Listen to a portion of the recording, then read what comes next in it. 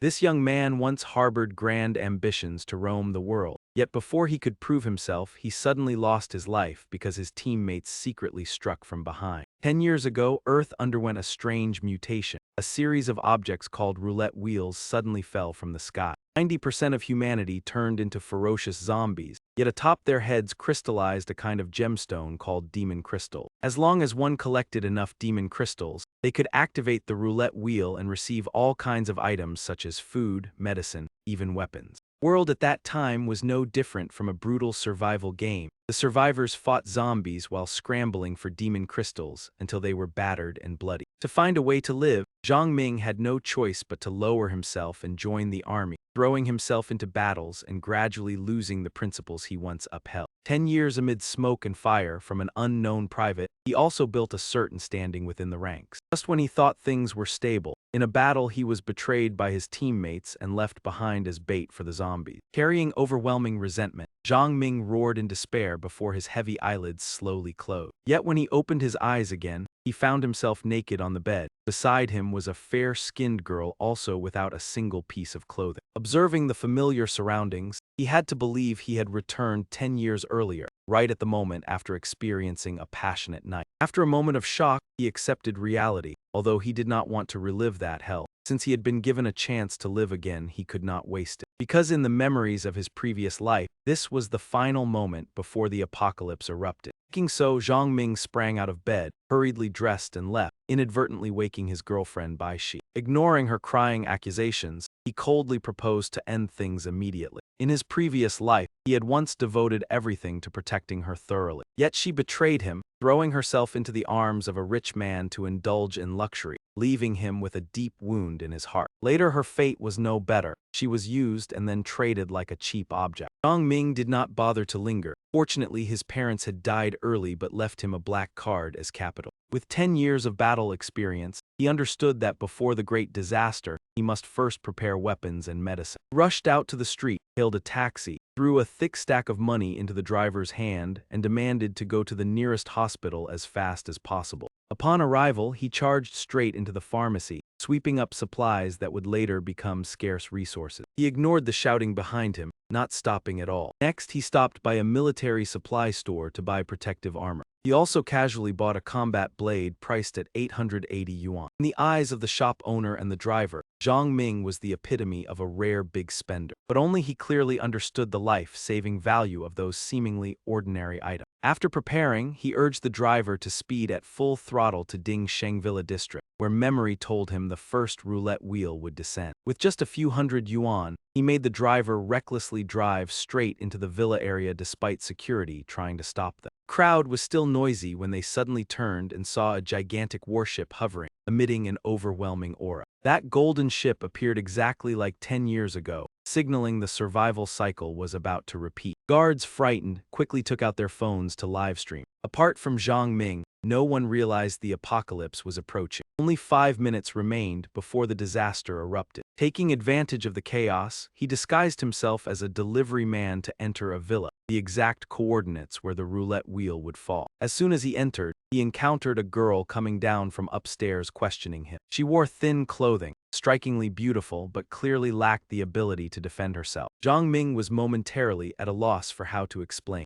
At that moment, explosions sounded outside, drawing her attention. Sweat poured down his body, knowing the fateful moment had arrived. Outside, the warship began bombarding, countless objects crashing to the ground. The destruction did not lie in the explosions but in the toxic gas that spread afterward, turning those who inhaled it into zombies. Chaotic sounds and terrifying collisions echoed everywhere. Seeing his unusual behavior, the girl became even more anxious. Suddenly, Zhang Ming heard a noise coming from the kitchen. As expected, the first level 1 roulette wheel had appeared. Though only level 1, it could still yield enhancement potions or extremely rare luck cards. But to activate it required at least 7 crystals, 2 more than usual. He observed while trying to explain this strange phenomenon to the girl. But she did not believe at all, even thinking he had not woken up after the long night. She angrily insisted on going outside to verify it herself. The moment she opened the door, she encountered a terrifying zombie standing there. It lunged at her, nearly costing her life. Fortunately, Zhang Ming arrived in time, swinging his blade to kill it in an instant. He skillfully took the crystal from the creature's head. What happened far exceeded the imagination of an ordinary person. Before she could recover, she saw two more zombies rush into the house, but all of them were quickly handled cleanly by Zhang Ming. She trembled uncontrollably, unable to believe that after just one sleep the world had turned into a nightmare. Realizing he had no intention of harming her, she gradually relaxed her guard. She introduced herself as the owner of this villa,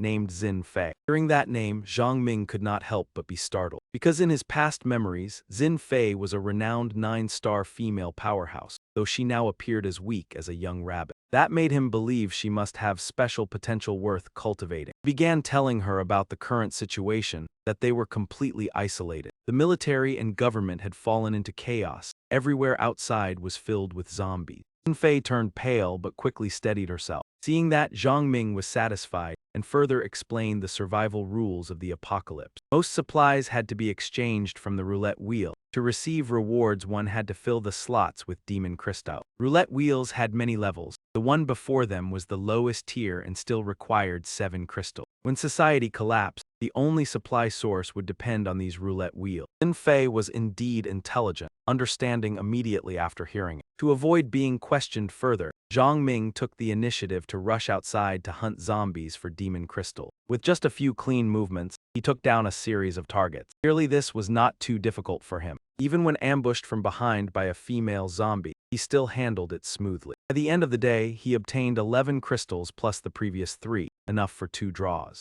Xin Fei was also excited about what she had just learned. However, on the first draw, among countless valuable items, he ended up getting canned sour food with fish sauce seasoning. His luck was truly a bit poor. Life really is a joke. The protagonist's glory nowhere in sight. Reborn again, yet misfortune clings without letting go. Zhang Ming had to surrender to his own streak of bad luck, letting Xin Fei take the final turn. Even though she had been a 9-star powerhouse in her previous life, now she was just an ordinary girl. Perhaps heaven would pity the naive. Everyone has a first time, but her debut left people gaping in astonishment. Her hand smelled strangely pleasant, and on the first spin she hit an extremely rare cancel card. The unlucky young man was so stunned his tongue felt frozen. Had to admit, she was clearly specially favored by the god of luck. Ordinary people drinking soda never hit another bottle, yet she cracked the golden egg and immediately struck the grand prize. Gacha always hit the top tier. Buying sausages came with a huge bonus, while I, constantly hearing better luck next time, truly could not understand. Zhang Ming's eyes gradually gleamed with calculation. If she was a living god of luck, then let me borrow a little fortune. The next morning he rushed out to hunt zombies, bringing Martin back to continue the draw. Today he aimed to collect a full 100 spirit stone. Xin Fei was unaware that this motivation stemmed from her own luck, only seeing him as more diligent and trustworthy. Thanks to this, Zhang Ming's efforts finally felt worthwhile. Xin Fei enthusiastically went to the kitchen, working with the leftover ingredients. Before long he returned, bringing one piece of good news and one not so good. The good news was that only 2 people in the area had yet to turn into zombies. The bad news was he had cleared the place with little gain, failing the target set in the morning. At home, what awaited him was not a lavish feast but a thin soup like seawater. From soup to side dishes, the amateur chef's inexperience was obvious. Yet for someone who had nearly fallen into despair, the meal was still as precious as a gourmet feast. Seeing him eat heartily, Xin Fei was suddenly moved. Full and satisfied, the two began the main task. Xin Fei consecutively drew 2 military-grade weapons. On the final turn she hesitated, despite Zhang Ming claiming his own hands were too unlucky. Before he could speak, she grabbed his hand and gently blew, saying she would share her luck. No longer naive, Zhang Ming still blushed and panicked under the beauty's proximity. Items once taken would not reappear. 6 slots remained on the wheel. He only hoped to avoid useless dry cakes. Xin Fei suddenly asked if he intended to use the cancel card she drew. Before he could decide, the card ignited upon touching the wheel as if activated. Zhang Ming could only stand speechless, unsure whether to laugh or cry. The precious card inexplicably vanished, but she was unaware and could not be blamed. The chance of drawing the best item was now only 1/5. He silently prayed not to land on a throwaway. Unexpectedly, the arrow stopped on the enhancement potion slot. Truly lucky, he considered it a grand prize. Having obtained the rare potion, he immediately mixed it with heparin from the hospital, his skill rivaling a professional mixer. That small trick turned 1 rare bottle into 2. In these times, money held little value. Only such items could be used for exchange. He told Xin Fei to remember this trick if she didn't want to die early in this harsh world. Suddenly piercing sounds rang outside. Zhang Ming sensed danger and pulled Xin Fei up to the second floor. For something scarier than zombies was approaching. The door was smashed open, and a horde of strange creatures poured in, chilling everyone. They had once been insects, but were mutated by a virus into ferocious predators. Each was not very strong alone, but they always moved in dense packs. The two hid in an empty room upstairs, barricading the door with a wardrobe.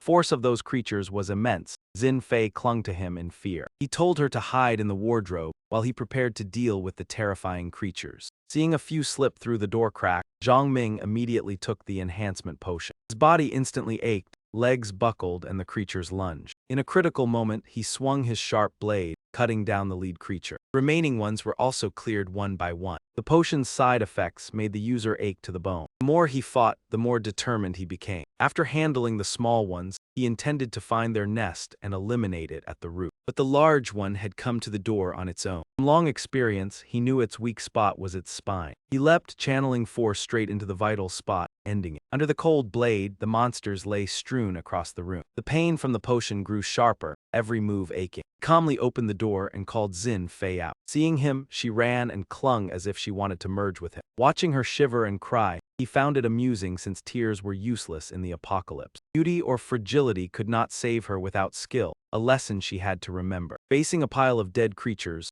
Zhang Ming quickly devised a plan. With food scarce and the wheel offering no more, this protein source was the only choice. Xin Fei felt like vomiting at the thought, but he was not wrong. Eating insects was better than starving or doing something worse. Following his instructions, she modestly exercised her culinary skill, turning the creatures into long-term preserved rations. Meanwhile, he prepared to go out, expanding his search for spirit stones while scouting the area. Xin Fei stood in a corner, watching his figure gradually disappear. Soon he had circled the city, everywhere a scene of desolation. Suddenly, a girl's scream from a street corner sent chills down his spine.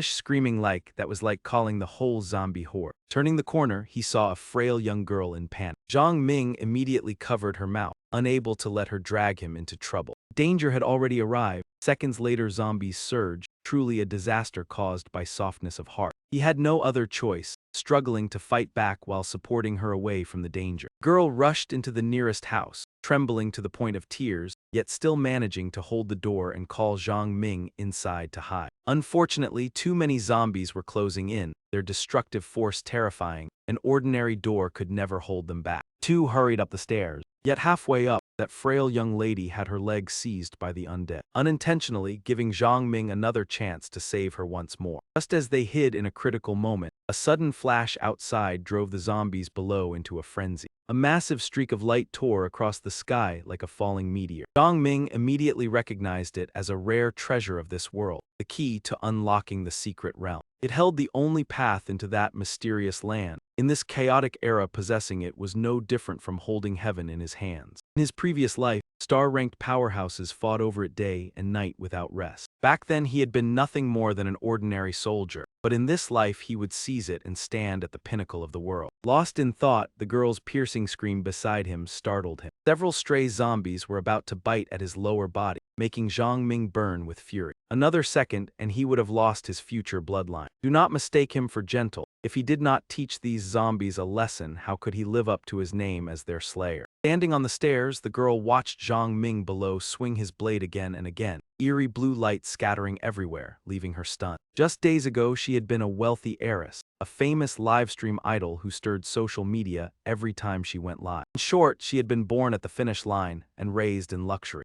The zombie outbreak swept everything away and cast her into this hellish place. The mere thought of it was enough to make her despair and nearly faint. Thankfully, Zhang Ming's shout from below pulled her back to reality. He had cleared the undead alone. If she did not want to die here, she had to force herself forward. Just like that, the two quickly made their way upstairs. At this moment, Zhang Ming had only one thought: to reach the place where the secret realm key had fallen as soon as possible. Yet before them appeared bizarre vines that even writhed as if conscious. They lunged at the girl, and before she could react, she was tightly bound, squeezed so hard her body felt ready to burst. Trouble upon trouble. Traveling with such delicate young ladies was like dragging a boulder along. Zhang Ming had only saved her casually, yet she mistook it for destined love and thought herself a match for that hero. Unfortunately, a casual shove from him sent her sprawling to the ground, shattering her sweet illusion. He slipped through the mutated plants and stepped forward to open the door, but it was useless. It seemed locked from the outside. Furious, Zhang Ming delivered a heavy kick that blasted the door open. Unexpectedly, a group of armed people stood behind it, ready to charge. Realizing the other side were not zombies, both sides let out a breath. They were also survivors who had hidden here to avoid the undead. With the door destroyed, this shelter no longer seemed safe. The blond man fumed, ordering his underlings to block the door with iron while turning to question Zhang Ming. When he learned they shared the same plight, that man's tone softened. Hearing Zhang Ming say he wanted to go to the high school where the meteor had fallen, the blond man showed interest. The streets were full of zombies. Only a fool would charge into that swarm. The only remaining way was to leap across neighboring buildings. But without professional skill, at best one would be injured, at worst lose his life.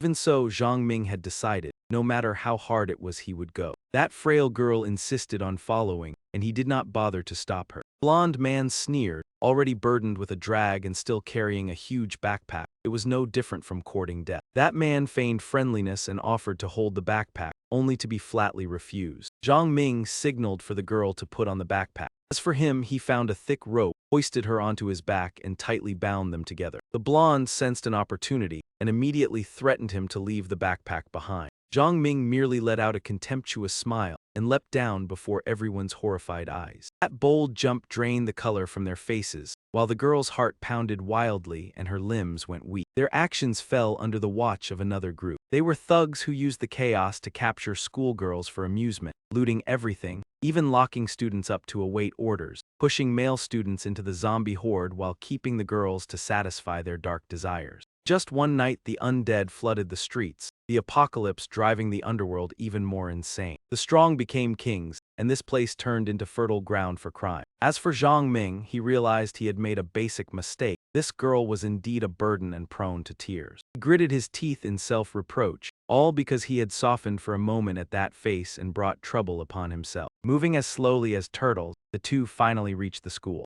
The surroundings were eerily quiet, no zombies in sight, but he knew they had gathered elsewhere. Sure enough, they were concentrating their attack on a classroom where students were trapped. The students were nearly in despair. Even if they were not bitten, they would not hold out much longer. A female student looked out the window and spotted Zhang Ming and the girl. They rejoiced as if grasping a lifeline and rushed to the window to call for help. Zhang Ming saw everything yet pretended not to hear, lowering his gaze and dashing away, leaving the girl behind him filled with guilt. The tragedy of the weak was taking on too much. Before saving themselves, they wanted to save others. Coldly reminded her that this was the apocalypse. She had to be realistic if she did not want her name to appear next on the list of the dead. The two moved silently through the night, the girl staring at his back with complicated emotion. At first she had thought he saved her, because he was captivated by her alluring beauty. But hearing his words now, she was so angry she nearly choked. Thank him, he saved her only to use her as zombie bait when needed. Do not overestimate yourself. In this apocalypse, you might even be more useless than the backpack I carry. Those words shattered the last trace of pride within her. That troublemaking girl was named Chu Yin. Just days ago, she had been a noble young lady, an admired idol. Now all of it was only a memory. Her life had been pulled back from the brink by Zhang Ming, so amid danger she still found him captivating despite his repeated coldness. A panic scream suddenly rang out from above, and Zhang Ming had not intended to pay attention. He quickly realized it was the best vantage point to determine where the key had fallen. So he set Chu Yin aside and activated his climbing skill, swiftly scaling the water pipes upward. At the same time, he did not forget to clear the way, forcing the zombies in the schoolyard to recoil. Just a brief moment, he had climbed up to the classroom above. Inside, a few survivors remained scattered about, seemingly a teacher and two female students. Thanks to the zombies in the room having been thoroughly cleared out by Zhang Ming, they were temporarily out of danger. However, things were far from simple. These people even wanted him to escort them out of the building. He even set a condition that only after he completed the task would they reveal the exact location where the beam of light had fallen. Zhang Ming had lived through 2 lifetimes, his temperament somewhat indifferent, yet he understood that acting rashly would only pile trouble upon trouble. After a tense round of bargaining, he finally nodded in agreement, but emphasized that human strength had its limits. He knew clearly what he was capable of. Carrying too many burdens would likely exhaust him before he could even run, so at most he could only take 2 people. Reading this far, anyone could guess that a reluctant parting would follow. Unwilling in their hearts, being in a weaker position left them with no other choice. The teacher quickly decided to let the two students leave, yet she still refused to reveal the key's location right away. She insisted on waiting until Zhang Ming escorted the two girls to safety before writing the location on paper and dropping it down as a fair exchange. Hearing that, he merely let out a meaningful chuckle. Truly a teacher. Even in dire straits, she calculated everything carefully. Unfortunately, in times when people spoke with their fists, kindness was as fragile as smoke. Zhang Ming sighed helplessly,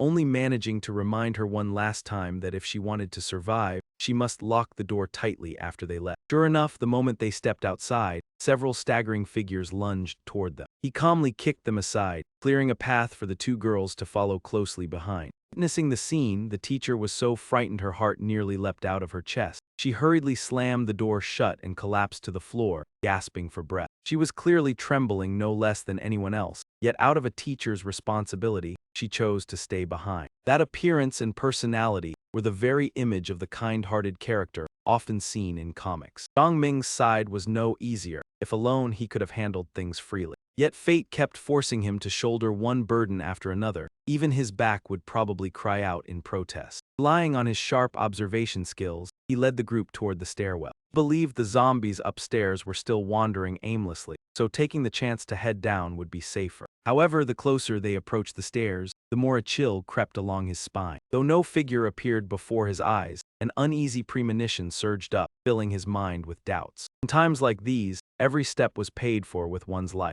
Two female students behind him were still immature. They felt annoyed seeing him walk and stop repeatedly. Yet as those being protected, they had no choice but to remain silent. The group tiptoed down each step, unaware that a pair of cold eyes had long been watching them in secret. One girl suddenly felt something damp brush across the back of her neck. The moment she turned her head, she faced a wide, gaping mouth filled with menace. Sharp teeth nearly grazed her. Just a fraction closer and disaster would have struck. Fortunately, Zhang Ming's 880 yuan knife shot forward in time, tearing through the tangled hair and forcing the creature to release its prey in pain. 3 seconds later, he regained his senses, cold sweat pouring down his back. This situation was far from good because that was a mutated individual. According to his memories, they should not have appeared at this time before, making him blame himself for being careless. It slammed him to the floor, and his direct strikes barely had any effect. Compared to the ordinary type, this variant was far stronger, its speed and accuracy equally terrifying. It was continuously suppressed, just a step away from falling into extreme danger. The two frail girls had already fainted from fright. He understood that he could only rely on himself now. At the decisive moment, he drew his final trump card, the pistol he had once been lucky enough to obtain from the roulette. With only one bullet left, he decisively ended the monster.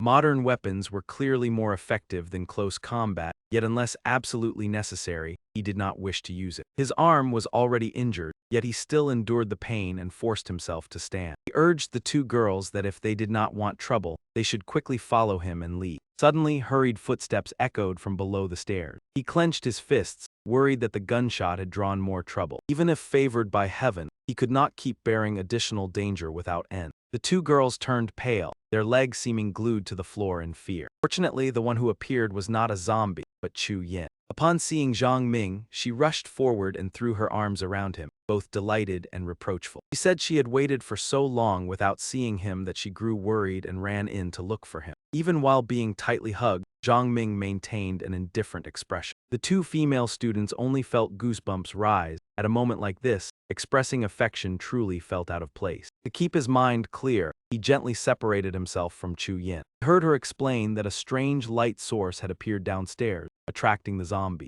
Thought immediately flashed through his mind. Something with such appeal could only be a newly appeared roulette. He pulled the knife still embedded in the wall and led the group down to the courtyard. As agreed, the teacher remained by the window observing. Seeing the students safe, she let out a sigh of relief. Though reluctant at heart, she quickly cast aside her personal feelings. She threw down a piece of paper, clearly stating where the key had fallen. In this way, Zhang Ming now held two valuable clues. One was the location of the rare secret realm key. The other was the likely position of the second roulette. Since he still had to look after the 3 people with him, he decided to investigate the roulette first and deal with the key later. Despite being rescued several times, the 2 female students remained wary. Hearing that many zombies were ahead, they suspected he intended to use them as bait. He snorted softly. If he had wanted to do that, he would not have bothered saving them. In this situation, he only needed them to point out the least dangerous route. Drawing his knife for protection, he told everyone to wait outside and entered the risky area alone. 3 girls watched his departing figure, each harboring her own thoughts. Chu Yin believed there must be something extremely important inside for him to take such a risk. Zio in the yellow shirt let out a light breath, her timid nature keeping her from saying much. Only Lily frowned, thinking no normal person would willingly walk into such danger. Yet Senza quickly revealed her cold practicality. Taking advantage of Zhang Ming being out of sight, she pulled Zio aside and whispered a suggestion to leave and find somewhere safer. Staying here might mean encountering more zombies, which would be disastrous. Though Zio hesitated because they had just been saved, Senza remained firm in her decision. She planned to use the excuse of going to the restroom to quietly slip away, leaving Chu Yin behind. Inside, the moment Zhang Ming stepped in, he was met by a group of zombies. Fortunately, they were only ordinary types, with no mutated individuals. Even using just one hand, he handled them rather cleanly. He gritted his teeth, clutching his right arm tightly and unable to suppress a groan of pain. Though he had endured countless bone-setting sessions in his previous life, the pain still left him dizzy. One hand gripping a blade, the other holding a gun, he single-handedly cleared the monsters before him. At that very moment, all the female students standing outside simultaneously heard a deafening gunshot echo through the air. Lily instantly grew more flustered, hurriedly trying to persuade Zio to leave with her to avoid danger. Zio suddenly shook off her hand and rushed straight toward Liang Zhou-yin. She began to tremble, fearing that Zhang Ming might have met with misfortune, insisting that if they left, the 3 of them had to retreat together. Watching that reckless act, Lily could only regret not leaving on her own earlier. She clenched her teeth, a trace of malice flickering in her eyes. Among all of them, only Zhou Yin placed absolute trust in Zhang Ming. She understood clearly that at this moment, Zhang Ming was more reliable and stronger than anyone else. Leaving would be no different from walking into danger. No matter how she explained, those immature students refused to listen. As for Zhang Ming, after stirring up the zombie nest inside, he discovered that an apocalyptic roulette wheel had truly fallen there. Even more striking, it was a limited edition, a genuine 3-color version. Compared to the ordinary roulette wheel he had seen at Xin Fei House, this one was worlds apart. The normal type only dispensed food, weapons, or medicine, while this special one granted its owner important profession. With luck, one could obtain swordsman or archer skills. With lesser fortune, one might become a chef or a healing doctor. In short, this was the career orientation section of the apocalypse. If one already had a good weapon and then drew the corresponding skill, it was no different from advancing into a true expert. It had to be known that special roulette wheels were extremely rare. For someone as unlucky as Zhang Ming to encounter one was like winning the grand lottery. He stood frozen for a long while, then looked down at his hands as if they were glowing. Could it be that what Xin Fei said was true, that a single breath of luck had turned him into a master of the draw? While the senior inside was still busy fighting, the girls outside were arguing noisily over whether to stay or leave. Sharp-tongued Lily forgot who had just saved her, focusing only on finding a way to escape. She even shoved Zhou Yin aside and dragged Zio away. That scene fell directly into the eyes of the thugs, hiding on the upper floor. The leader and his lackeys burst into loud laughter as they watched the entertaining drama. That man immediately ordered his subordinates to go downstairs and capture the girls to bring them up for amusement. Though wrongfully struck, Zhou Yin still told herself not to hold a grudge against those impulsive youths, because leaving now would be no different from charging into danger. She stood alone muttering, and just as she finished speaking, she heard the shrill screams of the 2 female students in the distance. The sound alone foretold trouble. Before she could react, Zhou Yin was restrained from behind by 2 thugs. Seeing her alluring figure, the 2 men immediately harbored wicked intentions, eager to claim such fine goods at once. Hearing them whisper that Zhang Ming was already gone, Zhou Yin felt her spine turn icy as if she had fallen into a frozen cellar. In truth, Zhang Ming was still hunting crystal cores inside, yet they spread the rumor that he was finished. Blatant fabrication indeed. 2 female students who had just argued separated and went their own ways, not long after they were frantically chased by zombies. Zio originally ran faster, but seeing her friend fall, she stopped without hesitation to help her up. Yet kindness met treachery. Lily seized the moment when Zio approached and shoved her toward the zombies before running off without looking back. As she turned the corner, Lily ran into the two thugs dragging Jo Yin. Being a girl, she quickly became their target as well. Taking advantage of their carelessness, Jo Yin bit one of them hard on the hand and broke free to run. But that feeble resistance did not last long. She was soon captured again. A thug pinned her down, sneering that Zhang Ming had long since perished. He had not even finished speaking when his hand was slashed across by a short blade, and he howled in agony. It turned out Zhang Ming had returned just in time, his voice cold as he declared that anyone who touched his people would bear the consequences. After warming up with the zombies, the two thugs before him were merely dessert. A few moves were enough to make them collapse and convulse. Zio had already met with misfortune, while Lily instantly changed her expression, putting on a pitiful look to seek sympathy. She was fierce when defying others, yet obedient only when danger loomed, exactly the sort who feared only when peril was near. Knowing that Zhang Ming had cleared out the zombies,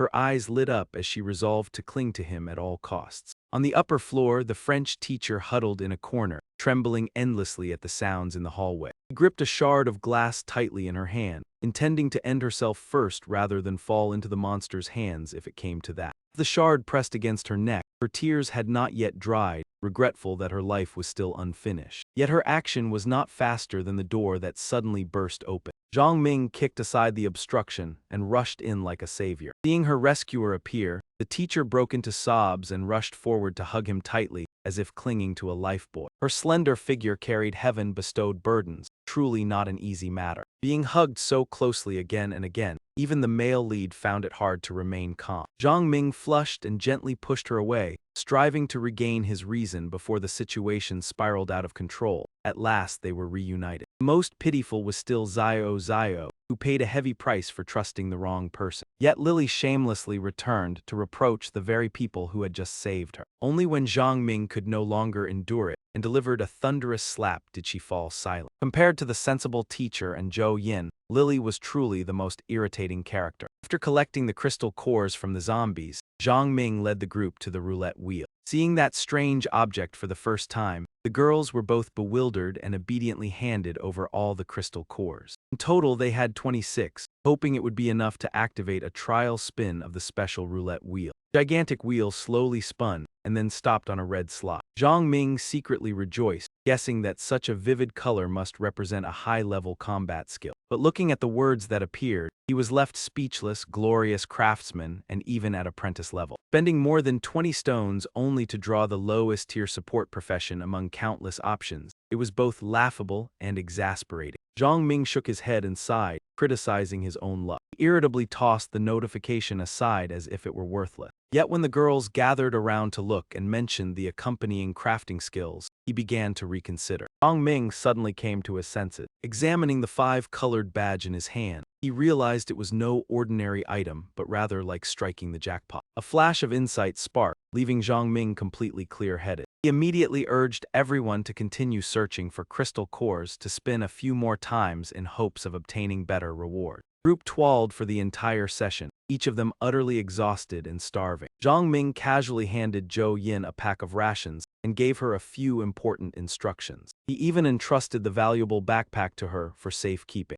After making the arrangements, Zhang Ming decided to let them stay behind to avoid being a burden while he went to search for the key. Before leaving, he used his craftsman's skill to make them a wooden spear for self-defense. In this world, the strong survive and the weak are eliminated. No one has the obligation to protect anyone. Those frail girls also had to learn to stand on their own, instead of remaining a burden forever. According to the French teacher, the secret realm key had fallen at the construction site beside the new classroom building, so Zhang Ming immediately headed there. He had just reassured himself that in such a desolate place there would be no one around, not even the undead. A heavy mass, weighing several dozen kilos, fell straight into his arms from above. Strange, he hadn't seen a single muscular guy appear all this time, only young, radiant women. Maybe the story should be renamed to I Open a Harem in the Apocalypse to match the vibe. This time was no exception. The person landing was a familiar hot beauty, only her reflexes were incredibly fast. Before touching the ground, she had already launched several punches at Zhang Ming, unbelievably strong. Only when the male lead grabbed her by the neck against the wall did she hastily reveal herself as a guard. Seeing Zhang Ming's agility and that he had saved her, she was likely moved inside. While the two were talking in the yard, suddenly dozens of bullets swept through. To appear and start shooting like that, they were either bandits or dangerous thugs. As Zhang Ming guessed, the chaos had driven escaped convicts to pursue the guard here. They had stolen the weapons stockpile and were fully equipped. Anyone foolish enough to fight up close would suffer. These criminals treated lives like grass, shooting both to tease prey and for their own thrill. The leader, arrogantly planning to scare the guard, fell from a gunshot before finishing his threat. Two remaining men, seeing their comrade fall, flew into a rage. They ran wildly, firing at everything in their path. When one looked up, he only caught a glimpse of what was before him. The red-clad young man stood there, and immediately after he clutched his chest and fell. The last one fared no better, receiving several punches from the guard that dazed his jaw. He panicked instantly, his demeanor changing like a tail-tucked animal. Unfortunately, Zhang Ming spared no mercy. 2 successive gunshots sent him to join his fallen comrade. In this apocalyptic world with collapsed laws,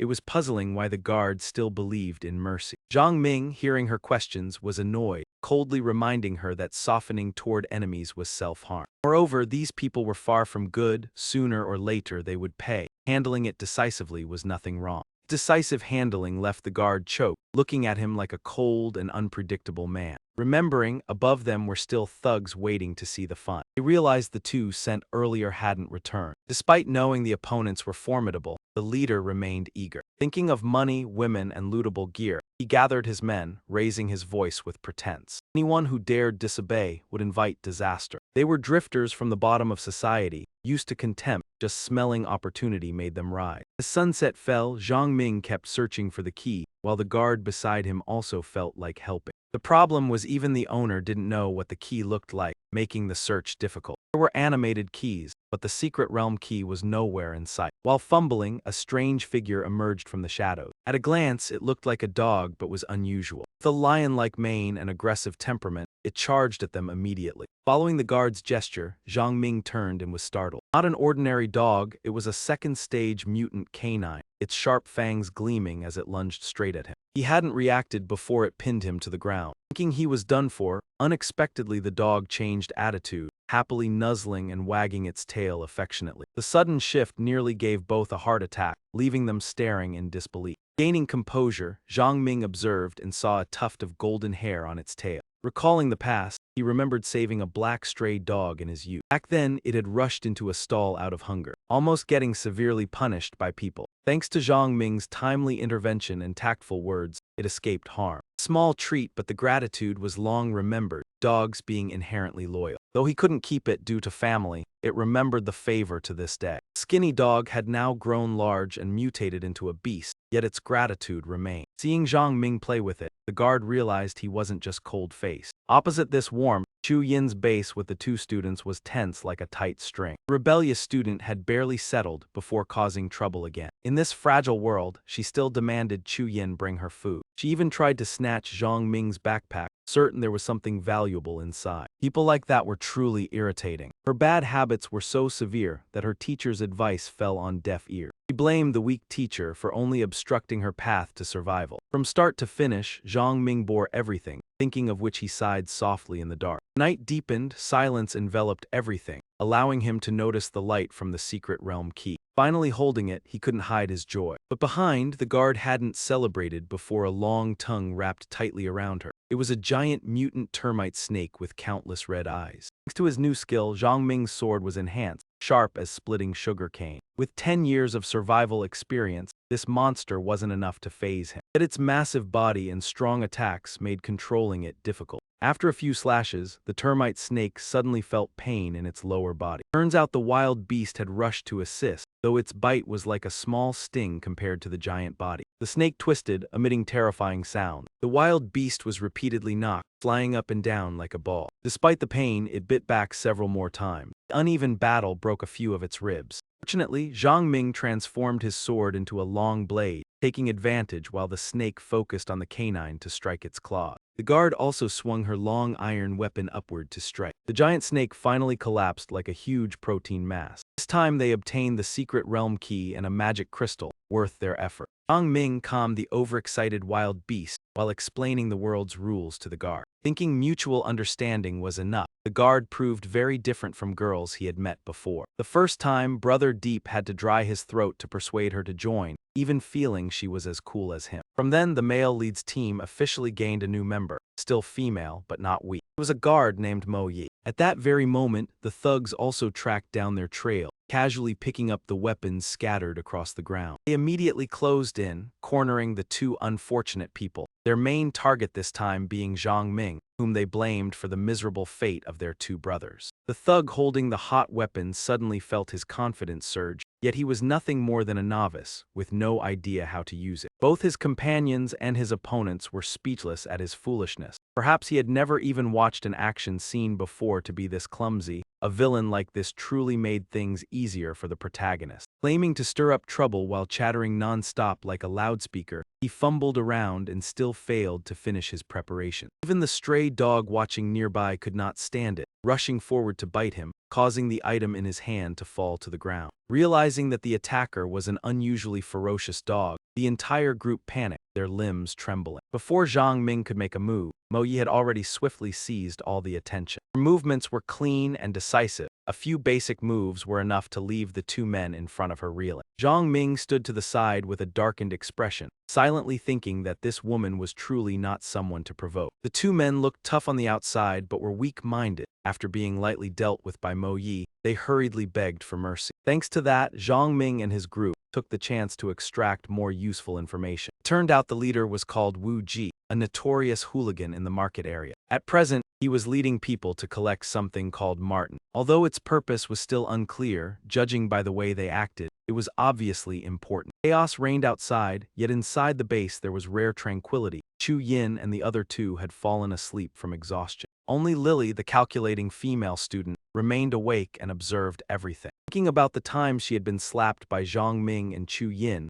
combined with her selfish nature, resentment surged within her. After confirming that everyone was fast asleep, Lily secretly took a sharp shard of glass and approached Chu Yin, her eyes revealing clear malice. Filled with hatred, she intended to seize this opportunity to eliminate her rival. But at the very moment she acted, she was discovered. She quickly made the excuse of going to the bathroom to cover it up. She ran into the restroom, splashed water on her face to calm herself, then glared at her reflection in the mirror in frustration. She silently cursed others for their carelessness, believing everyone was far too naive. After witnessing her close friend encounter disaster, Lily, once an innocent girl, gradually came to understand the cruel laws of survival. Coupled with the cold treatment from Zhang Ming and Chu Yin, she began making plans for herself. Just then, a loud noise erupted outside the door, startling everyone. The sound grew clearer and clearer. Even though they believed this place was safe, they cautiously moved forward to check. Suddenly, the door was violently smashed open. The thugs stormed in, twisted smiles filled with danger on their faces. They burst into laughter upon seeing women inside, their eyes gleaming with undisguised delight. The moment they saw them, they lunged forward like starving beasts spotting prey. The girls' appearances captivated them, their gazes refusing to move away. They even forgot the order to capture only alive. Their actions began to spiral out of control. Amid the chaos, Lily quickly slipped away. Since she was not the most attractive target, she drew little attention. Even so, the leader still ordered someone to chase after her. Among the group was someone who had once been a student of the French teacher. In the past, he had only focused on her appearance, so now he was still a useless drifter.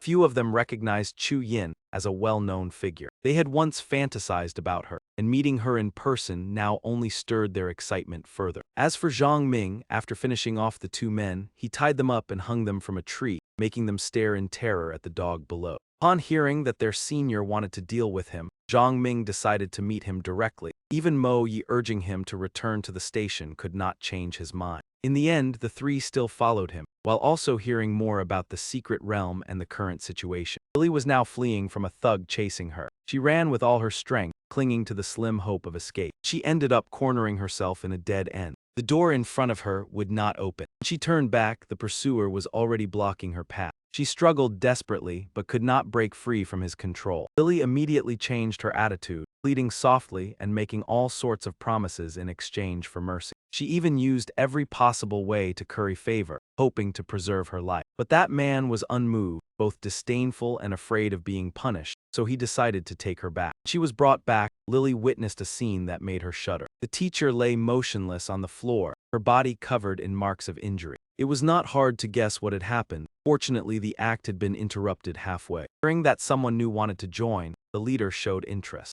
Those of the same kind had finally gathered in one place. After shedding a few fake tears, Lily immediately changed her attitude and displayed obedience. To prove her loyalty, she obeyed and made a move against Chu Yin. Even though Chu Yin resisted, Lily did not stop. Chu Yin's beauty earned the admiration of many, but it only deepened Lily's jealousy. Thanks to her ruthless actions, she was accepted, and she became the woman of the fat man in the group. Dongzij spoke up at this moment, revealing that the group was internally unstable. Although they had seized many things, everything was taken by Wu Ji, causing dissatisfaction among his subordinates. Such leadership made it difficult for those below to truly submit. After stirring up their emotions, Dongzij revealed his true intention. He declared that he would confront Wu Ji. Following orders, the group moved toward the cafeteria area. Seeing that Wu Ji was not present, they intended to take over the place. But the moment he stepped inside, he froze. Before him were Zhang Ming and Mo Yi calmly enjoying their stored food. Dongzij was initially furious, but quickly calmed down upon recognizing his opponent. He brought out a hostage to gain the upper hand. Zhang Ming merely smiled, denying any connection with Chu Yin. He stated bluntly that they were merely using each other.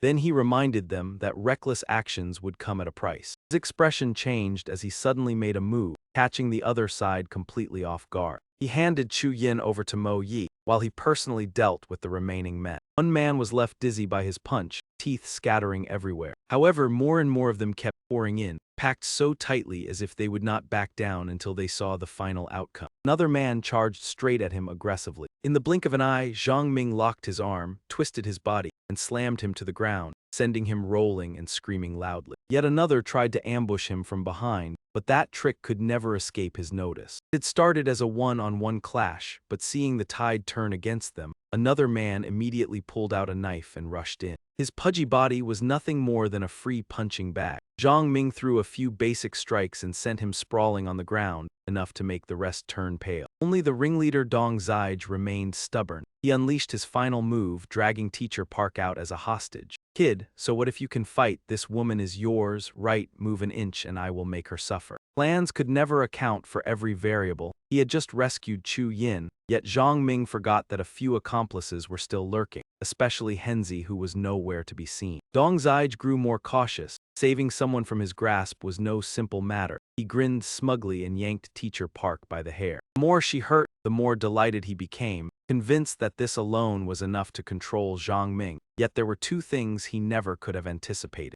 First, our male lead merely watched coldly, his face utterly devoid of emotion. Second, just a few seconds later, his face was painfully remodeled by a solid brick. It turned out Lily had been standing behind him all along. He thought she had turned away and let his guard down, never expecting her to leave him reeling with a fierce blow. Others might be another matter, but Teacher Park was innocent. It seemed Lily still had a shred of conscience. Thanks to that precise strike, the entire group was swiftly subdued. Teacher Park was freed, Lily teary-eyed as she untied her. Teacher Park was grateful, but Chu Yin would not let it go, scolding Lily as a traitor who threw away her dignity to switch sides just to survive. No matter what she said, both Mo Yi and Zhang Ming believed Lily had endured in silence, waiting for a chance to strike back. Chu Yin was inherently fragile, truly at a loss for words to defend herself convincingly. The moment she saw Brother Yi, her eyes reddened, she rushed forward to hug him and act spoiled. It was rare to see someone so overly delicate. While the group was still immersed in an emotional reunion, on the other side, Wu Ji and his men had found the three-tier roulette wheel. With a single glance, he immediately understood its mechanism and why Zhang Ming had risked his life collecting crystals from zombie heads. With some demon crystals already in hand, Wu Ji decided to test his luck. The wheel spun rapidly before stopping on a black slot. The result returned was the novice pharmacist class.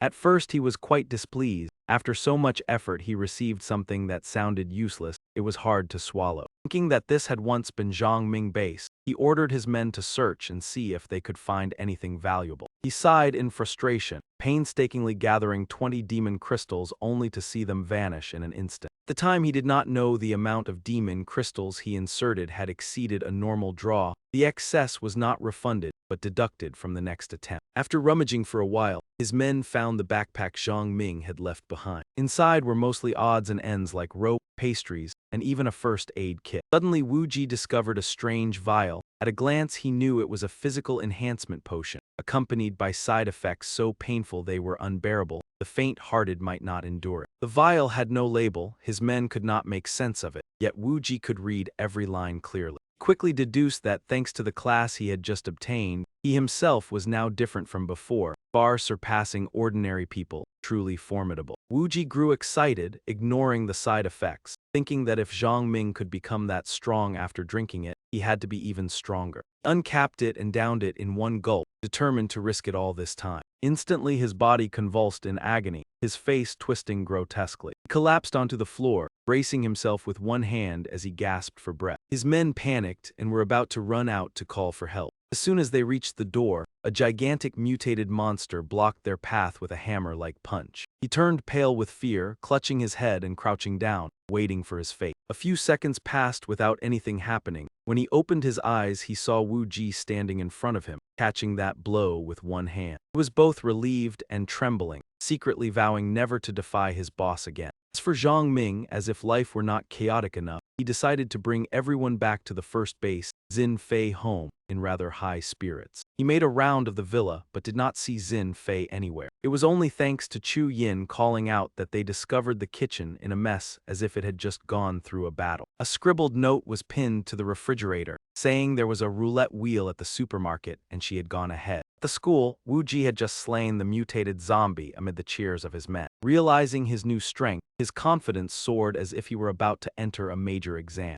Zombie or mutant, it did not matter, whoever came would be dealt with. He alone could handle them all. It had to be admitted that Wu Ji at this moment was brimming with unstoppable momentum, unmatched by anyone. Burning with vigor, he returned to his headquarters. The moment he entered, he saw his men tied up in a bundle, and beside them lay Dong Zai's corpse motionless. Seeing their savior, they burst into miserable sobs. But Wu Ji only noticed that the food storage had been completely empty. The barren sight made him grind his teeth, swearing to make Zhang Ming pay. At that very moment, Zhang Ming on the other side suddenly shivered for no clear reason. After a string of continuous exertion, it was only natural for his body to be tired and his spirits low. In return, he was pampered by the girls, from massages to meals served right to him, truly a blessed life. Even so, he still thought of Xin Fei, ignoring every temptation and making Chu Yin a little jealous. When Zhang Ming clearly stated that Xin Fei was only a teammate, Chu Yin's eyes lit up at once, secretly thinking her chance still remained. Playing a game with a weak account, yet having to carry the whole team was truly a headache. In the team, although Chu Yin was somewhat of a burden, she was loyal and occasionally clever. Mo Yi excelled in combat with a guard background, calm and courageous, a reliable teammate. As for teacher Zhu Ying, she seemed useless at first glance, but according to anime logic she might not be ordinary at all. Just a bit more closeness, she was accepted by Brother Yi. This time they were going out to find Xin Fei and the roulette wheel, with no idea when they would return, so supplies had to be carefully prepared. While Zhang Ming was still calculating, Mo Yi had already come up with a solution. She led him to the guard headquarters and handed him a top-tier warhorse. The vehicle was heavily armored, four-wheel drive for rough terrain, lacking only heavy firepower. This was what a valuable teammate looked like, unlike certain girls who had nothing but appearance. On Wu Ji's side, he also began to act, leaving the traitor behind and taking only his trusted confidants to search for Zhang Ming. With the new vehicle, Zhang Ming group set off immediately. Outside, the zombies were packed densely, but inside the vehicle they remained safe. Chaos seemed cut off. Thanks to Mo Yi, the group saved a great deal of energy. Zhang Ming and Teacher Park kept praising Mo Yi, which irritated Chu Yin. She thought Mo Yi was claiming all the credit and felt her own inadequacy. If she wanted to win Brother Yi favor, she would have to try harder. Note Xin Fei left was too vague, so the group had no choice but to search each supermarket one by one. Zhang Ming was deep in thought when a scream interrupted him. He looked outside to see why there were so many zombies. The sight before them made everyone jump. At first they thought the zombies had discovered them, but upon closer observation it seemed they were fleeing from something. Afar, a colossal dark shadow shot past the buildings at lightning speed, sending chills down everyone's spine. It turned out to be a mutated gorilla, its massive body pale white and grotesquely deformed. Zombies that were usually so ferocious were nothing more than snacks to it. With his current one-star strength, it was already difficult for Zhang Ming to protect himself, let alone carry an entire group in the car. Memories of his previous life only told him its weakness. Whether it could be exploited or not was another matter. At that moment, the beast had already fixed its gaze on their vehicle. Zhang Ming immediately turned the steering wheel to reverse. But the car had only backed up a few meters before crashing hard into a roadside lamp post. Before they could react, the gigantic monster had already leapt forward and charged straight at them. The impact made the car shake violently. The girls inside screamed in terror. Only Zhang Ming remained calm,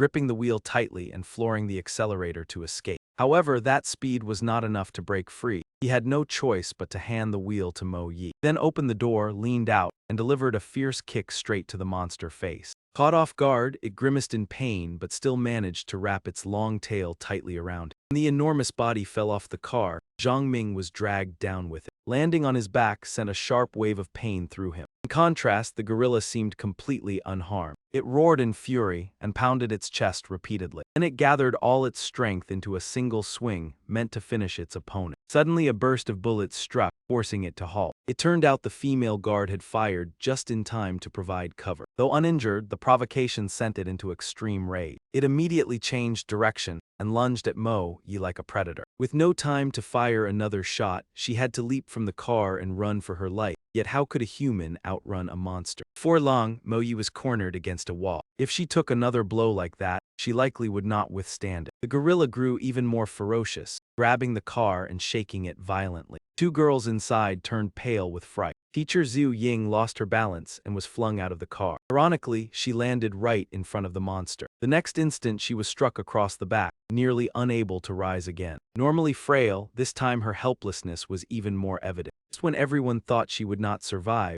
Zhang Ming summoned Earth Desolation Beast from afar. Compared to the massive gorilla, it was tiny, yet its fighting spirit was no less fierce. With its agile body, Earth Desolation Beast swiftly climbed onto the opponent's arm. It bit hard into its shoulder, causing it to stagger. That rippling muscular body now faltered under the sudden assault. Seizing the opportunity, Zhang Ming shouted for Mo Yi to throw him the gun. He caught the weapon and activated his enhancement skill to amplify its power. Even so, Earth Desolation Beast could only stall for a short while. A few minutes later it was flung away and suffered a heavy blow. A small creature fell to the ground, temporarily losing its ability to fight. At the critical moment, Zhang Ming pulled the trigger, aiming at the weak point on the gorilla back. Clearly remembered that the exposed spine caused by its mutated muscles was its fatal weakness. Fortunately, from the first draw he had obtained the enhancement skill. Otherwise, that small firearm would have hardly made any impact. Inside the car, Zhou Yin was helping Zhu Ying treat her wounds. Each touch made the teacher cry out in pain. Hearing the sound, Zhang Ming hurried over to check the situation. The sight before him made him briefly flustered, as the teacher was being treated in a rather sensitive state. Even after facing countless life and death battles, he could not avoid a trace of awkwardness. Mo Yi pressing him with questions almost caused him to reveal his emotion. He had to close the car door and circle around to inspect the surroundings. After the battle, Earth Desolation Beast lay on the ground panting, covered in wounds. Fortunately, most were superficial injuries, but due to its special constitution, recovery was slow. As for Zhu Ying, her wound was quite deep. Though bleeding had been temporarily stopped, it still seeped. In such scarce conditions, stitching or anesthesia was nearly impossible.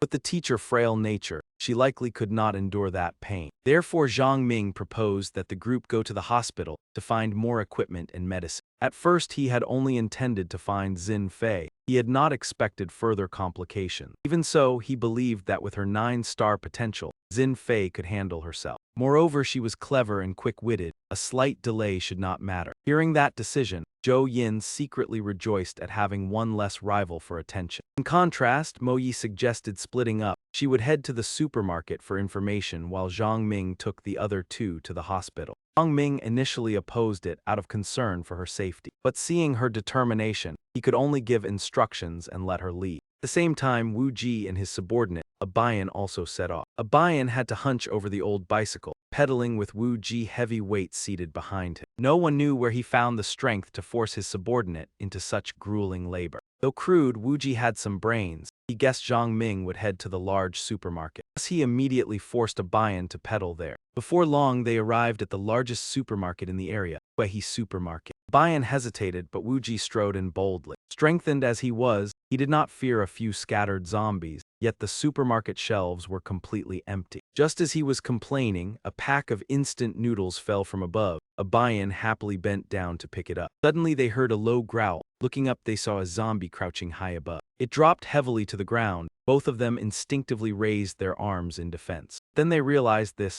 zombie seemed unable to see them. Observing carefully, they discovered it was drawn by a stronger energy source elsewhere. Following that direction, they found that deeper inside the supermarket, many other zombies had gathered. All of them were surrounding a colossal machine covered by a round cloth. Just a glance, Wu Ji knew his long-awaited opportunity had finally arrived. Meanwhile, after separating from Zhang Ming's group, Mo Yi quietly and cautiously made her way toward the supermarket. He wandered around several times, checking one counter after another, yet found nothing but emptiness. Remembering Zhang Ming's words that the roulette attracted zombies and that a large nest must be nearby, Mo Yi swallowed hard. It seemed there was only one most suspicious place left. That was the largest supermarket in the city, Kayet Hoa Supermarket. On the other side, Zhang Ming's group was racing against time. The French teacher had lost too much blood, her condition worsening until she fainted. As soon as the car stopped at the gate, Zhang Ming rushed down and ran inside to search for medicine. He sped through the corridor toward the storage room, his mind spinning as he calculated what to prioritize.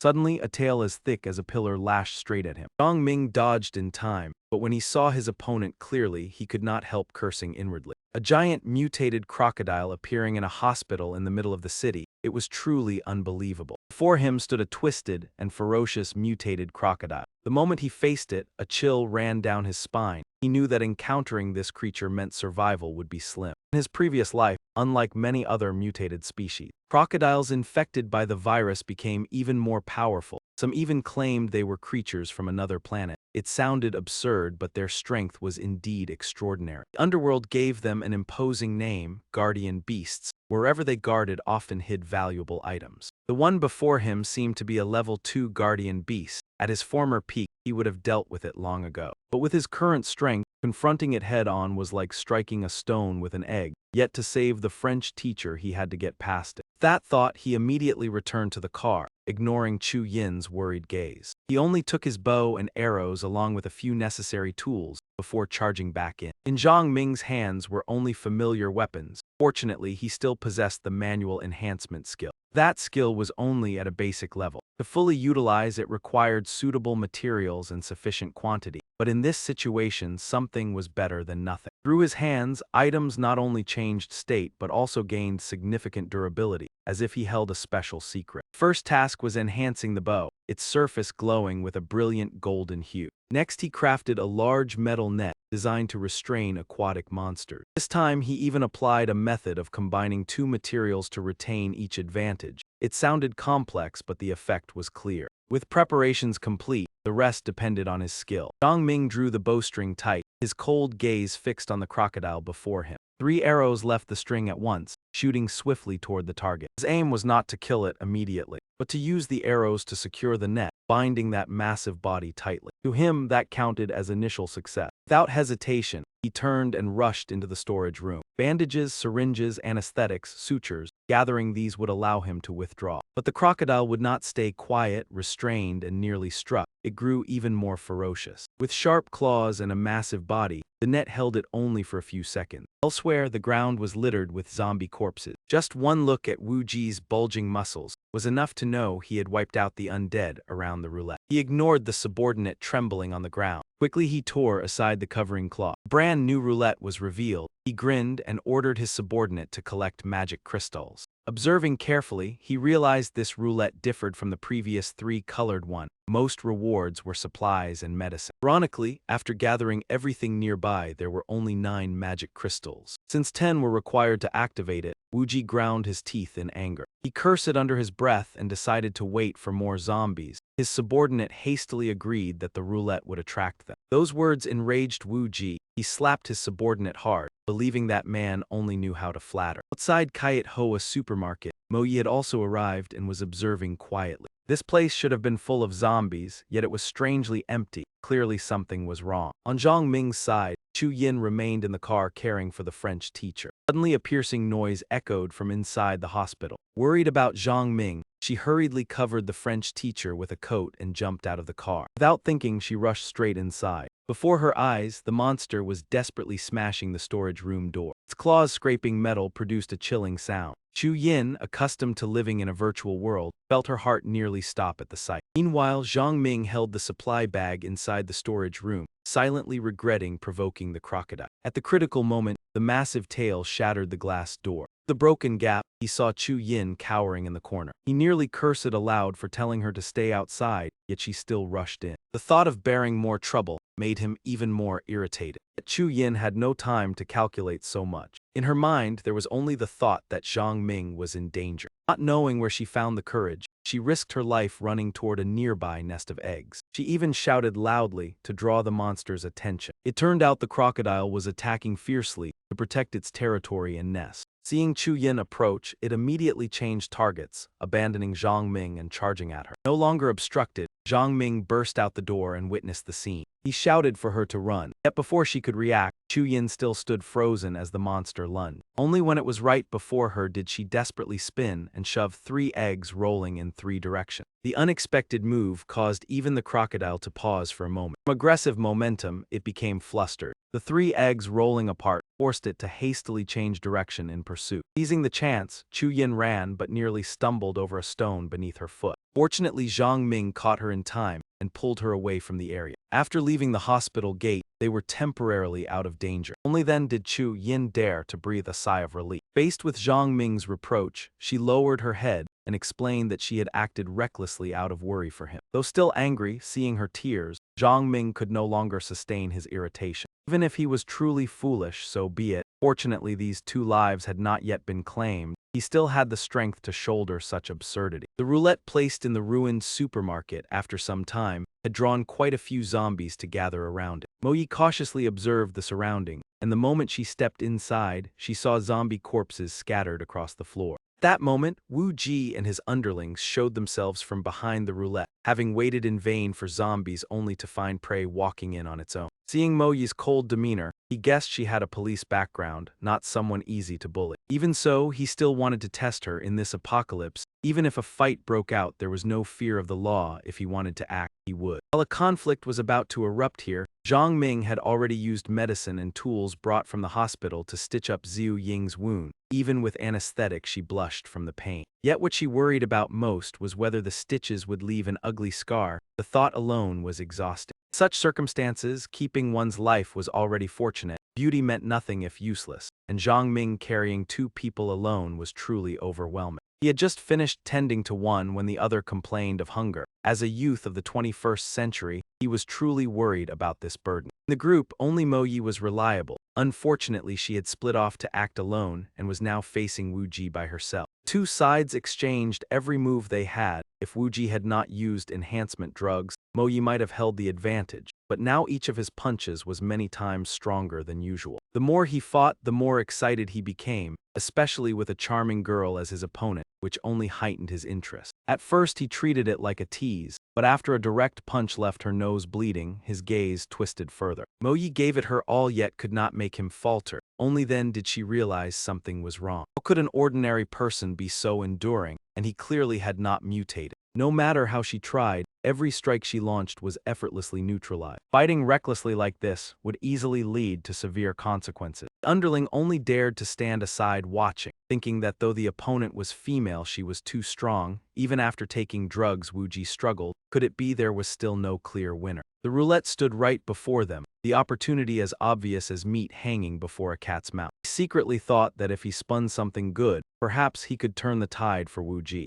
Wanting to hasten the situation, he recklessly charged forward and rammed straight into Mo Yi, creating an opening for Wu Ji to deliver a painful blow to her abdomen. His interference changed the situation. Wu Ji sneered when he saw Mo Yi fall. He casually kicked her a few more times before grabbing her collar and lifting her up. Righteous police, fists were the only truth here. After saying that, he raised his hand to prepare a finishing strike. Yet on Mo Yi's dirt-smeared face bloomed a mysterious smile. It turned out Zhang Ming had appeared behind him, promptly struck Wu Ji's shoulder with a heavy blow. Ha ha, I was just about to look for you. Who would have thought you would come to deliver your own life? Ignoring his arrogance, Zhang Ming immediately went to Mo Yi, who was in pain. After confirming she was still conscious and not seriously injured, he then turned back and threw a cold glance at the man behind him. Wu Ji had not forgotten how Zhang Ming had snatched both people and supplies from him. Before he could say anything, Zhang Ming had already rushed forward with a powerful punch. I do not care who you are, dare to touch my people and you are finished. The first punch swung out, Wu Ji quickly dodged. He spun around and counterattacked immediately. That fist was firmly caught by Zhang Ming. The moment their hands met, Zhang Ming understood he was strong because of enhancement drugs at the same 1-star level as himself. Fortunately, that was all. His techniques were no better than a cat's scratch. With just a few basic moves, he sent him flying back, leaving everyone stunned. Did you think taking a little drug would make you invincible? Come again. Losing face, Wu Ji grew even more furious and charged forward, cursed while wildly swinging his arms, hoping to gain the upper hand. Yet Zhang Ming delivered a precise strike that made him grimace in pain. Wu Ji twisted in pain, unwilling to accept defeat yet unable to reconcile himself. Every blow he threw missed, and frustration surged within him. Though both were at the same 1-star level with similar stamina and reflexes, he did not know that. Difference lay in Zhang Ming's 10 years of life and death experience from his previous life. As for Wu Ji, he had only ever been used to overpowering others. Only after taking a full punch and falling did he realize he was at a disadvantage. The underling beside him also gaped in disbelief. Who are you, special forces or an assassin? I must have been blind to dare provoke the wrong person. He panicked so much that he knelt down begging for mercy, casting aside all dignity. Yet his hand behind his back secretly tightened around his weapon. His mouth feigned remorse. His body suddenly lunged forward, intending to stab Zhang Ming from behind. Unfortunately for him, his opponent was Zhang Ming, who did not even need to turn around to evade. With a casual motion, he snapped the man's arm with a cracking sound. I have met many like you, vicious at heart yet weak in strength. Wu Ji took consecutive blows until he collapsed, panting on the ground. He could only look to his underling for help. At this point, only a Bayan had not left, called by him as a good brother. Mo Yi watched the two figures leave and asked in displeasure why Zhang Ming did not finish them off. He only smiled meaningfully. Those two would bring disaster upon themselves sooner or later. There was no need to dirty his hands. Scheming people would receive their own retribution. The clash just now had been quite satisfying for Mo Yi. Fortunately, her injuries were minor. Hearing Zhang Ming tease her, she laughed. A police officer's bones were not so easily broken. Their reward was the roulette before them, the one Mo Xin-Fei had once mentioned. After the crushing defeat, the two men left and their brotherhood cracked. Wu Ji had never expected to fall so low. In the end, only a Bayan remained by his side. Knowing he had weakened, he softened his tone toward his underling. He did not know a Bayan's heart had changed. When they reached a dark alley, that man suddenly turned on him and questioned him. On what basis do you enjoy all the good parts while we only eat leftovers? I have been loyal. Must I remain a lackey forever? Hearing that tone, Wu Ji understood he had reached a dead end. Let me keep the crystal for you. You stay here and recover.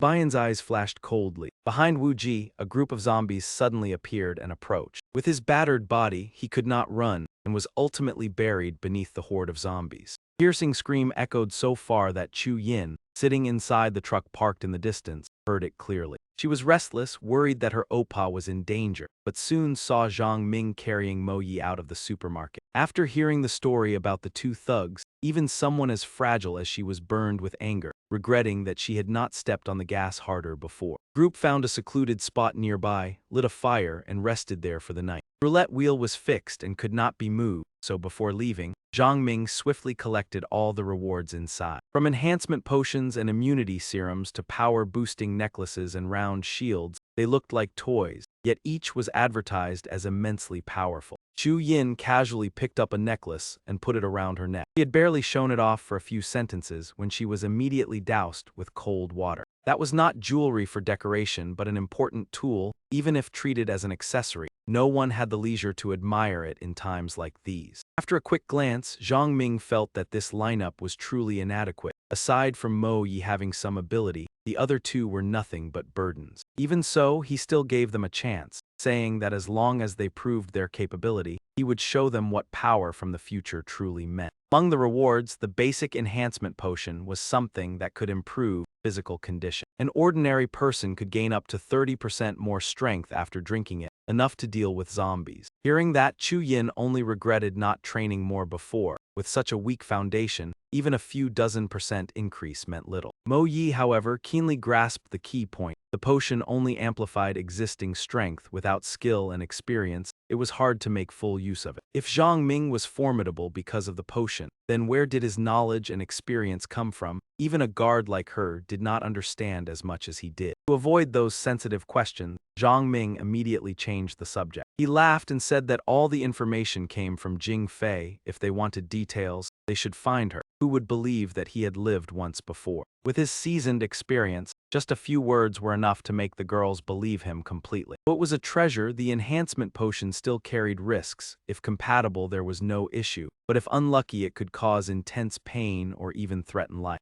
At that, Chu Yin's face turned pale and her limbs trembled. In contrast, Mo Yi took the vial from his hand without hesitation. That action deeply stirred Chu Yin. Afraid of being seen as useless, she gathered all her courage and took her portion. What followed left onlookers unsure how to comment. Her outfit had already been rather revealing. Fortunately, Zhang Ming noticed in time and pulled a jacket over her to cover her up. He subtly reminded her to dress more neatly in the future. How could she fight in such cumbersome clothes? He also spoke up, saying that if they wanted intimacy, they should find a private place and not disturb others resting. Only then did the two separate. That night, as Zhang Ming sat beside his sleeping teammate, he suddenly heard a strange sound. He had just drawn his gun in caution when he realized it was Chu Yin. Whenever she was near him, she would take the initiative to move closer, and this time was no different. The moment she saw him, she rushed over, hugged him tightly, and sobbed. She feared that if something happened after drinking the potion tomorrow, she would never see him again, so she could not sleep. Zhang Ming felt troubled as he was repeatedly pressed against by the soft figure of the girl. The best approach now was to stay clear-headed and coldly cut off that dependence. He said bluntly that if she grew stronger, he would keep her by his side to fight with him. What should have been an ambiguous scene was turned by him into a call for comradeship. Chu Yin stopped clinging. Her life had been saved by him. Understanding his strength, she resolved to follow him to survive. But with Mo Yi it was different. Even though he had saved her many times, every decision she made required careful consideration. She learned that the next plan was to visit the hospital and then head to Pearl Lake in South City. Mo Yi clicked her tongue and said she might have to leave. Hearing that, Zhang Ming felt uneasy. In the past few days, she had been like his right hand. Losing her would mean losing major support. However, Mo Yi quickly reassured him. She even left him a few spare bullets. She said there were still a few matters unresolved. If all went well, she would go to Pearl Lake to find him. The night passed. At dawn, everyone gathered, gripping the vials tightly. They took a sip. Aside from Mo Yi, who tried to remain calm, the others collapsed in pain. Zhang Ming decided to return alone to the old hospital. Before leaving, he instructed Chu Yin and Zhu Ying to rest. If they felt fine, they could try dealing with a few lone zombies, absolutely avoid crowds, and if they encountered a mutant or a white demon spirit, they must retreat immediately. Otherwise, no matter how much they trained, it would be hard to withstand. In his previous life, there had been rumors of 3 guardian beasts in a hospital. They were extremely strong and drawn to the scent of blood. Later, a 6-star powerhouse from the military finally defeated them, obtaining a map and a monster egg. That map was actually a blueprint for forging an ultra-sharp blade. Whoever possessed it would almost have absolute advantage. This time, he was determined to claim it all. The bow from last time was ineffective, and the pistol was too ordinary. Fortunately, he had borrowed a few bullets from Mo Yi, using enhancement skills combined with spoils from the previous battle. The result was armor-piercing bullets with superior destructive power. Before setting off, he even patted his teammates' heads as a reminder. He told them to stay and keep watch. If there was any movement, they must report immediately. The female crocodile lying near the car nest was naturally fierce. Hearing a noise, it immediately awoke alert, spotting a patch of red in the distance. This time it was determined to charge over at all costs. In truth,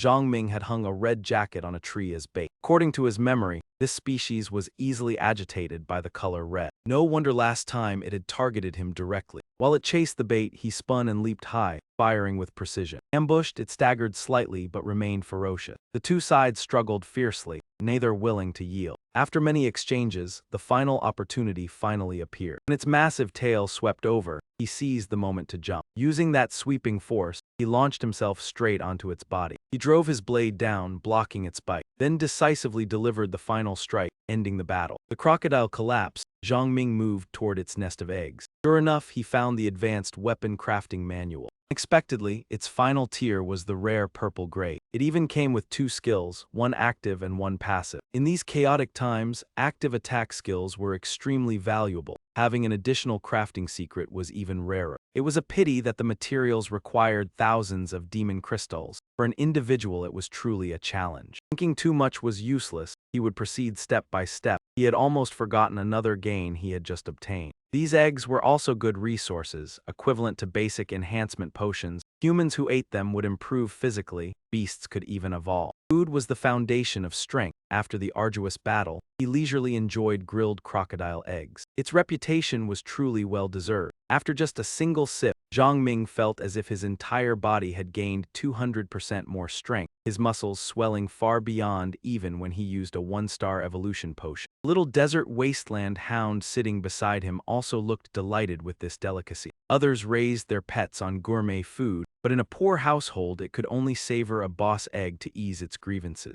This time, the desert wasteland hound looked completely different. Having benefited from the premium treat, its fur shinier and its gaze sharp enough to seem capable of slicing through the air. Zhang Ming nodded in satisfaction and casually told it to show off its innate talent. It sprang up, its fur bristling before it crouched low, every strand transforming into sharp hidden weapons that shot forward all at once. After that professional shake, the desert wasteland hound was nearly bald. Zhang Ming broke into a cold sweat as he looked at the wall behind him, riddled with holes like a honeycomb. Seeing its foolish appearance, he could only smile awkwardly. At least there was no need to groom it anymore. Its looks might be tragic, but as long as it was strong, that was enough. After eating, Zhang Ming told them to keep 2 eggs aside, then found a secluded spot and began refining the hot goods. In his hand was the 800 yuan broken blade along with the claws and fangs of the unfortunate mother crocodile. Adding a second-tier demon crystal, he gathered all the materials and carefully crafted using his crafting skill. This time surely no one would dare mock his weapon as cheap junk. He lightly slashed at a pillar, and it was instantly cut smooth as if it had been neatly polished. If only some foolish boss dared to show up now, he could test his strength a little more. After finishing, Yi Zhongping leisurely carried the bowl of crocodile egg soup back to the base, where the 2 girls were staying. Mo Yi had already left, leaving only Chu Yin and Xiu Ying, who appeared far more composed than before. The moment he returned, Chu Yin immediately showed off her spoils,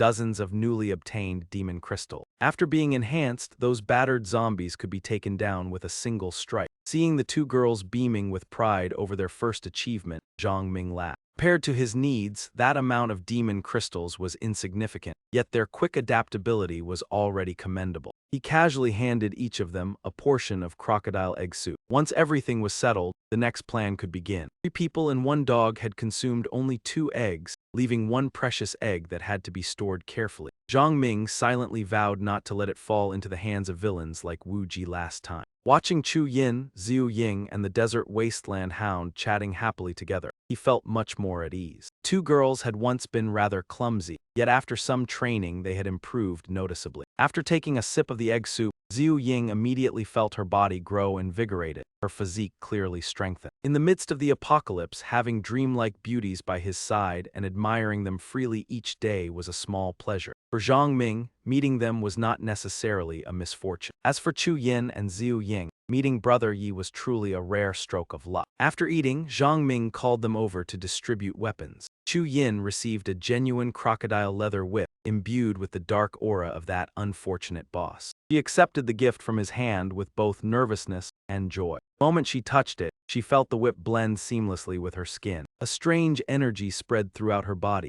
and when she tried swinging it a few times, the powerful force drew admiration from others. According to Chu Yin, the whip seemed born just for her, incredibly natural to wield. With a new weapon and enhanced strength, she grew even more confident moving forward. Xiu Ying, naturally shy, stood to the side with an admiring smile. When Zhang Ming asked what kind of weapon she liked, she hesitantly replied that she had never truly thought about it. Aside from holding kitchen knives, these girls rarely touched real weapons. Zhang Ming did not press her, allowing Xiu Ying time to choose for herself. Their next stop was another forest called Pearl Lake. This journey not only meant facing hordes of grotesque monsters and seas of densely packed zombies, but also staying wary, even ready to confront other humans. Wu Ji and those soldiers were the clearest proof. Though unwilling in their hearts, the two girls still had no choice but to follow Zhang Ming there, as there was no other path left. Danger lurked everywhere around here, yet perhaps that place concealed a rare stroke of fortune. The team-armored vehicle roared to life and continued rolling forward. Along the way, Zhang Ming silently gazed into the distance, letting memories of his previous life slowly resurface. When the apocalypse broke out that year, a gamer like him could only huddle inside his home,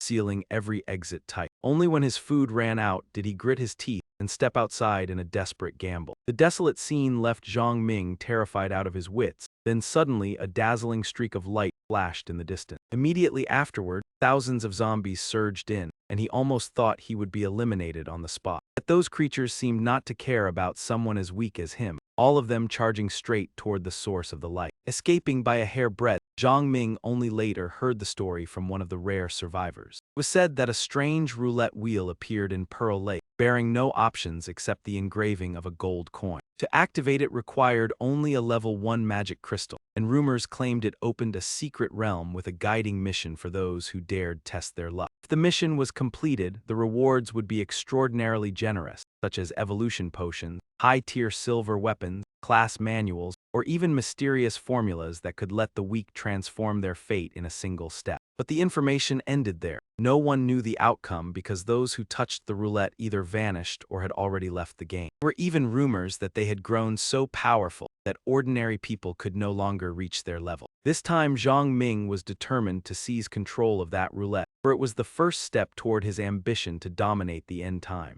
Winding 10 hours earlier, at another street corner, a group of people was surrounded. The scar-faced man in military uniform tried to persuade the one called President Light to join his faction. Either bow his head and cooperate to share the benefits, or he would order his men to open fire without mercy and drive them into a dead end. A pressure-laden invitation left President Li extremely displeased. Even with 3 one-star revolvers and 11 guns, they still had to yield before the army if they did not want to suffer losses. Seeing the other side so arrogant, and the young soldier beside Captain Yi who appeared to have reached 2 stars, President Li swallowed his anger. Noticing the hesitation, Captain Yi bluntly declared that if they refused to join, the army would strike first to eliminate risks, so it was better to join forces and seek benefits together. Even pointed to the insignia on his shoulder, treating it as a pledge for his words. After a round of skillful persuasion, President Li wavered and let Zia Ming extend his hand to seal the cooperation. The young soldier standing beside Captain Yi was named Wang Ning, battle-hardened and radiating an air of slightly excessive confidence. Only after confirming them as allies did Captain Yi reveal the truth to President Li. He needed more manpower because the army had received news that outside the city, at Pearl Lake, a special roulette had appeared. As soon as the news spread, many forces began to stir,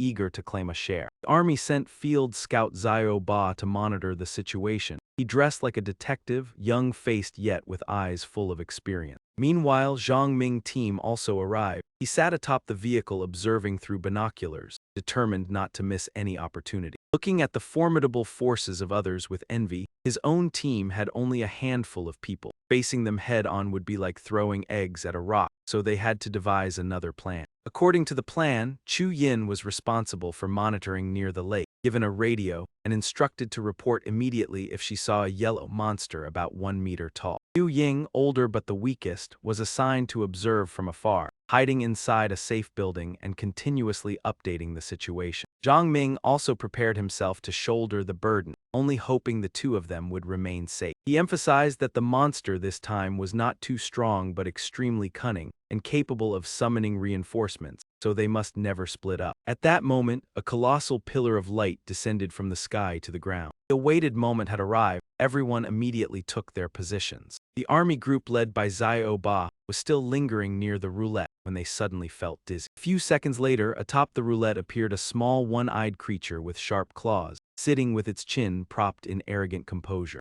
Seeing the humans panic, it calmly raised a horn to its lips and blew out a piercing sound. Instantly, the zombies in the city began to stir violently. The nearby soldiers heard the sound and sensed something ominous, tightening their grip on their weapons. From a high position, Captain Yi observed intently through binoculars. Before long, a young soldier rushed over in panic to report. Captain, at 2 o'clock President Li is in position. At 10 o'clock Hu Dahai is ready. 5 and 7 o'clock are stable as well, but Zioba team has lost contact. At 9 and 4 o'clock, many unfamiliar forces have appeared ranging from dozens to hundreds of people. In addition, Captain, the zombies are tightening their encirclement around us. After the horn sounded, all the zombies in the city seemed agitated, flooding into the streets in countless numbers. Seasoned by experience, Captain Yi remained calm, saying that being surrounded was nothing unusual once inside the city. He stepped onto the vehicle route, his voice both reassuring and resolute as he rallied morale. In these end times, everyone must face the sword hanging over their head. Many soldiers were still young,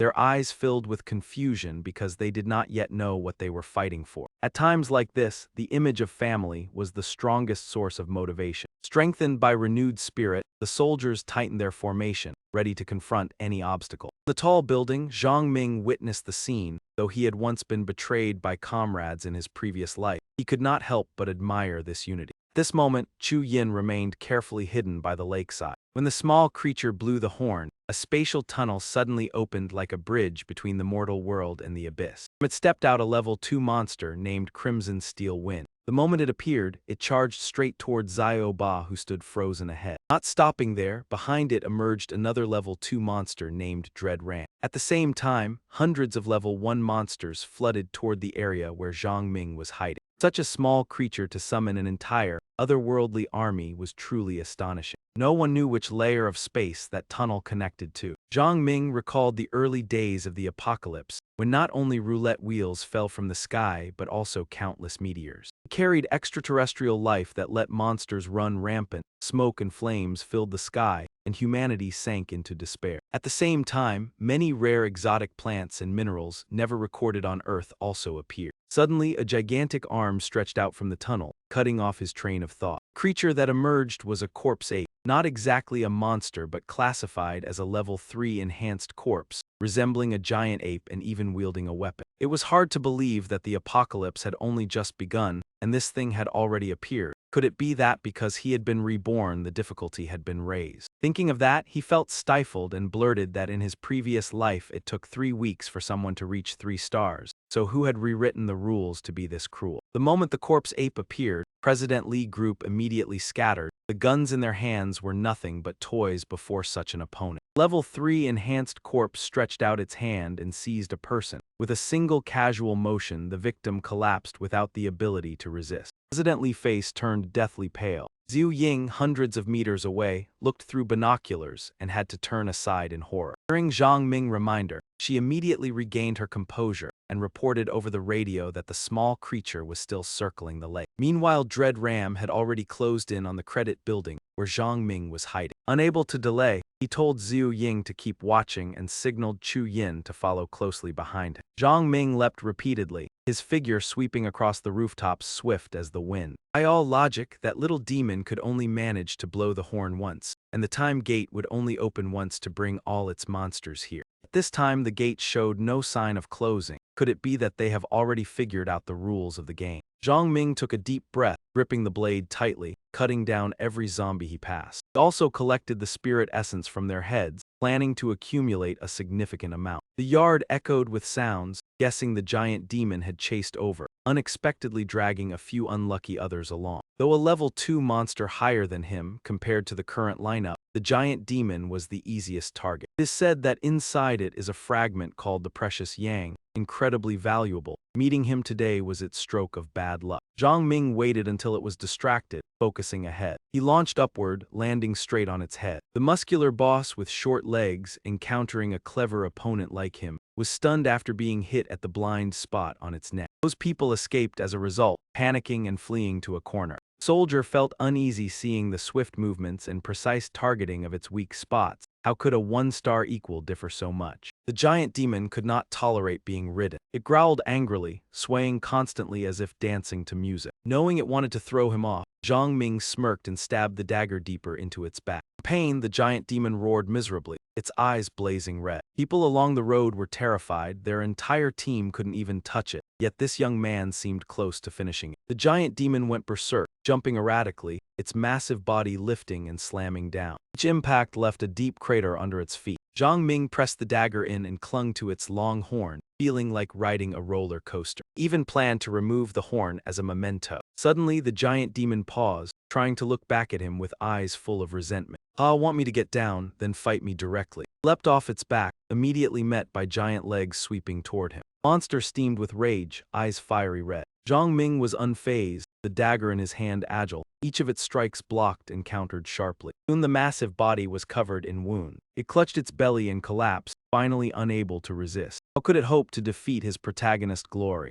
After defeating the giant demon, Zhang Ming, holding his aching arm, stepped closer. Cheers erupted behind him. Heavens actually defeated that monster. He glanced over, seeing the people hiding peek out, clearly wanting a share of the loot. "If you lack skill, leave immediately. I don't entertain guests. Don't stand here expecting a share." Hearing that, they immediately whispered, thinking since they contributed a little, the loot should be split. Zhang Ming nearly laughed. "Was the effort you speak of just running around risking death? This freeloading attitude has existed forever. The weaker the more they show off. Story experience shows this type will bring trouble upon themselves eventually." He didn't want to waste words. If they were sensible, fine, but they even tried to snatch outright. Black-haired man, already annoyed, held a stick, increasing his aggression. The older silver-haired man changed to a soft tone, telling the youth to think before acting. Agitation harms oneself. His gaze landed on Zhang Ming's injured arm as if spotting a weakness. Fat blonde chimed in, pointing at the black-haired accomplice, telling him not to be meek. Times have changed, so no to bow. But Zhang Ming didn't listen, pressing the walkie-talkie to his ear.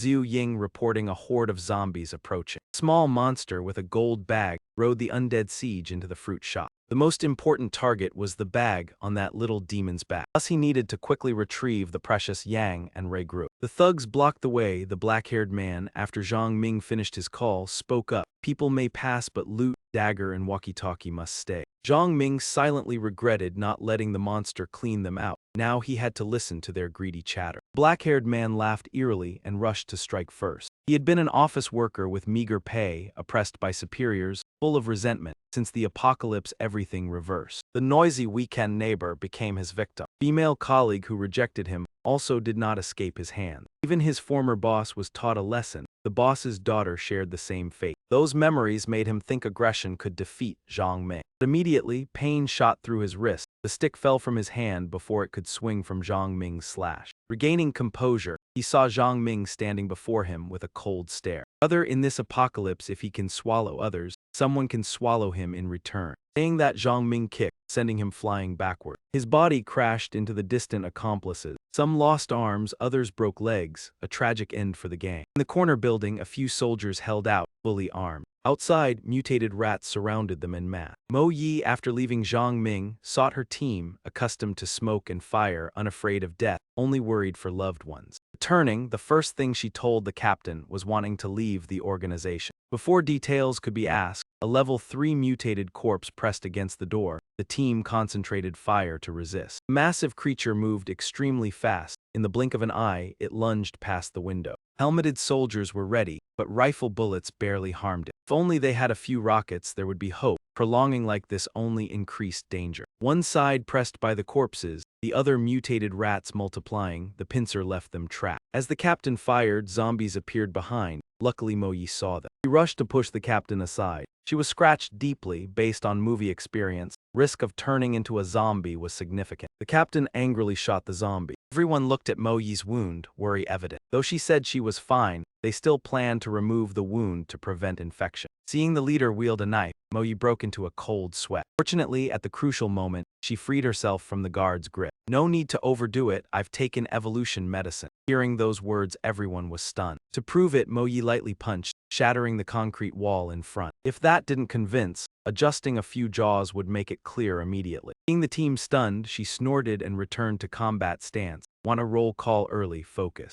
Saying that, she loaded the bullet Zhang Ming gave into the gun, raised it, aiming straight at the monster outside the window. More than a dozen people had been firing for a while without effect, yet a single seemingly simple move proved effective. The corpse monster was suddenly struck, clutching its eye and screaming miserably. It flew into a rage, grabbed a car below at random, and hurled it straight up to the upper floor. Moyi immediately shouted for everyone to duck down. A moment slower and Zayu would have been in grave danger. On this side, Zhang Ming was struggling to find a way to contact Chu Yin. While on the way, she was suddenly stopped by a disorganized group of people. With her current strength, she was not too worried, but it delayed her meeting with him. Zhang Ming listened to the distant, echoing roar of the corpse monster. From the sound, it was likely badly injured. He himself had yet to fully stabilize after the clash with Kong Yang. It would be hard to recover in a short time. Only at moments like this did the value of a doctor in the team truly sink in. In times like these, many did not fall immediately when attacked but gradually withered away without treatment. Medicine was scarce, and those skilled in medical arts were even rarer. Thus, doctors became the most sought-after role. Having a healer in the team was no different from adding another layer of survival assurance. As he walked, Zhang Ming pondered, before long reaching the street that led to Pearl Lake. At this moment, Chu Yin was being harassed by a group of middle-aged men. Seeing the pretty girl alone, the man in the padded jacket conceived indecent intentions. "Little sister, we are not trying to hold you back, but it is truly dangerous ahead. Staying here with us would not be more pleasant." That man had some connection with Captain Yi, was supplied with weapons, ammunition, evolution potions, and guards constantly by his side. Even so, he had one card taken back from the roulette wheel. He clearly intended to use him, and he was not foolish enough to entrust his life entirely to others. He swept his gaze over Chu Yin from head to toe, his scrutinizing look filled with calculation, her figure and bearing both outstanding. Judging by her demeanor, she must have evolved considerably, and the weapon in her hand was strange and unusual. Her earlier call further proved she belonged to a certain team. Someone so strong yet not the leader. That meant behind her stood an even more formidable figure. "Fine, if you do not wish to stay, I will not force you, but tell me how you evolved and where that weapon came from." After much thought, he chose to probe tactfully. In the apocalypse, strength was everything, other pleasures were secondary. Chu Yin did not mind sharing a little. She recounted her journey at length like an essay, leaving him dizzy from listening. At last she snapped her whip decisively. "My benefactor needs help, yet you dare block my path. Since that is the case, do not blame me for being impolite." Zhang Ming finally arrived at the place Zhu Ying had indicated. It turned out Captain Yi's team was also stationed here. He hid behind a corner and silently observed the situation. When the swarm of mutated flies charged all at once, Captain Yi immediately ordered to open fire.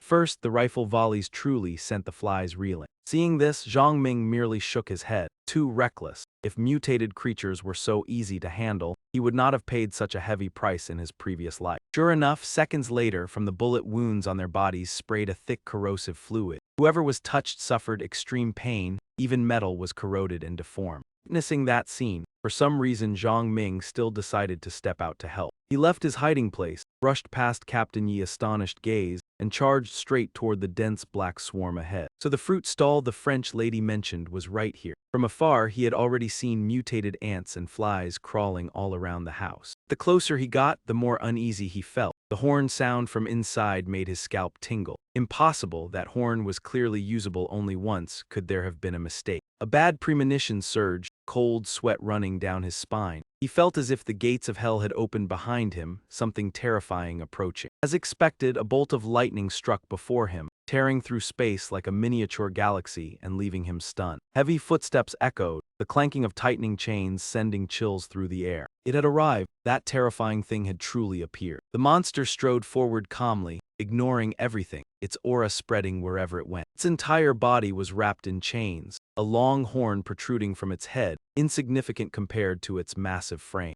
Zhang Ming froze like a bronze statue. This was the chain criminal, the one that broke out of prison shortly after the apocalypse began. Its head was a blue demon crystal, proving it had reached level 4. Two long, sharp fangs jutted from its mouth in menace. Zhang Ming narrowed his eyes in assessment. Before long, it would climb to level 5, 6, 7. A year into the apocalypse, it became one of the first level 9 monsters known to humanity. When humanity had yet to produce a 9-star powerhouse, the chain criminal was nearly invincible. It had no specific target, merely wandering and crushing everything in its path. The base of 90 survivors back then was reduced to ruins by it. Later, when humanity produced 9-star powerhouses and understood its danger, 3 masters joined forces to eliminate it. Battle was also the shocking debut of the assassin Rose Mo Jing. Thinking of that, his expression grew heavier. Though only 1 star, he had used improved evolution potions and absorbed the flesh of the flame sovereign crocodile, making him far stronger than those of the same rank. Casting aside his thoughts, Zhang Ming shot forward, the purple cloud war ant following. With his professional advantage and future knowledge, killing a level 2 monster was within reach. In just a few clean moves, the monster was slain. Perhaps facing a level 4 monster was not entirely impossible. A bit of blood on his face, Zhang Ming silently picked up the crystal from the fallen body, his expression icy. He put it into his backpack, his face still tense. Looking at the gigantic monster towering over him, he reminded himself that the most important target was still that treasure monster and the bag on its back. A powerful kick cracked the door open. Zhang Ming stepped into the messy room. Inside lay several people motionless. He contacted through the walkie-talkie. "French lady, I have reached the candy shop. The treasure monster is not here." Only strange static came from the other end. He suddenly realized that Zhu Ying and Chu Yin had both lost contact. Something bad had happened. A loud explosion rang out, startling him to turn toward the source. At the back door, a group in military uniforms were firing intensely. The leader shouted into the walkie-talkie, "Captain Yi requesting reinforcements. I discovered a monster carrying a golden bag on its back. It just threw out an evolution potion. This is likely the biggest target today. Its bag is full of valuables." A pale green-skinned monster, wielding a weapon, charged forward. Before it could act, it was struck in the shoulder and cried out in pain. The leader grinned viciously. "It is injured, hurry and chase it. Find a way to pull it off that ant back." Zhang Ming, who was running, had to stop when he saw them pass by. The uniformed group immediately turned their guns toward him and shouted for him not to move. Zhang Ming clenched his fists, his movements swift as lightning. He knocked aside one man gun, the weapon disappearing from his hand. Turning to the other side, the remaining man met the same fate. The leader's hands trembled as he held the gun, gritting his teeth to steady himself. Before he could react, Zhang Ming struck his abdomen, causing him to double over. The gun fell from his hand in shock. It was already firmly in Zhang Ming's grasp. He glanced at the gun, indeed military equipment. It seemed Captain Yi had invested heavily this time. After dealing with them, he quickly left under the stunned gazes of those around. Zhang Ming narrowed his eyes. The matter of the treasure monster would spread sooner or later. Everyone who fought today would know. He had to seize that bag before them. That man struggled to sit up, pulling out his walkie-talkie and coughing violently. Blood trickled from the corner of his mouth, his eyes red, yet he still forced himself to report. "Captain Yi, the treasure is here. If we are not quick, it will be taken by others." Zhang Ming swept his gaze in search. Where had that treasure monster run off to? Suddenly a low growl sounded, making him halt. Behind him, two monsters were sprawled on a rock, one still chewing on a chicken leg. Seizing the moment, Zhang Ming rushed forward, determined to deal with them. "Found you." He abruptly stopped. The monster had clearly been shot earlier. How could it recover so quickly? Man and monster stared at each other, the other showing annoyance at being disturbed. Seeing a stranger, it signaled its companions for help, pointing and shrieking loudly. Previously still purple ant suddenly sprang up and charged. Zhang Ming tilted to evade, astonished inwardly. This purple cloud war ant was actually a level 2 ant general. He swung his blade, it immediately raised its pincers to block. According to his knowledge, purple cloud war ants were usually only level 1,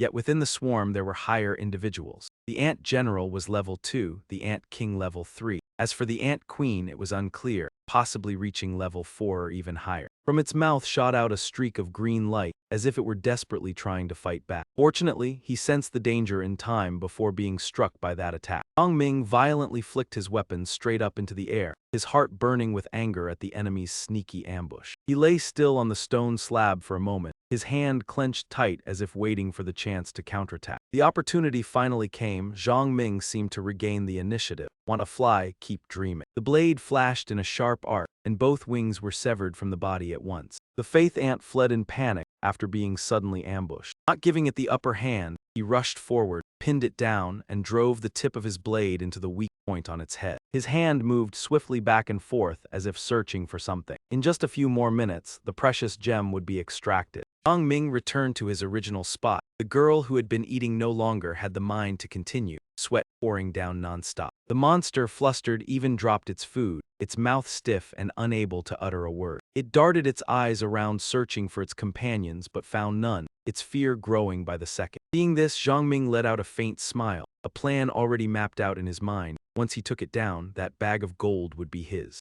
The bag he had set his sights on lay right on the monster's back. It clutched it tightly and never took its eyes off him. Though cold sweat soaked its back, it still tried to put on a desperate stance, even intending to pull off a surprise move. The detail made Zhang Ming's eyes flash. "Wait, that was a scroll. He picked it up to examine it, briefly confused, almost accidentally activating a basic skill. He could not help exclaiming in shock. It turned out to be a common summoning skill scroll of the apocalypse, not some trivial item. Zhang Ming gripped the scroll tightly, the corner of his lips curling in satisfaction, truly a fine item. A girl was held in the monster's grasp, while it fumbled awkwardly, unsure what to do. The monster kept throwing several scrolls toward him, leaving him unsure of its intention. One scroll landed neatly in his hand, his face still cold and expressionless. Upon closer look, it was an advanced profession scroll that in his previous life he had paid a heavy price to obtain, yet now it was tossed away like trash. Under its gaze, Zhang Ming looked no different from a devil. He grew even more intrigued. Is there more? Hand it all over. Frantically threw out more items even though he had not made a single threatening move. It was all due to the fear in its own mind. Zhang Ming's eyes grew moist as he looked at the vial in his hand. It was only an ordinary one-star evolution potion. The next item made him widen his eyes. It was actually a profession certificate. Congratulations, you have unlocked the gardener profession. He gaped, imagining himself as a cheerful farmer amid the fields. Hui stepped into the room, her face clearly showing displeasure. Cheng Long awkwardly pressed on with questions. Mo Yi, what is that gun?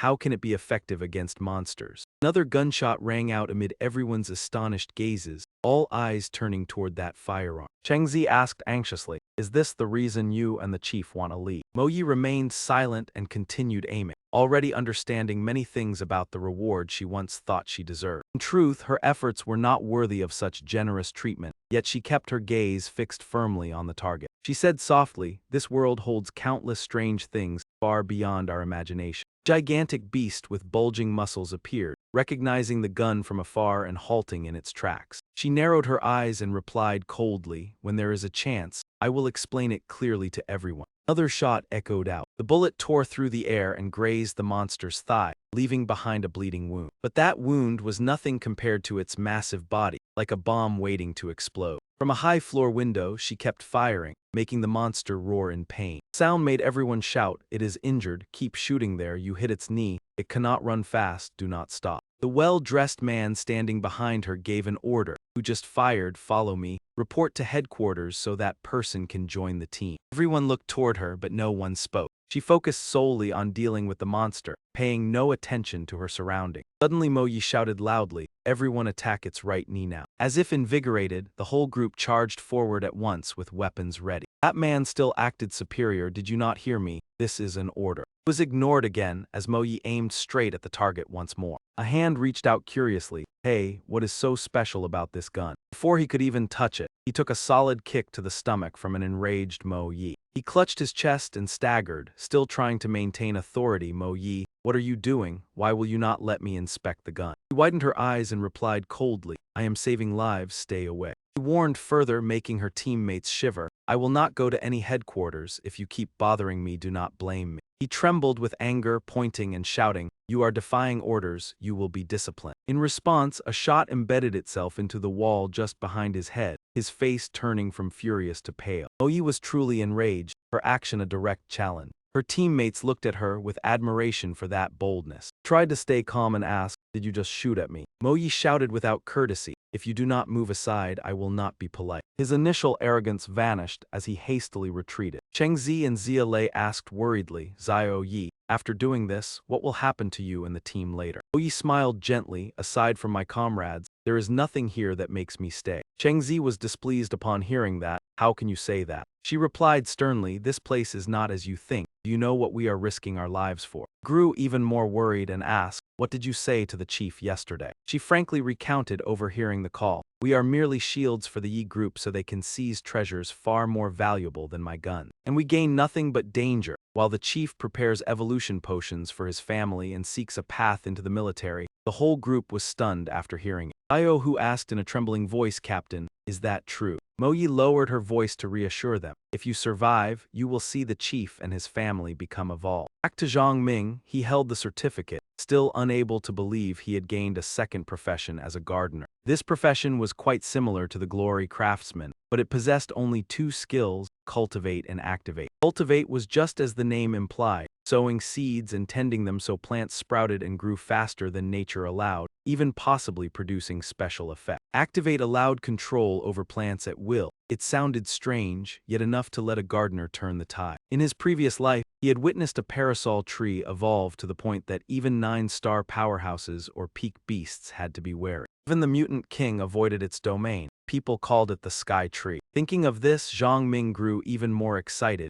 Even if he could only grow crops and vegetables, they would be immensely precious in chaotic times. Even so, he was still not satisfied, continuing to force that foolish monster to hand over more. What else do you have? Give it all. Trembled slightly in fear, a cautious hand inching toward the backpack. He followed every movement, his gaze never straying. A heartbeat later, the monster hurled out a strange object, its mouth letting out a bizarre ah sound. By reflex, he carelessly reached out to grab it. But a warning instinct snapped him back to his senses. Zhang Ming realized it was a trick and swiftly dodged to the side. Just as he had expected, the object exploded the moment it hit the ground. Dust and smoke billowed thickly. He hurriedly covered his nose and thought it was indeed a trap. As the smoke thinned, a strange guest appeared as if by magic, its entire body glowing green from head to toe. He raised his blade into a guarded stance with visible annoyance, wondering what kind of monster this was. Observing its head carefully, he saw not the slightest sign of goodwill. Slime dripped from its body and evaporated instantly, the surrounding fluorescent green light carrying a terrifying corrosive quality. Not giving Zhang Ming a moment to breathe, the monster charged fiercely like a blazing arrow. He spun aside to dodge cleanly, yet worry stirred within him. If the blade were damaged by that thing, it would be a real loss. The troublemaking girl crouched in a corner in delight at having escaped danger,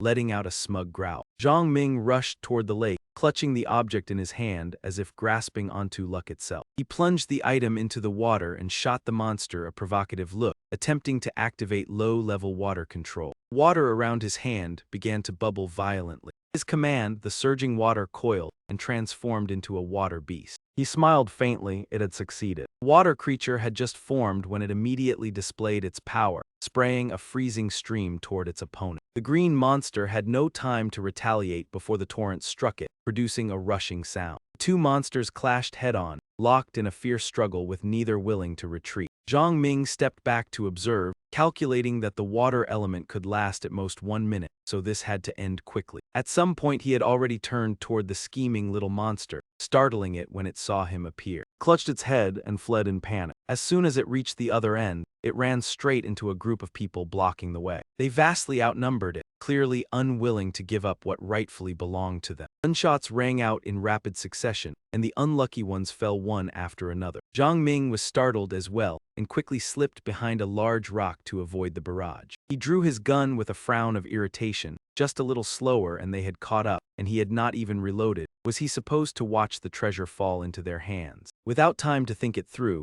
Zhang Ming charged out recklessly. One man was shot and fell. The others were struck in quick succession until they could not even hold onto their weapons. With incredible speed, he reached the monster treasure. Zhang Ming lifted it effortlessly, his face cold as he aimed his gun at the group, the monster only making strange noises. He held the trembling creature high. It looked utterly terrified. In his previous life, every scramble for a monster treasure had turned into a brutal melee, with a casualty rate exceeding 60%. He gazed into the distance, seemingly weighing something in his mind. Tightening his grip on the monster, he wondered whether he would be the victor today. A streak of green light flashed, reflected in his eyes. The object shot toward him at lightning speed. It struck squarely in the middle, knocking his hand away. His expression turned stern, who had made the move. The monster fell freely, its face still full of panic despite just escaping danger. Looking at the people in the distance, he thought that if he had not dodged in time, his hand might no longer be intact. From the smoke emerged 2 men and a woman with unpleasant expressions. The cold woman said that if he knew what was good for him and retreated, they would spare his life. Zhang Ming paused when he realized all 3 were evolved ones, clearly accustomed to this brutal world. He remained silent, his hand gripping the object behind him, his eyes fixed on them without blinking. He casually threw his weapon, spinning it in a practiced art. The blade immediately returned to its master's hand. The masked man closed in, a sharp weapon aimed straight at him. Zhang Ming exerted himself to dodge, his thoughts in turmoil. His right arm was weakened and he faced 3 evolved ones. Perhaps the only option was a temporary retreat. As he dodged, he delivered a kick that sent the monster treasure flying far away. The sudden action caused the 3 evolved ones to hesitate in confusion. The monster flew toward the ambush group,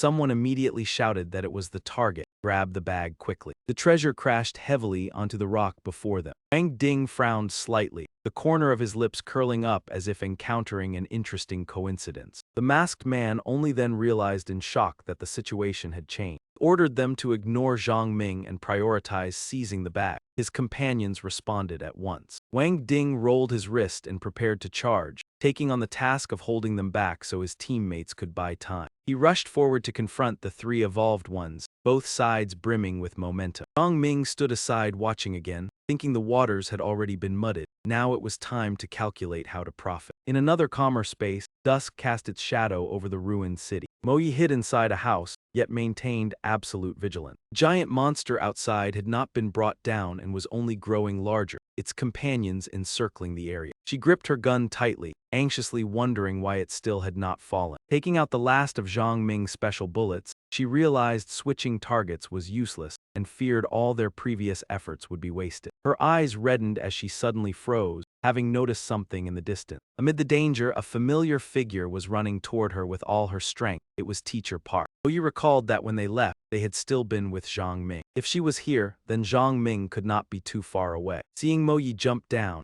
Xiaohu cried out in alarm that she was being too reckless. But from the moment she saw the teacher, she had already leapt down without a second thought. Mo Yi landed fairly steadily on a rock and hurriedly called out. The teacher smiled in relief upon seeing Mo Yi, while she urgently asked about Zhang Ming and Chu Yin. Before she could answer, the ground shook violently, causing them both to stagger. They turned simultaneously toward the source of the sound. The giant monster had collapsed at some point, lying motionless amid the ruins. Zia and Cheng Zi witnessed everything, each bearing a different mood. Neither spoke. Xiaohu looked at that man. The two seemed to understand each other and nodded. Immediately afterward, they jumped from the window frame, shouting in unison their resolve to find Captain Mo. Seeing that scene, Cheng Zi grew more flustered, his face contorted in annoyance. Zia standing beside him held his shoulder to advise, "Let them be, let them leave." Suddenly, a loud crash came from the main door. Both of them exchanged glances, sensing that something bad was about to happen. The man from before turned back, this time bringing reinforcements, his ferocity showing he had never run. Mo Yi, she must be held accountable for breaking the rules.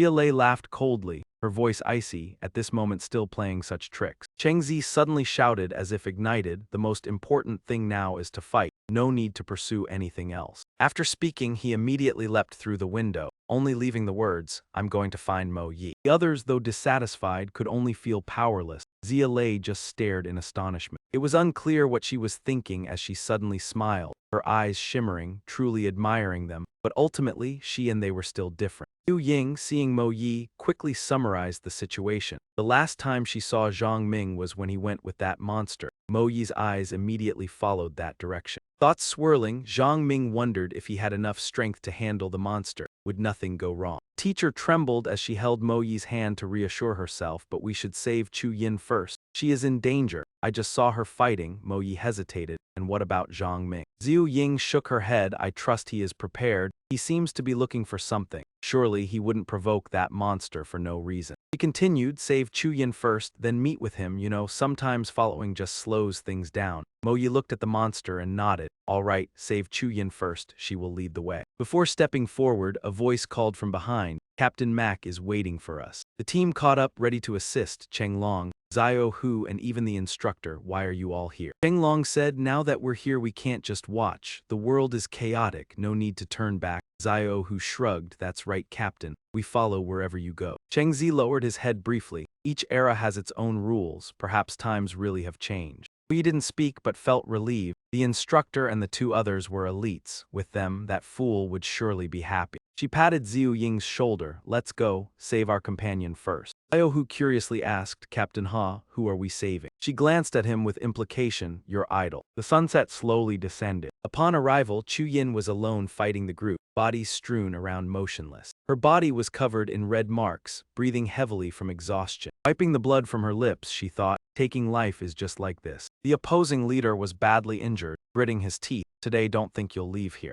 Released his grip from the wound, dark fluid oozing out. "Knock it down for me, just keep breathing." Gunfire erupted, making even the shooters shake. Shu Yin calmly controlled the vines to tightly bind each enemy. She lifted one and slammed him back, but prolonging it would be extremely dangerous. In that critical moment, a voice called out. Oi's group arrived just in time to stop Zuko. The soldiers' strength, they were no more than weeds. Each was defeated quickly, without much effort. The leader, seeing victory slip away, shouted, "Who are you?" Oi didn't respond, striking fiercely immediately. That night, Jiang Li quietly left after the collision without a word. Why another evolved being? Zhang Ming observed the fierce fighting of the group. Seeing the scarred masked man, bulging muscles, he guessed he held the special soldier profession. Zhang Ming's gaze shifted to another. This one was fairer, holding a spear, clearly also a professional. The red-haired girl, sharp eyes. These three must have rotated not just one but at least 3 death wheels. Wang Ding struck forcefully at the muscular one. Zhang Ming frowned, staying vigilant. Seeing evolved or professional people was no longer strange. The number of uncertain death wheels. Just find them and be brave enough to grow quickly.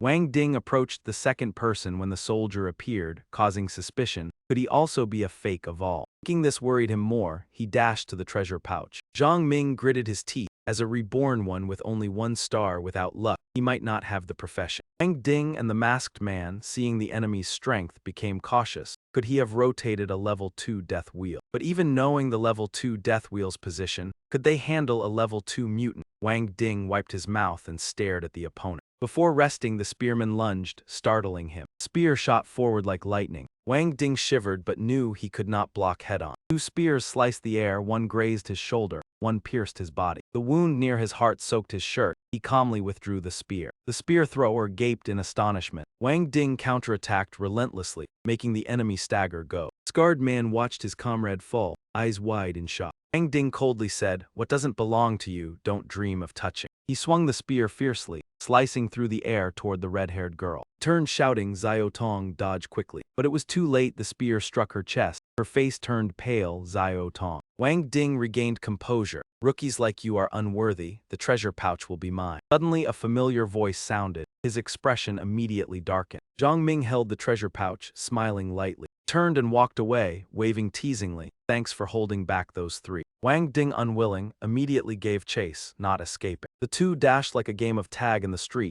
Zhang Ming leading. While running, he considered ways to shake them off. Ahead was chaos. He stopped, stunned at the scene. A giant monster rampaged through the city. Swirled, he suddenly had an idea and dashed into the thickest smoke. When Wang Ding arrived, Zhang Ming was engulfed in smoke, launching a powerful strike. Zhang Ming drew his knife to counter, both clashing fiercely, neither yielding. Using the smoke for cover, he sped away. 2 faced each other, their faces marked by wounds. Wang Ding, seeing the rip in his shirt, thought, "He is only 1 star yet almost hit me with a silver blade." In an instant he roared, muscles bulging, tearing his shirt, revealing a black skull tattoo on his chest. Zhang Ming recognized it, realizing he reached 2 stars by his black soul devouring. At Captain Yi's side, the situation was also chaotic. He continuously fired. Ahead, a horde of monsters charged like hunger, ready to take life at any moment. A soldier was moving when he suddenly spotted the group ahead, immediately slamming the brakes and making the tires screech sharply. He reacted quickly enough, but against such overwhelming numbers it was still difficult to hold out. Someone hurried to report to Commander Yi while he was constantly maneuvering,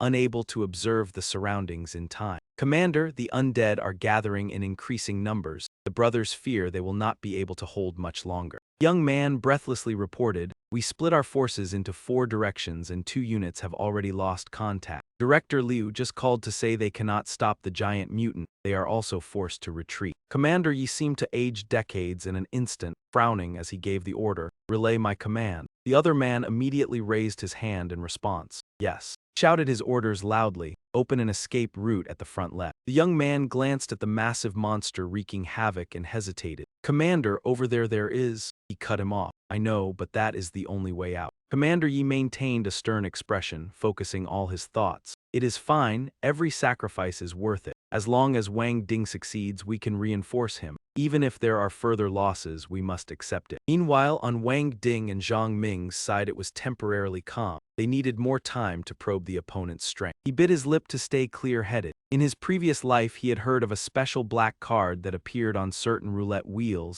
It bore no instructions like other cards, only a skull image. After activation, this card had only one function. Within a limited time it could kill an evolved being of the same level to advance 1 star. In other words, a 1-star evolver using the black card and defeating a level 1 mutant would immediately rise to 2 stars. Similarly, a 2-star evolver who killed a level 2 mutant would step into the 3-star tier. He frowned nervously. However, the Black Soul skill only allowed those at most 2 stars to use it. Moreover, the consequences were severe. It was said that afterward one's lifespan might be reduced to less than 10 years. Wang Ding spoke first, pointing at Zhang Ming and shouting, "Put the bag down and I will spare you." He did not respond immediately, instead narrowing his eyes further. No wonder a 2-star appeared in such a short time, almost shaking the confidence of a reincarnator like himself. Zhang Ming calmly drew his green blade as a warning and said slowly, "You truly are the variable that forced me to abandon my plan, but that does not mean I will let go." As soon as Wang Ding heard those words, his face darkened and he ground his teeth. What other trump card was this man hiding, or was it just a trap? He clenched his fists tightly. Before absolute power, all schemes became childish. Zhang Ming held the treasure bag firmly and tilted his chin slightly. "Look over there." The giant monster was herding the soldiers toward them. Wang Ding cried out in shock, "Director Liu." He did not turn his head,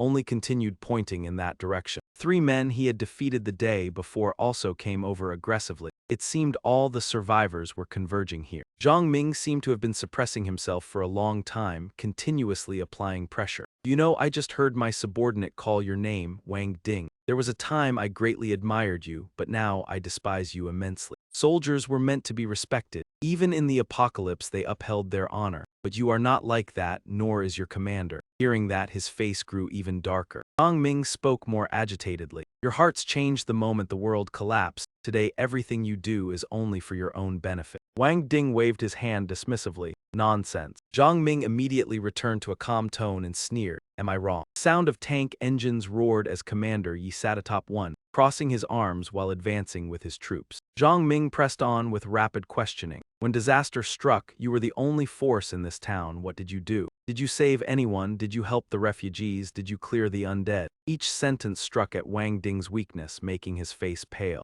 "Oh, you did nothing at all. Even killing zombies was only to collect demon crystals, not to save people. You not only abandoned the civilians but also exploited evolvers to serve you. Those guarding the 4 sides were nothing more than living shields. They are the real soldiers, carrying out orders unconditionally, leaving their families behind to fight." The soldiers who heard this could not help but feel shaken. The distant monster continued roaring. He turned and left. Zhang Ming carried the treasure bag in one hand and quickly leaped to the highest position possible. He raised the treasure bag high, as if provoking the people below. "Wang Ding and you people wearing ranks, your souls have long been tainted. You want the treasure? Fine, come and take it." The bag was torn open and the treasures scattered in all directions. Zhang Ming laughed with delight. "Today whoever has the ability can seize them. Let me see how much a 2-star can snatch." A giant glowing sphere appeared in the sky. It was the treasure just released, and Zhang Ming had vanished without a trace. Wang Ding's eyes widened in shock. Commander Yi narrowed his eyes to observe. The group that had just been beaten also surged over. They moved so fast it was dizzying. The masked man thought to himself that soldier's speed is truly terrifying. Wang Ding was closest to the treasure. He only needed to reach a little further to touch it, he exclaimed in delight. "Got it." That moment a long tail lashed out, aiming straight at the precious sphere. Wang Ding could only watch helplessly as the treasure was snatched away before his eyes.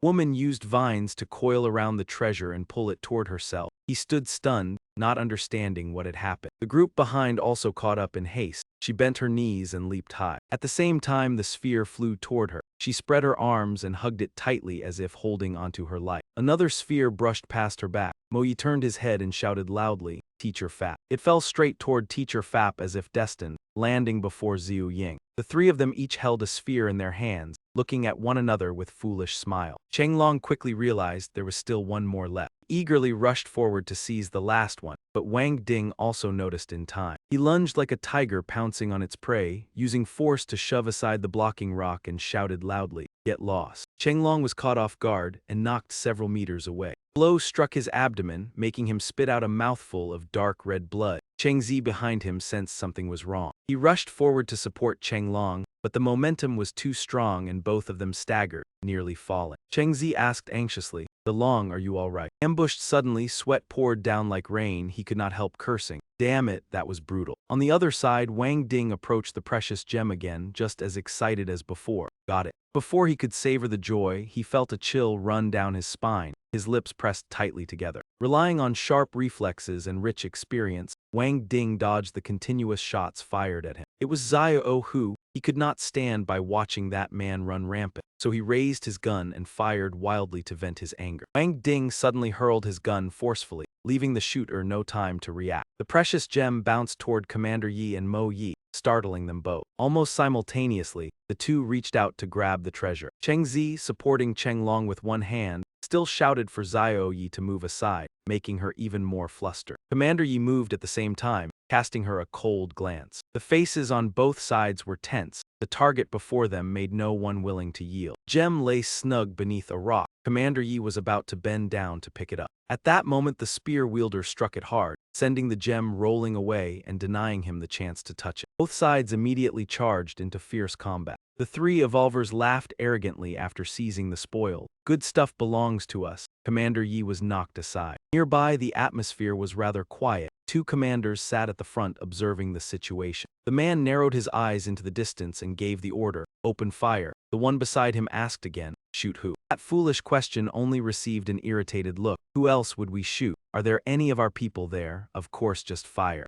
Faced with such tangled orders, Zia Lei suddenly felt confused, unable to understand why the Supreme Commander ordered fire toward their own kind. She anxiously thought of her comrades. Mo Yi and Cheng Zi were still over there. Suddenly a loud noise rang out, drawing everyone's attention. Two commanders immediately turned around, their expressions growing heavy. The monster had closed in on them to an unprecedentedly close distance. In a hidden corner, Zhang Ming seemed quite satisfied with the situation, a faint smile curling on his lips. That massive body continued advancing without pause. He raised his gun, carefully took aim, then pulled the trigger. The bullet struck the chain on its body and ricocheted back. Looking closely at that shot, the grating sound of metal scraping against chains rang out sharply. Commander Yi shot him a puzzled glance. Could this kid have lost his mind? The fat man flushed red with anger, grinding his teeth. Was he planning to lure the giant monster over so they could all die together? Only he understood clearly that with his current ability, let alone killing that fake Tier 4 chained prisoner, even seriously injuring it was impossible. But compared to that monster, what could be obtained from this chained prisoner was far more valuable. His hand clenched tighter and tighter. His target remained unchanged, the iron locks wrapped tightly around the ghost metal prisoner's body, the chains trembling violently under the impact. That metal would be extremely expensive in the future, forged and priced by the gram, every gram worth a fortune. It was said that adding just a bit of ghost metal when forging a weapon would greatly enhance its quality and even produce special effects. He fired repeatedly at the chain near the monster's thigh. As if grasping hope, his eyes lit up. At last a crack appeared. The fat man noticed as well and immediately shouted at the soldiers still standing there stunned,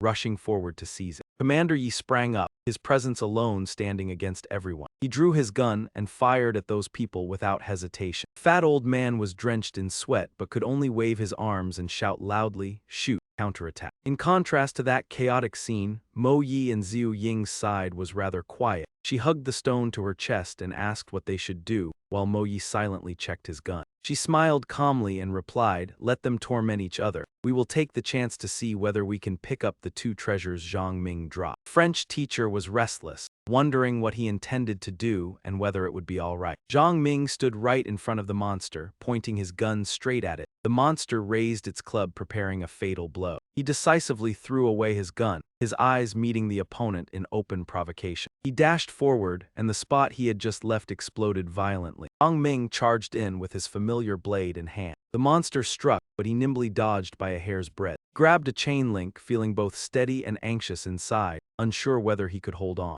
Hanging in midair, he clung tightly to the only lifeline, telling himself to endure. If he wanted ghost metal, he could only rely on this uninjured left hand. A powerful slash cut across, a small crack appearing in the chain, proving it could be severed. Not seeing him, the monster looked around in confusion. It had no idea Zhang Ming was maneuvering on its own body. Once he found an effective method, he began swinging his blade repeatedly. But before long, he was flung away, unable to keep his footing. He struggled to cling to the chain, sweat beading on his forehead, his right hand aching sharply. Without his evolved physique, his fingers would not have endured. The crack showed no further progress. The ghost metal was too hard, cutting it through would take a long time. His entire body tensed to withstand the strain. Having come this far, how could he give up? As he pondered, an image appeared before his eyes that made him forget the pain. He froze, eyes widening to the limit. It was a tiny fisher, with one hand gripping the chain and the other twisting the blade deeper into it. Right within that gap, a small sprout suddenly emerged. Zhang Ming deftly controlled the blade with one hand, gripping the hilt tightly. He inserted the blade into the cracked chain link and focused his will to activate the gardening skill. His index finger moved slightly, a gentle green light spreading around. From where the sprout had fallen, it grew at an astonishing speed under his skill. Slender vines gradually extended out of the narrow crack, creeping outward. In just a few seconds, the plant grew tall and lush,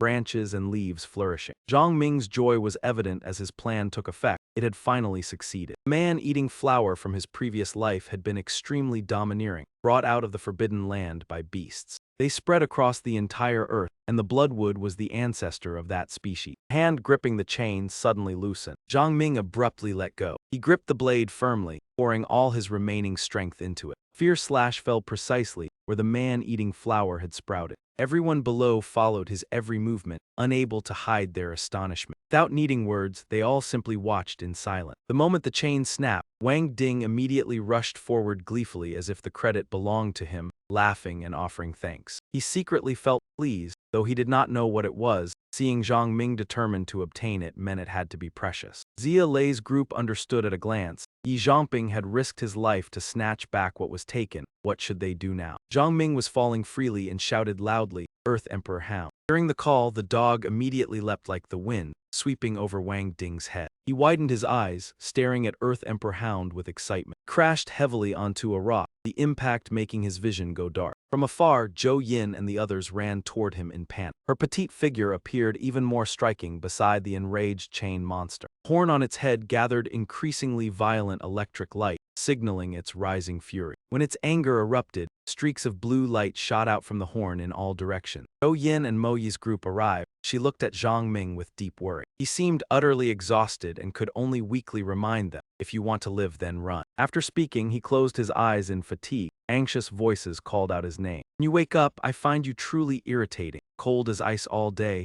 your gaze as if seeing through others, always acting as though you care about no one," and his eyes slowly opened. The voice continued, "You are not that remarkable, just a bit more capable than others. So can you get up and keep snapping at me? These past days I have been terribly worried." He tried to keep his breathing steady. French teacher bustled at his side muttering, "At my age, I have never taken care of anyone like this." He thought awkwardly. He had assumed that if he fell unconscious, Zhou Yin or Mo Yi would be beside him. Who would have expected it to be Zhu Ying, someone hardly reliable? Unaware that he was awake, she continued muttering, "So young yet putting on a stone face all day for whom to see." She used a warm towel to wipe him as he pretended to sleep, her mouth not stopping. "When you first appeared, I thought you were a hero, who knew you would even set conditions and force me to choose." Sweat poured from him, unclear whether from the hot towel or fear of her temper. He only dared think silently, "Please calm down a little." After all, he had come back to save her, yet she still thought he was not awake. He wondered whether he should open his eyes at once. Zhu Ying stood close before him and sternly said, "Do not think that saving me means you can give orders. I am still a teacher." She winked and pouted playfully. "You are younger than me, so what should you call me? Just call me sister." Zhu Ying even pinched his cheek and laughed. "That is right. Little brother Zhang Ming should call me sister." Suddenly she turned serious. "You should wake up. Our situation is terrible. We lack food and water every day. We are constantly hunted. We must fight zombies, monsters, and even humans. Even I have used your blade to strike at others." Zhang Ming listened while still pondering. Fighting zombies for food and water was understandable, but being hunted down, what was the reason for that? Zhu Ying twisted her scarf and continued, "The team internal situation is also chaotic. Those people used to be Sister Mo colleagues. They helped during the retreat, so now they constantly scheme over dividing the treasures. Chu Yin has clashed with them many times, and each time Sister Mo had to step in to suppress it. She knows Mo Yi is caught in the middle and finds it difficult." She turned to look at him and went on, "Especially her instructor, who seems to have his own calculations that hurt Sister Mo. There is a cousin who remains fair, but no one listens to her. Even she is exhausted. Mo Yi and Chu Yin must be under even more pressure. Little brother, wake up quickly." After speaking, Zhu Ying was about to leave. "Wait a moment, I will get another bowl of porridge for you." Zhang Ming's voice stopped her in her tracks. "How long have I been asleep?" The bowl of water in her hand fell to the ground with a clatter. Zhu Ying stammered, "When did you wake up?" He sat up, rubbing his head. The blanket slipped down, revealing a sturdy body. Inside the building, amid the apocalypse, scorching heat blanketed everything. Zhang Ming Group and the others were gathered inside a room. Chu Yin and Zhu Ying chatted and laughed brightly. He watched with a smile, thinking the three of them were truly happy. He glanced to the opposite side. The one talking with Mo Yi was likely He Lei, the woman praised by Park for being fair and principled. The two men standing behind Zia Lei looked somber and were also directing their gazes toward him. His gaze stopped on the plump-faced fat man with high cheekbones and thick lips. He thought that must be Deputy Director Yang Zhen, whom Park mentioned, the one who had been calling himself Talent Treasure these past days. Earth Emperor Pills saw him awake and happily ran over, barking twice. He sat down and stroked its chin, asking where the item was. It wagged its tail and placed a paw on his leg, seeking affection. And from its mouth it spat out a sturdy iron bar. He picked it up to examine it, satisfaction flashing in his eyes. The thick-lipped man stepped forward and said, "Since you are awake, we should discuss the compensation." He still looked at the object in his hand and replied lightly, "Go ahead." That man brought up how earlier Wang Ding blocked the road and he personally led people to rescue them. That was not wrong, was it? Cast a glance at Mo Yi. She caught his look and responded. She said sadly, "After Cheng Long sacrificed himself to help us, Deputy Director Yang and the others indeed put in a lot of effort." That man immediately raised his voice. "These past days we went out to find food and water, risking our lives against Wang Ding and Old Yi without ever retreating. Is that not so?" Chu Yin retorted, "You did not retreat, but you used nothing but shady and dirty tricks." That man shouted at her, "You little brat, shut up. If not for Mo Yi's face, I would have taught you a lesson already." Insulted, she swung her plant whip and gritted her teeth, calling him out. Zhang Ming held her shoulder and stepped forward. She looked at him in confusion. That man pressed on, saying he had saved his life several times, so asking for some compensation was reasonable. He nodded and replied it was not excessive.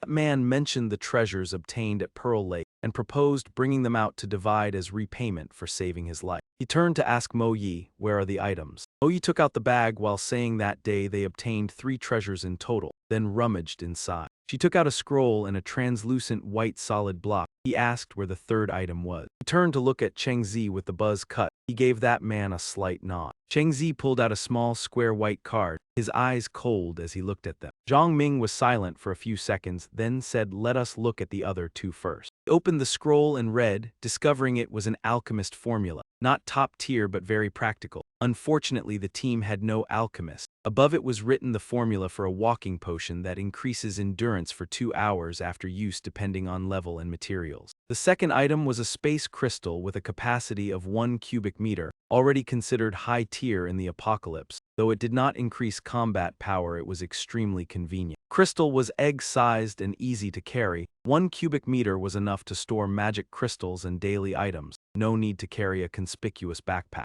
He looked at Cheng Zi and asked what the card was. He answered a summon card. He said sadly he was her instructor. During the retreat, he handed the card to him for safekeeping. She did not expect things to turn out like this. He nodded without speaking. He looked at that man and said these things cannot be divided. That man grew furious. The soldiers behind him immediately aimed their guns at him. He put his hands on his hips and asked if you intend to play tricks. He raised both hands to show he did not want conflict, saying he was very grateful for being rescued, but these items were obtained earlier and unrelated, then proposed using other things instead. That man sneered, "Fine, let me see what you can take out." Chu Yin, bring the backpack. Backpack was half open, revealing a pair of monster legs inside. He took out a green vial and said it was an immunity potion that prevents them from turning into walking corpses. That man licked his lips and mocked that it was good stuff, but not enough. He presented a blue vial, a 1-star evolution potion that can turn the user into a 1-star evolver. That man still said it was not enough. He raised his brow and asked, "Still not enough?" Chu Yin angrily shouted, "Do not go too far.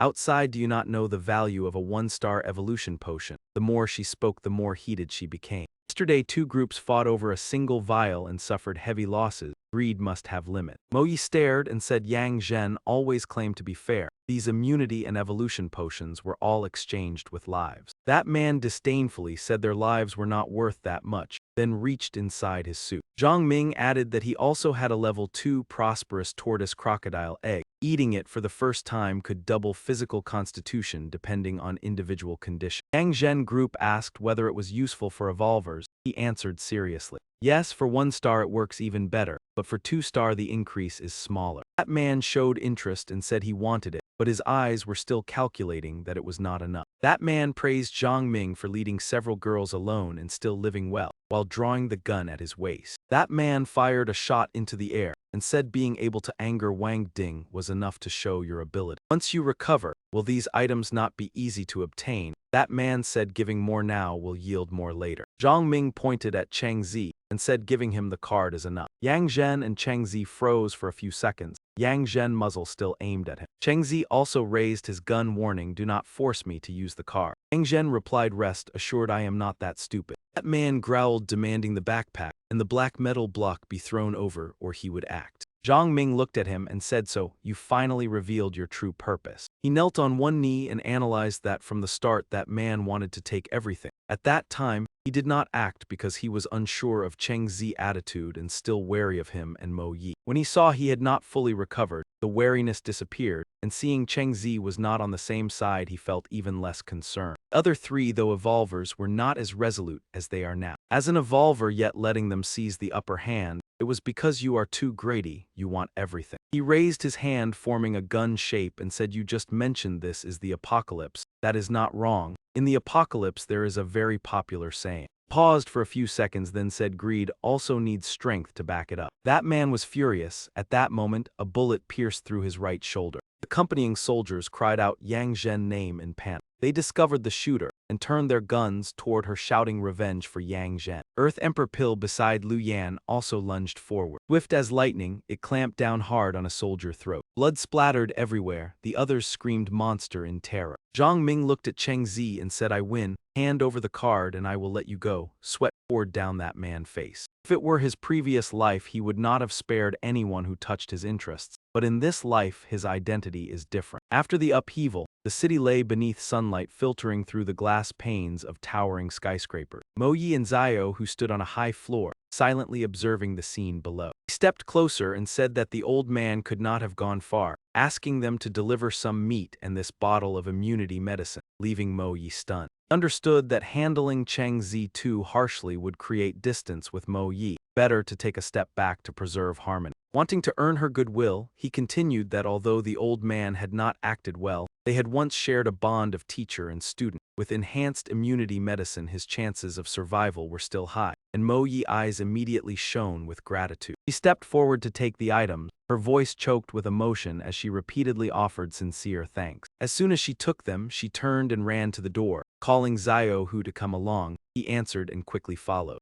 Lu Yan crossed her arms and looked at him mockingly, driving others away like that without feeling hypocritical. Calmly tossed the green vial toward her and asked in return who the real hypocrite was. She caught the vial and frowned, asking what it was, a consolation reward for attacking her teammate. He replied that it was only an advance payment. He always kept his word. Once she recovered, he would escort her to find her husband, then turned away to calculate the gains and losses of the trip to Pearl Lake. Returning to his room, he sat on the bed, spread out a piece of leather cloth and checked the items he had just obtained, pondering thoughtfully. The most significant loss was the spear, along with several level 2 demon crystals and medicine used as payment. Picked up a golden card shimmering with metallic light. Only then did he realize it was the Hellhound summoning card that Instructor Cheng had insisted on stuffing into his hand. He brought the card close to the crystal space, and it was immediately drawn inside. Watching the card rest quietly within the crystal, he smiled in satisfaction. This trip had yielded more profit than loss, especially the precious crystal space. He continued using it to store the other item.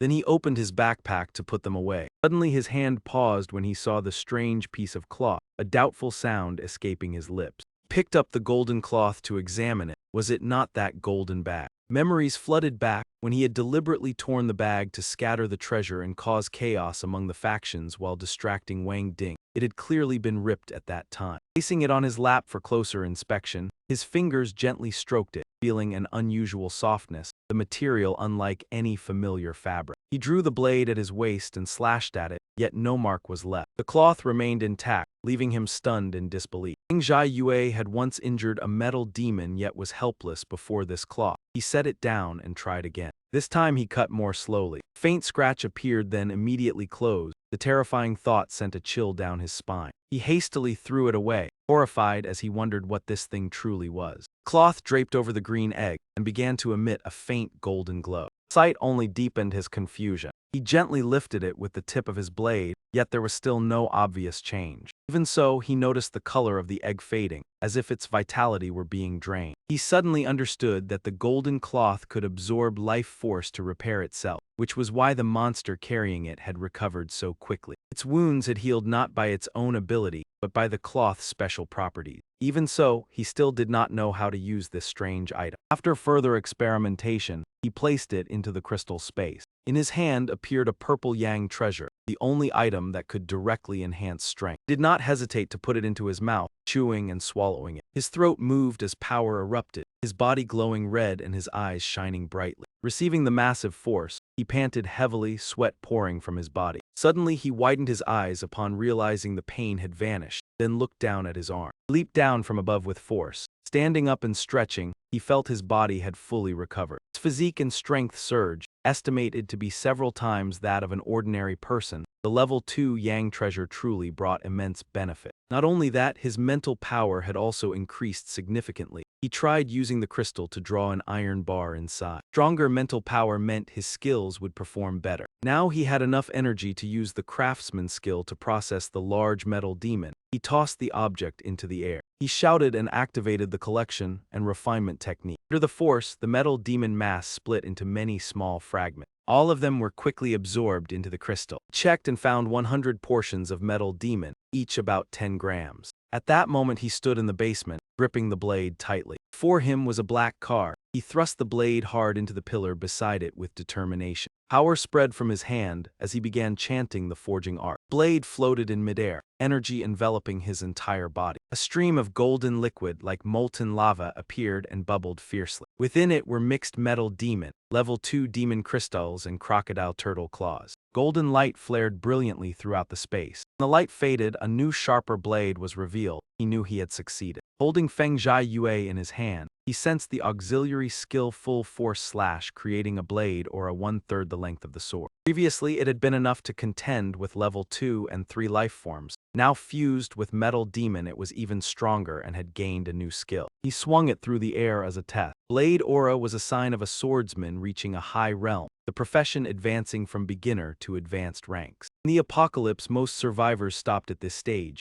Above it were Master, Grandmaster, and Transcendent. The rare Transcendent rank was hailed as God, such as God Swordsman or God Craftsman. Master and Grandmaster were often called demigod. This symbolic blade aura skill filled him with ambition, confident he could challenge even a level 4 opponent. Even so, he reminded himself that he was still only an apprentice. Without better materials and a superior base, continuing to forge would be wasteful. He left, thinking about strengthening himself further and seeking more precious resources. In the living room, Mo Yi and Chu Yin were chatting on the sofa. The door opened. Xiao, who was the first to see him return, he walked in holding the 2 newly forged blades. Seeing this, Xiao, who excitedly asked to take a look at the new weapon, drew the blade back and said if he wanted to see it then take it himself, his tone full of challenge. Xiao Hu laughed and replied that he would not hold back, then reached out to grab it, pushed off with his toes and lunged forward. His elbow swung toward him. He had already slipped behind like a shadow, causing the strike to miss. The blade was instantly pressed against Xiao Hu's neck, leaving him stunned.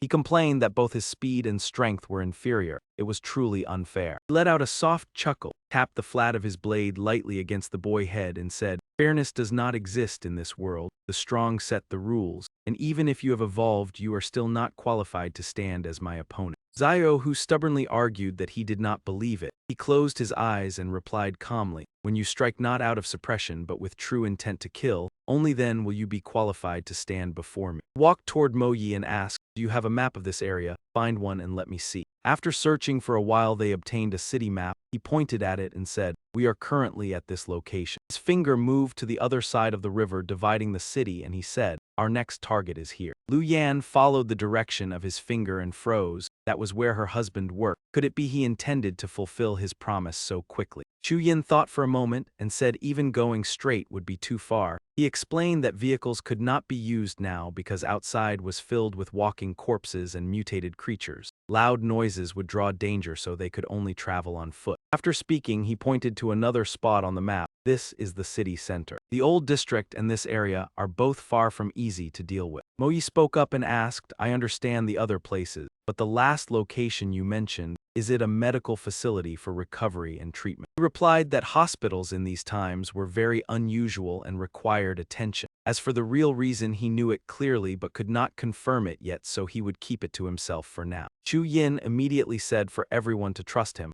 Zhang Ming had proven many times that his choices were correct. He used a red pen to mark out the planned route and declared, the objective is clear. I choose to follow this path. Hu Yan looked at the road that avoided densely populated areas and asked, going this way even if smooth will take more than 15 hours, why waste double the time? He answered seriously that he had promised to take her to see her husband but would not trade the entire team's safety for it. He could not guarantee absolute safety, yet he would reduce the risks to the lowest level possible. She suddenly understood, so the detour is to increase our strength and raise the chance of escorting successfully. Oyi asked briefly, then do we depart immediately? He shook his head and said these past days everyone has suffered losses. This debt has not been settled yet. In a desolate apartment complex, outside an apartment, a silver-haired man knocked on the door with his spear and said, Brother Deng, it is me. Inside the room, a red-haired girl was having her wrist bandaged by a muscular buzz-cut man with a scar over his eye. The silver-haired man entered and raised a large bag saying, Brother Deng, we gathered 35 more. This time it should be enough. Brother Deng took a drag of his cigarette and asked, how many crystals do we have in total now? He replied that there were over 300 pieces. That should be sufficient. Brother Deng mentioned the previous failure. 260 magic crystals exchanged for a pair of silver boots, yet it was all in vain in the end. That man sighed who would have thought each spin would cost more, angrily tightening the bag in his hand. Xiao Tong sat up and said they should not complain. Encountering the roulette was already fortunate because otherwise the three of them would not still be here. Drew the curtain closed, the silver-haired man continued that Xiao Tong luck was incredibly good. 5 spins yielded 3 evolution potions and 1 skill, and 2 times she even received a class scroll from the color roulette. Brother Deng looked at her meaningfully, truly outstanding. Before he finished speaking, the window glass shattered, a hand holding a blade thrust through. Zhang Ming seized Xiao Tong tightly. The blade pressed against her neck as he crouched by the window ledge. Brother Deng shouted upon seeing it, what are you doing? He smiled faintly and replied, it is me. The blade still pressed against the girl's neck. The front door was also forced open by Mo Yi and Xiao who stormed in to subdue them, ordering everyone to lie down and not move. Xiao who aimed his gun and mocked that you chased after me the other day. Continue now. Zhang Ming thought to himself that subduing 2 class holders and 1 evolver so easily could only happen in the early stage. Later everyone would know to set traps to protect their shelter.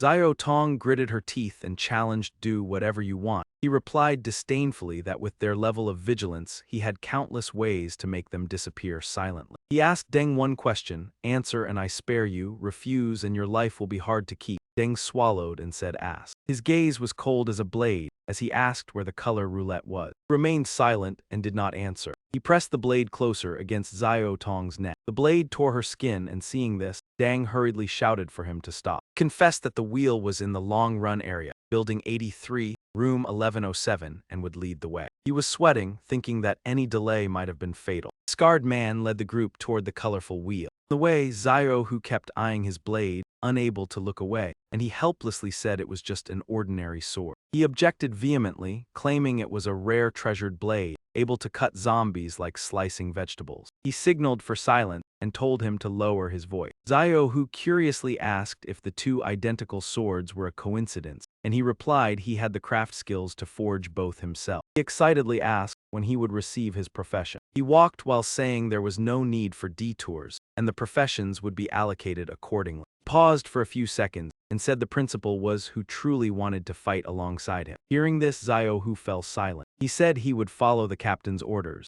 Zhang Ming quietly judged this reaction as normal. If loyalty were faked just for a profession, he wouldn't keep them. After walking a while, they reached room 1107, and the scarred man said they had arrived. Xiao Hu kicked the door open first, with Mo Yi following. Inside was a 4-colored round object like a clock engraved with characters, and Xiao Hu marveled at its uniqueness. Zhang Ming stepped forward and observed the massive object for a long time. He said they might need to stay here for a while. Zombies still lurked around the building. Suddenly, the box emitted a strange sequence of sounds that drew every gaze. Everyone turned to watch attentively. Immediately after, a violent explosion rang out. Zhang Ming ducked to the side to observe, then signaled it was his turn. Io, who asked in surprise where he learned to make bombs and how he could detonate them remotely. He shouted to stop talking and move forward. He immediately took a fighting stance with the blade, smiling and saying he could do it. Zhang Ming suddenly remembered something, looking toward the building by Chu Yin, estimating over 200 spirit essences could be collected this morning. He shouted to finish collecting before going to assist Chu Yin, while he would check elsewhere. Zio Hu replied while fighting that he understood. He accelerated away, calculating that each turn needed more spirit essences. Last time over 200 had failed, so this time at least 300, perhaps 500 to be safe. At the supermarket entrance, his face darkened for lack of time to collect lower-level spirit essences, needing to find level 2 ones. The supermarket was full of zombies, many predators here, so evolution levels were higher. Therefore, the chance of encountering level 2 mutated zombies was very high. He advanced slowly when suddenly, a zombie lunged at him from behind, growling. But with a single precise strike, he took it down neatly. He was slightly disappointed as it was just an ordinary type. The floor didn't have what he saw. Suddenly, a strange liquid dripped onto his shoulder from above. Looking up, Zhang Ming saw a giant spider suspended on its web. He frowned slightly as the name surfaced in his mind, mutated long-legged spider. Immediately after, it opened its mouth and shot out strands of silk. At a glance, he recognized it as a spider web. The web spread wide, nearly impossible to evade, just right to test his wind moon slash. He poured all his strength into the blade, let out a low shout and tore through the webbing before him. Seeing that, the spider instantly became flustered. Without hesitation, he rushed forward and delivered a decisive strike that split its body in two. After that, he swiftly took the bead from its corpse. The remaining legs were also neatly dealt with by him. With everything settled, he felt inwardly satisfied that this trip had not been in vain. Suddenly, an attack struck from behind. Fortunately, he reacted in time and avoided it. He frowned and wondered, a sneak attack. This is not good, this is. As soon as he turned his head, he immediately recognized the newcomer as the Whispering Crone and her pet. In his previous life at the dawn of the apocalypse, there had been tales of a beauty wandering with a pet, her charm accompanied by blood and tears. Anyone who caught her eye would spend a night with her, yet afterward a tragic fate awaited, their body destroyed while they remained conscious. Later people learned it was not merely legend, but a special type of zombie formed from young girls after evolution, called the Whispering Crone. Among zombies, she was not the strongest, yet she possessed the innate talent spiritual seed that could completely control a mutated creature, making it loyal while retaining awareness, her pet evolving alongside her into something extremely formidable. Though slightly wary, he still sneered. Who would have thought this supermarket housed not only mutated spiders but also a sneak-attacking Whispering Crone, and her pet is actually a level 2 mutated cat. Truly interesting. She cradled the cat in her arms and looked at him with a bizarre gaze. Memories flooded back. He recalled that in Donghai there once appeared a level 9 Whispering Crone riding a giant white serpent, her appearance no different from a normal person, her gestures and smile even more natural than humans. Though rumors might be exaggerated, only high-level Whispering Crones could speak fluently and gradually lessen their bloodlust, sometimes even communicating with humanity. There was a hypothesis that upon reaching level 9, some Whispering Crones regained their old memories and quietly blended into human society. But before level 9, they were as ruthless as any zombie. The black cat suddenly leaped from its master embrace. It moved to the spider corpse and began gnawing at chunks of flesh. Seeing her remain still, he understood they regarded him as merely reserved food and were taking the chance to absorb energy from the spider corpse first. Unfortunately, they had underestimated the current him. Zhang Ming immediately locked onto the cat and made his move. The blade slowly closed in on it. Whispering Crone let out a startled cry. Only then did the cat realize the imminent danger. But it was a beat too late. It hurried back into its master arms and was healed by her ability. Observing that action, he suddenly understood it was the innate talent energy exchange that could swap injury. This skill enhanced healing efficiency, and after evolving, expanded its exchange capability. At higher levels, it could even share life force. Normally, a Whispering Crone had to reach level 9 to obtain this talent, yet this level 2 before him had awakened it. He absolutely could not let them fully recover. Thinking so, he immediately swung his blade at the cat. However, the Whispering Crone tightly embraced her pet and dodged, astonishing him with her speed. Her speed was not slow at all. Rashly chasing now might not catch up. The most urgent matter was to deal with his own wound. Otherwise, he would become fresh bait attracting zombies. Clutching his aching back, he smashed through the glass door and rushed out of the supermarket, unease lingering in his heart. The ominous feeling kept rising. This matter was likely not over. The moment he landed, he saw 3 mutated birds flying out from the supermarket. They charged at him. He immediately swung his blade repeatedly and cut them down. Thought resolving those 3 meant peace. Unexpectedly, countless rats poured from the sewers and surrounded him. He understood inwardly it was the whispering crone trick. Though she controlled only one pet, she could connect with other creatures. She could also communicate with nearby mutated life, but was that enough to bring him down?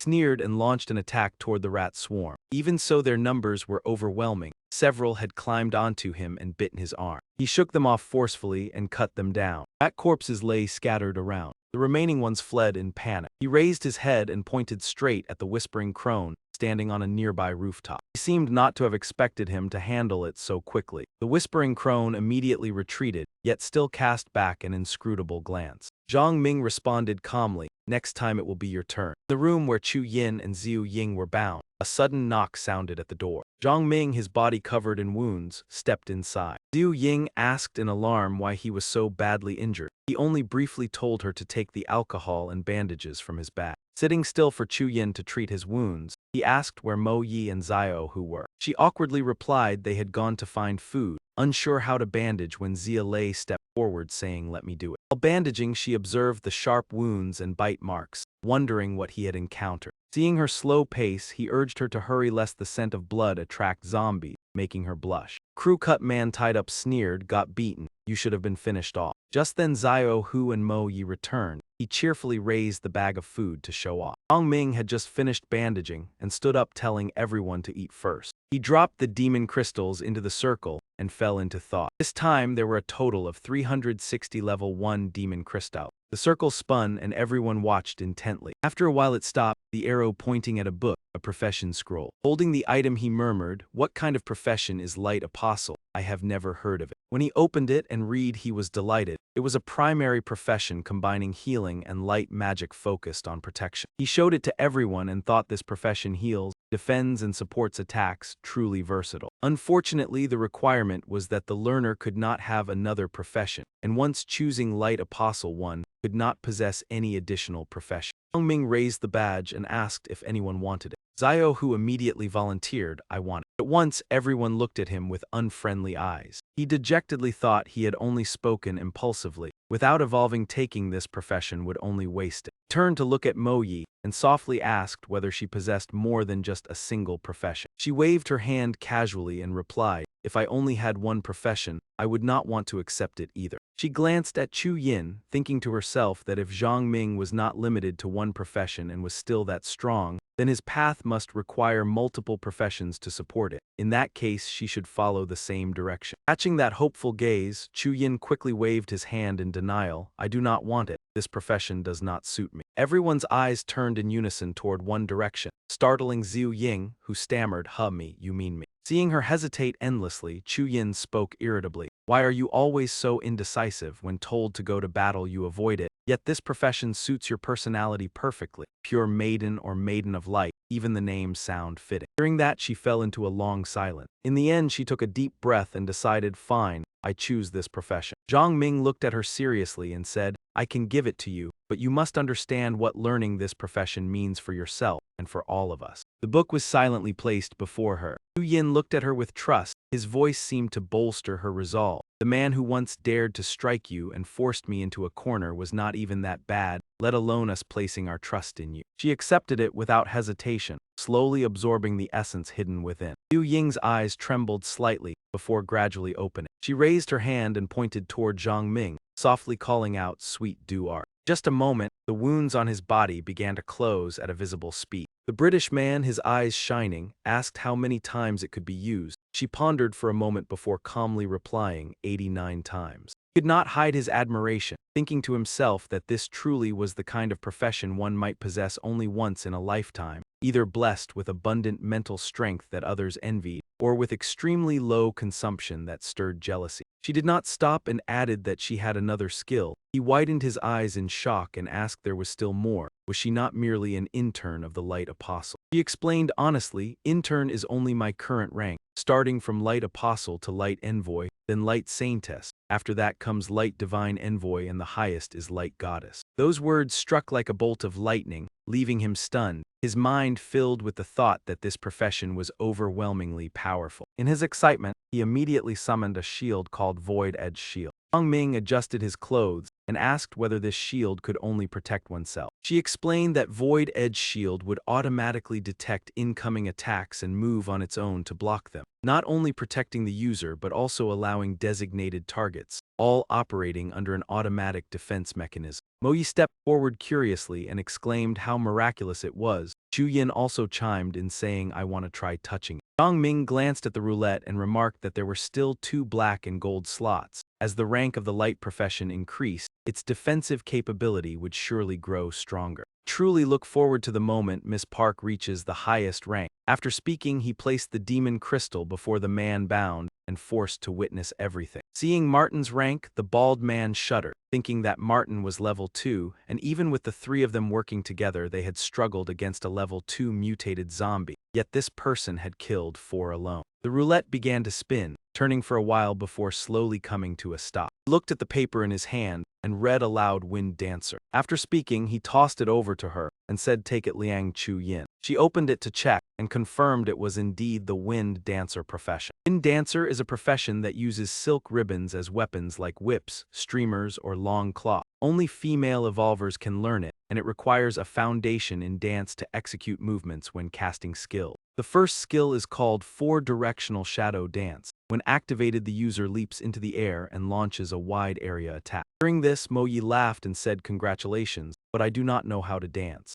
Xiu Ying added that she was used to using a whip. This profession was truly born for her. Hearing that, Chu Yin immediately grabbed it to absorb and said, "Fine, then let me try." Io, who saw that everyone had their own profession, and jumped up urging Brother Deep to continue. Zhang Ming replied softly that they had run out of demon crystals. If they wanted to spin again, they had to wait at least a day or longer. Forget it. He widened his eyes and shouted, "What? Really giving up?" Mo Yi stepped forward and smacked the back of his head, then sternly told him that was enough, be quiet. He immediately fell silent, tears welling in his eyes. Not wasting time, Zhang Ming ordered everyone to pack up and prepare to depart, and they all answered in unison, "Understood." Suddenly the bald man hurriedly cried, "Wait, do not execute us. Let us go and I will reveal something, I swear on my parents' honor. What I say is all true and beneficial to you. Do you not use a knife? I know someone who holds a similar profession certificate." Those words caught Zhang Ming's attention. He said coldly, "Continue." That man trembled as he confessed that 2 streets away there was a small supermarket named Och Och. Inside were about 6 or 7 people. They had a profession certificate of unknown origin. Because there were too many people, it was hard to divide, so they wanted to exchange it for evolution medicine or other useful item. As for how to negotiate, that was up to them. In Long Hai Zion district, Zhang Ming's group gathered below. Chu Yin stood before him and greeted Zhang Ming. Holding the demon crystal, he replied that was more like it. Everyone must fight to gather demon crystals while quickly familiarizing themselves with their professions. Zio, who chuckled and said Brother Deep is truly a good man. He did not even take the demon crystals from those 3. He reminded sternly that it was only a warning. The black slot on the roulette was the zone of death. He asked curiously if the pointer stopped there would everything end, even for the strongest person. Hearing that, the others all turned pale. Mo Yi seemed to understand and was about to say then those 3. Before she could finish, thunderous explosions sounded in the distance. Zhang Ming said coldly, "This is the last time I care about your feelings. Next time there will be no such trouble or waste of several hundred demon crystals. I will act directly." Chu Yin said in alarm, but he cut her off. "I promised to spare them because they admitted defeat. Only because we are stronger. If the positions were reversed, think about what they would do." Zhang Ming turned his back and shouted, "Do not forget at Venho Square they ambushed us silently. When I was unconscious, they pursued us the entire way. Now you think I am cruel only because your vague compassion has never had to pay a price. When that foolish softness brings unimaginable consequences upon you, you will no longer think so." He pointed at the corpse beside him and raised his voice. "At that time you might also become a filthy body like her." The group sank into heavy silence, fear slowly spreading. He continued, "This is the face of this world. Only when facing those who have fallen do we have the right to grieve. For the rest of the time cast aside compassion. Those 3 surely harbored hatred, so I could not allow anyone bearing resentment toward us to continue existing. In a bedroom, Aquan sat on the bed reaching for the bottle of water on the table. Drank nearly half in one gulp, then looked at the girl on the bed who was watching him with anxious eyes. He curled his lips into a smile and handed the bottle over, saying the rest is yours. She immediately took it without hesitation and drank eagerly. From outside came a voice calling father. Another group has arrived outside. They do not look easy to deal with and want to spin the roulette. Opened the door slightly and asked how many people. The other replied 6 people, 4 women and 2 men, and they have guns. He frowned, thinking that such a lineup was fairly strong. As he stepped out, he told them to call all of their people over. The other replied they had already called everyone and urged him to hurry. That man pushed the door open and left, smiling as he said, "Understood, boss." Looking at the girl, that man could not help but chuckle softly. And that man urged her to hurry and tossed the water bottle over. The girl silently complied with the request. In the hall, the 2 sides stood facing each other, observing one another. Io, who looked at the roulette behind them and happily said, "Brother Deep, that man did not deceive us. There truly is a roulette here." Aquan stood at the front, raised his hand to signal and asked, "Do you want to spin the roulette? Do you know the rules?" Zhang Ming stepped closer and said, "1 spin costs 1 demon crystal, correct?" He said spin 10 times and tossed the demon crystals to him. Holding the demon crystals in his hand, he signaled his subordinates to step aside. Stepping before the roulette, Zhang Ming looked at Xiao Hu and said, "You always brag about your lucky hands. Today you try." Hearing that, he replied excitedly, "Just watch me." Quan turned and instructed the man from earlier to watch carefully. He replied, "Understood, boss." Xiao Hu stepped forward and began spinning the roulette. Seeing the pile of items, he ran back joyfully and boasted, "Brother Deep Sea, my hands are lucky. There must be a share of these evolution medicines for me." Suddenly, Aquan stepped forward and pointed a gun at him.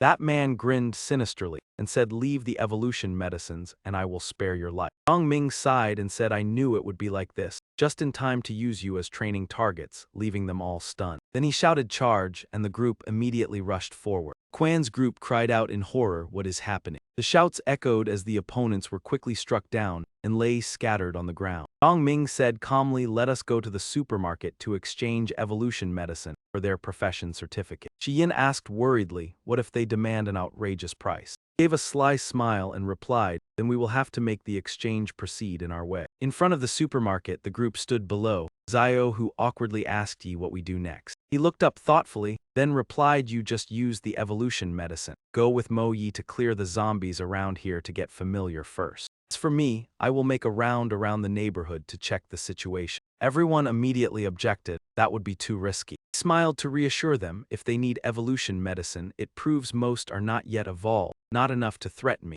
Moreover, going alone allows easy advance and retreat. If danger arises, I will withdraw immediately." Yu Yin bent down to pat Huang Huang's head and said, "At least let Huang Huang follow him." He nodded in agreement. 1 person and 1 beast quietly entered inside. In the dark corner, a pair of feline eyes silently observed their every move. Zhang Ming pressed against the wall to watch, hearing voices inside the supermarket. Suddenly he sensed something unusual and turned sharply. Before him, Huang Huang was rushing toward another cat. 2 animals immediately wrapped around each other in combat. As soon as he saw him, he recognized him, silently thinking, "Indeed it's you," still following persistently. Didn't want to be involved with him, yet he persisted. Seeing her silhouette ahead, he couldn't help but be annoyed. He also saw another figure beside her. He guessed this time she had brought an assistant, a skeletal demon. He made a cutting motion across his neck and said, "You are a psychic mutant zombie. Higher intelligence than your kind must understand my intent. Today I will show no mercy." Both sides lunged almost simultaneously. The woman accelerated to close in.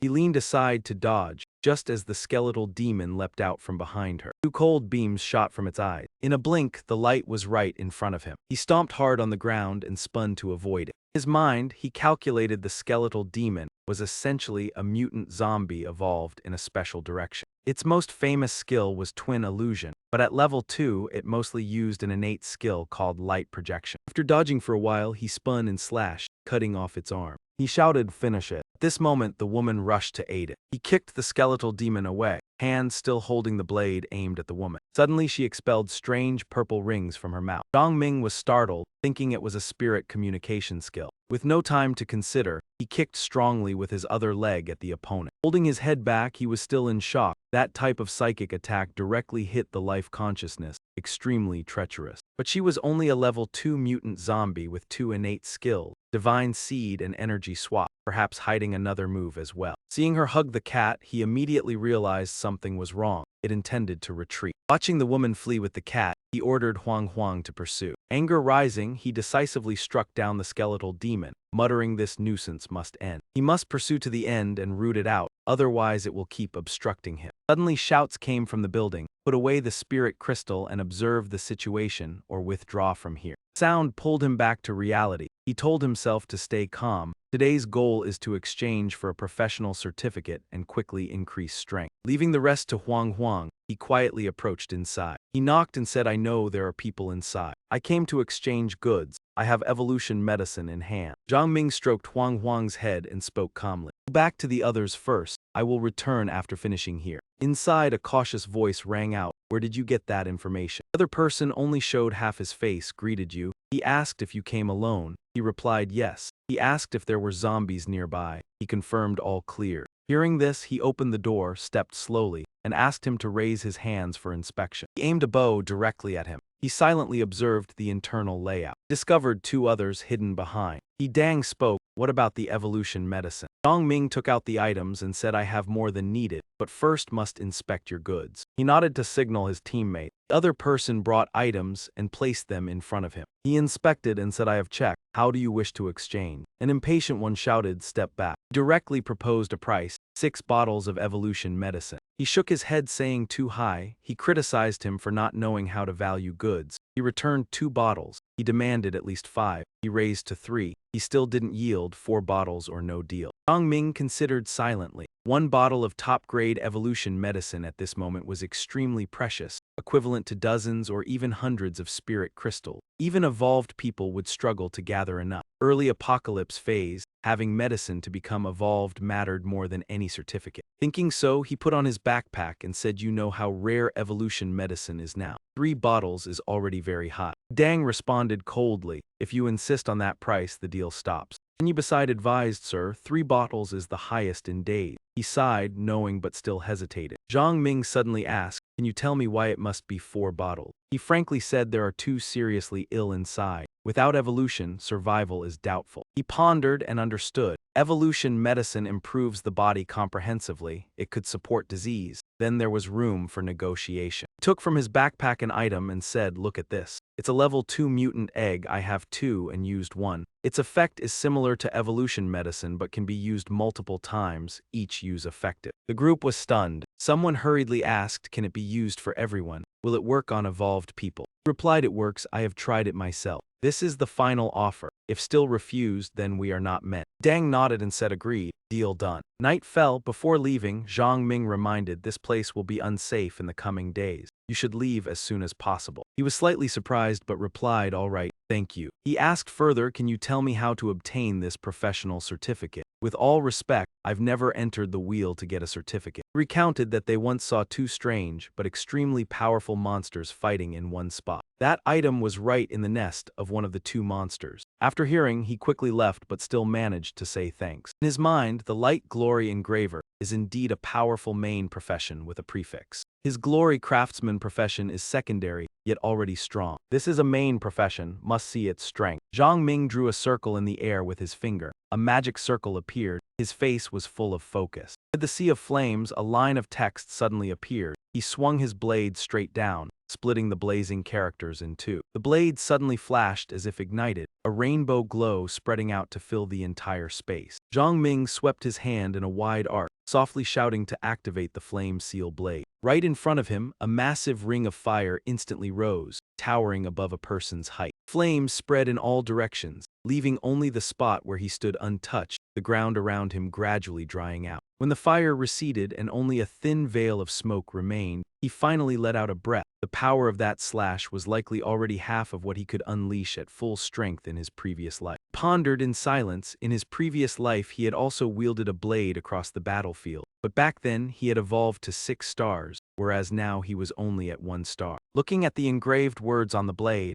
Zhang Ming understood that the Radiant Seal Bladesmith was essentially a fusion of a seal mage and a blade warrior. A seal mage used special mental force to form seals outside the body to trigger ability, while a blade warrior specialized in direct combat techniques. The corner of his lips curved slightly. his eyes shining brightly. Now he was a radiant seal bladesmith. The system divided into two branches, seal arts with its first skill flame, allowing the blade to become a conduit for firepower. The second skill was blade technique. At present he only grasped Azure Sea Severance, but its consumption was too great, so he could not use it just now. Zhang Ming carefully stored the blade in his backpack, worried that if he used both the seal and Azure Sea Severance at the same time, he could at most swing twice. The better the blade, the stronger the seal's power. With the added support of his craftsman profession, he leapt over the wall and out. Landing in a blind spot, he told himself to quickly regroup with Chu Yin, and then consider how to strengthen Wind Pool Moon. The sudden sound of barking made him realize that Huang Huan and the others were in danger. Ahead lay only a deathly silence, pressure enveloping every row of houses. Mo Yi fought with all her strength, each slash tearing apart the fluttering white fragments. Behind her, Zhu Ying struggled to provide support, the two of them facing a man. Wang Ding sneered provocatively, "Not bad skills. You healed her once and added 6 more layers of shields. I want to see how long you can hold on. Too bad your strength is too weak. Today this prize belongs to me." Mo Yi merely looked at him silently, her gaze calculating. Behind her, Zio, who was badly injured, yet still forcing himself to stand. Despite the pain, he craned his neck and shouted a furious curse. Commander Yi also rushed forward, drawing his twin blades to engage Chu Yin. Huang Huan alone resisted 3 enemies from the opposing side. The 3 groups formed a protective ring around Zio Hu, the situation hanging by a thread. Wang Ding took the initiative to charge, officially igniting the battle. His blade clashed with Mo Yi's, a sharp sound ringing out. His gaze was as cold as a blade, his weapon pressing close to her body with crushing force. Shield before Mo Yi trembled violently. She gritted her teeth and endured. A single simple slash was enough to force her backward. 2 girls were already exhausted, sweat soaking them as he continued to press forward. Zhu Ying still stood firm in support. She shouted Ling Shield. She braced herself to resist. She had used Sweet Dew Art on Mo Yi once, on Huang Huan once, added 5 shields to Mo Yi, 1 to Chu Yin, 1 to Huang Huan. Her mental force nearly depleted. Why was Zhang Ming not back yet? Wang Ding suddenly twisted Mo Yi's wrist, both of them straining with all their strength in the struggle. He bared his teeth in triumph. "This blade will soon belong to me." He stepped closer to seize the blade, Mo Yi's face turning pale without a trace of blood. At that moment a familiar voice rang out, "You are celebrating too early." Wang Ding's expression changed, his eyes reflecting surging flame. Zhang Ming appeared with a new flame seal blade, blocking the villain's advance. His presence left Mo Yi and Commander Yi both stunned. Wherever he advanced, his blade swept with blazing fire, forcing Wang Ding to retreat. He could not dodge completely, flames licking his elbow and burning painfully. Zhang Ming stood proudly amid the resounding shouts, "Brother Yi, Zhang Ming, boss." Wang Ding endured the pain and fled. One of his arms was severely burned by the fire. Zhang Ming merely watched him withdraw. Seeing the situation turn unfavorable, Commander Yi immediately ordered a retreat. Chu Yin had not even had time to react. The opponents had already widened the distance. Chu Yin angrily shouted, "Do not think you can escape." He called after her, "Let us go." Chu Yin was annoyed at not having the chance to strike back. He suddenly noticed Zhang Ming seemed fatigued and hurried to support him. "Brother Yi, what is wrong?" He softly replied that the move just now had consumed too much. Mo Yi quickly assigned tasks. Miss Fa take care of Huang Huan, Zia Lu assist Chu Yin, listen to Zhang Ming and leave here at once. Next morning, sunlight streamed through the skyscrapers, opening a new day. People and zombies wandered along the road like lost ghosts. On the rooftop, Zhang Ming's group packed up their resting place after a night of recovery. Zio, who had recovered even stronger, joking and boasting to Mo Yi about how formidable his move was. She pouted and replied that she had only let him win. Two continued training enthusiastically, while Zhang Ming lay there thoughtfully gazing at the sky. He sat up, his head still slightly dizzy at some point. Seeing him awake, Zio, who happily called out, "Brother Yi." Mo Yi also turned to look. Zhang Ming waved his hand to reassure them. After a night's sleep, he was much better. In the distance, Chu Yin was preparing a fragrant breakfast. Even so, he was still worried. Using flame blade twice last night had consumed too much, so he could not keep Wang Ding. Chu Yin brought the food over with a bright smile. "Breakfast is ready, everyone eat." The 6 gathered around the fire like a family. Zio, who laughed that he could now fight the captain and asked to use Wind of the Moon. Mo Yi immediately retorted that if he wanted to try then he should bear the consequences. He drooped in disappointment. Zhang Ming burst into laughter. "Is it not just a blade?" Zio, who explained seriously, "Did you not see Wang Ding yesterday? Even though he was stronger, he still feared the blade wind of the moon. Zhang Ming drained his bowl and said he would forge another one for him. He stood up and acted at once, leaving everyone stunned. He began to perform the forging technique with utmost seriousness. His palm pressed against the wall before him. From it, he separated enough material to form a blade. Behind him, a blue light flared brilliantly, concealing all his movements. In the blink of an eye, a new blade appeared. He handed it to Xiao Hu. If you want to control the wind, then use this. Xiao Hu held the blade in disbelief, his mouth full of constant exclamations. Chu Yin's eyes shone as she praised it as truly miraculous. The teacher also curiously asked what skill this was. Zhang Ming crossed his arms and smiled, replying that it was his craftsman side profession. Immediately after, he reminded Xiao Hu not to be foolish. Crafting required a level 2 magic crystal. If they had not killed one last night, there would be no blade for him. He could only obediently fall silent. Then he was sent by the girls to wash the dishes, tears welling up, while Zhang Ming quietly walked to the edge of the rooftop. Seeing him standing alone, Mo Yi asked, "If we do not follow the old route, where are we going next?" Pointed downward and said, "We are going there to find someone." In his heart, he knew clearly that in the future that person would be called the music master. Inside another building, a group of people lay scattered everywhere. An ordinary figure slowly stepped out before everyone's eyes. Huang Xuan chewed on a chicken drumstick while speaking calmly. "Hey, you senior technicians over there. What are you greeting for? Why is no one opening their mouth to answer?" Everyone remained silent. Not a single person responded. He pulled the beautiful girl into his arms and said with a grin, "I came to bring good news. The food is almost gone. Tomorrow we have to go out and look for more. Now I will pick a few people to follow me. Whoever wants to go, raise your hand. Follow me, and whether we find food or not, you will still get a full meal. You will also get an extra bottle of water, and if we find food, you will receive a 3-day ration." Hearing that, the whole group widened their eyes in shock. They immediately jumped up and scrambled to volunteer. "Take me with you." He pointed at them. "Fine, then you two follow me." The bald man leaned close to his ear and whispered something. He then turned and pointed at the maintenance worker.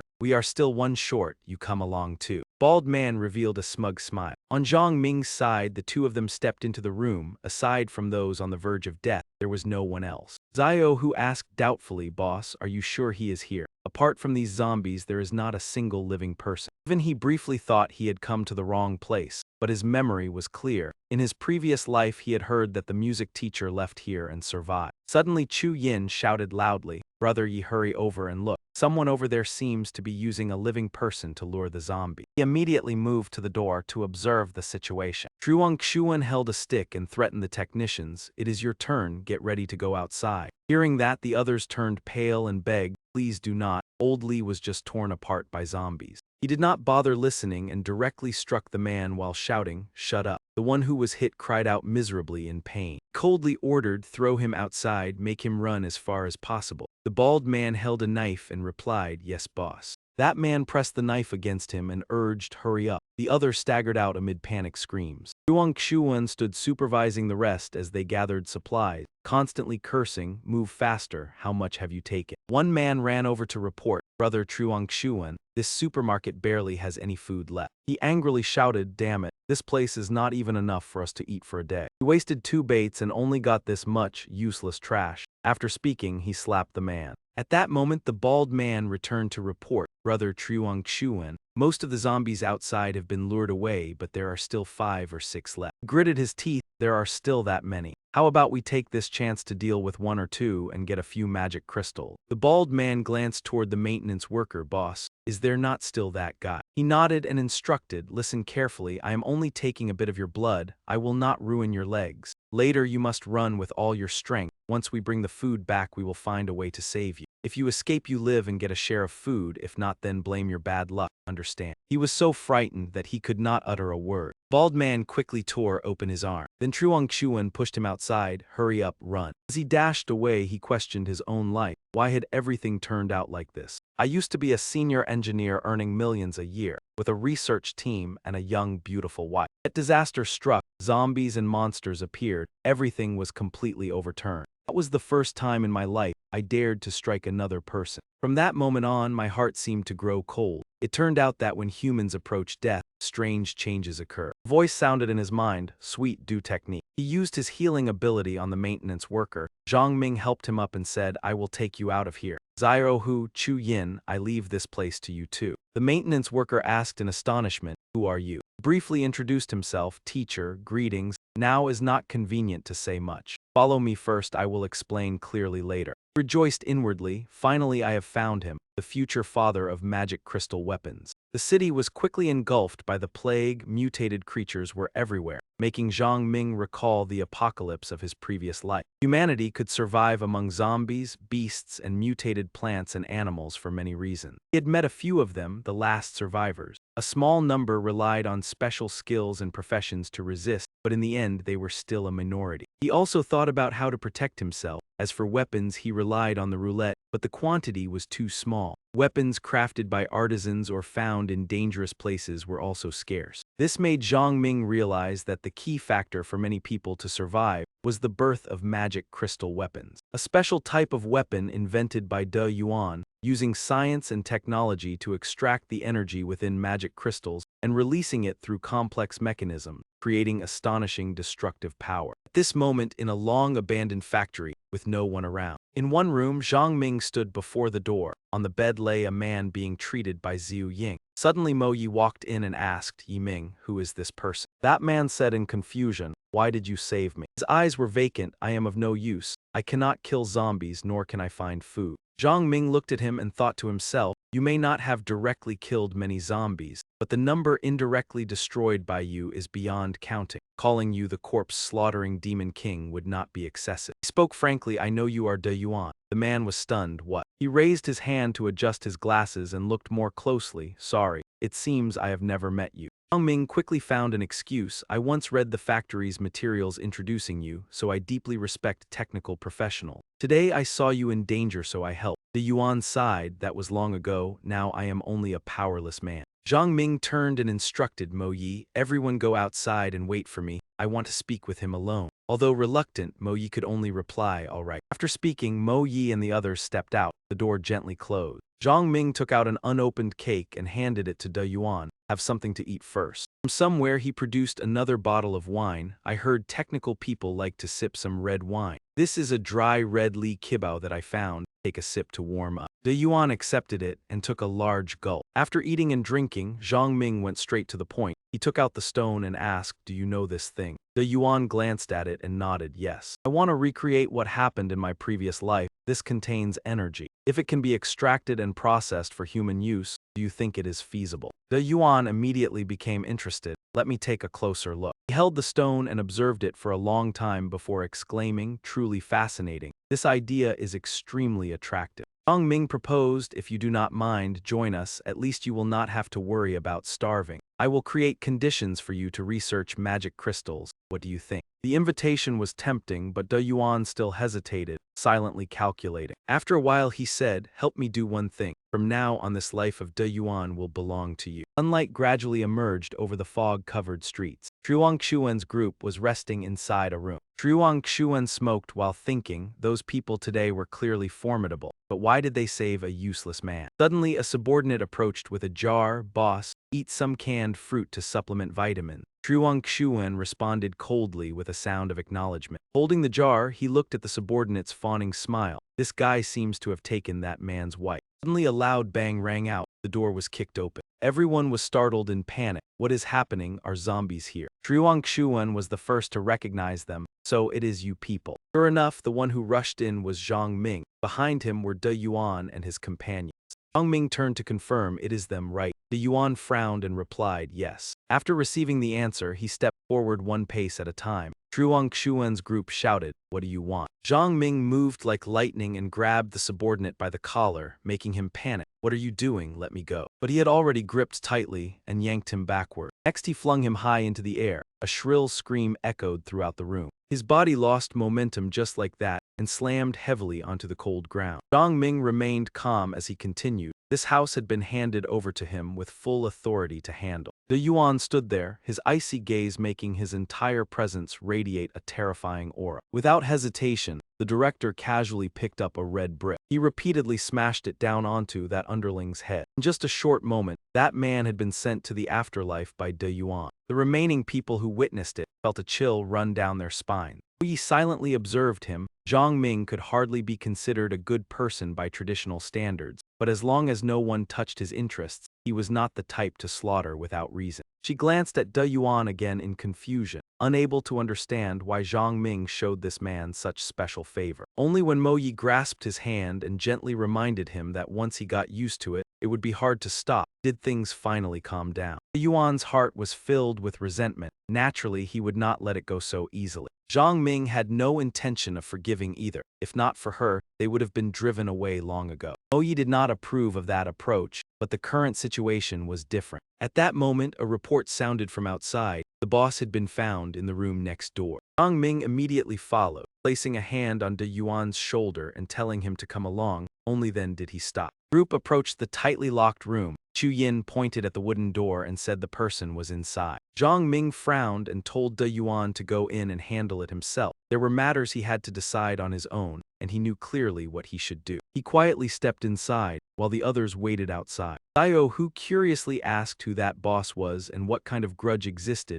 Zhang Ming explained that times were chaotic, but harming someone's parents and forcing others was an irreconcilable hatred for anyone with a conscience. Suddenly, miserable cries echoed from inside the room, making everyone shudder. After a while, De Yuan opened the door and stepped out, still holding a sharp knife, softly saying he could not do it. As soon as he finished speaking, tears streamed down his face. He left her to face her own fate. Zhang Ming immediately told Chu Yin to bring food inside for her. She nodded and agreed at once. He stepped forward and patted his shoulder in comfort, then told him to leave together. De Yuan gratefully murmured his thanks. After dealing with those people, the team continued on their way when a voice called from behind asking them to wait. A group of people ran over asking if they could travel with the Lord. De Yuan turned around. They were all people who had been with him for a long time. He proposed to Yi that he needed a few assistants for his research. Zhang Ming agreed, but only allowed 5 people to come along. Although he consented, he still emphasized that the current situation was extremely dangerous. They had many crucial matters to handle, so 5 people was already the limit. As time gradually passed, the city sank into darkness amid ruins and desolation. On the rooftop of a building, the 2 groups of Zhang Ming and De Yuan were sitting together in discussion. He pointed to a spot on the map, saying they were very close to the new area, and after clearing this place, they would go find her husband. Mo Yi was slightly surprised as she asked about the farm.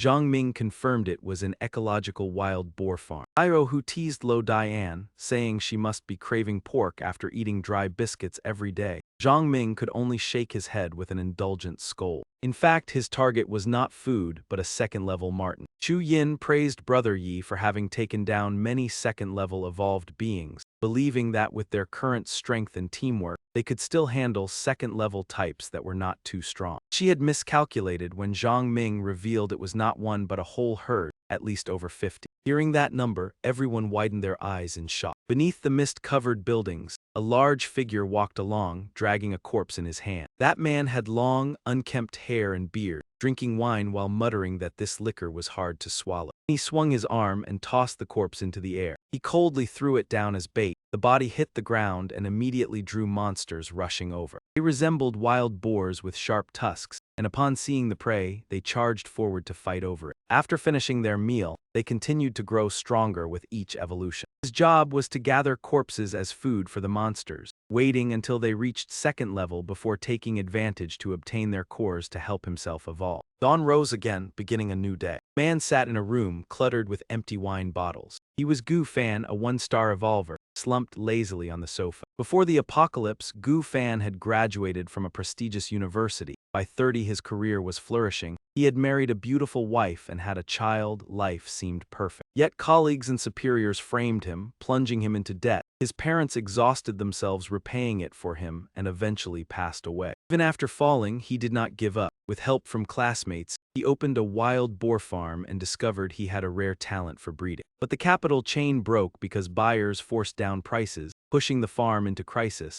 and Gu Fan fell into despair once more. Fortunately, at that very moment, the apocalypse struck, and his herd of wild boars mutated, becoming ferocious yet absolutely loyal to their master. From then on, Gu Fan drowned himself in alcohol every day. Suddenly, he sensed unease, feeling each one in the herd gradually disappearing. He sprang up and looked outside. Another one was gone. Gu Fan trembled, his heart tightening slightly. This sensation only appeared when they died, so it could not be an illusion. He pressed a hand to his chest. Another one vanished. He suspected they had encountered a powerful mutated life form while foraging. Without hesitation, he rushed out to check, whistling to summon the herd at the same time. The entire herd of wild boars surged over like a whirlwind. He nimbly leaped onto the back of the leading one and sped off. He had no idea that he had already been targeted by someone else. From behind the trees, Zio, who reported through the radio that the target had left. 7 remained inside the house, including 3 second-level and 4 first-level. On the rooftop, Zhang Ming and his teammates received the signal. Mo Yi observed through binoculars, counting both the herd taken away and the 7 left behind. There were 74 in total. She clearly reported that among them were 46 second-level and 28 first-level. Zio, whose voice rang out in astonishment at the overwhelming number.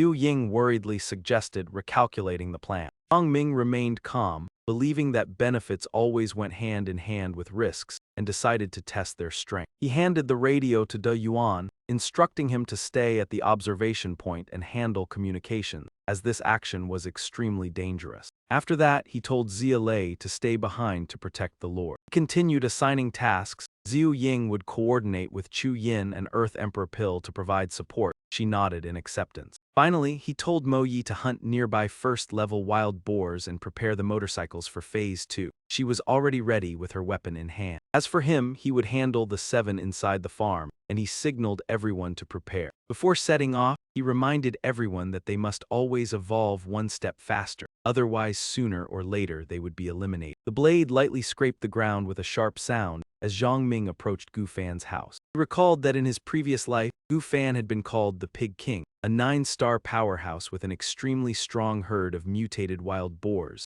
Among them, 5 had reached level 8. He advanced step by step toward the Iron Gate, regretting that in his entire life that man had only lived with his herd, and in the end fell before 2 9-star powerhouses joining forces. As soon as he stepped inside, a mutated wild boar charged out, yet Zhang Ming remained calm. It was only long after Gu Fan's death that people wrote of him as a supreme powerhouse of the apocalypse along with this city. He shifted slightly and unleashed several clean slashes toward the wild boar. Having just finished taking down one, he immediately extracted the stone from its head to examine it, knowing that to evolve again he would need to gather many level 2 martens, and this place was the only location he thought could quickly accumulate such a large number. Zhang Ming briefly considered the possibility of having to eliminate a key future powerhouse, but if he didn't, what other choice was there? Just as he finished handling one, a horde of mutated boars appeared from nowhere, and if not dealt with quickly, the consequences would be disastrous. He noticed they still had human hands in their mouths, and if not stopped, the fate of those victims would be unimaginable, most stained with traces of humanity. Zhang Ming smiled calculatingly, swinging his hand without mercy, for no one in this world is completely innocent, and the price paid was still insufficient. Deep in the forest, Mo Yi surged forward with all her strength like the wind. Behind her, a pack of mutated wild boars was chasing closely. She spun rapidly, her hand already pointing the gun backward. Rapid shots rang out, each one bringing down a boar in succession. But these boars were no ordinary creatures. They dodged with astonishing agility. Then the entire pack charged straight toward her.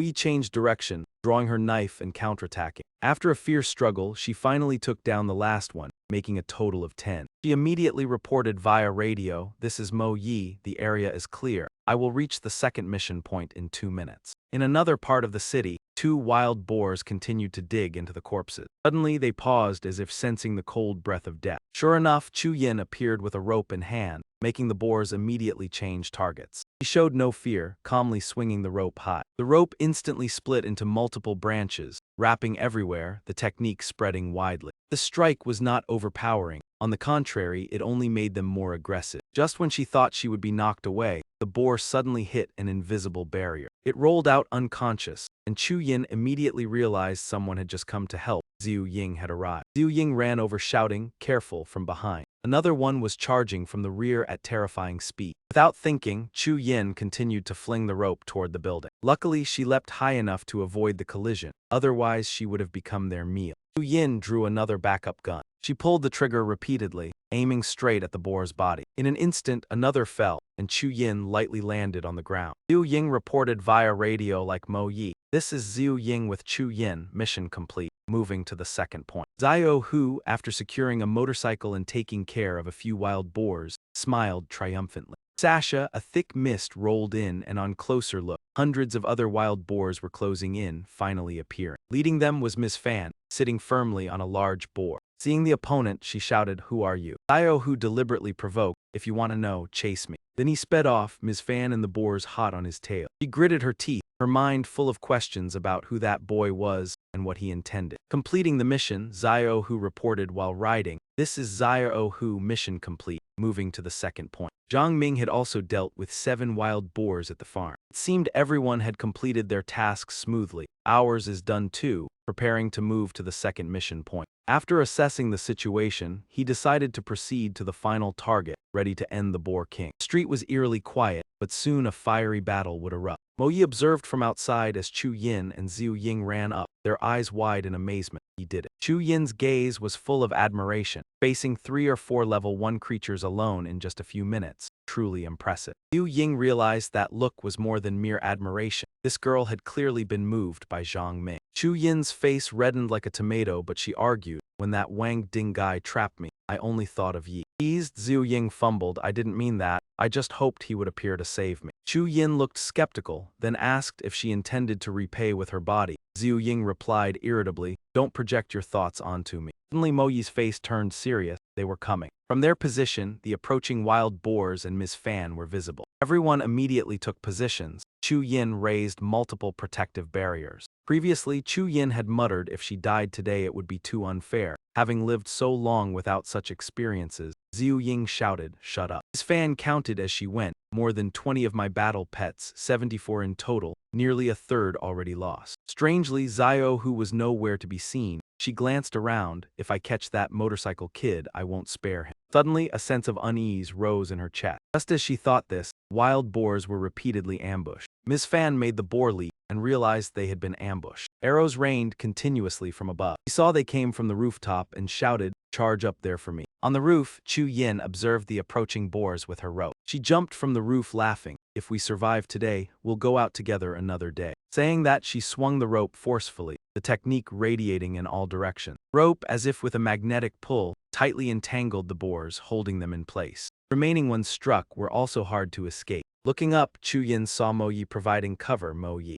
kept firing continuously. "I hold them, you charge." Seizing the opportunity, Chu Yin surged forward with all her strength. Got it. She pulled the rope sharply, lifting herself high. The rope hooked onto the window frame, allowing Chu Yin to quickly climb to the upper floor. Just in time, otherwise she would have been surrounded by boars. Mo Yi reached out, "Chu Yin, come here." With everyone's help, Chu Yin successfully jumped into an empty room. She collapsed, panting, "My energy is drained." Zhu Ying noticed her injuries. Zhu Ying used healing powers on Chu Yin. Mo Yi checked weapons. Zhang Ming's armor-piercing ammo was depleted. Normal bullets were also ineffective. Mission complete. Time to withdraw. But it was too late as Ms. Fan had appeared, trying to run. Ms. Fan rushed in from the door. "I won't let any escape." She clenched her fists, angrily declaring she would capture them all, extract all secrets, and let the boars handle them. Fortunately, Zhang Ming appeared in time to avert disaster, really. Everyone helped each other stand. Seeing Zhang Ming, they happily called Yi Zhang Ming. His fan spun around, asking, "Who is that?" Zhang Ming delivered a decisive kick, his leg shooting straight out and slamming hard into the opponent.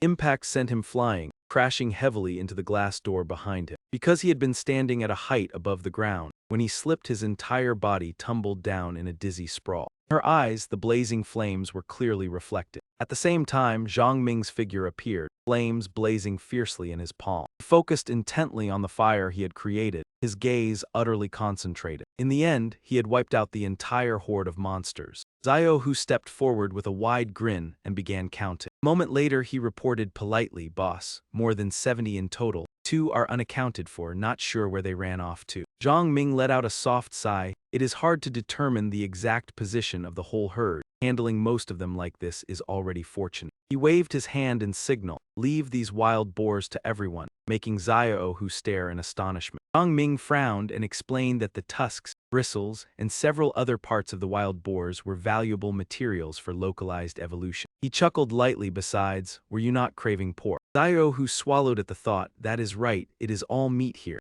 Moyi spoke up from behind, drive to pick up De Yuan and the others to help. She glanced at her teammates, we will find salt and tools, then process all this meat for preservation. Zhang Ming replied quickly, I will leave everything to you, I will rest for a bit. The group responded in unison, understood, Brother Yi. Zio, who immediately set about carrying out the task. The girls gathered together to light a fire and grill the meat. On the other side, several people sorted and arranged the food. After processing, it would be divided and distributed to everyone. Zhang Ming sat quietly in the room deep in thought. The skill from the radiant Seal Dao master combined with dual elements was truly terrifying in power, but the mental consumption was immense. He looked out the window. This mutated wild boar meat was rare nourishment. Though its effect on him was unclear, it would significantly enhance the physiques of the Liangshan group. Zhang Ming eagerly checked the bag beside him. The greatest harvest was more than 40 level 2 magic crystals. He only needed to find a roulette to try his luck again. A creature approached quietly, making him flinch slightly. He noticed the magic crystal on its forehead was fading in color and fluctuating. Could it be about to evolve again?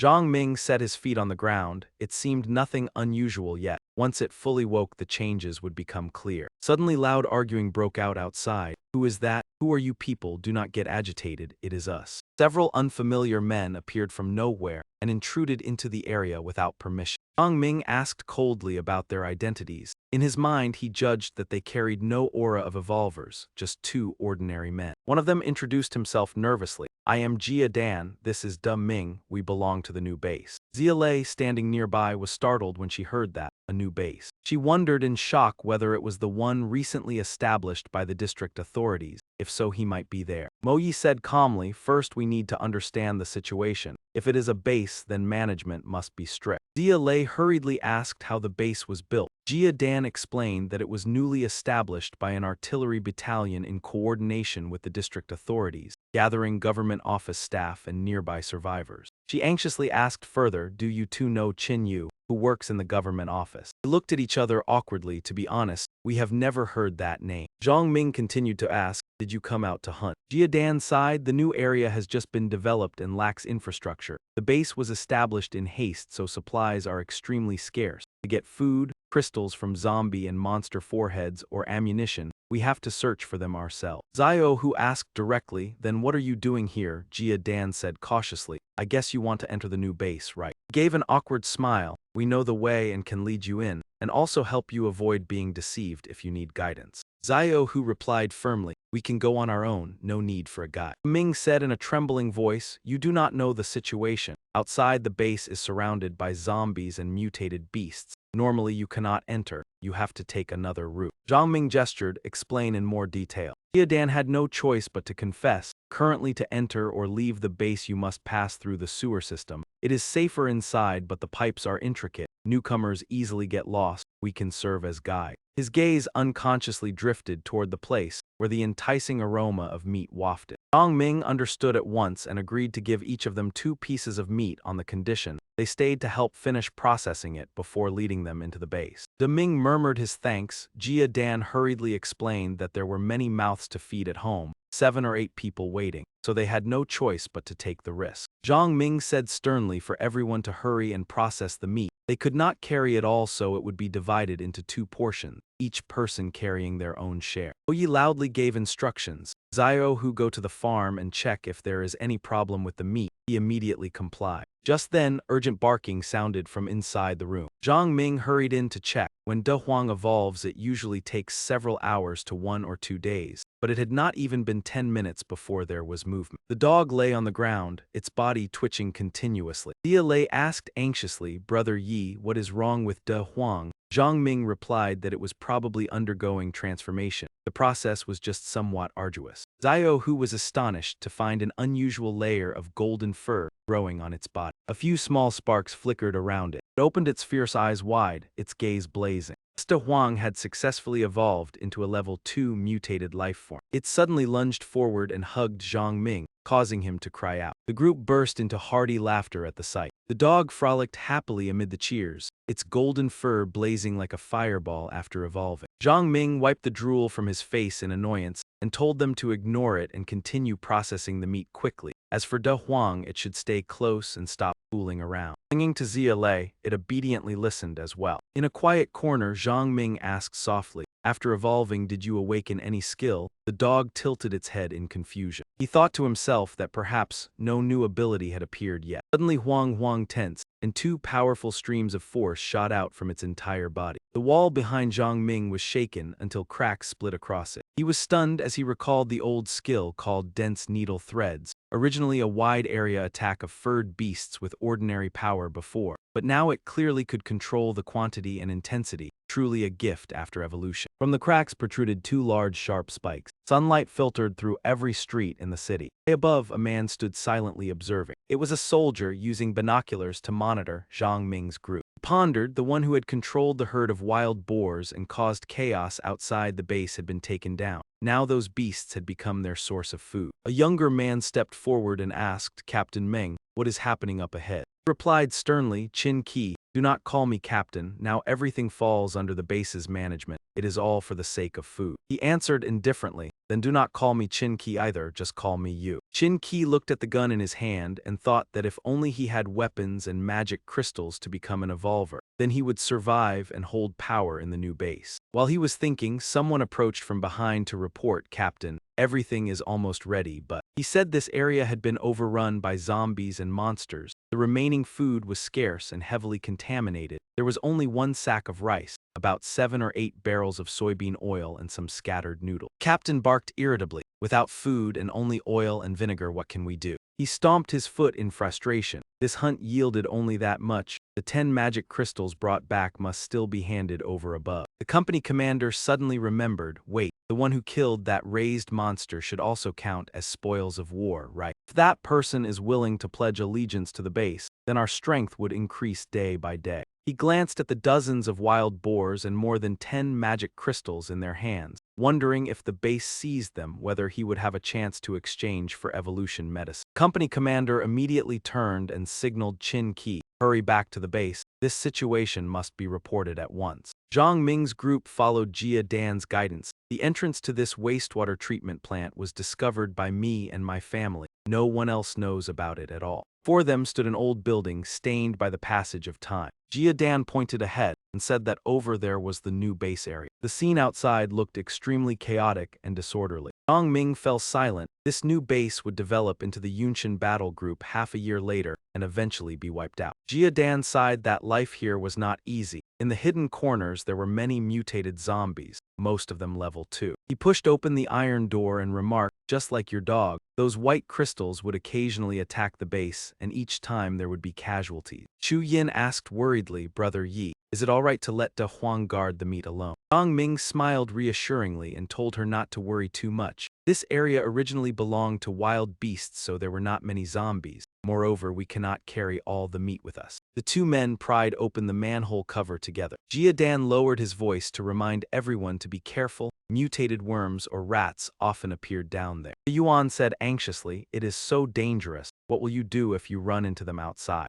Jia Dan replied that they could only take the risk. Inside the base, the chance of starving to death was even higher. Fortunately, the creatures in the sewers feared fire, so flashlights and light sources would help. Zhang Ming looked down into the dark tunnel and coldly signaled, "Prepare to go down." Jia Dan explained that there were 4 sewer routes leading into the new area, all mandatory paths, each guarded and usually charging strangers a small fee. He added, "Do not worry, the fee is not high. It can be paid with food or weapons. Just a little is enough to enter. The rest depends on the guard's attitude." Ahead is the west entrance of the new area. Another team also approached and quickly ran into them. That man sneered and said, "Oh, Jia Dan, back from hunting, what did you get?" A subordinate chimed in, "If there is anything good, let us take a look." Jia Dan panicked and tried to refuse, but was pushed aside before he could speak. Those men looked into the bag and said excitedly, "Bring it here that much." Jia Dan struggled with all his strength to snatch it back. "Give it back to me." The man was shoved to the ground and hit his head. His companions cried out in alarm, "A tie." That man frowned and said we were only looking at the goods. Was it necessary to be so heavy-handed? Do you not know your place? Ming held Jia Dan back and weakly said he was just anxious because the meat he traded with his life was taken. How about splitting half the bag for you to take back to nourish brother Tai? That man softened slightly and said, fine, I will not make things hard, but I will keep all the goods. Hearing this, Jia Dan angrily said, do not go too far. He shouted, what did you say? I am taking everything here. The Ming, your share stays too. The whole group fell into a difficult situation, unsure how to handle it. Tai rubbed his aching head and laughed sinisterly. Uncle Zhao, this is not enough. We cannot let those two leave so easily. He growled threateningly, they are all your accomplices, right? Leave all your belongings behind. Chu Yin glanced quietly at Zhang Ming, many thoughts rising in her heart. She stepped forward and warned enough, return the meat immediately and get lost. A Tai angrily shouted, what did that little girl say? Today I will teach you a lesson. He roared and charged forward. Chu Yin gathered her strength and struck straight into a Tai's abdomen. Her kick sent him flying.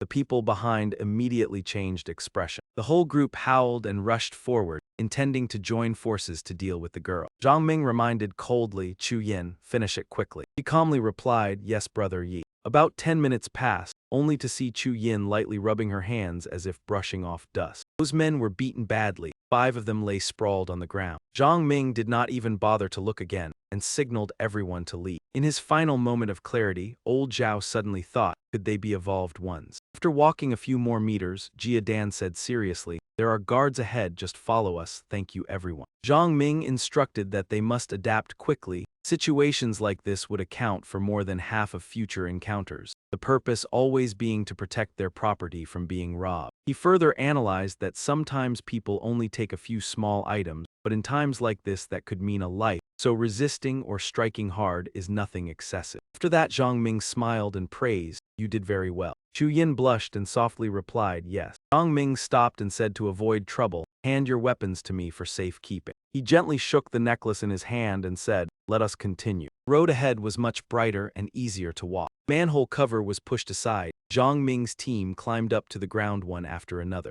Jia Dan excitedly introduced, we have arrived, this is the new base. Ahead people were bustling back and forth. Jia Dan cheerfully invited, if you have just arrived and have no place to stay, then come with us. There are still many empty houses over there. Zhang Ming politely replied, then we will trouble you. Zia Lei hurriedly shook her head, I am not going, I have to find my husband, leaving Mo Yi stunned. The two girls hugged each other tightly and told each other to take care. Zio Yi. Zia Lei softly said, if there is a chance then leave Zhang Ming. He is too cold, not a good person. She said frankly, I do not agree with many of the things you do, but I will keep my promise. Consider that we owe each other nothing anymore. Zia Lei waved goodbye and quietly left the group. Zhang Ming asked Jia Dan, I need to buy some supplies and daily necessities. Do you know where? Jia Dan pointed south. Nearby there is a small market where everything is available. You only need to exchange a little food. Zhang Ming continued, what about bullets? Is there any source? Jia Dan replied in surprise, only the former artillery unit and Director Wang have them. They are hard to find in the market, but he lowered his voice, I heard there is a black market in the new base. Sometimes they secretly sell bullets. Zhang Ming thought to himself, the new base has not been established long and there is already a black market. He asked further, have you ever seen them sell anything strange, like blueprints, certificates, or special medicine? The two shook their heads, we have not seen it ourselves, but I heard that in the eastern area someone is selling a formula at a very high price.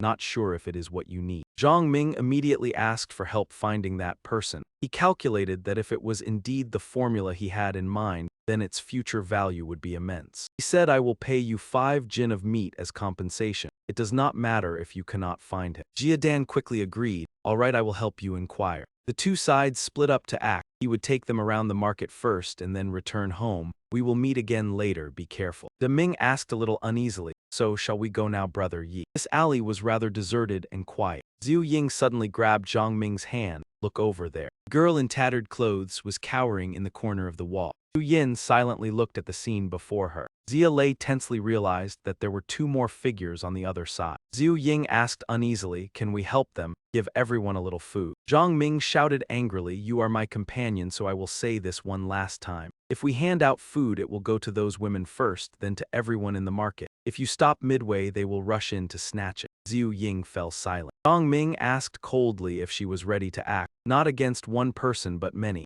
Did she want to trade food for danger to herself and then have to deal with them? Did she still want to feed them? Zhu Ying choked on her words, stammered a few sounds, and then went quiet. Dai Ming spoke tensely. Brother Deep is right. Holding too much food is sometimes not a blessing but a curse. These past days in the new district, people die every day, most because of food. Now a bite is more precious than gold. Too little and you starve, too much and you are targeted. Becoming an evolver is truly a stroke of luck. Zhu Yin and Mo Yi both sank into a heavy mood. Everyone comforted Zhu Ying and followed Zhang Ming deeper into the market. Zhu Yin sighed helplessly. If we were not by his side, perhaps we would have become those women. Suddenly several unfamiliar footsteps sounded. Zhang Ming immediately looked over in vigilance. Two burly men strode over arrogantly, acting as if nothing in heaven or earth could restrain them. Zhang Ming asked indifferently, "Who are those two?" Tiu Dai lowered his head and replied, "Yue Ko and Yang Shilong. Both are evolvers." They stopped, Yue Ko holding a large stone in his hand, shouting fiercely for her to raise her head. Girl kneeling on the ground trembled and kept begging, "I will not do it anymore." Shilong kicked her in the head and cursed, "You shameless thing, still daring to put on airs." That man continued tormenting her for being ungrateful, daring to refuse after going out to make a living. Yue Ko grabbed her hair, ignoring her miserable cries and pleas.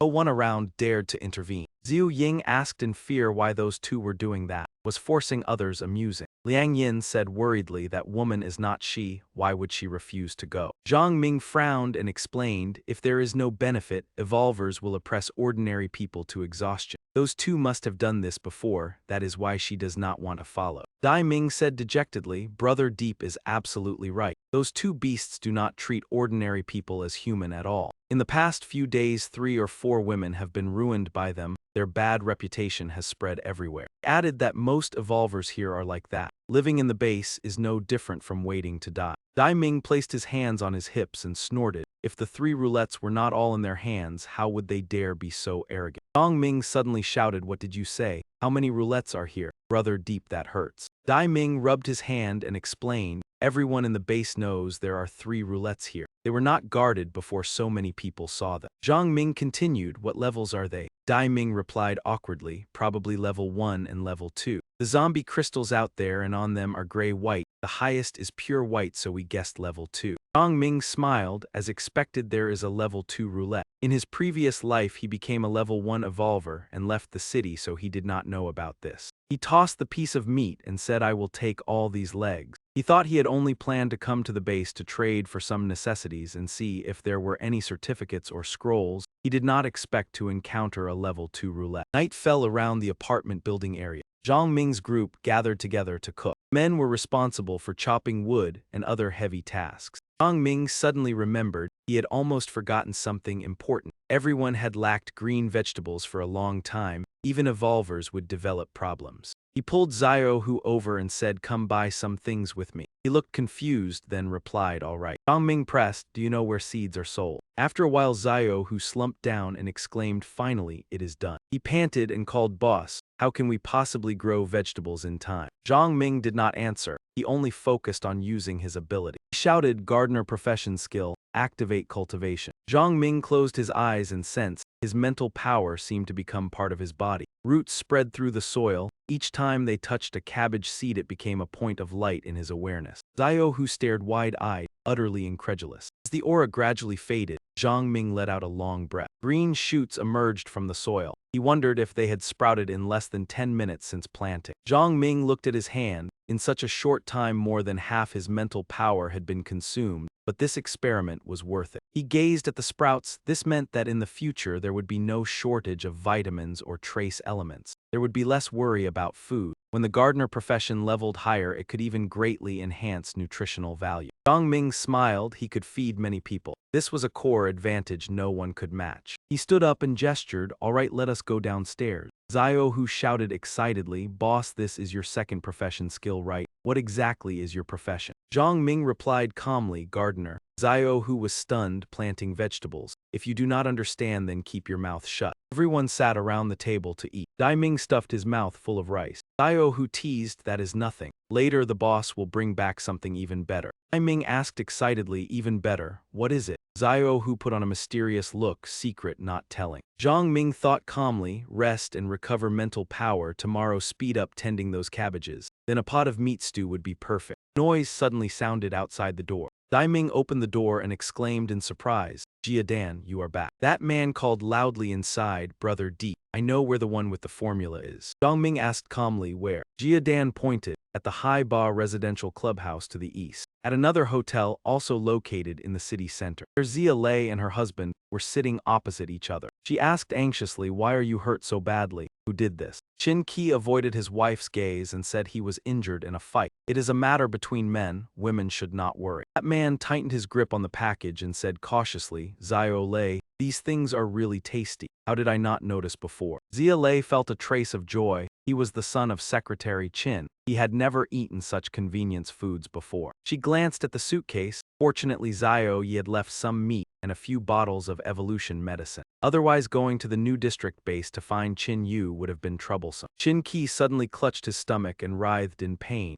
Zia Lei asked in alarm, what is wrong with you? The door was kicked open with force. A strange man barged in aggressively. Qin Qi stammered, Brother Fan. That man forced a smile and explained that these were earned by his girlfriend, so he forgot to report. Now he would go wash clothes for him immediately. Zia Lei exclaimed in shock, Qin Yu, what are you doing? Let go, I will explain to you later. Brother Fan never took his eyes off the girl from start to finish. Zia Lei's striking figure, faintly visible beneath her clothes, filled him with interest. Brother Fan licked his lips, smiled, and gave a brief order. That man suddenly turned and said, forget it, I will go first. Qin Qi stared after him in shock. Zia Lei felt uneasy, a bad premonition rising. She had to quickly find Zio Yi to see if she could get a gun for self-defense. Two other men were leisurely enjoying home massage services. The graceful proprietress said, Brother Fan, have you seen the wife of Qin Yu? How is she? Is she, as I said, a beauty that could topple a city? Today she asked about the residence of that good-for-nothing, so I knew she had also entered the base. That man slowly recalled, she is indeed beautiful. No, it should be said she is excessively alluring, a rare top-tier beauty. I heard Qin Yu has a beautiful wife but had never seen her. She is even more than the rumors.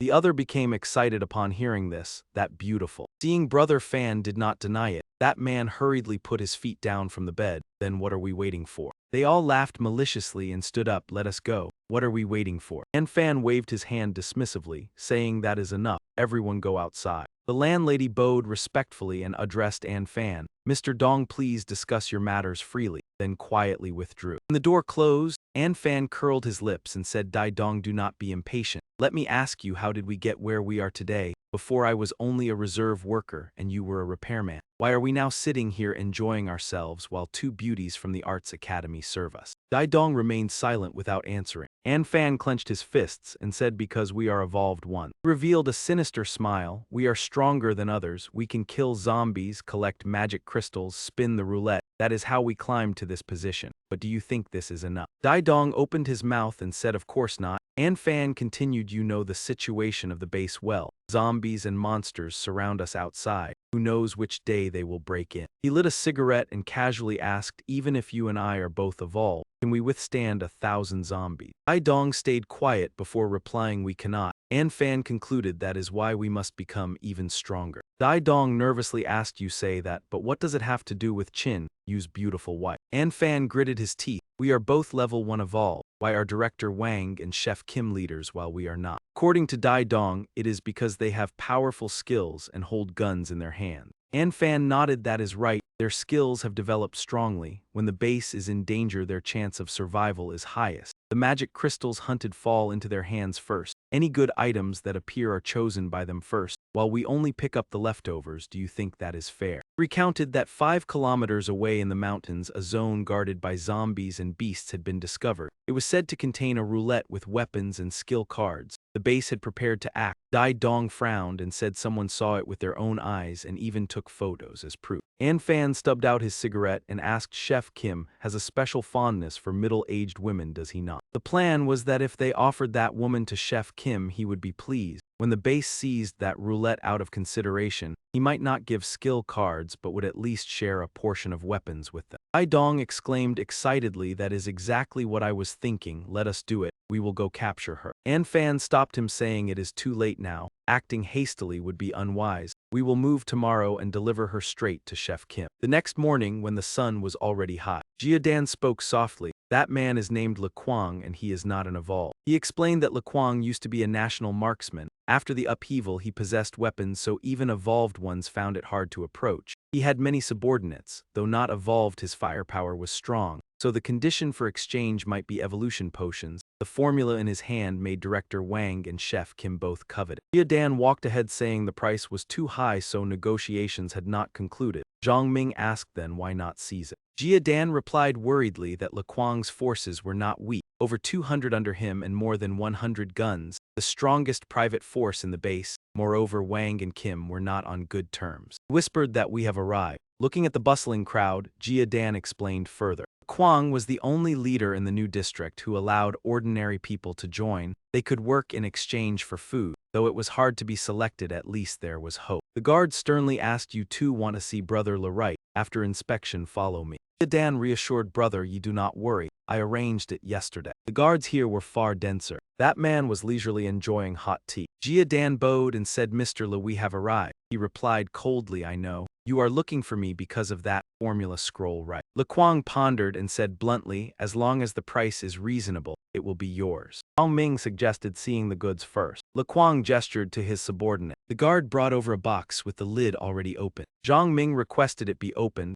Lequang smiled faintly and said, "You look unfamiliar. I have never seen you in the base." He replied that he had just arrived. Lequang sighed. "If that is the case then." He raised his hand and said, 5 one-star evolution potions, and this formula is yours." Zhang Ming shook his head and said, "No wonder you have not sold it. The price is too high." Lequang said irritably, "Because my goods are worth it." Zhang Ming sneered, "If it is truly that good, why do you not use it yourself?" Pressed by the question, Lequang pursed his lips. Zhang Ming spoke frankly, "This formula has strict requirements. You cannot learn it yourself, so you sell it. I am right, am I not?" Lequang lost patience and shouted, "If you cannot afford it, then leave." Zhang Ming proposed instead 100 level 1 magic crystals. Lequang grew furious. "Are you joking with me, guards?" Before being escorted out, Zhang Ming asked, "You are managing a roulette, right?" Lequang paused and asked, "So what?" Zhang Ming smiled. "These magic crystals are enough for me to spin your roulette once." Lequang grabbed the bag of magic crystals and examined it closely. Unexpectedly, he agreed and said, "Follow me." The group walked through a wide corridor. Ahead was the roulette guarded by several soldiers. Lequang casually uttered the number 10.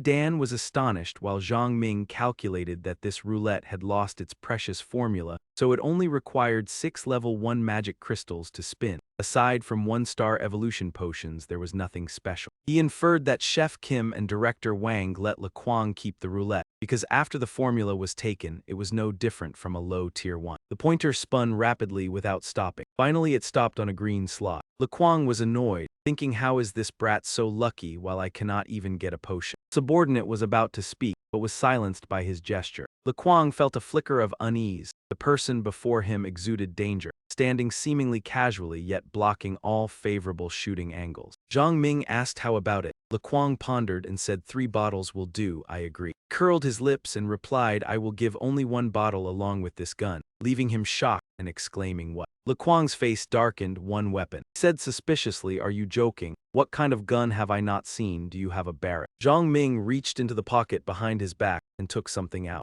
Lequang was startled, wondering how he had a gun after being searched. Zhang Ming decisively pulled the trigger under everyone's stunned gaze. The bullet struck the stone wall directly. Lequang was horrified. "Is this a pistol or a cannon?" Zhang Ming said calmly, 1 evolution potion plus this gun. If you accept, we trade. If not, we forget it." Lequang nodded, and the deal was made. Back at the residence, the chef brought up a plate of green vegetables. The dish was placed neatly on the table. The girls exclaimed, "It is cabbage. It smells wonderful." Zhang Ming took out a potion bottle and handed it to De Yuan, saying, "This is yours." Yuan received it emotionally, eyes reddening as he gave thanks. Zhang Ming stood up and said, "I will return to my room to rest. Everyone do not eat too much. In the future, vegetables will not be scarce." Sitting on the soft mat, he opened the scroll to examine the technical requirements inside. Zhang Ming thought confidently that with such strict conditions, it was no wonder Lequang, Director Wang, or Chef Kim showed little interest. Just a few level 2 magic crystals were enough to make an ordinary 1-star evolved hesitate. He put away the treasure, but to him it was still of great value. Zhang Ming quietly looked out the window,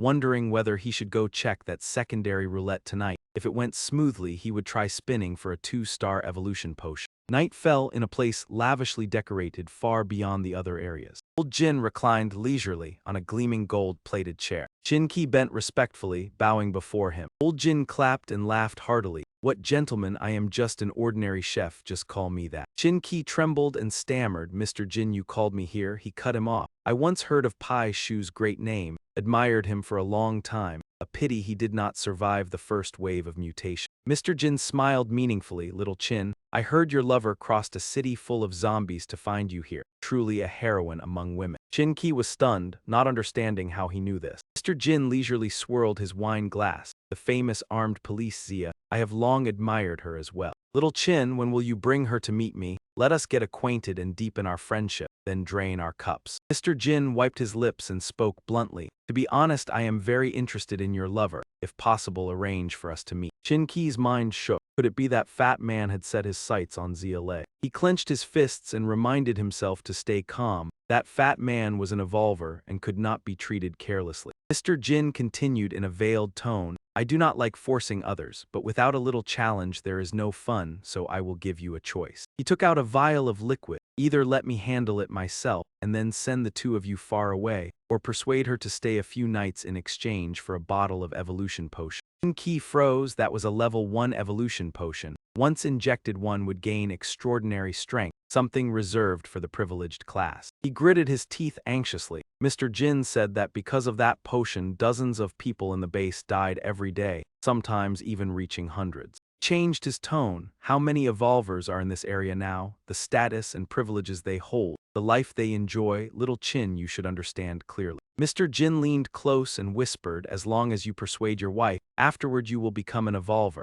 Standing high within the base, food, weapons, and everything will be in your hands." He lowered his voice further. "I will only keep her for a few nights. If she truly cares for you, she will accept. Later, when you grow stronger, you can make it up to her." Jin-ki pressed his lips and turned away. "Mr. Jin, I will take my leave." He smiled with satisfaction. "You know what to do." When Jin-ki left the room, Mr. Jin glanced at the two corpses hidden inside and chuckled softly. How interesting. Space seemed shrouded in a murky gray mist. Zhang Ming hid behind a large tree. The level 2 roulette lay right atop that building. As expected, the guard around the level 2 roulette was looser than the level 1, because at present, no one had the ability to operate it, so the protection was merely symbolic. Zhang Ming cautiously slipped inside. Treasure's glow flickered in the night. He gently placed his hand on its surface. Inside, luck did not come, no skills or blueprints appeared. A slight regret rose. The remaining items included a 2-star evolution potion, immunity, and a gray-grade arm guard fragment. Zhang Ming paused. "Wait, what is this?" "An attribute stone. According to the information, it could be embedded into weapons to increase secondary attributes, but its other use was even more precious. It could be eaten." In his previous life, this was discovered by accident. A weapon inlaid with an attribute stone was damaged in battle and left behind. A starving survivor in despair crushed the broken fragment and tried eating it. Unexpectedly, he regained vitality and became stronger. That was the effect of absorbing an attribute stone. When the news spread, people learned that eating attribute stones could also grant humans their ability. The originally stable price instantly soared, and it became a fiercely contested commodity. Zhang Ming calculated that if everything unfolded as before, attribute stones would remain obscure for at least a few more times. No one knew their true value. He could quietly stockpile them first. He reminded himself that besides crafting puppets, he must keep at least 5 level 2 magic crystals. With the current number of level 2 martins, he could spin 6 times. As long as he hit one of those 2 items, it would count as a huge win. Not far away, the musician cursed irritably. "This one is too weak. It ended before I could even enjoy it." He grumbled that we still have to dispose of the corpse in the middle of the night. He long explained that the weather was not yet cold. Keeping it in the base could easily cause disease and the smell was unpleasant. Carrying it to the wall risked attracting zombies, so they had to handle it outside. The musician sighed and reluctantly agreed. He was still annoyed and suggested finding 2 others for amusement, then muttered to himself why it had turned out like this. Following the direction she long pointed, they were astonished to see someone spinning the level 2 roulette. The bright moon hung high in the sky. Yahello sat silently in the small room. In front of her, Jin-ki was trying to persuade her. "I know I was wrong, but you can see the situation." He said that if he did not become an evolver, it would be hard to survive. Without food and water, they would eventually pay the price, so he had no other choice. Zia Lei's cold gaze made him tremble. He said Mr. Jin could help him evolve, therefore everything was worth it. He promised that once stronger he would make it up to her, forget today and live well together, even help her become an evolver. Yahello asked flatly, would you despise me? She burst into aggrieved tears. What right do you have to say that? Yahello spoke with biting words. You force me to do something shameful and still say you will not despise me. Who are you saying that for? She bluntly called him cowardly and useless. Carrying her suitcase, Yahello ignored his pleas and left. Staying by his side only disgusted her. Shinki hurriedly grabbed her clothes and threatened not to let her go. Yahello replied coldly, not leave so you can offer me to someone else, let go. At the tense moment, another voice sounded. Yu said if persuasion does not work I will handle it myself. Yahello recognized him and asked, Mr. Jin, is that you? She rushed forward to resist. Mr. Jin was an evolver. He calmly said, I like this kind of personality. Yahello's legs went numb and she was thrown onto the bed. He said coldly that if negotiation failed he would change methods himself. Yahello was stunned when she saw two arms pressing close. It was Chin Ki who held his wife tightly and flattered Mr. Jin, go ahead sir, I will hold her. Do not forget the evolution potion. Yahello kicked him hard in the head, causing him sharp pain. She quickly retreated backward. Yahello took 2 vials of liquid from her suitcase and choked as she asked, you want this, do you not? She shouted angrily, you betrayed me just for this. Open your eyes and look clearly. Both men were stunned. Chin Ki flew into a rage and shouted, why did you not say earlier that you had the potion? Did not want to give it to me? Do you even see me as your husband, hiding it over a bottle of potion? I misjudged you. Yahello said calmly, you truly are beyond saving. Mr. Jin rushed forward to stop her. If you want to drink it now, do not even think about it. A shout that someone was spinning the level 2 roulette made him freeze. What? Mr. Jin angrily cursed, who dares to do that? He ferociously leaped through the glass window. Mr. Jin roared an order to assemble, target the level 2 roulette. All guards capture him alive for me. Zhang Ming stood amid the surging currents of air, pressing his lips as he waited for the outcome. The hands of the clock moved forward inch by inch at a slow pace. Suddenly a series of hurried noises echoed, signaling that something was about to happen. But Zhang Ming could not hide his joy. At last that moment had arrived. He bent down to pick up the spoils, a magic crystal. There was only one last chance to spin the wheel, he had to seize it. Down below, Mr. Kim frantically shouted at his men, hurry and grab the one spinning the wheel for me. The hand on the clock face spun wildly as if possessed. Zhang Ming kept muttering his urging, faster, until the clock hand finally came to a halt. At the very same moment, the rooftop door burst open. Several soldiers raised their guns at once, shouting not to move, hands behind your head. Zhang Ming did not flinch in the face of those threats. His expression remained calm. He was even pleased as he firmly grasped the treasure in his hand. Mr. Kim was stunned. He had just spun out a second-level evolution potion. He immediately gave the order to eliminate him. A barrage of sharp gunshots rang out one after another. Zhang Ming reacted swiftly, taking cover behind the wheel. He let himself drop from a height of dozens of meters. Drawing a small dagger, he drove it hard into the wall to slow his descent, narrowly avoiding a deadly fall. Mr. Kim flew into a rage, shouting, find him for me, search everywhere, drag him back at all costs. Zhang Ming moved step by step with caution before landing safely. He told himself he could not stay here long. He had to leave before Kim and director Wang gathered their forces. As soon as he slipped past a narrow alley, he was spotted by a guard. He is over there. Zhang Ming needed only a few seconds to strip them of the ability to pursue. The remaining men panicked and shouted, do not shoot or you will hit our own. He turned back. Calculated that he needed to find a secluded place to upgrade the 2-star evolution potion before using it. Once he became a mutant, everything would go more smoothly. He swiftly slipped through the vast hall, then hurried toward the light that had just flashed. Mr. Kim's subordinates chased close behind. Do not let him escape and alert the entire base. Capture him. The wall niche was wide enough for Zhang Ming to slip his whole body into. Tankoa was kicked flying and lay groaning in pain. Yahello recalled Mo Yi's words, take this with you, drink it when needed. She felt a bitter pang. A man who only traded with her had taken the initiative to give her an evolution potion, while the one bearing the name of husband had pushed her to another for his own benefit. Tankoa clenched his teeth. Yahello drained the vial in one gulp, her heart filled with indignation at such cruelty. The sound of shattering glass echoed in the icy air. Tankoa's expression changed. He calculated inwardly that even without the potion she was already a mutant. Struck flying by Yahello with a painful blow. She coldly declared that from now on their relationship was severed. If he dared to be insolent again, she would show no mercy. Tankoa asked in alarm where she intended to go. Yahello calmly replied that she had realized there was someone more worthy to follow than him. Soldiers continued their frantic pursuit, quickly split up and find him. Zhang Ming carefully observed, enemies were on all sides. There was almost no way out. He looked at the vial. 10 minutes of peace was enough to upgrade it and complete the 2-star evolution. A soldier shouted, "He just ran past here, be careful." Zhang Ming irritably thought that if he did not break the encirclement before it closed, there would be serious trouble. He took out a card, Spoils from Ho and Gok Tri, a Hellhound summoning card. According to the information, summoning cards were very common, helping to boost combat power instantly and favored by survivors. Zhang Ming waved his hand, signaling the summoned creatures to deal with them. 2 beasts charged into the hail of bullets, striving to buy him time to withdraw.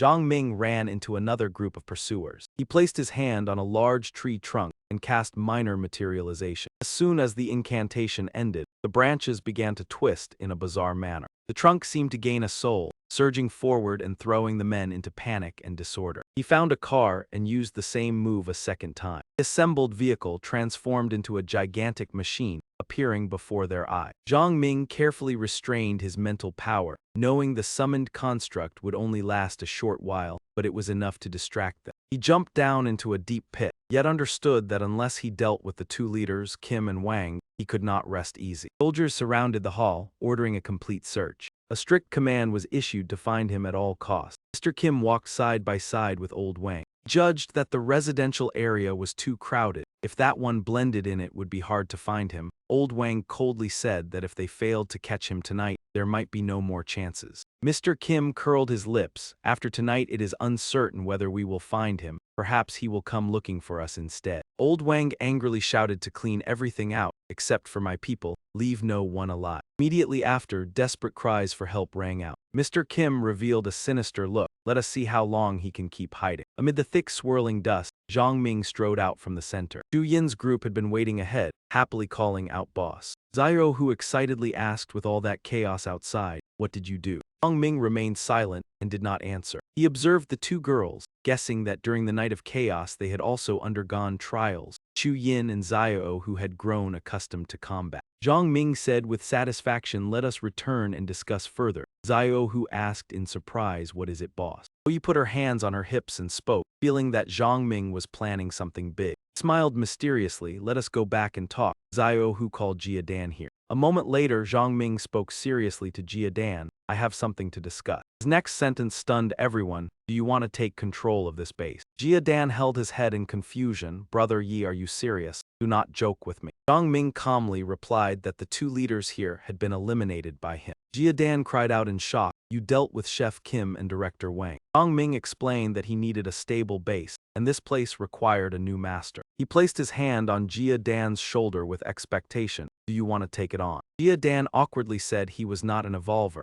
Zhang Ming reassured him that he only needed the courage to accept. Jia Dan looked at him with moist eyes. "I do not have many people following me." Zhang Ming frankly replied that what was least lacking here were people without work. Jia Dan was still hesitant. "To be honest, I have never managed anyone before, so I lack experience." Zhang Ming laughed and replied, "That does not matter. I need someone who has fought through life and death rather than someone good with paperwork." The 2 stood in silence, looking at each other for a few brief seconds. Jia Dan pondered for a long time before asking why Brother Yi chose him. De Ming also cut in, "I can take on the role as well." Zhang Ming stroked his chin and said with interest, "Because I want to. You look pleasing to the eye. I believe if you can do it, then you will certainly succeed." Jia Dan nodded seriously. "Then I accept. If I become the person in charge here, what do I need to do for Brother Yi?" Zhang Ming frowned slightly. "There will be a few matters that require coordination, but we will discuss them after you take full control of the base." Turned toward the door. "Now I am going to meet someone else. With his support, things will be much easier for you." Everyone stared blankly at his departing figure. Another building suddenly exploded and shook violently. The team hurriedly took cover behind obstacles. That mushroom-headed man said worriedly to Brother Kwang, "If this continues, the base will collapse sooner or later. The east is the escape route, and people are pushing so hard they are harming one another." He showed a look of helplessness, thinking to himself what more he could do. Keeping this small area safe was already his limit. Suddenly Zhang Ming's voice rang out, "What are you observing?" Kwang immediately aimed his gun and loudly demanded to know who was there. He was startled that the other party had approached without him noticing, suddenly recalling how the level 2 wheel had been turned, causing the riot to erupt. Could it be him? Le Kwang asked suspiciously, "Our transaction is complete. What else do you want with me?" Zhang Ming smiled. Brother Lu is indeed sharp. You guessed it so quickly. He raised his hand in a gesture. I have something I would like your help with. Kwang smiled faintly, but his eyes remained cautious. Go on, inwardly thinking this person had likely evolved. The intertwined weeds rustled with a faint sound. An aged mutated creature staggered forward. Behind it was another shadow, its throat emitting a stuttering sound. The prey is inside. The monster swung its arm and the ground cracked apart. The wooden stone beast roared in response to the command. The swarm of corpse demons grew larger and slowly surged toward the city. Previously quiet city center suddenly lit up like fireworks. The people screamed in panic. Run quickly. Are the zombies attacking the city? The base gates were flung wide open unlike usual, causing even more confusion. The crowd was stunned to see a figure standing high above. What exactly is happening today? Jia Dan calmly broadcast. Everyone listen to the command. Do not run around. Light up everything that can emit light. Continuously reassured them. Maintain order. The base is still safe. The zombies cannot break in. Other areas will soon stabilize. Jia Dan firmly requested that married men under 30 step forward and follow him to put out the fires. Zio, who remarked cheerfully, this guy is handling it well. He stabilized the situation so quickly. Yu Yin was still uneasy. He alone is not enough. The scum love to take advantage of chaos. Zio, who looked up at the sky, dawn is about to break. The boss should be nearly done over there.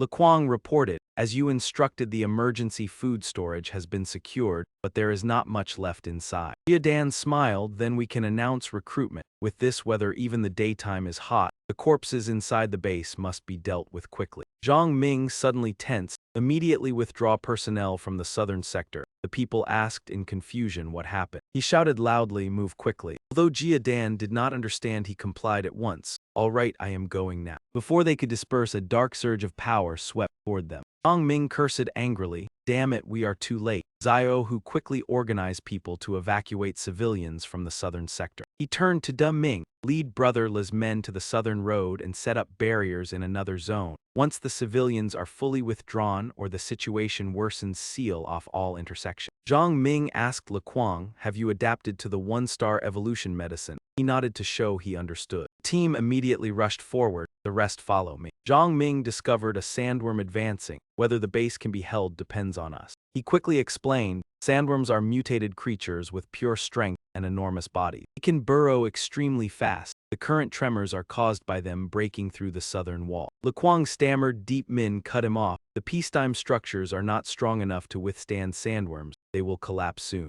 Zio, who worriedly said, if the wall falls and tens of thousands of monsters outside pour in, we will not be able to stop them. Since when did you become so kind, boss? Zhang Ming replied coldly, I am not that noble. I just still need this base for now. He analyzed, even if the building collapses into massive ruins, it can still block the zombies. As long as we kill the sandworms and reinforce the debris, the base can be preserved. As soon as he finished speaking, the nearby building collapsed with a thunderous crash. The monster revealed itself. Zhang Ming reminded everyone to stay alert. The target has arrived. The destructive power of that creature was truly terrifying. Zhang Ming gritted his teeth, tightened his grip on the sword, and gathered strength into his right leg. He leapt high and decisively severed one of its limbs. He shouted loudly, prioritize attacking the central legs to limit its movement. After speaking, he immediately shifted his direction of attack. Zhang Ming drove his blade down, piercing through the faintly glowing armor plate on its back about 2 meters from the tail. Beneath it lay the fatal weak point. Dark liquid splattered out. He reminded everyone to avoid contact because it was a neurotoxin that caused paralysis. The gigantic sandworm finally collapsed. Io, who exclaimed excitedly, boss, your skills are truly impressive. Before he could finish speaking, a violent tremor startled him. 2 other sandworms suddenly burst out from underground.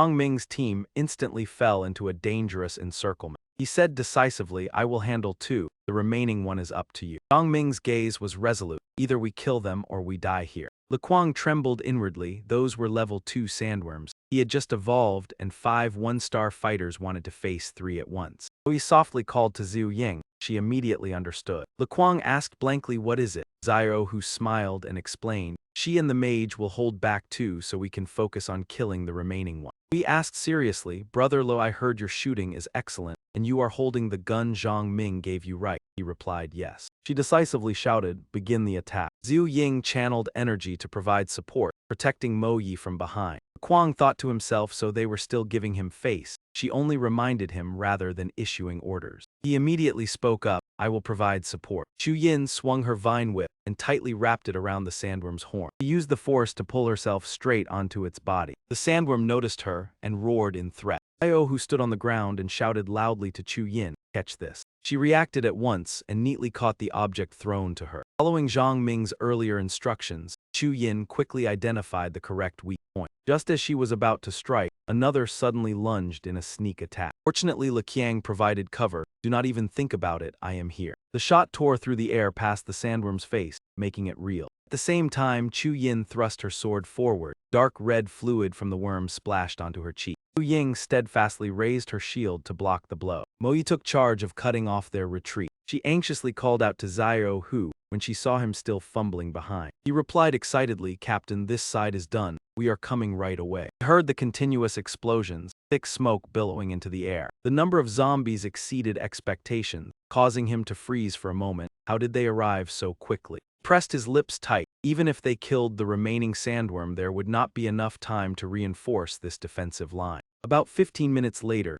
Xiao Hu shouted with a bright smile, "The last one is finished." He intended to call the captain to request to go over and help. He suddenly discovered that Zhang Ming had already handled everything properly. Xiao Hu asked in astonishment where the two he had faced went. Zhang Ming calmly replied that he had taken care of them. Chu Yin wiped the grime from her body, puzzled as to why he had to come help when they could manage on their own. He quickly raised his hand to signal, "There is no time to explain." Groups swiftly gathered at the edge of the cliff. The chaotic scene below startled Mo Yi. They are coming too fast, as if it was arranged in advance. Io, who nodded in confirmation. Many sandworms are converging on the same point. Moreover, zombies from other areas are also gathering here. That is why the numbers are so terrifying. They are attacking because of their persistent hunger. He pondered whether there was still a way to hold the base. Retreating now would still be in time, but a familiar figure appeared and said, "I can hold them back." The group was stunned to recognize it was Sister Lei. Mo Yi did not hesitate and rushed down below. He asked joyfully if she had already evolved.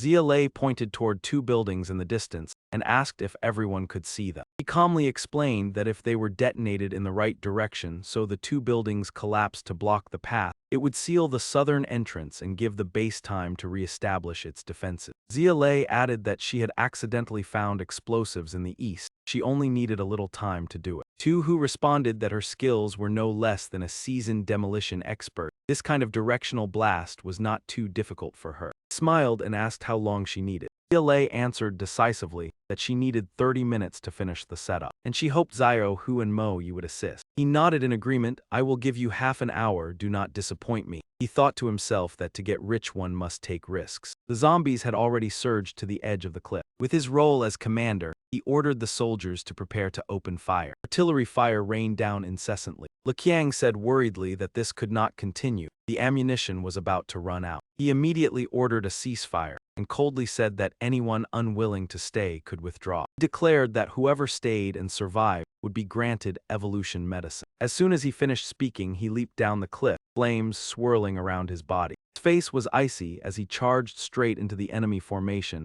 to see how far their luck would carry them. Chu Yin unleashed the mysterious dance of the foreshadow. Zombies seemed to be drawn into that soft yet powerful aura. Soldiers were astonished by her strength and believed that the promise of evolution medicine might be real. Encouraged, they surged forward to fight. Killing one broke, even killing two meant profit. The two sides were evenly matched. He felt satisfied as he realized that courage was always humanity's hope in such circumstances. Soldiers reminded one another to keep their distance and avoid rashness. Being trapped in a ring of zombies would be extremely dangerous. Then the whole group charged forward in unison, plunging into a brutal clash. Zhang Ming kept a stern expression and shouted orders. When attacking, keep your hands as the main offense but use your legs to create distance from the zombies. Watch your kicking angle carefully. Try to take down the target in one strike. Do not waste stamina for nothing. Zhu Ying glanced at the watch on her wrist and turned pale. Only 15 minutes remain. A soldier shouted irritably, "That girl keeps hiding behind us, truly a coward." Realizing something was wrong, Zhu Ying hurriedly warned him, "Watch out behind you." Fortunately, she raised her shield in time to block the blow, saving that soldier's life. He continued fighting with guilt, "So I misunderstood her. She is truly a real support." The soldier gave a thumbs up in gratitude. "Thank you, beautiful girl.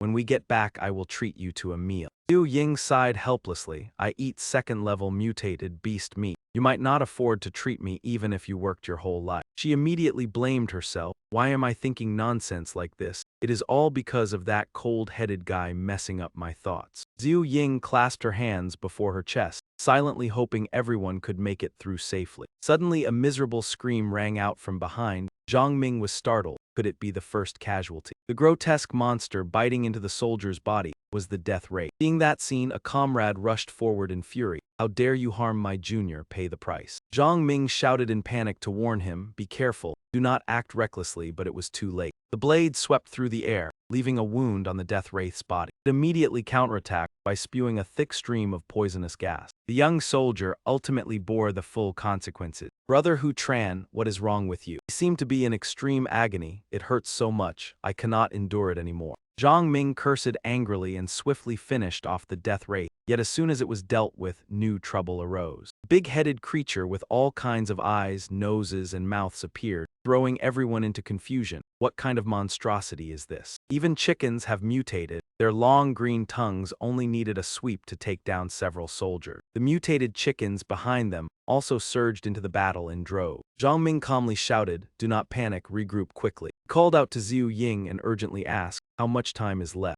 She answered anxiously, 11 minutes left. Zhang Ming said decisively, Zhu Ying, support me and hold them back. Everyone follow closely. Do not be afraid, slowly fall back. Zhang Ming swept away the zombies blocking the path. He shouted hoarsely, Le Quang, cover everyone. He looked through the binoculars and cried out in alarm, Brother Deep is in danger. There seems to be a figure behind the zombie horde. Zhang Ming asked if it was within shooting range. Still too far, not enough yet. Pressed his lips together, his mind tense. If Le Quang was not mistaken, then his previous guess was almost correct. This place was ambushed. Something terrifying was manipulating it. The figure that appeared was the fake zombie. Within its line of sight, Zhang Ming's face faintly appeared. The fake zombie bared its teeth in excitement. How could such delicious prey be missed? You belong to me. On the other side, Chu Yin was still struggling to fight with the black tortoise, four directions shadow. The overwhelming number of zombies gradually exhausted her, and she carelessly fell down. Chu Yin blamed herself. I have only used that move twice and already cannot hold on. I must become stronger. She thought she would crash to the ground, but unexpectedly someone caught her. Before she could steady herself, she was thrown toward Zhu Ying, her body spinning in midair. Zhu Ying flustredly caught her. What is going on? Chu Yin replied irritably, say one more word and I will not be polite. Zhang Ming hurriedly reminded them, quickly withdraw from that rubble. Zhu Ying asked worriedly, but what about you? Chu Yin answered coldly, our mental power is exhausted. Staying will only hold him back. Listen to Zhang Ming. The soldiers climbed up the rope ladder one after another. Zhu Ying anxiously asked if he could hold on. Mo Yi frowned and said he is fine for now.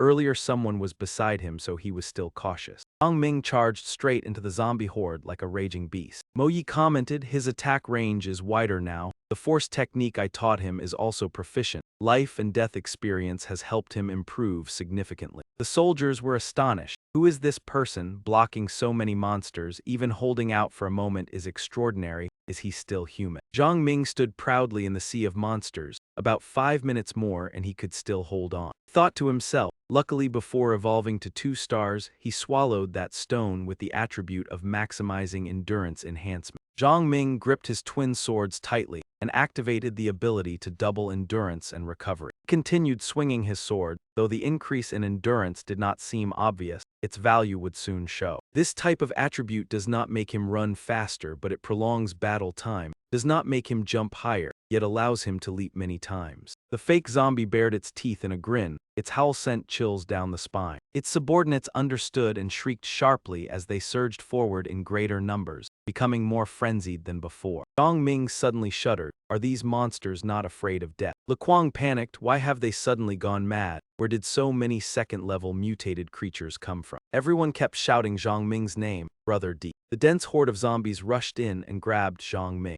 piled on into a massive mound, burying him underneath. Le Quang trembled as he shouted, Brother Deep, retreat. He turned away in despair, as if resigning to fate. We have done our best. But Mo Yi suddenly stopped him. Wait. He pointed ahead. Everyone looked. Flames burst forth violently. It is burning. A thunderous explosion echoed. A sword tore through the air. In the midst of the ruins, Zhang Ming strode out tall and steady, almost completely unharmed. The soldiers stared wide-eyed in shock. Brother Deep is still alive. Kwang was overjoyed and immediately reported that the moment had arrived. When the battle ended, Jia Dan sternly ordered, "Quickly move the stones and the sandbags onto the wall. If ammunition is insufficient, we can only use them. On the other side, pour all the oil down and move quickly." The deputy squad leader let out a sigh of relief. They have finally retreated. If it continued, we would hardly hold on. It seems someone was controlling them from behind. Did you all hear that long hiss? Zombies silently retreated to where darkness could not be touched. Yin thought nervously. After that hiss, they obediently withdrew.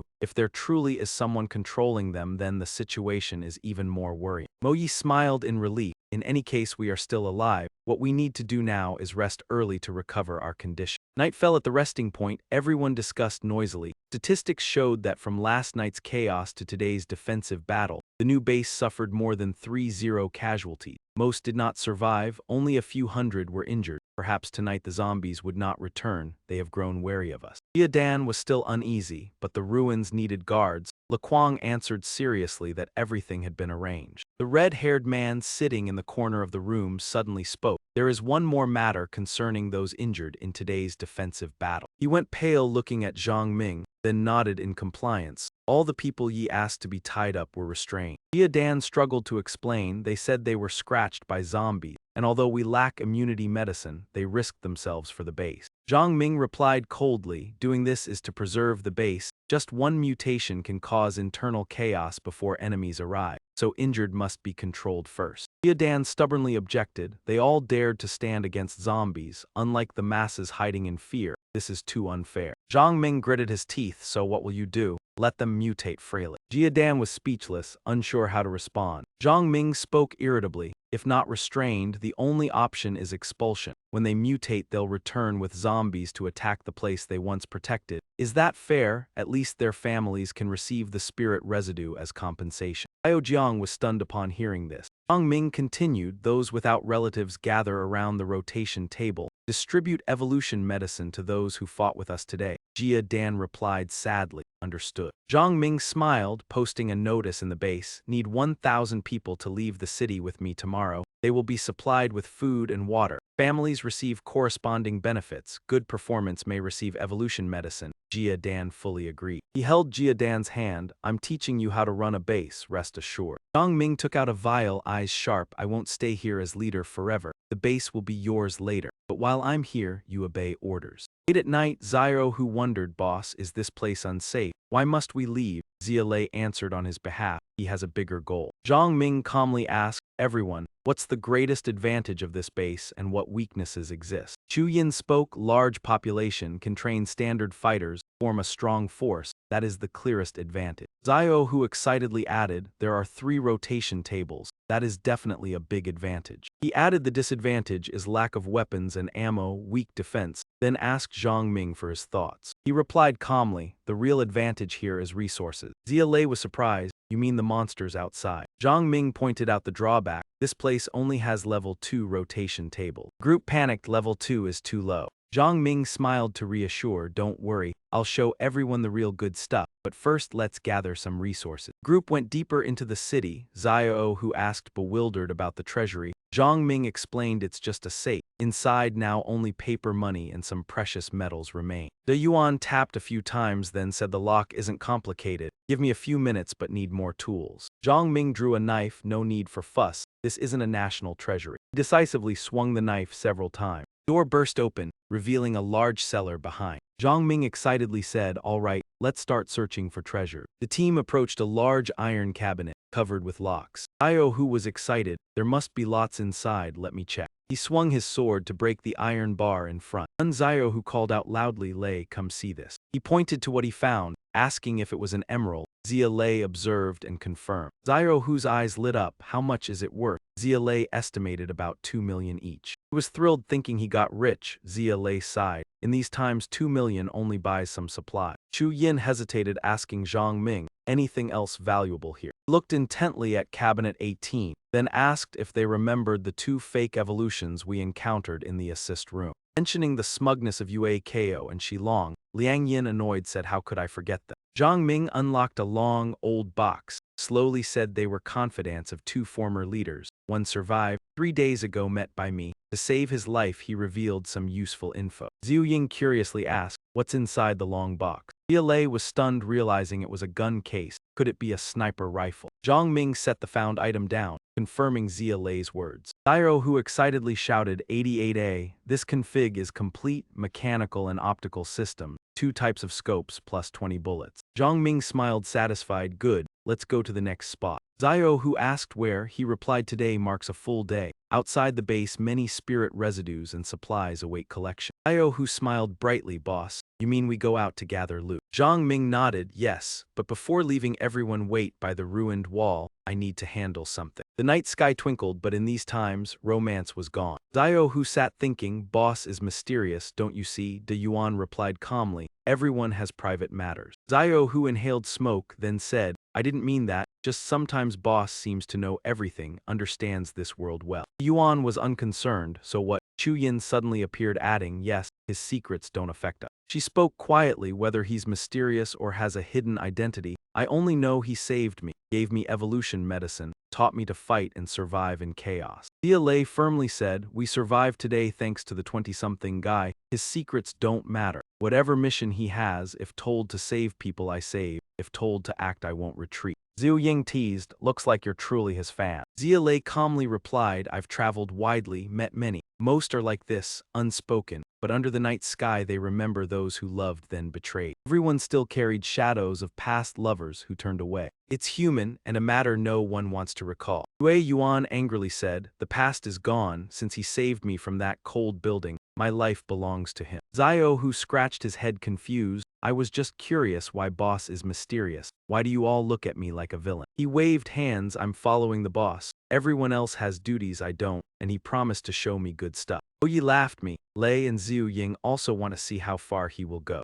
Everyone murmured, how long has he been gone? Over half an hour. Surely training a big move, truly mysterious. On the rooftop, Zhang Ming looked down and sighed. Is the corpse pit really this big? Below, decomposing bodies piled up, a chilling sight. Zhang Ming frowned, in these times body disposal isn't strange, but the quantity here is excessive. He wondered how many lives did yesterday's attack take. The newly founded base suffered such heavy losses in just days. Zhang Ming moved to the pen, where a few mutated buffalo wandered. He quickly subdued each one. Red blood flowed into prepared troughs. A pungent stench filled the space. Shilong lay on the ground, witnessing all, pale with fear. Seeing Zhang Ming approach, he stammered, what are you planning to do? He coldly said, just learned a new technique, roughly calculated needing about 500 kg of blood. These 2 mutated buffalo should suffice. Zhang Ming looked at the knife in hand, still inexperienced and needs practice. Shilong trembled, begging. He frantically pleaded, spare me, I'll obey anything in future. Zhang Ming smirked, ask the cold corpses in the pit if they would forgive you.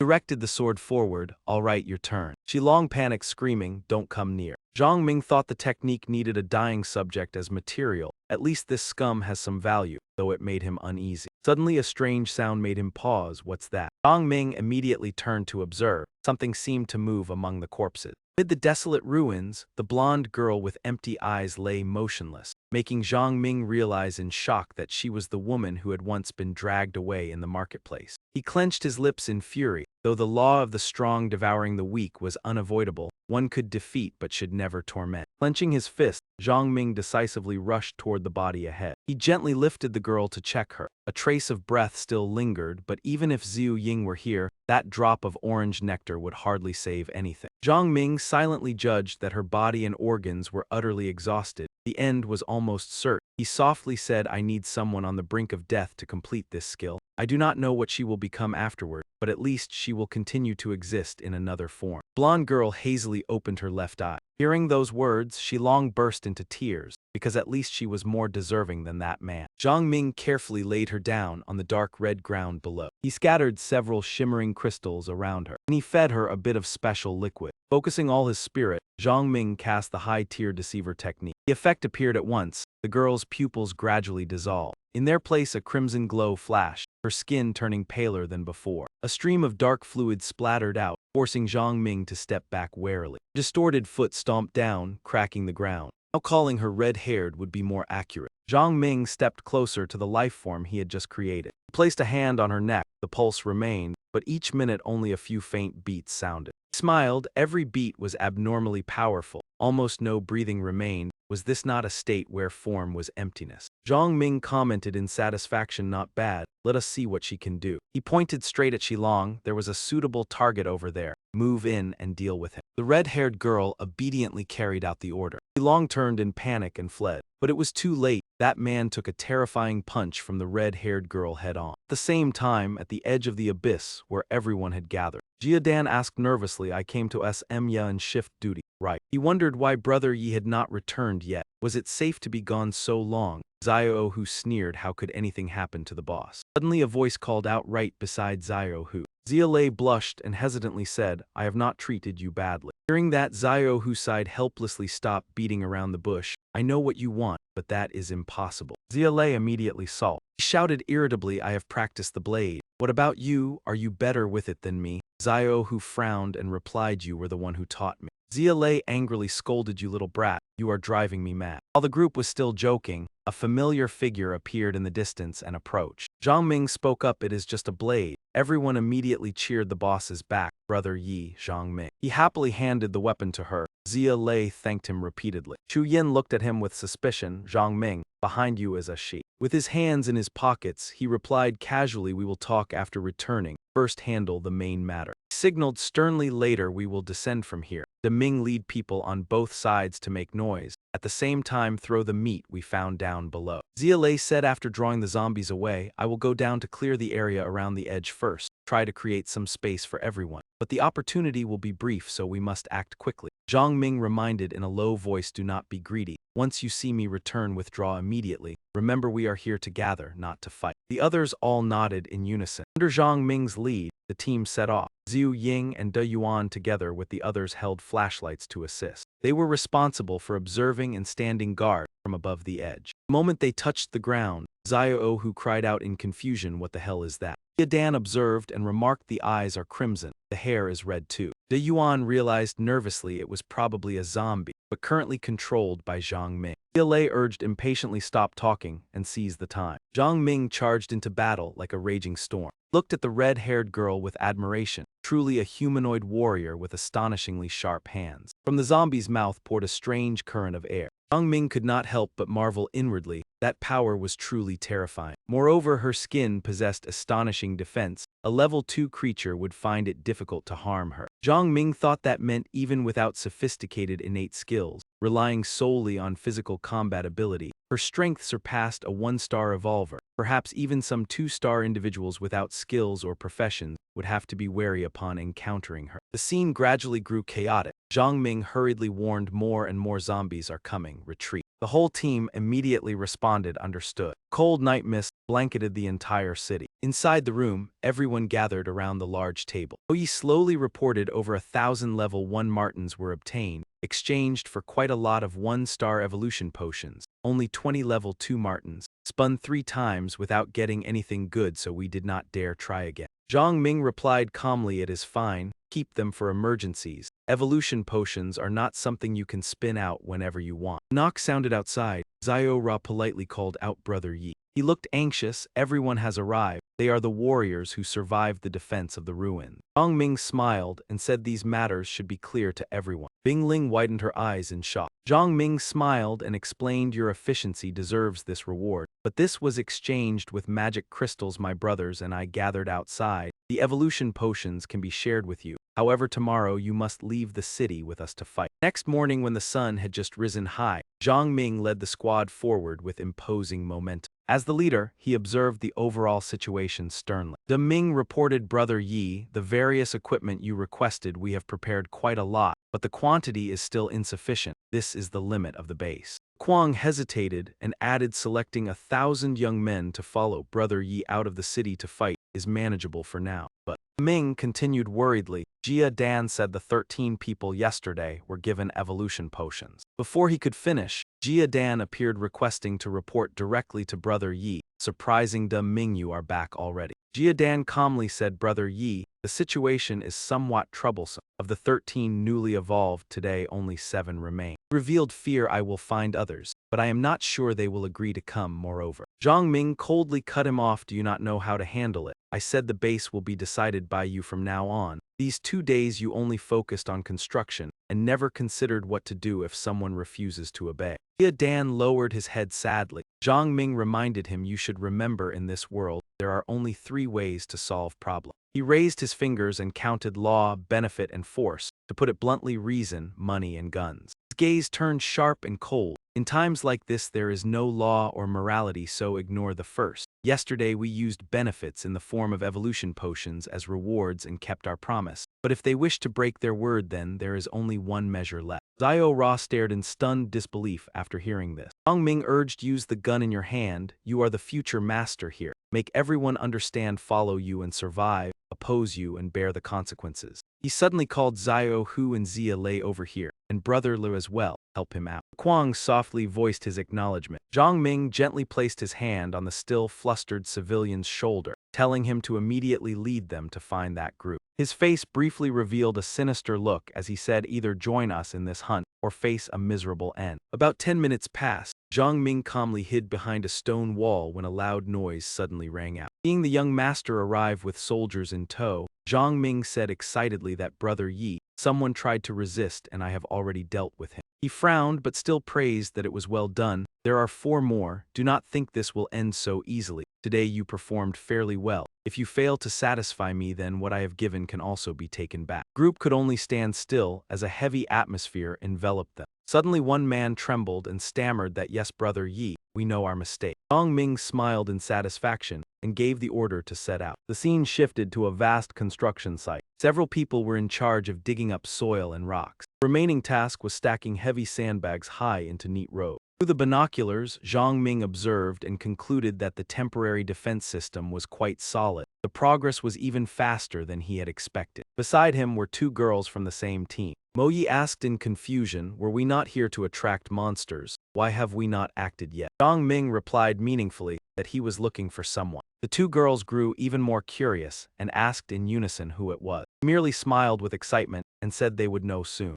Looking at the pile of weapons, he thought that if his guess was correct, then at this stage, only one thing was capable of controlling zombies and mutated creatures to attack at the same time. Recalling his previous life, people called it the brain worm. According to his knowledge, this individual was not very strong physically but stood out in speed, small in size, skilled at hiding and ambushing, and could even change color to blend into the surroundings. A moment of carelessness and a human would become its target. That species of worm did not kill its victims immediately, but dominated their consciousness, turning them into tools with a different nature. In the end, those manipulated by the brain worm might not be outstanding themselves, but their greatest support was the ability to control demon crystals. Any mutated life form possessing a demon crystal would be influenced by the puppet it controlled. Zhang Ming suddenly swung his sword and slashed his own hand. Mo Yi cried out in alarm, what are you doing? Have you gone mad? Despite the pain, Zhang Ming still smiled, calculating in his mind that if he could not find it, then he would lure it to seek him out. He calmly explained that they did not have much fresh flesh and blood. Even if they made noise, it would be difficult to draw all the zombies around this base. He continued slowly that if they only lured a portion, it would be safer, but the effect would be too low. Once night fell, their combat strength would drop sharply, while mutated life forms would not. It would be better to let it come for him on its own. Mo Yi immediately asked what it was.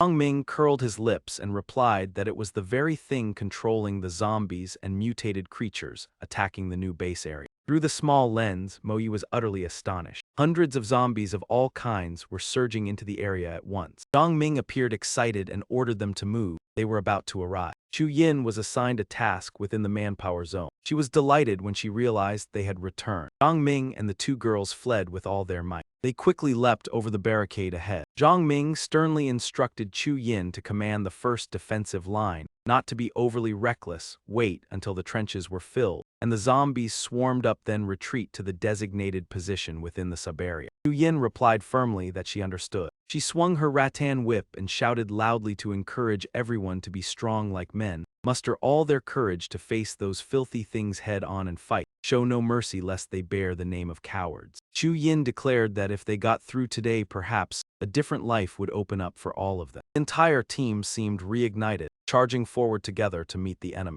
The fierce battle thus erupted. Elsewhere, Zhang Ming, Red Hair, and Huang Huan stood before a dense forest. Cautiously speculated that the brain worm he had seen recently could not have attacked the base without reason. It must have had a plan. The road ahead was utterly silent. Zhang Ming analyzed to himself that with its hunting style and evolution, the target was most likely him. Because he had the highest evolution level in the new area, if it wanted to level up then he was the most suitable choice. He looked up at the vast sky and let out a soft snort that it was targeting him, but he was also targeting. He turned to look at Huang Huan and jokingly asked whether he liked eating worms. Suddenly the dog's eyes widened, and a growl rumbled from its throat. Sensing something wrong, Zhang Ming immediately withdrew his playful expression. He followed Huang Huan's gaze and carefully observed the surrounding space. Zhang Ming stepped forward one step at a time, thinking that perhaps at this moment no one in the world yet knew of the brainworm's existence. He smiled faintly because few knew that terrifying creature both inspired dread and stirred greed. A thought flashed through his mind that like attribute stones, the brainworm could also be used as food. He was surprised to see a fake zombie sitting on a stone slab and blurted out to ask what was wrong with him. According to the way Zhang Ming addressed him, that was Captain Yi. Beside him was also a black level 3 demon crystal belonging to a mutated 100-armed life form.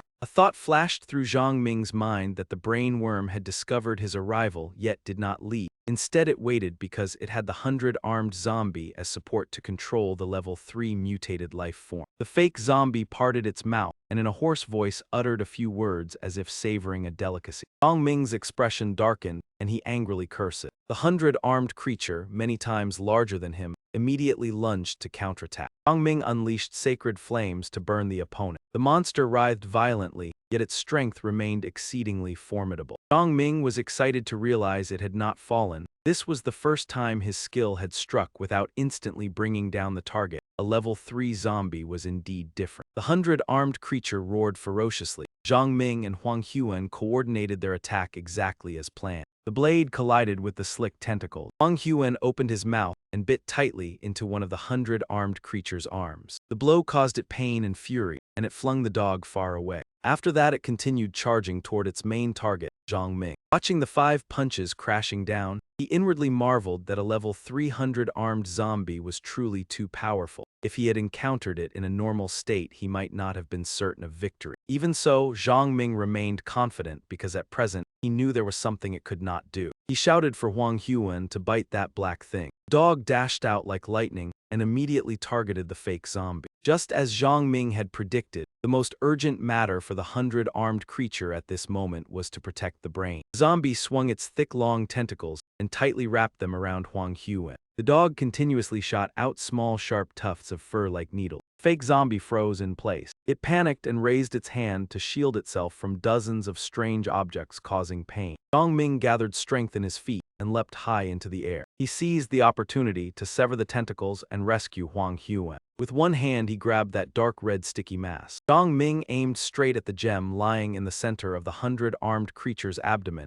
which he believed to be its fatal weakness. Suddenly a large rock shot toward them from somewhere. Zhang Ming had no time to dodge before a powerful force sent him flying. He dug his feet into the ground to steady himself, silently wondering what the hell that thing was. Before him suddenly appeared 2 mutated creatures, making Zhang Ming freeze in shock and blurt out twin demonic power. According to his knowledge, this was an extremely formidable monster whose evolution few understood. A humanoid zombie called a lesser demon, possessing astonishing strength and specializing in overwhelming throwing attacks. Zhang Ming glanced to the side. The life form shaped like a bear was a greater demon with outstanding close combat ability, its sharp claws capable of tearing through hardened steel. Paused for a few seconds, unease rising within him. The brain worm truly possessed intelligence, knowing to hold back a trump card. Perhaps many other level 2 creatures were still hidden within the vast forest. Zhang Ming irritably ordered Huan to charge forward. As for him, he continued pouring his strength into attacking the 100-armed creature. In Zhang Ming's hand at this moment was the familiar string of jade beads.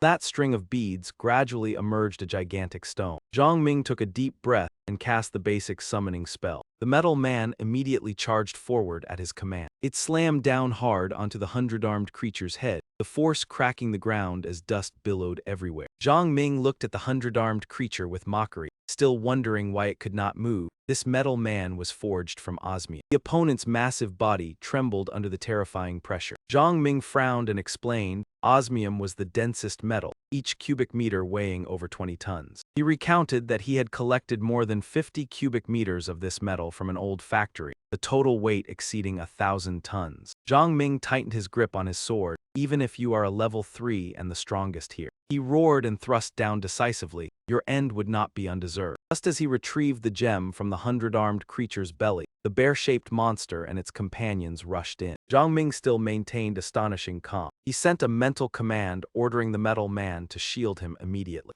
Red Hair was still raging as she unleashed attacks toward the fake zombie. It could do nothing but helplessly watch itself fall into danger. Red Hair and her sharp whirlwind sliced off the zombie's neck. Seizing the opportunity, Zhang Ming immediately shouted, "Hurry, throw it away." He calculated silently, unsure whether the brain worm could parasitize a human, but it was best not to take the risk. Fake zombie's head rolled across the ground and slammed into a large tree trunk. From small holes in the bluish-gray skin, several tentacles stretched out, flailing about in search of a new host. Zhang Ming also rushed after it because the worm's true body had revealed itself. Suddenly, a violent gust of wind erupted and blocked his path. Zhang Ming and Yan Jiang angrily realized the enemy had also concealed a sonic wave attack. At the same time, dozens of other zombies swarmed in like a pack. Zhang Ming urgently called out to CC, "Block those monsters for me." He thought coldly, only now calling the troops back to rescue it, too late. Meanwhile, at the city center, the rapid gunfire echoed as humans struggled to halt the zombies' advance. As if receiving a signal, they all turned around at once,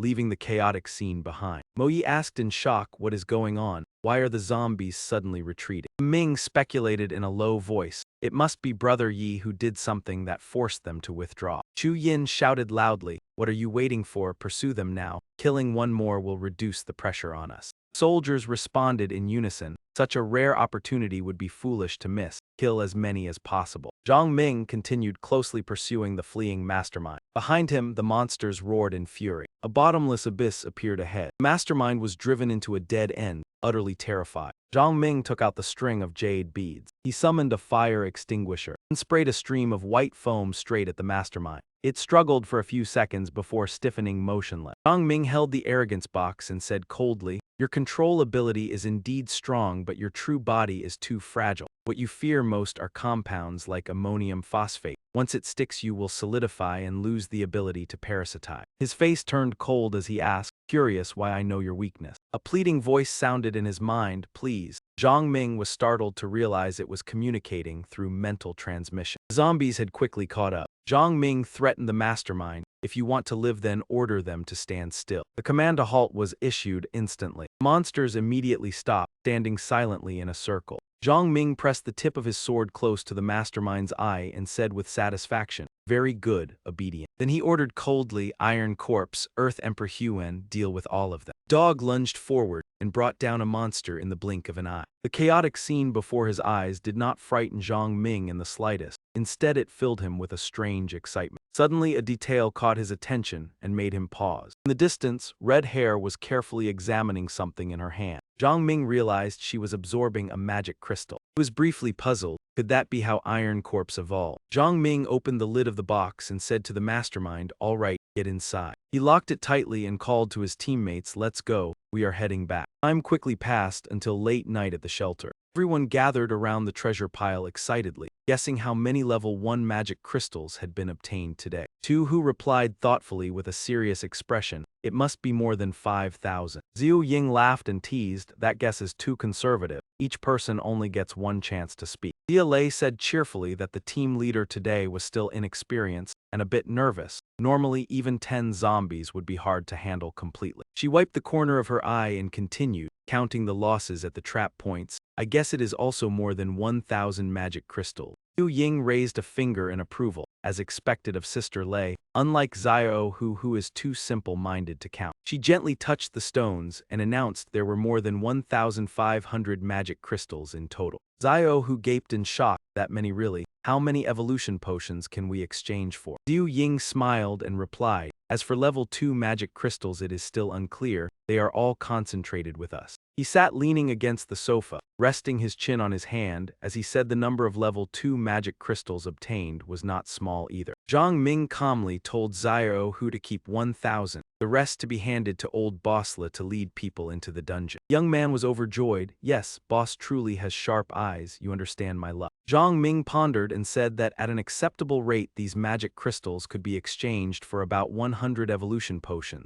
Jia Dan would keep 50 bottles, the rest could be distributed as desired. He emphasized that trust must be built with those close. If he couldn't grasp all evolutionary power in the base, he should at least control most of it, understand. Jia Dan firmly replied that he understood, brother deep. Zhang Ming smiled and suggested forming a team tonight, preparing thoroughly to continue going out to deal with zombies tomorrow. Jia Dan hesitated and asked if they would go on. Manpower today was reduced to just over 300, and the front line was more than half lost. Zhang Ming said only tomorrow, and a third of the spoils would be shared before they leave. Xiao Jiang, hearing this, panicked and asked Brother Deep if they really had to go. Zhang Ming turned and waved, ordering everyone to assemble quickly and rest early, meet at the east wall tomorrow morning. The next morning, everyone anxiously looked at the box Zhang Ming brought back. Thing inside trembled, begging for mercy. Zhang Ming coldly said, "Do you understand my words? Tell them to gather below." The brain remained silent, as if considering something. A few seconds later, a wave of sound spread out. The monsters arrived one after another. Zhang Ming raised his voice urging them forward. The zombies would not resist. Encouraged, the soldiers charged like predators and eliminated the targets. The weak brain said it complied and hoped to be spared. Zhang Ming drew his sword, still one task unfinished. He decisively ended it and joked that he heard chicken meat was very fragrant. Military vehicles quickly left the designated area. Dai Ming reminded everyone to stop staring. They were all gone. He asked about Le Quang. Jia Dan smiled and said he wanted to follow Brother Deep, but was kept back to manage the base with them. Jia Dan seemed satisfied, saying Brother Deep worried about their lack of strength, so he left Elder Le to assist. Dai Ming added that food needed to be resolved first, and Brother Deep went because this place was under their control. Soon they might have thousands of evolve. Then the surrounding area, even this city, would be under their hands, while the manpower below kept working tirelessly. Teams sat facing each other on the large truck. Iro, who complained that the weak vehicle consumed fuel. If no station was found,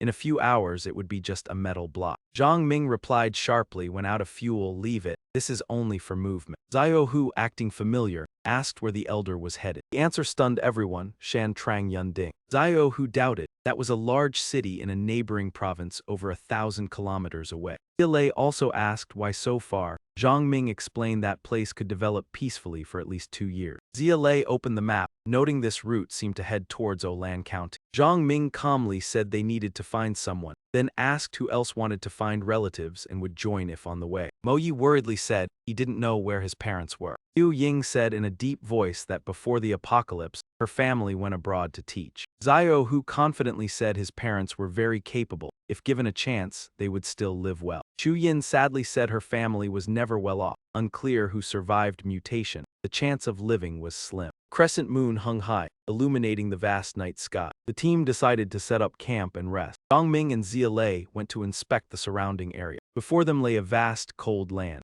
Xiao Hu judged it as a fairly well-organized base with guards and many people inside. Zhang Ming praised that building such a base in a short time was admirable. Human adaptability exceeded imagination. Yahello sarcastically replied, but still not faster than him. Xiao Hu asked why not enter the city to rest. Zhang Ming coldly said they only came to find someone, not concerned with other matters. He chuckled, thinking the elder must have other plans. Zhang Ming, annoyed, told him to stop talking so much, turned to Yahello and asked her to enter the city tomorrow for assistance. On the second day, Yahello blended into the bustling crowd. The men stared, marveling at the woman's beauty. Yahello's tight dress attracted all eyes. She stepped ahead of Zhang Ming, asking if her big sacrifice deserved a reward. Yahello complained she could fight for life and death but not trade her looks. Zhang Ming helplessly said she only needed to lure targets, nothing excessive. He explained it was to reduce trouble, not a matter of sacrifice. Yahello still disagreed, saying that was already a trade, asking if he agreed. She pressed close, insisting her request was not excessive, though not as striking as the red-haired girl or the one he cherished, but aside from them, she wanted to become a second-level, third-tier evolve. He showed hesitation, asking what if he didn't accept.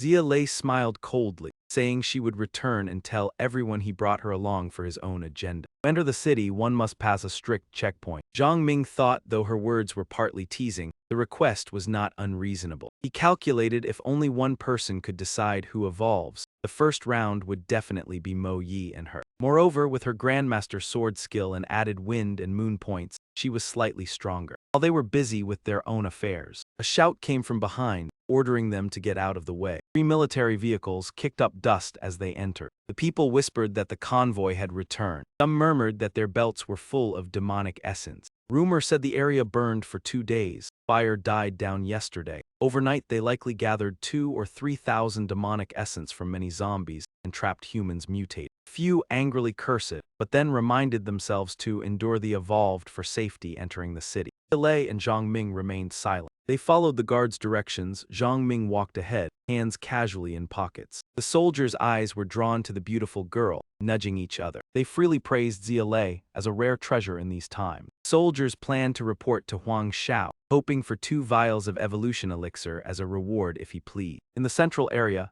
Lei signaled Zhang Ming. Too quickly separated, she said she would walk alone and meet later, warning him not to go too far. Lei leisurely browsed souvenir stalls and turned into a few narrow alleys. She soon realized she was being followed. It was a group of thugs. Seeing her suddenly disappear, they panicked and ordered each other to chase. Hidden behind a rock, she disdainfully said their speed was too slow. The subordinate anxiously called Huang Shao, saying she was unlike others, not afraid or screaming. Lei spoke calmly, "I have lured them all out. How long are you planning to keep hiding?" Zhang Ming stepped forward, his gaze icy cold as he replied curtly, "I am here." The group of men shouted aggressively, "Where did this brat come from trying to play the hero saving a beauty? You are courting death." Zhang Ming threw a straight punch into the opponent's chest. The man in front spat out a mouthful of blood and collapsed to the ground motionless. The remaining men were stunned, their feet rooted to the ground. Zhang Ming dealt with them one by one, clean and decisive. He stood proudly before Huang Shao, his presence like a deity descending upon the world. Trembled and begged for mercy. "Are you a 2-star evolver? Please spare my life. I will give you anything you want," panic making him lose control.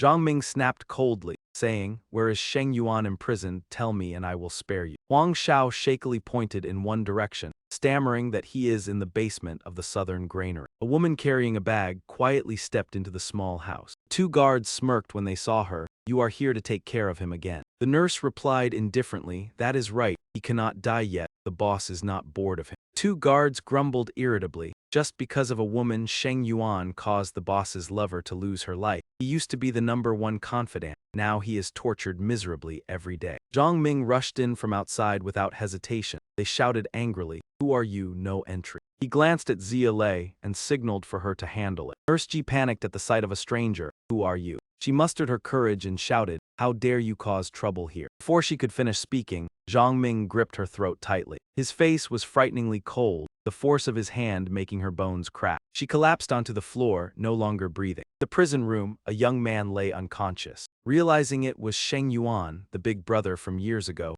Zhang Ming could not help but feel heartache. He recalled that in his previous life he had been the team's long-range shooter, while that young man from Ulan County had been the strongest warrior, serving as a shield and ready to block all dangers for his comrades. 5 years of fighting side by side, countless times he had shielded him from danger. Yet 2 months before he was reborn, that man had fallen during a mission. Zhang Ming gently supported the young man's head, pondering that if everything matched his memories, then at this time, he was imprisoned because of trouble. He said softly with guilt, "Big guy, sorry, I came too late." Outside, Lei leisurely wiped her blade clean. She asked curiously, "Is this the person you were looking for?" Zhang Ming replied gently, "Yes, he can stand in front and block all damage." Half an hour passed, the bodies were arranged neatly in a row. That man was named Zai, currently the leader of the Ulan base. The red-haired man behind him sneered, "Must be Sheng Yuan's accomplices coming to rescue him." Jai flew into a rage and slapped her. "Is it not because of you that this happened?" He roared that in just a short time 6 evolved subordinates had been lost, easily defeated, and that person had even left openly.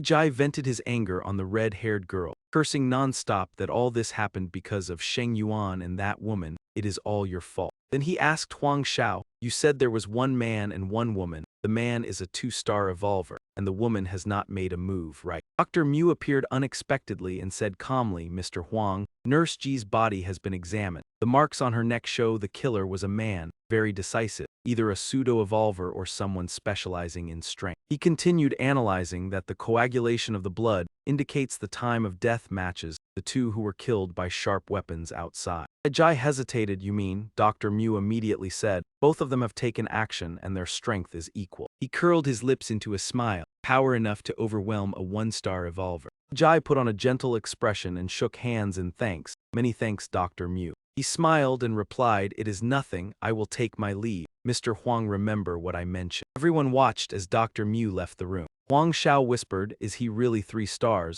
Why not keep him here in case something happened? Dr. Mew's figure gradually disappeared into the dim light. Zai shouted, enough talk, sound the alarm across the city immediately, raise the alert to the highest level, prepare for battle. Huang Xiao obediently replied yes, but still wondered why. He gritted his teeth and said, to keep him here, we are not qualified to pay the price. That is the most renowned and talented doctor in this city. Zhang Ming's group lit a fire to prepare lunch. Sheng Yuan was still lying unconscious in the tent. The noise outside gradually woke him. Opening his eyes, Sheng Yuan realized he was in an unfamiliar place and instantly became alert. A voice beside him sounded, you are awake. Sheng Yuan startled and asked, who is there? It is me. It seems before I fainted I met you. You saved me, right? Zhang Ming smiled warmly and replied gently, that is right. Sheng Yuan was still doubtful. Why would you do that? Zhang Ming sat down and explained, I am about to go to a dangerous place. I need someone who can take hits for me. Sheng Yuan nodded, so that is it. Zhang Ming thought to himself that although they had been brothers in his previous life, now they were only strangers. Using benefits in exchange was perhaps the safest way. Sheng Yuan asked further, why did you choose me? He replied calmly, because of your profession. Hearing that, Sheng Yuan grew more anxious. Will I lose my life? Zhang Ming extended his hand. Without me, you would not have survived. Sheng Yuan grasped his hand, accepting the deal. The group ventured deeper into the forest of the Ulan mountain range. Zhang Ming asked with concern, what do you think of this shield? Sheng Yuan replied, it is quite good. With my shield-bearer profession, how could I lack proper equipment? Sheng Yuan lifted the enormous shield with ease. He skillfully knocked aside the huge boulder blocking the path. Zhu Yin exclaimed in shock that such a heavy shield was used so lightly by him, truly far beyond ordinary people. Zhang Ming calculated silently, strength and stamina increased by 40 points, plus a self-regeneration attribute. Although it is only a white-grade reinforced metal equipment, thanks to ghost metal the self-healing ability is its greatest value. He told himself that the previous adventure to seize the ghost metal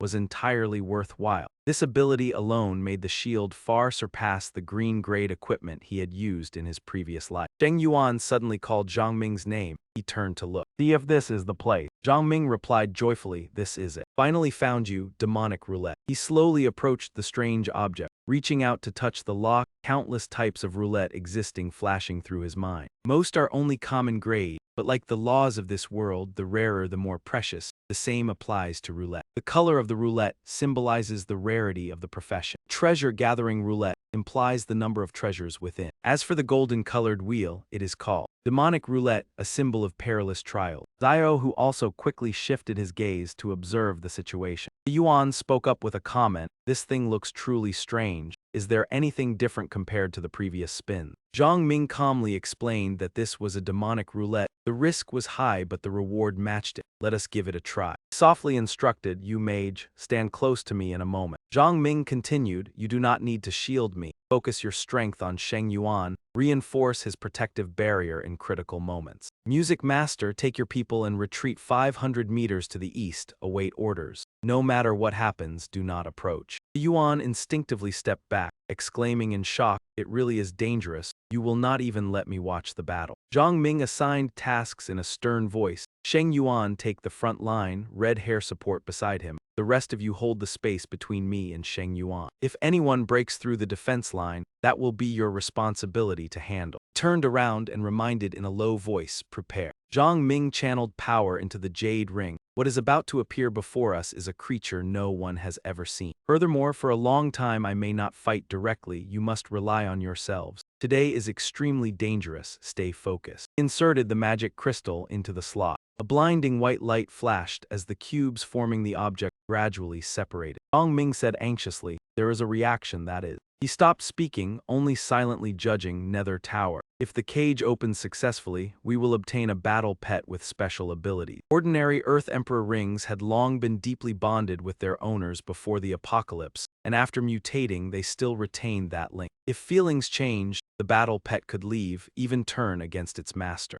As for battle pets from the Nether Tower, they must obey the rules. If the master dies, it perishes as well, completely dependent on the owner. Zhang Ming calculated that moreover this type is mostly born for combat and has its own evolution system. Even so, battle pets are diverse and varied, not only capable of fighting but also offering many forms of support, some even possessing abilities beyond combat. He took out another treasure, recalling that in his previous life he had met an expert whose battle pet was a mermaid, almost no combat power but extremely strong healing ability. The cubes rotated and then assembled into a square. Zhang Ming lowered his voice. Be alert, it is out. The creature inside revealed a pair of icy green eyes. Violent pressure burst forth from it, startling the entire team. Before anyone could react, towering flames erupted fiercely. From within the fire emerged a ferocious monster with a crimson body. Zhang Ming shouted tensely, blazing lion, form a formation and surround it. Sheng Yuan asked urgently, what level is it? Replied coldly, level 3, be cautious. Sheng Yuan slammed his shield to the ground and roared, beast, come here. Zhang Ming continued waiting, unsure what would appear next. Another cube transformed into the shape of a beetle. From the ground shot up a massive, razor-sharp pincer. A skull-headed monster with jagged fangs let out a terrifying roar. Zio Hu blurted out in shock, what the hell is that? Zhang Ming hurriedly warned, everyone be on guard, that is a level 3 insect. Blazing lion must avoid its flames as they are troublesome. As for that insectoid, watch out for the corrosive fluid it spits. Its corrosion is extremely strong. Its entire black skeletal body can detach at any time. Do not be deceived by its appearance. He looked at the object. There is a result. The last one is. Zhang Ming smiled excitedly. It seems luck is on our side. Decisively threw the jade ring and activated primary congeal summoning art. The metal figure immediately joined the battle. The force of the collision cracked the ground apart. Zhang Ming did not stop, continuing to cast congeal summoning art master tier a second time. This time a giant warrior clad in golden armor appeared. In his hand he held a massive broadsword. The sound of the summoning, he awakened. The warrior charged straight into combat with the blazing lion. Zhang Ming took a deep breath and used primary congeal summoning art again. Once solid ground suddenly turned soft and mushy. The earth and stones became a layer of sticky mud. Sheng Yuan cried out in confusion, what is happening? Zhang Ming moved as swiftly as the wind. He leaped up and stepped onto the shoulder of the metal figure. At the same time, he unleashed sacred flames to attack the dark insectoid. The blade carved a long gash across the beetle body. Zhang Ming panted, thinking to himself that he had done all he could. Then he continued instructing the rest. I will rely on you all. Zio Hu responded spiritedly, boss, do not worry. Zhang Ming felt as tense as a drawn bowstring. 3 master-tier congeal summoning arts had consumed at least 600 spirit points. If he had not previously dealt with the brain-deep creature and devoured it to increase his spirit power, he could not have endured such expenditure. He muttered irritably, damn it, a level 2 magic crystal fixed the board. Zhang Ming analyzed that when the first square appeared in 3 slots on the demonic roulette, the spinner could use a magic crystal 1 level higher to lock the pattern. After spinning again, that slot would remain fixed until 4 reward patterns were gathered or time ran out. He was slightly worried, because when locking not only was the pattern fixed, but the spinner also had to stand still before the roulette until completion or time expired. Zhang Ming glanced at the battlefield. Next, it depends on everyone. Demonic roulette can turn patterns into real living beings to attack. The larger the movement scale, the more monsters will appear. Moreover, if it is spun only once, the monster level is usually 1 to 2 ranks higher than the activating magic crystal. If there is nothing inside the cube, 3 high-level monsters will appear. 2 empty results mean 6, and if 3, 4, or 5 times all land on empty. Zhang Ming pondered that once the board is fixed, the spinner will be bound. If teammates cannot block the attacks, the spinner will hardly escape a grim fate. He stared intently at his teammates, risking their lives in battle for him. The shield blocked the intense heat from the blazing lion. Sheng Yuan still gritted his teeth and held firm. 3 summoned creatures from the necklace rushed in to assist. Zio Hu said anxiously, boss, why put yourself there? If someone must stand still to spin the board, why not let me do it? Zhang Ming replied quickly, because the roulette requires the spinner to be 1 rank higher than the activating magic crystal. I use a level 1 magic crystal and am 2-star, no one else qualifies. He thought to himself that moreover to make 4 cubes show the same pattern at once, at most the board must be fixed twice. Zhang Ming told himself that the first fixation needs a magic crystal higher than level 1, the second must use a level 2 magic crystal. If he had not killed the 100-handed zombie to obtain a level 2 magic crystal, he would not even qualify to activate this roulette. The central cube turned crimson, and through the bars a strange shadow could vaguely be seen. Zhang Ming was startled to realize it was another insectoid, fortunately only a level 2 language beetle, not greatly affecting the situation. The beetle that had just appeared was immediately drawn away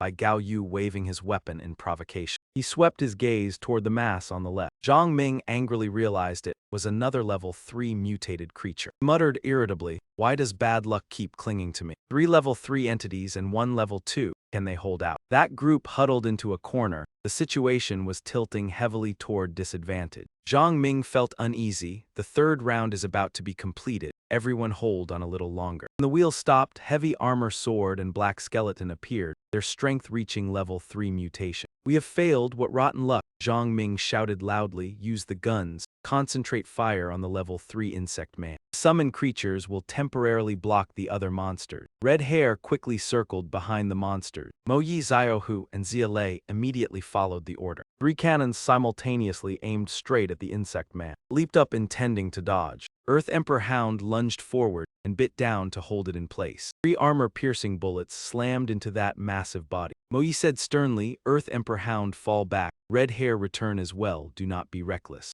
2 creatures immediately retreated on command. The blazing lion ferociously pounced on a soldier's shoulder. Mermaid poured all her strength into attacking the metal man. Heavy armor sword continuously shattered the ground. Facing the worsening situation, Zialei began to panic. "This is bad, all of the boss's summoned creatures have been taken down." He added worriedly, "We do not have much armor-piercing ammunition left either." Xiaohu, Mo Yi, deal with the level 2 first. 2 replied calmly, "Understood." The praying mantis's head fell instantly. Zhang Ming felt secretly satisfied. Zialei is truly decisive. If we are not certain of killing a level 3, then eliminating the level 2 threatening the formation is better. He glanced at the lock floating in midair. His hand unconsciously clenched tightly. Zhang Ming took a deep breath to steady himself. Only the final pattern remains. He focused on the object in his hand, thinking of the second spin. Zhang Ming urged himself, "Just complete the final pattern and it will be done. Hurry up." Chu Yin was startled when she sensed something unusual. A first streak of blue light appeared, summoning the mist wraith. It was a level 3 mutated creature. Next came an even more violent explosion. A zombie appeared, level 3. Then another second praying mantis and a creature named Hao Tian. Chu Yin panicked, 4 more have appeared. She angrily demanded, "Zhang Ming, are you done yet? Are you trying to push us into danger?" Zhang Ming felt anxious. He had already spun the final white block 7 times. Now it was like riding a tiger and impossible to dismount. He might as well gamble to the very end. Energy wall began to fluctuate violently. 2 round points of light like eyes flashed behind the bars. Zhang Ming exclaimed in delight, "Got it." In the unlocking interface, a small golden chest appeared. He grabbed it and crushed it, immediately choosing to activate. His entire body erupted in a fierce blaze of fire. At last he obtained the battle pet Onmin Jai Jai at weak level. Zhang Ming stood stunned as he observed what had just appeared before him. He gaped in disappointment, thinking it would be a giant beast or a young dragon, yet it turned out to be a technological product. Roulette could indeed produce some super technologies, but the quantity and types were extremely limited. The most outstanding was the Golden Holy Light battleship on the level 9 roulette, the colossal ship that had once appeared in the sky that day. Zhang Ming cautiously touched the metal mass, temporarily setting aside the matter of its origin. What he needed now was to be certain it could support him. He ordered it to attack the monsters. The robot emitted a beep indicating insufficient energy. "Please replenish energy." Zhang Ming's face darkened as he wondered what trick this was now. He checked the device, thinking that as his battle pet it should fight on its own, yet it demanded additional energy to start. Zhang Ming took out a demon crystal from his pocket and inserted it into the receiving slot. Robot's eyes immediately shone brightly. It rotated and then summoned a large energy cannon. Zhang Ming frowned mockingly. Such a tiny cannon, can it even kill an ordinary rat? Xiaohu called out anxiously, "Boss, come help, we are about to fail." The earthen basin was torn in half, the metal armor shattered as well. Sheng Yuan gradually revealed signs of exhaustion. Grimaced from severe vitality loss. Zhang Ming's mind spun, he must act immediately. If he delays, today all of them will die here. The machine voice sounded requesting target confirmation. The repeated sound irritated Zhang Ming and he shouted, "Shut up and fire." Pointed at the snake, its poisonous mist corroded fiercely, even Sheng Yuan's shield could barely hold. He had no better defense. The robot immediately accepted the command. It opened fire, the round-eyed demon stared as the projectile shot toward it. It roared as its body was violently shaken. Zhang Ming was stunned that the strike inflicted heavy damage on a level 3 mutated life form. Until now, only his Blade Master Seal skill had reached that level. He speculated the small fortress consumed one level 1 demon crystal, yet produced power comparable to a professional pseudo 2-star evolution. This reward truly only appears on the 4-star roulette. Robot slowly took a few more steps forward. Zhang Ming smiled with keen interest. A 1-star demon crystal creating destructive force enough to heavily wound a level 3 creature. He thought to himself, if replaced with a level 2 demon crystal, what would the power be like? The machine's metallic eye suddenly flashed with dazzling light. The energy index displayed reached level 98. The level 2 fortress had entered preparation mode. Demon was violently agitated after the previous attack. It swept its tail, knocking 2 allies to the ground. Zhu Yin hurried forward to catch Mo Yi. Zio, who was sent flying, crashing hard into a large tree trunk. Zhu Ying also ran over and immediately cast Sweep to heal the injury. Zhang Ming blocked the mermaid's attack. Behind him, the robot had completed support and announced it was ready, requesting target selection. He swung his sword decisively and shouted heavy armor sword tower. The cannon barrel instantly rotated straight toward the monster standing there. It had no time to react before a powerful force blasted it into the air. Io, who blurted out a curse in astonishment. Was this not the power of a siege cannon? Zhang Ming shouted for Sheng Yuan to hold back the flame lion. The mermaid and the blood zombie were for him to handle. The others focus on taking down the level 2 hurry. Red Hair and Huang Huan immediately charged into the fray. Flaming Lion crazily slammed against the shield, but could not break through for the moment. Zhang Ming smiled meaningfully. Demons were dangerous but often dropped valuable items. He had originally intended to unleash a final risky strike to decide victory or defeat. Now he saw the chance of victory tilting toward him. The fierce battle continued without pause. Zhang Ming calculated excitedly in his mind. If he could pin down the mermaid, the robot's next shot, even if not hitting a vital point, would be enough to drain more than half its strength. Suddenly, the robot issued a warning that it was entering cooldown. Zhang Ming was stunned, what he had to wait again. Cursed inwardly, no wonder the back of that toy was marked with the words weak version. Zhang Ming proactively reminded Sheng Yuan to pull back the formation and move closer to him for cover. Sheng Yuan gathered his strength and violently shoved the lion forward. Behind them, Zhu Ying cast Sky Shield. At the same time, she continuously used Sweep to restore vitality. She clenched her teeth in worry. If not for the powder Zhang Ming had given earlier, her mental power would have been exhausted long ago, but dragging this out was not a solution. Zia began to lose patience. Hey, we have to think of another way, this cannot go on. Zhang Ming's eyes turned bloodshot. Did he have to use his ultimate move, even though the chance of victory had just appeared? He glanced at the robot. It was powerful and efficient but limited by cooldown. He could not gamble on waiting time. Zhang Ming trembled slightly, then decided to act according to the original plan. He gripped the magic sword tightly with firm resolve. Flames erupted and engulfed the entire space. The surrounding allies were somewhat affected as well. His target was the demon's eye. It opened its mouth and spewed corrosive poison. Fortunately, Zhang Ming brought it down in time before the injuries became severe. He obtained a black magic crystal. The remaining 2 immediately attempted a sneak attack. Zhang Ming strained to hold them off. Zhu Ying supported him by continuously casting Sweet Dew. Zhang Ming took out the jade beads and loudly ordered everyone to pull back the formation. The entire team quickly formed 2 horizontal defensive lines. Zhang Ming calmly observed the overall situation. Zhu Yin asked worriedly whether he still planned to do something else. Zhang Ming revealed a cunning smile. Since we are risking it, we go all the way. He hurriedly pressed the activation button. An iron barrel icon appeared on the cube. Zhang Ming thought anxiously that although he did not know what it was, this spin surely contained a good item. The allies at the front still stubbornly held the line. The monsters continuously endured artillery fire. They seemed unaffected. Zio, who stared intently at the prepared explosive, asked in panic, "Boss, are you going too?" Zhang Ming cut him off. Yes. Without hesitation, he laughed excitedly and confirmed the choice. Sheng Yuan asked Zhang Ming whether they needed to use explosives now. He replied coldly, "Not yet. The monsters are charging again. Sheng Yuan gritted his teeth and shouted, if anything happens to me, consider it repaid. We are even. Zhu Yin cast 4-direction black tortoise shadow. She struggled to block the attack, but her knee was accidentally grazed by a spike. Zhu Yin gradually lost strength and collapsed. Xia Lei quickly pulled her back and warned her to be careful. On the other side, Red Hair also fell into danger. Xia Lei anxiously urged, this is bad, everyone cannot hold on much longer. Zhang Ming hurried. He was worried because the level 3 magic crystal of the demon was nearly depleted. Only the last one remained. He was bandaging Liang Yin when he was suddenly ambushed. Xiao Hu called out in alarm, Captain Mo. Zhang Ming stared tensely at the spinning wheel. Last he received the exact same cube as before. He shouted in joy, it landed on it. Zhang Ming kicked the explosives aside. He designated the largest target ahead.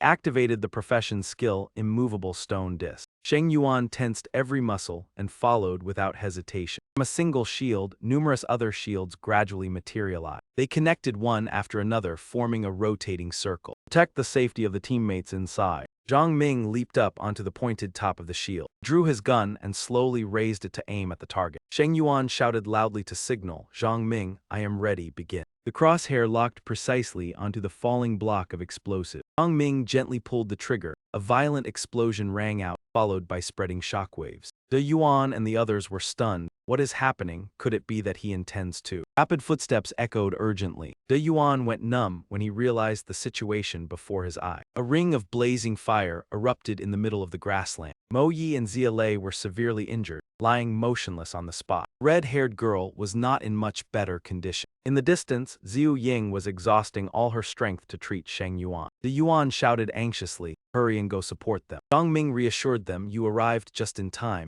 you did very well. His body and clothes were stained red, but everyone was still alive, truly fortunate. Zhang Ming clenched his fists in excitement, this time we have one big. 4 days later, when the remnants of the monsters were reduced to dry, scattered remains, Earth Emperor Ring lay leisurely basking in the sun. Suddenly, a large piece of meat was thrown in front of it. Xiao Hu chuckled, hey Huang Huan, do you even know how to appreciate it? Eating requires savoring the flavor. A heavy wooden door creaked, signaling someone's return. Zhang Ming and De Yuan stepped in calmly. Xiao Hu cheered like a child, boss, you are back. He took the bag and clicked his tongue. It is so heavy, what did you bring back? A complaining voice drifted down from upstairs. Hey, did you find anything to eat? Dried meat every day is making my stomach uncomfortable. Xia Lei mocked, truly a delicate young lady. Maybe you feel unwell for some other reason. Zhu Yin blushed and replied awkwardly, Sister Lei, what do you mean? I do not understand. Zhang Ming placed the bag on the chair and searched inside. He took out a bottle of water and asked worriedly about Sheng Yuan's condition.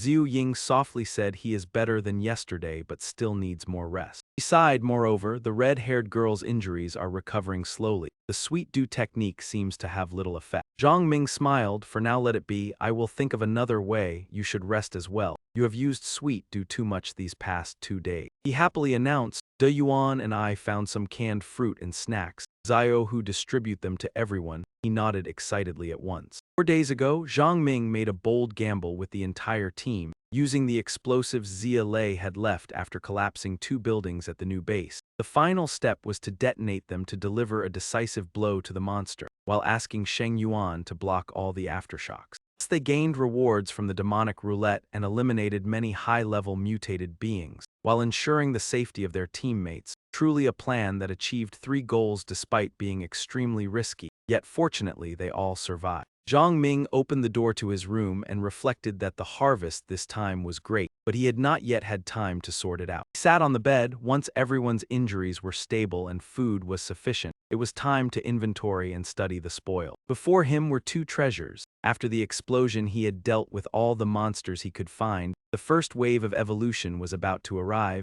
Level 2 lifeforms would increase sharply, so level 2 magic crystals were not too rare. Zhang Ming looked at the stone and smiled. What was truly precious were level 3 magic crystals. At present, such lifeforms were extremely rare. Encountering a normal level 3 roulette would allow 2 spins. He used the jade ring to illuminate it. Perhaps with luck, he might even spin a 3-star evolution potion. Next were the materials obtained from the monster corpses. Zhang Ming touched the gem. The most special was this bull soul. He remembered that in his previous life survivors called it the bull soul, the heart of the heavy armor sword tower. The bull soul was useless to ordinary evolvers, but to certain special professions it was extremely important. Many pieces of equipment, formulas, or special skills required it as a catalyst. Zhang Ming withdrew his hand, yet the greatest harvest was not it but that other item. He said excitedly, thanks to his craftsman talent, he had recognized the true value of this item. It was called the Gate of Sacrifice. Zhang Ming frowned and explained briefly. The user places items inside to sacrifice. Afterward, the gate returns a corresponding reward based on their value. More importantly, this was a piece of yellow-grade equipment. He lifted the treasure to appraise it, a rare grade item. In his previous life, one had to reach 7-star evolution to have a chance to approach it. To possess it was exceedingly difficult. Zhang Ming activated it and waited nervously. No fluctuation appeared, leaving him slightly disappointed. Why is there no reaction? Could it be that my method of opening it is wrong? Zhang Ming decided to try once more. He grew even more bewildered when there was still no change. Where exactly lies the problem? Was the sacrifice insufficient, or had he not met the requirements? He continued by trying with a level 3 magic crystal. This time there was finally some slight change. Zhang Ming widened his eyes in astonishment. A stream of light had not appeared before. Did that mean the previous sacrifices were not enough? Zhang Ming pressed the magic crystal against the surface of the shield. It felt as though his consciousness was being pulled deep inside. It hardly break free, and finally made a judgment. Sure enough, that white stream of light thickened slightly. He remained puzzled. After placing so much inside, the change was only minimal. Zhang Ming calculated, at this rate, even if he poured in all his current assets, it might still not be enough to fill it. He examined it carefully. The stream of light was a bit thicker, but at this stage it was clearly far from completion. Zhang Ming sighed, worthy of being yellow-grade equipment, yet that was fine. When it was truly filled and feedback received, the reward would certainly be extremely valuable. He summoned the creature out to study this robot first. Zhang Ming observed the metal mass. Over the past 2 days, he had determined its recovery time was about 30 hours. Thought to himself, since it is called a thunderous war machine rather than a gunner, its function should not be limited to merely erecting a fortress. A thought flashed through his mind: this robot belongs to him, and he also has the craftsman profession in that case. Zhang Ming placed the stone near the jade ring. If he improved it according to professional traits, perhaps some attributes would be like Wind Moon and be under his control. Seals appeared in his hand as he loudly activated the enchantment technique. Zhang Ming froze. There was no reaction at all. He did not give up and continued trying once more. However, the robot still showed no change. Zhang Ming felt dejected. Enchantment invalidation only occurs when the same material is enchanted multiple times, and this was a completely new battle pet. Why was it ineffective? His head was stretched tight like a drawn bowstring. Could demon gold be compatible with the mechanical engineer's roaring cannon, or had the demon gold malfunctioned and expired? Zhang Ming directly threw it at the shield. He waited in anxiety and fear for a long while. It seemed demon gold was no longer the issue. If half of the demon gold was thrown into the sacrificial gate, the gemstone could be filled. Zhang Ming gave a wry smile and scratched his head. Forget it. Demon gold was hard to find. Use one piece at a time. This item might not even be as valuable as demon gold. Would that not be a great loss? He reconsidered. The problem seemed to lie with the item itself. Zhang Ming was startled. Realized there was a socket here. Zhang Ming grew excited in his craftsman profession. Unified enhancement, crafting, enchanting had all been tried, yet the inlay technique had never had a chance to be used. Sockets could not be made casually. They created unique attributes for equipment when gems were embedded. This was a process of energy connection. It had to fit perfectly with the equipment. Equipment could only gain sockets in 3 ways: self-generated, crafted by an artisan, or through a rare drilling machine. Zhang Ming concluded that this item had as many as 3 sockets. He inserted the black demon crystal inside. Zhang Ming closed his eyes and activated the inlay technique. The robot head burst into brilliant light. Upgraded the weak frontline mechanical engineer's roaring cannon, giving it 4 firing modes. The energy shot left him stunned. What was this? Zhang Ming unlocked the second firing mode, which consumed 1 million units of energy. 1 unit of energy equaled a level 1 Martin. Upgrading to level 2 required 10,000 pieces. He felt dejected. Switching to a level 3 Martin required 100 pieces according to the conversion rule. Zhang Ming complained that both the sacrifice and the mechanical engineer were excellent. This adventure showed potential, yet the continuous consumption was like that of a wealthy heir. He walked toward the door, looking for a way to treat red hair. She sat quietly in the corner. Zhang Ming evaluated seriously. Such an injury would have meant death long ago for a human, but the puppet had undergone organ mutation. He took out a treasure,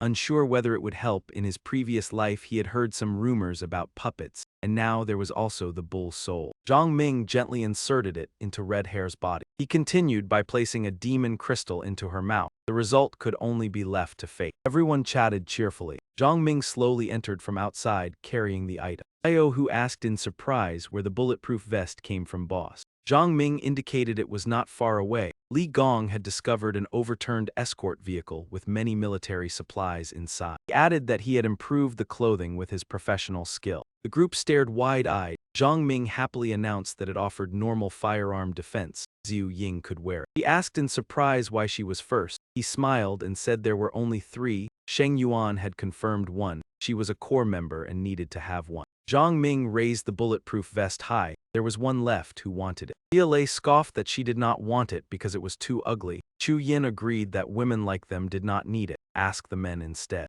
Io, who grinned mischievously that he wanted it. Zhang Ming reminded him that this required standing at the front line. He replied confidently that it was no problem, that was his strength. Zhang Ming walked ahead and said he would check on Sheng Yuan. Everyone else eat first. A tall young man was resting in a private room. Zhang Ming appeared. He asked whether he had eaten. He placed the bulletproof vest on the bed. New clothes were here. Sheng Yuan wondered whether it could be repaired. Zhang Ming replied calmly that it would self-repair without needing fixes. Sheng Yuan's mouth fell open in shock. Zhang Ming placed a hand on his shoulder and said follow him. He would see many things he had never imagined. He asked about Zai Jai being an elementalist and Liang Quan a full wind ranger. Sheng Yuan was slightly startled. Grew suspicious. How did he know everything despite coming from another city? Zhang Ming explained that their professions countered the old shield guard. He was not their opponent. If he wanted to avenge Li Ying, he was powerless. Sheng Yuan asked who he wanted to help. Zhang Ming waved his hand, saying he would not tell, just consider it if help was needed. Zhang Ming spoke mysteriously about revenge. Besides killing, was there another way? Sheng Yuan was confused about the conditions. He stated frankly that his team lacked a white shield. After hearing that, Sheng Yuan admitted it was indeed a team strong in offense and weak in defense. They had sharp war blades, yet with only a doctor profession, if they encountered giant monsters or highly evolved ones, they would be in danger. He spread his hands and promised to help with revenge. He would join them, secretly concluding they needed a shield like himself to attack safely. Zhang Ming told him to focus on healing. They would act later. They needed him to recover within 2 days. Before leaving, Sheng Yuan suspected he would be used as a pawn. Zhang Ming replied calmly that only he could craft a better white shield and help evolve faster. In the end, he concluded that with his current strength, who would dare claim the right to use him? Sheng Yuan murmured that he was right, but he should know what stood behind Zai Jai. Before he could finish, Zhang Ming cut him off. The royal guild. Sheng Yuan felt as if struck head-on. He also knew. Zhang Ming sneered that those fools thought themselves always right. At night in the forest, Brave Doctor said there was a herd of level 2 mutated goats, more than a dozen. Seizing their demon crystals could spin the level 2 roulette. Did they want to try their luck? The subordinate was excited and of course wanted to. Their strength was not enough to kill them all. Brave Doctor said gently to Zhenan. Rest assured, he had prepared everything. He took out a golden needle, already filled with solution. Brave Doctor smiled sinisterly. They only needed a little time. In a luxurious house, Zai Jai sat brooding in the living room. He sipped glass after glass of wine. When anger surged, he smashed the glass. He grabbed the bottle, intending to drink. Pale hand stopped him. Yang Huan called to Zai Jai in a soft tone. Evolution was important, but do not drink alcohol, it harmed the body. He wondered whether the people from the royal guild had all left. Liang Huan replied not yet. She had found a few girls to attend him. Did he need them? Otto was worried about the high cost. Sheng Yuan and the one who saved him might not return, yet wages had already been paid. Zai Jai clenched his fists and told him to be quiet. He felt that Sheng Yuan and the one who saved him would surely return. Outside the corridor, someone was already waiting. It was Xiao Dao. The sound of the doorknob turning rang out with a dry creak. The bald fat man stepped out. Xiao Dao immediately mocked him with irritation. Damn it, the old thing Zai Jai brought back is actually more formidable than you. The fat man sneered sarcastically. You do not know restraint nor understand humility, and do not jump to conclusions so quickly. He lit a cigarette and continued. Zai Jai and Liang Huan put in so much effort. How could such a small matter cause any trouble? Xiao Dao still refused to accept it. I do not believe it. Let me go in and see. Do not be so petty. Are you doubting your own brothers? The fat man snorted coldly and slammed the door shut. Wiped his tears and warned, in the future I will not interfere. But for now it is not allowed, at least not these few days. Xiao Dao curled his lips in disdain. Turned and left, tossing out a sentence, fine, I will give you face. Just then the opposite door opened, two strangers stepped out. The pink-haired one said angrily, "Brother Quan, Xiao Dao is getting more and more outrageous, relying on being a blade wielder and looking down on everyone." Mushroom-headed man echoed, "That is right. All the guild resources are poured into him. Does he really think it is because of his ability? The guild is not fair either. Why nurture someone like that? I heard even the 2-star potion is prioritized for him." The fat man replied calmly, "His family once made great contributions to the guild in peacetime. The president has ties with his father, let it go. Our mission this time is to assist Zijai. In 3 more days, whether the one who offended him appears or not, we will take the items and leave." The mushroom-headed man hesitated. "Zijai and Liang Huan only have professions. The 4 of us could completely take them down and leave. Why continue staying here?" A Quan raised one finger. "First, Zijai is a sly fox. He would rather die than reveal the hiding place, because he understands that if he does not speak there is still hope. If he speaks he will surely lose his life." He continued, "Second, the higher-ups want the Ulan base to receive a certain level of guild protection and investment, turning this place into a production point for magic crystals for us. Zijai is a favored pawn. Touching him will displease the higher-ups and affect resource allocation rights." Quan put his hands in his pockets and said, "Do not worry about Xiao Dao. If something happens someone will handle him. We just need to do our part well." He ordered sternly, "Let us go, check the situation outside." The 2 subordinates immediately replied yes. At the same time at the city gate, the guards suddenly noticed something unusual. Someone recognized Sheng Yuan in panic. He advanced with Zhang Ming and the group with imposing momentum. Guards hurriedly whispered, "Quickly report it." But before they could run, they were struck down on the spot. Zia Lei said disdainfully, "These scum. Last time I entered the city I already wanted to do this." The remaining men fled in panic. All were evolvers, so they retreated very quickly. Zhu Ying asked in shock, "Those guards burned an entire district for magic crystal?" Zia Lei replied coldly, "Yes, for magic crystals. They did not care about the more than 1,000 people living there. The innocent either did not die to zombies or were harmed by them."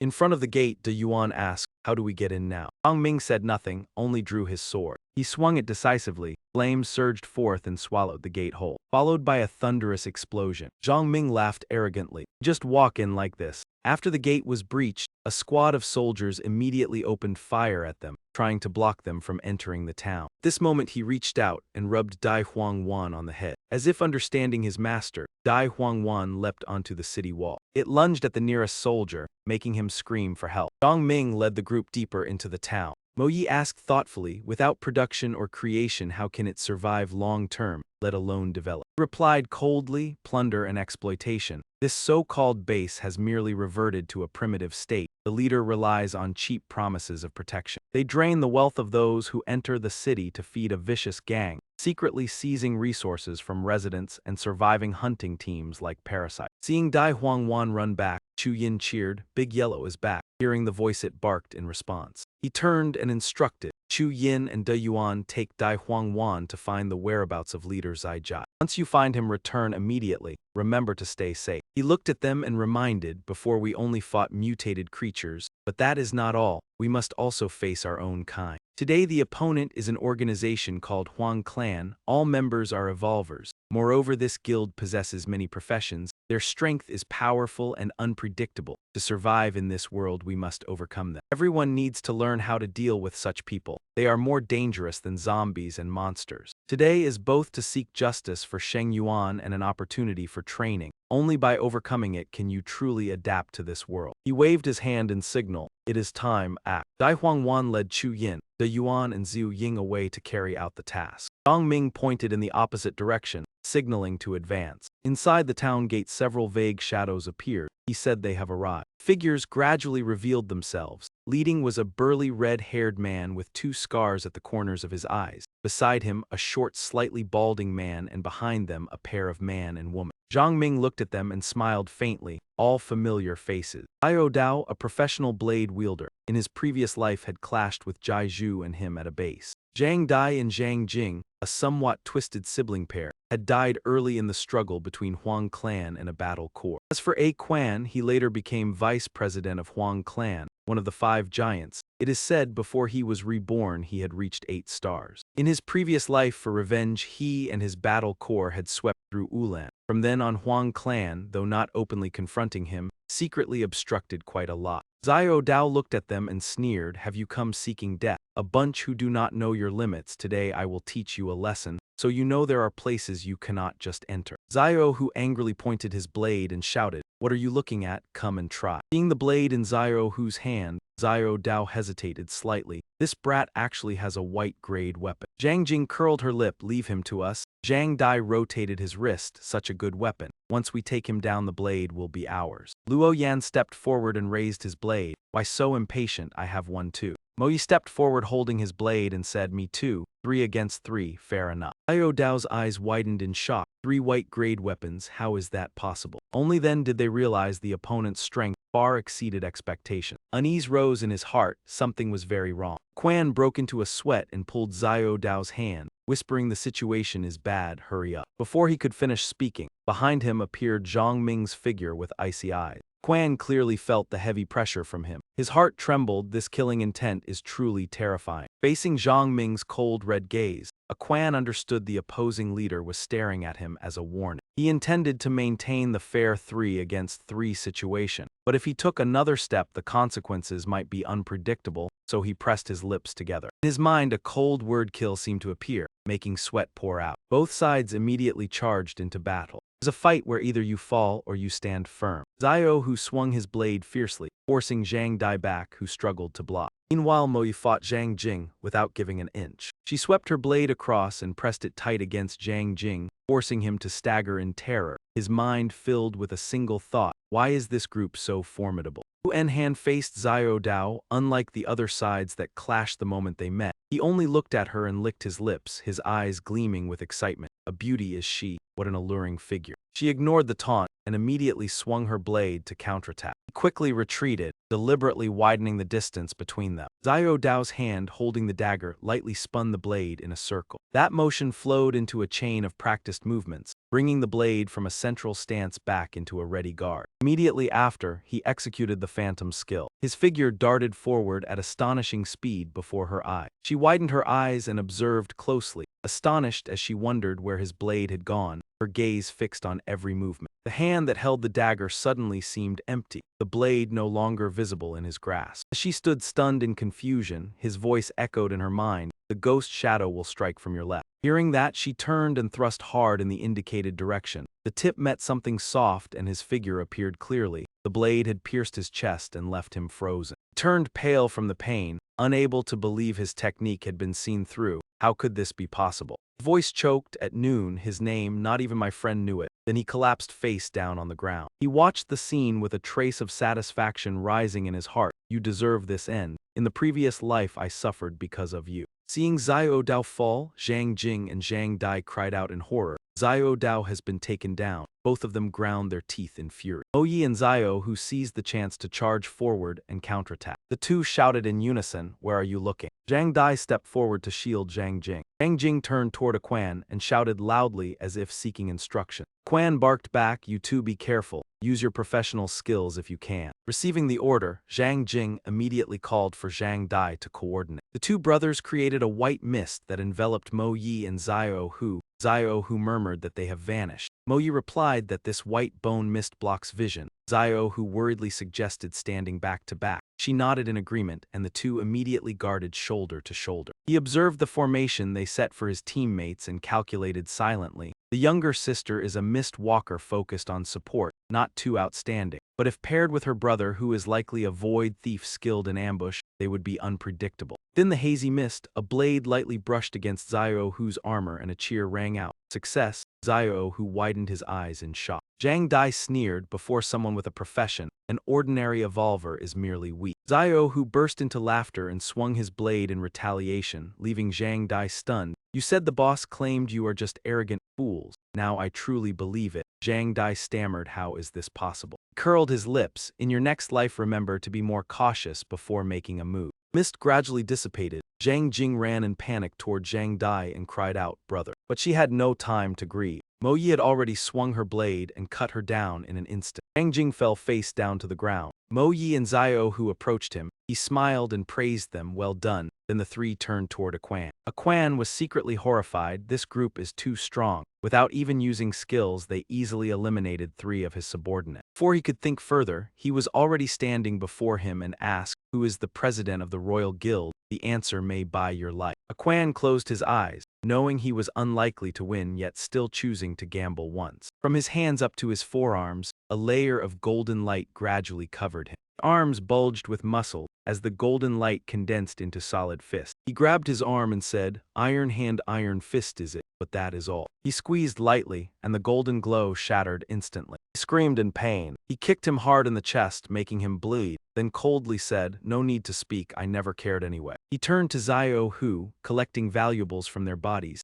Xiao Hu replied clearly, "Yes, boss." He began searching Quan's corpse. Sheng Yuan asked in surprise, "Did you kill them all? You know what the Royal Guild really is?" He replied calmly, "I know, I told you, they just think they are right." After searching, Xiao Hu held the bag and reported, "Boss, we got a good haul, 7 level 2 spirits, over 200 level 1 spirits, plus a silver leaf blade and a gray dagger." Zhu Ying stepped forward reporting, "I found 3 level 2 spirits, over 50 level 1 spirits, and 1 1-star evolution medicine." He held a chain with a space gem saying, "All right, they still have some items on them." He thought the future will see more killings and looting, as the items already carry increasing hatred. He looked at her sympathetically, "So you all should get used to this soon." Hearing a sound behind, he turned around. Chu Yin stepped forward calling, "Zhang Ming." Found Zai Jai's group location. Sheng Yuan asked urgently, where she turned back to lead the way, "Follow me." Night fell in the town. In front of a house, 3 people sat on a rock waiting silently. The Yuan saw him arrive and subtly signaled. One hand waved, the other pointed to the gate, saying, "They are inside, very quiet. Seems they are waiting for someone." He smiled, "The person they wait for will never come." In the quiet room, a young man and woman focused on the box before them. The pink-haired woman asked the silver-haired man, "Zai, do we really have to give it? We lost so many people and resources to get this from a level 2 rotation table, and now giving it to someone else."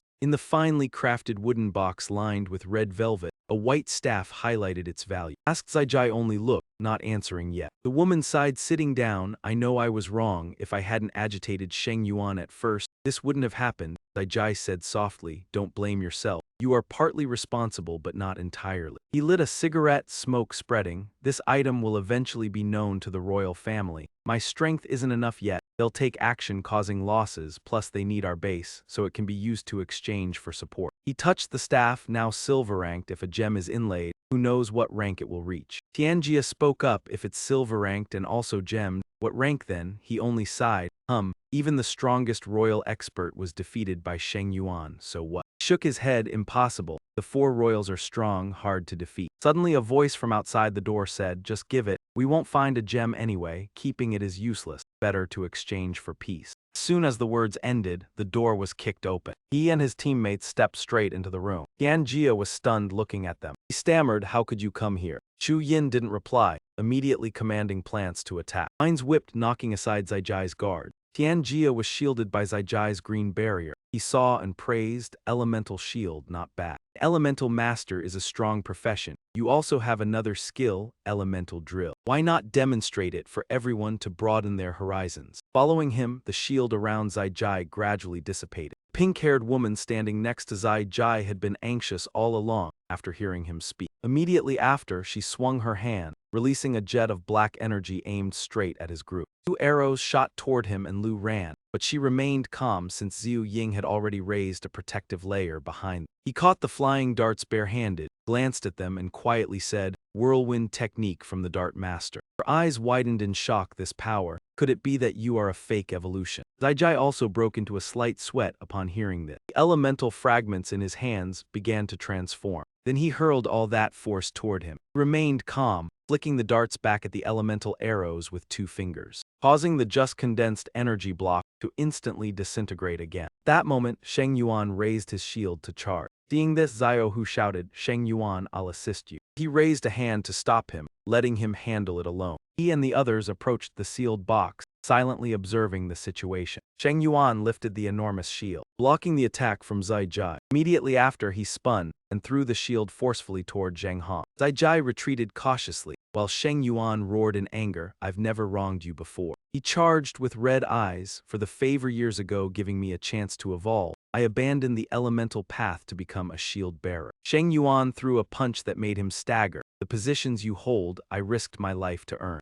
Glanced at Zheng Hong writhing in pain, voice full of resentment, "And how you treated me, always favoring her." Zai Jai took advantage, tightening his grip on Sheng Yuan to create an opening for his son to act. The boy next to him panicked, then shouted, "Dad, I'll help." But immediately he turned pale, looking back and shouted loudly. Dai Huanghuan leaped up, biting strongly into his neck. Zai Jai's eyes widened as he screamed, witnessing the scene. From behind, Sheng Yuan spoke coldly. "Love your son, then follow him." He restrained Zai Jai and decisively ended it, reminding to apologize to Xiao Ying afterward. Zheng Hong witnessed everything, pale with fear. Killing intent radiated from him, each step closing in, voice low, "Your turn." Elsewhere, Zhang Ming led everyone away, instructing to let Sheng Yuan handle this place. Group found a quiet corner to rest. Xiao Hu asked worriedly, "Boss, will Sheng Yuan be okay?" His state just now seemed unusual. Zhang Ming replied thoughtfully, "His outburst was inevitable. Those frustrations have been suppressed too long. Let him adjust himself. No need to worry excessively." Yu Yin approached curiously, asking about the staff in the box. Zhang Ming held the glowing staff, explaining to everyone, "This is a natural staff. Now I understand why the Royal Guild supported Zai Jai wholeheartedly." Zia Lei stepped forward to observe. The silver gleam shows its rare equipment, but what are the circular holes on top for? Zhang Ming gripped the staff, voice deep. "Those are inlay holes for embedding natural gems. Attributes change according to the gem. Only regrettable is." Zia Lei still looked confused at him. Zhang Ming said coldly, "As a natural staff, only natural gems can fully activate it. Cannot embed radiant gems, otherwise Fu Ziu Ying would have used it." Fu Ziu Ying was astonished hearing this. Everyone was stunned. Wouldn't the healing effect of the elixir and defense of the energy shield increase dramatically then? The group crowded around her, making her slightly embarrassed. Seeing power opportunities slip by was regrettable. "We'll eventually find you a more suitable weapon." Zhang Ming watched the lively group and quietly smiled. A natural staff isn't simple. Inlaying gems isn't enough for casual use. In the previous life, fewer people could possess it than rare equipment. It can both attack and support defense in group combat. To clarify, each element corresponds to a type of power. Embedding the correct gem activates that strength. Usually fire, ice, lightning lean toward attack, water and earth favor defense. Wind and others have unique traits. Elemental gems are consumable, so skill intensity can be adjusted, conserving energy multiple times or unleashing all at once. This feature makes it highly valued by war brigades, usually kept as trump cards to turn battle. In the previous life, the Red Rose Assassin possessed a gold-rank natural staff. Even she struggled to create high-grade or super-grade natural gem. Zhang Ming put the staff away. Although not high-rank, it's rare. Finding suitable gems will turn it into a strategic card. Just then, a sudden sound caught his attention. Zhang Ming turned to Sheng Yuan quietly, eyes evaluating the man before him. Zhu Ying quickly treated Sheng Yuan. Someone suggested waiting for his recovery to control the county together. Zhang Ming assigned tasks. Chu Yin and Gong House led a team to investigate Zai Jai's evolution group hangouts. He turned to Xiao Hu and Zia Lei with instruction. Set up a food exchange point, organize hunting teams, and gather more resources. Then he told Sheng Yuan and Zhu Ying to patrol the city, maintain order, and gather intelligence. Zhang Ming clenched his fist. Level 2 mutant waves are coming. We must prepare every second. 3 days later at the villa, Zhang Ming began hearing summary reports. Zia Lei went first. Over this period, we cleared all mutants around the county, ensuring area safety. She continued, trading food and water with survivors. We collected over 1,000 level 1 spirits and over 50 level 2 spirits. Yuan added, we also inventoried Hong Zaijai's storehouse. Chu Yin excitedly said, they stored over 4,000 level 1 spirits, over 150 level 2 spirits, and a large quantity of 1-star evolution medicine. Sheng Yuan confidently reported, city defense is completely stable. Zhu Ying cheerfully summarized, we now have nearly 20,000 level 1 spirits, nearly 500 level 2, over 100 1-star evolution vials, and 2 armed trucks. Hearing this, he nodded in satisfaction. Zhang Ming added, I also scouted nearby areas, obtained 2 level 3 spirits and some precious material.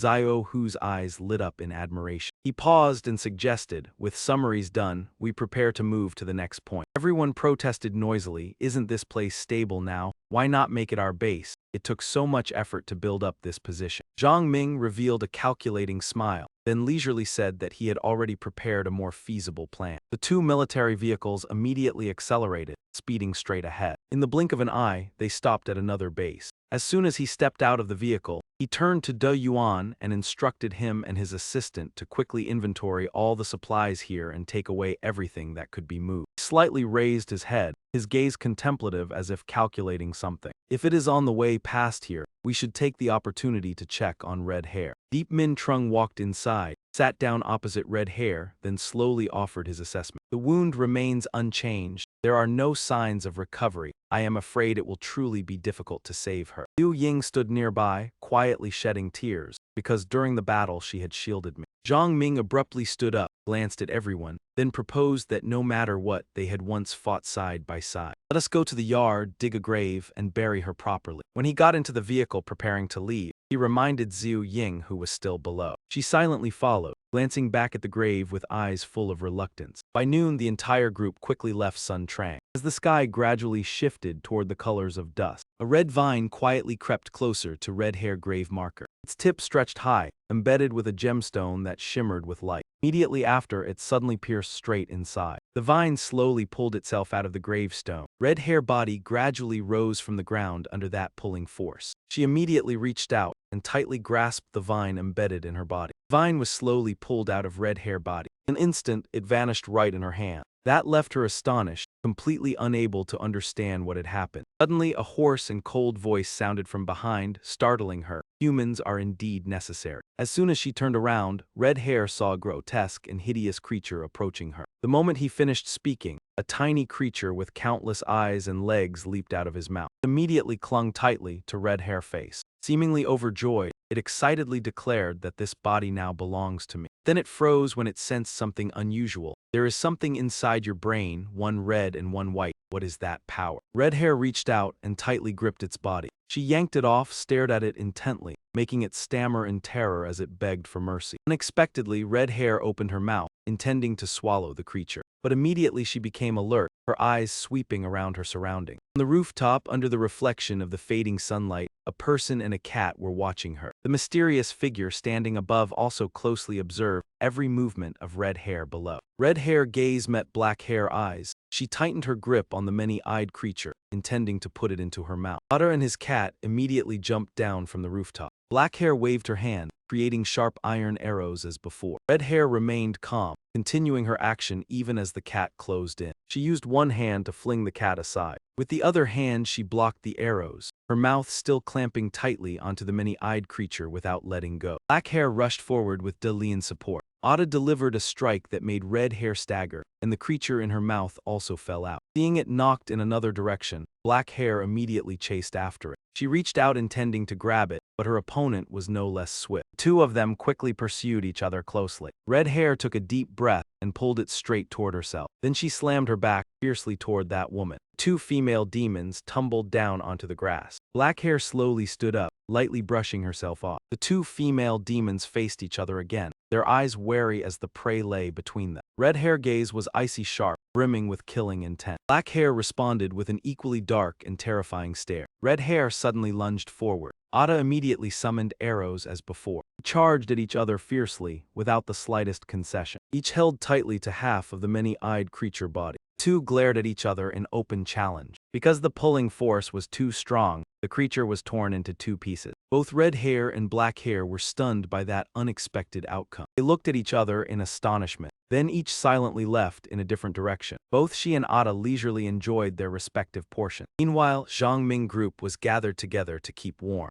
Suddenly he seemed to be drawn by something and raised his head. Zia asked while eating what was wrong. Zhang Ming gently shook his head, indicating that there was nothing to worry about. Even so, he faintly sensed once more a weak connection with Red Hair, only too faint to determine clearly. Zhang Ming folded the paper, then said in a deep voice, "Now we will discuss the main matter. We'll stop the vehicles here and proceed on foot across this area. Everyone listened carefully to every word. Hearing that, everyone wondered why they had to abandon the vehicles when this section had a highway. The roads were quite good, and it was not within the inner city. He explained sternly that ahead lay a forbidden land. The moment the anomaly descended, not only did lava overflow, but dead zones were formed after thousands of golden holy beams struck down. That place is filled with strange creatures, rampant beasts, and existences so powerful that they drive humanity to despair. However, it also contains rare flowers, exotic herbs, and precious minerals. Almost every known treasure can be found there. Although most of it is speculation because some forbidden lands appeared for unknown reasons, the only certainty is that they are both heaven and hell for explorers, Zhang Ming recounted calmly. Yahello hesitated and asked whether if it was so dangerous, could we go around it? He shook his head and replied that this forbidden land is too vast. Going around would take several more days and might not be any safer.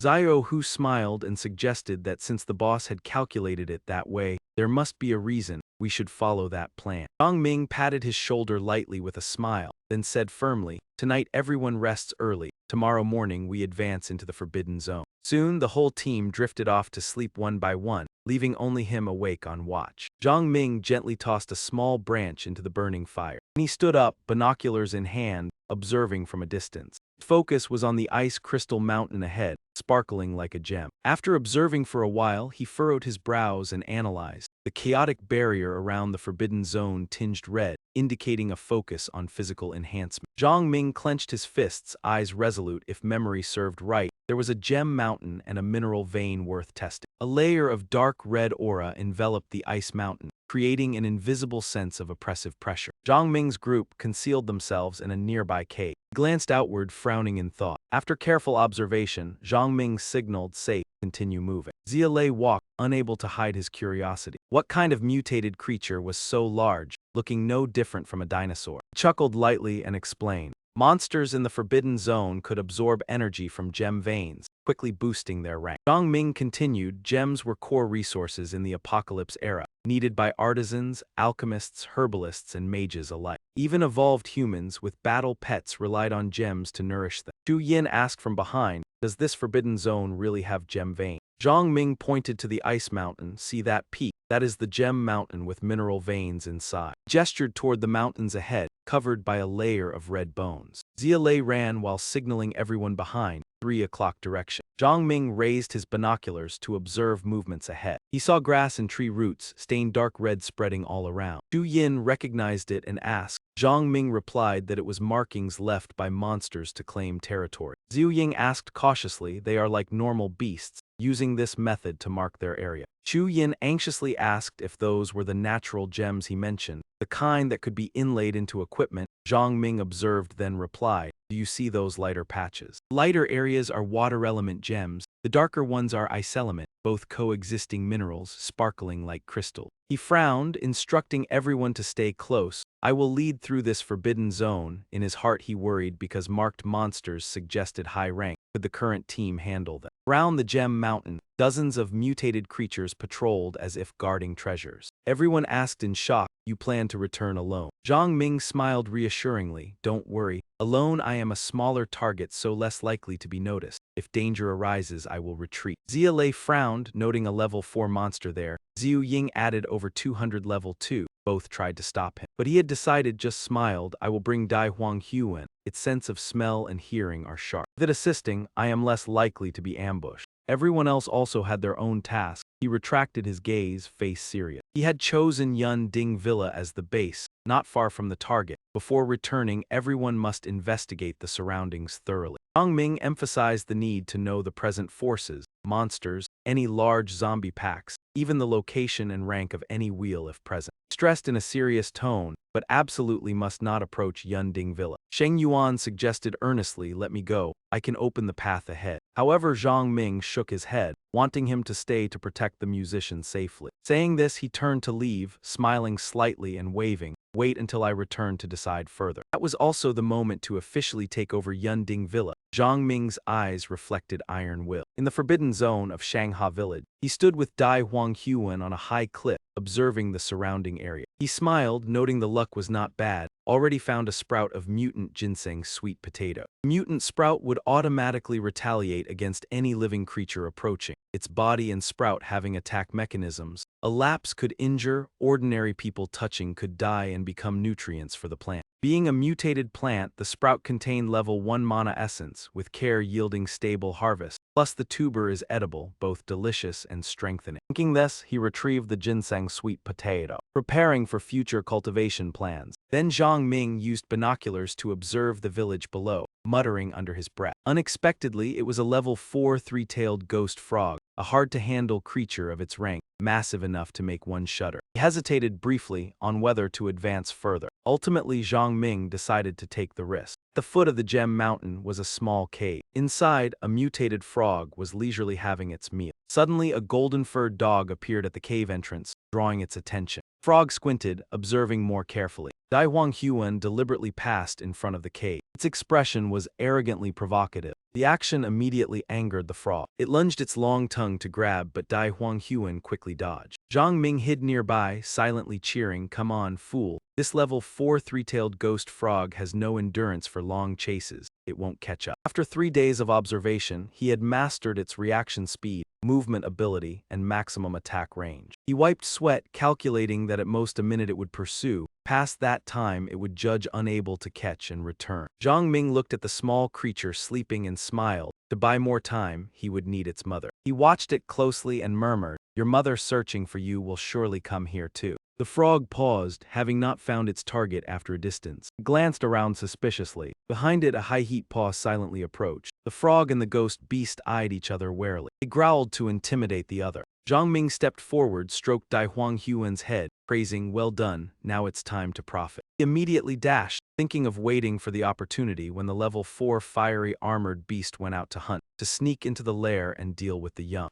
One water element, one fire element, same rank, both intelligent, so normally direct conflict is unlikely. He quickly headed to the natural gem area, planning in his head to stir a little conflict. As long as one side thinks its territory is invaded, it will instantly see the other as an enemy. Entering the gem mountain now could be detected by the three-tailed ghost frog, so he must act quickly and stay calm. He tightened his knife handle, carefully observing the energy vein to ensure the gem extraction would not break the connection. Zhang Ming furrowed his brows. The best opportunity had arrived. He extracted the first gem from the vein. Immediately after that, the second orb also fell into his hand. That very moment, the three-tailed demon frog sensed an intruder in its lair, its fierce gaze sweeping toward its territory. It opened its mouth wide, spewing out shards of biting cold ice. This was the innate ability of the three-eyed Ekma of the giant assault type. Ice blocks shot toward their target, aiming straight at the magical beast. The scarlet flame-armored beast immediately spun around and retreated with him. The Earth Emperor ring beside Zhang Ming emitted urgent signals without pause. He glanced over, frowning as he wondered whether the third orb had already reached its limit. Zhang Ming darted his eyes around, unease rising in his heart as he silently cursed that monster for detecting them too quickly. He gently patted it on the head, signaling it to leave at once. The two of them dashed out at full speed. They swiftly passed through the territory of the three-tailed demon frog. The frog immediately cast a sharp, icy gaze at them. It opened its mouth, condensing a stream of ice in preparation to release it. The three-tailed demon frog instantly unleashed a mighty ice tornado. While running, Zhang Ming was astonished. It was only at level 4, yet it could already unleash such a terrifying extreme ice dragon tornado. Immediately cast basic condensation summoning. The trees by the roadside mutated, extending their branches toward the frog. However, that power could not stop the raging tornado. The tree trunks were instantly frozen stiff by the frost. Zhang Ming continued by unleashing Seal of Flaming Peach. Yet those few flaming peach blossoms were insignificant before the three-tailed tempest, and he was swept straight into the eye of the vortex. The cold spread through his body, gradually numbing him as he gritted his teeth and searched for a way to escape. Zhang Ming was engulfed within the icy whirlpool. He understood clearly that this was the strongest attack of a level 4 beast, and the chance of breaking free was exceedingly slim. Clenching his teeth, he erected a magic formation. Without the slightest hesitation, he poured all his remaining strength into it. Inlay technique, activate now. Zhang Ming's eyes blazed with fierce determination. A brilliant blue light erupted from his body. Behind Zhang Ming appeared the illusory figure, of a majestic goddess. The vase in her hand released a barrier that enveloped him, revealed a confident smile. This was the water vase protection bestowed by the staff of nature. However, as time passed, cracks gradually spread across the goddess statue, causing him to worry. After all, it was an attack from a level 4 beast. Briefly thought that if the gemstone had been of higher quality, even just mid-tier, the defense would have been far stronger. Zhang Ming tightened his grip on the staff of nature, deciding to gamble. He once again unleashed Enlay technique. Energy erupted, blue light flooding the surroundings. He channeled all his power into the staff of nature, condensing it into a blossom of ice. The ice flower split apart and shot toward the demon frog. A dazzling burst of light flared from the strike. The attack had hit its mark. In that instant, Zhang Ming believed that a chance of victory had appeared. He immediately pulled the Earth Emperor ring along and charged forward. Suddenly sensing something amiss, Zhang Ming turned his head to look back. The two streams of skills collided and exploded right before his eye. He panted heavily, cursing inwardly in frustration since he had struggled so hard to gather 3 gemstones. To escape, he had been forced to expend 2 of them. The gemstone on the staff of nature also shattered, countless ice shards shooting toward him and the Earth Emperor ring. Zhang Ming's eyes widened, unable to believe the sight before him. Facing him was a mutated demon frog with 3 flexible tentacles, continuously firing streams of frost. Seeing it relentlessly unleash ice, he gritted his teeth and drew his blade. This monster clearly intended to keep him pinned down to the end. He sprang upward and slashed out a blazing sword strike. As Seal of Flaming Peach emerged, the sharp ice shards still pierced through, sending waves of pain through him. He staggered and fell, thinking that there were simply too many. Defense was fundamentally impossible. At that moment, he saw the scarlet flame-armored beast charge straight at the demon frog. 2 magical beasts clashed fiercely, creating a rare opportunity for him. Seizing the chance, Zhang Ming grabbed his pet and immediately retreated. The forest beside the gemstone vein was shrouded in a gloomy crimson hue, as if stained with blood. Zhang Ming and his companion, bodies covered in wounds, leaned against a rock wall and gasped for breath. Only then did he dare to relax slightly, yet he still understood that the situation remained extremely dangerous. He turned to the Earth Emperor ring and spoke urgently. Quickly find someone to bring reinforcements. In his mind, there was only a single thought. As long as he was alive, everything could be started over. Fortunately, the Earth Emperor ring detected a group of people nearby, and when they saw Zhang Ming, they were all stunned by his condition, the noise rousing him from unconsciousness. The crowd buzzed with discussion, speculating about what had left him in such a miserable state. The girl holding medicine anxiously asked her teammates for their opinion. Should we save him? Cold Man replied, what is the point of saving him when our recovery medicine is already scarce? What if we run into danger later? That man tried to persuade her that although the medicine was made by her, the ingredients were a shared effort. Hearing that, she fell silent. Suddenly the girl cried out, he is awake. Zhang Ming stared intently at the group before him.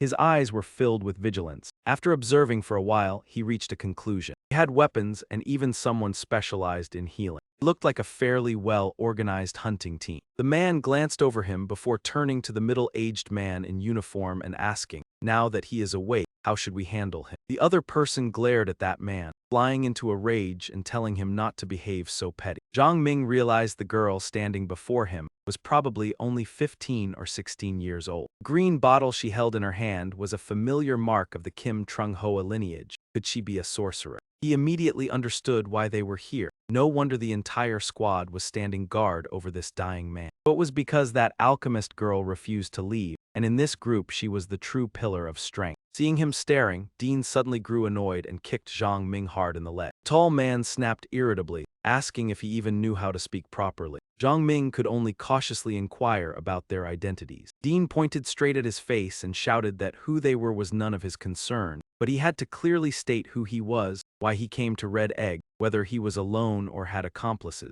Duanqua saw that Zhang Ming was in bad shape and quickly stepped in to stop him. Zhang Ming wiped the red streak from the corner of his mouth and replied that he came here alone, only hoping to find something valuable. Hearing that, the people around them could not help but stare in shock and whisper among themselves. It sounded like a joke. So he really came alone? Could he be some kind of freak? Uncle Dat pushed Dean aside and stepped closer to examine Zhang Ming, daring to come here alone. His calm eyes seemed to say that danger did not mean no one would set foot here. Zhang Ming leaned against the rock wall and stood up, continuing that someone once drew a map of this place, and he happened to obtain it. so he came looking. Suddenly, a sharp pain shot from his right arm, making his face turn pale from the agony. Duanqua hurriedly supported his arm, saying, "Let me help, be careful, the wound has not healed yet." He forced a smile and thanked her. Witnessing that scene, Duong Thien darkened and ordered, "Tiuqua, come here." Just then someone leaned close to Uncle Dat and whispered something in his ear. Not long after, the group set off again. Duanqua happily ran after them.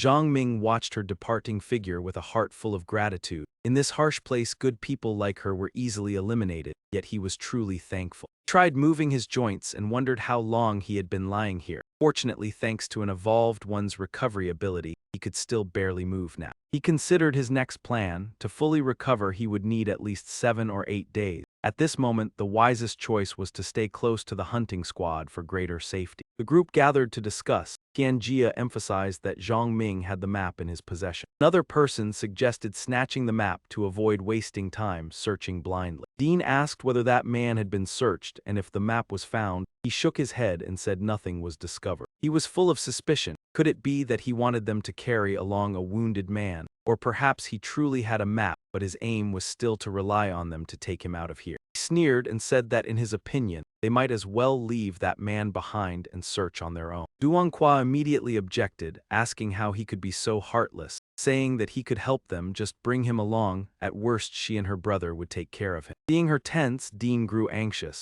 telling Tiuqua not to cause trouble, that he understood better than she did. Only then did Uncle Dat speak up to mediate. "Fine, then listen to Tiuqua, we will take him along." Hearing that, Dean was startled and was about to object. Uncle Dat flicked away his cigarette ash and said it was decided. Have everyone find him a stick to use as a crutch. Tiuqua check his wounds again. The group immediately dispersed to carry out the orders. Everyone carried out their respective tasks. Tianjia asked in confusion why they had to keep him. He was also an evolved one. What if after recovering he caused trouble? Uncle Dat replied, what trouble could he cause? Alone against so many of them who were all evolved, were they afraid? He patted his shoulder and explained that the girl was kind-hearted. Later they would still need her to supply many medicines, especially the nerve paralysis type used to bring down second-level mutated creatures. The girl might be naive, but she was not foolish. If they did not give her some face, she would feel upset, and there were plenty of people outside eyeing her. As they spoke, the two of them glanced toward the Duong siblings who were helping Zhang Ming. Moreover, if that man had a map, all the better. If not, he could still guide them in scouting. Keeping him cost nothing. Uncle Dat smiled calculatingly when they encountered a monster that was hard to deal with. After hearing that, Dean laughed in delight, saying Uncle truly thought things through. The two of them walked toward Zhang Ming's group. Uncle Dat began to probe. He truly grasped the map of this area. He immediately affirmed with certainty. Dean pointed and shouted not to even think of lying, that he did not have any map. Zhang Ming confidently tapped his head, saying everything was in here. Uncle Dat pulled out a sheet of paper and revealed a meaningful smile. You ever seen this kind of material? Zhang Ming took the sheet of paper. With just a glance, he recognized it as a formula for a nerve anesthetic. He thought to himself that Uncle Dat clearly knew he was not a pharmacist or alchemist, which was why he casually let him see the formula. Zhang Ming glanced at Duanqua. Having an additional alchemist in the team was truly valuable. Zhang Ming sat by the fire with his face tightly wrapped in bandages. The surrounding space was strangely quiet. He frowned inwardly, thinking this squad was overly cautious. That level of strength, they dared to call themselves the Tinvo Squad. Zhang Ming clenched his hand and smiled faintly. His injuries were recovering fairly well, but outwardly it would still take 2 more days to noticeably improve. He turned and leaned against a tree trunk. Deep Trung Bin took a gemstone from his necklace. He recalled the battle with Ikma. It was the stone shot out by the 3-tailed demon frog when it went berserk and tried to make a last stand. Zhang Ming observed it intently. This was a mid-tier ice gemstone. Suffering such injuries was not in vain. Calculated that if he used this ice stone to activate Blue Blood Lotus, its power would likely not be much weaker than Ice Extreme Dragon World, meaning he now held a trump card comparable to the strongest move of a 4th-level mutated creature. Zhang Ming suddenly turned his head, a private thought flashing in his eyes. After nursing his wounds for 2 more days, he would slowly try using a few alchemy formulas to win that girl's favor. The sky was dyed a blazing red like fire. The entire group slowly advanced deeper into the forest. When Zhang Ming heard Duanqua call him brother, he asked about it. Duong Thien replied that they shared the same father but different mothers, so their age difference seemed a bit large. The two of them then introduced their names. He wondered why in the formation only Duong Thien was not an evolved one. He explained that the evolution potion had been given to Duanqua.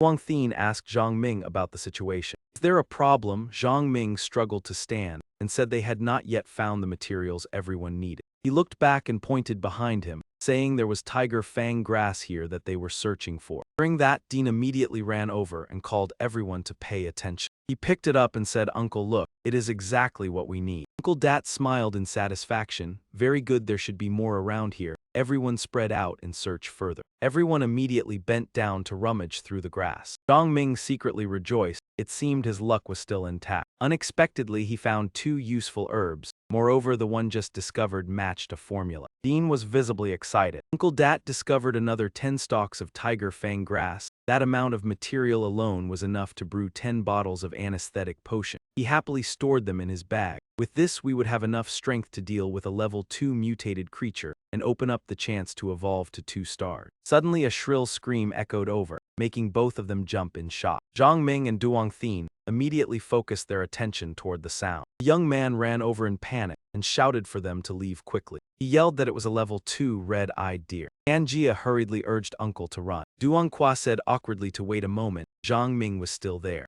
Duang Thien quickly pulled her away. 2 level 2 mutated creatures were not something they could handle. Duang Qua could only reluctantly obey her brother. Zhang Ming glanced at the necklace and calculated silently. If he were at peak condition, he could finish those 2 with a mere lift of his hand. Unfortunately, he now had to consume a precious item. The natural staff and the gemstone began to emit a gentle glow. He assumed a ready stance. At first there had been 3 basic gemstones. Now only the last one remained, so he would use a quarter of its power to conserve it. Zhang Ming began to cast his spell. Lamb Blood Kai quietly blossomed. By then everyone had run to a safe area. Uncle Dat quickly asked whether everything had been brought. Tianjia raised the bag and replied that nothing was left behind. Duang Qua was still uneasy. Duang Thien also gradually grew worried. Nearly half an hour had passed and perhaps the 2 creatures had left. They might as well go back to check and conveniently gather some spoils. Uncle Dat nodded in agreement, saying they would return and take a look. The group lined up and advanced cautiously. Anjia wondered why they had to return to that dangerous place.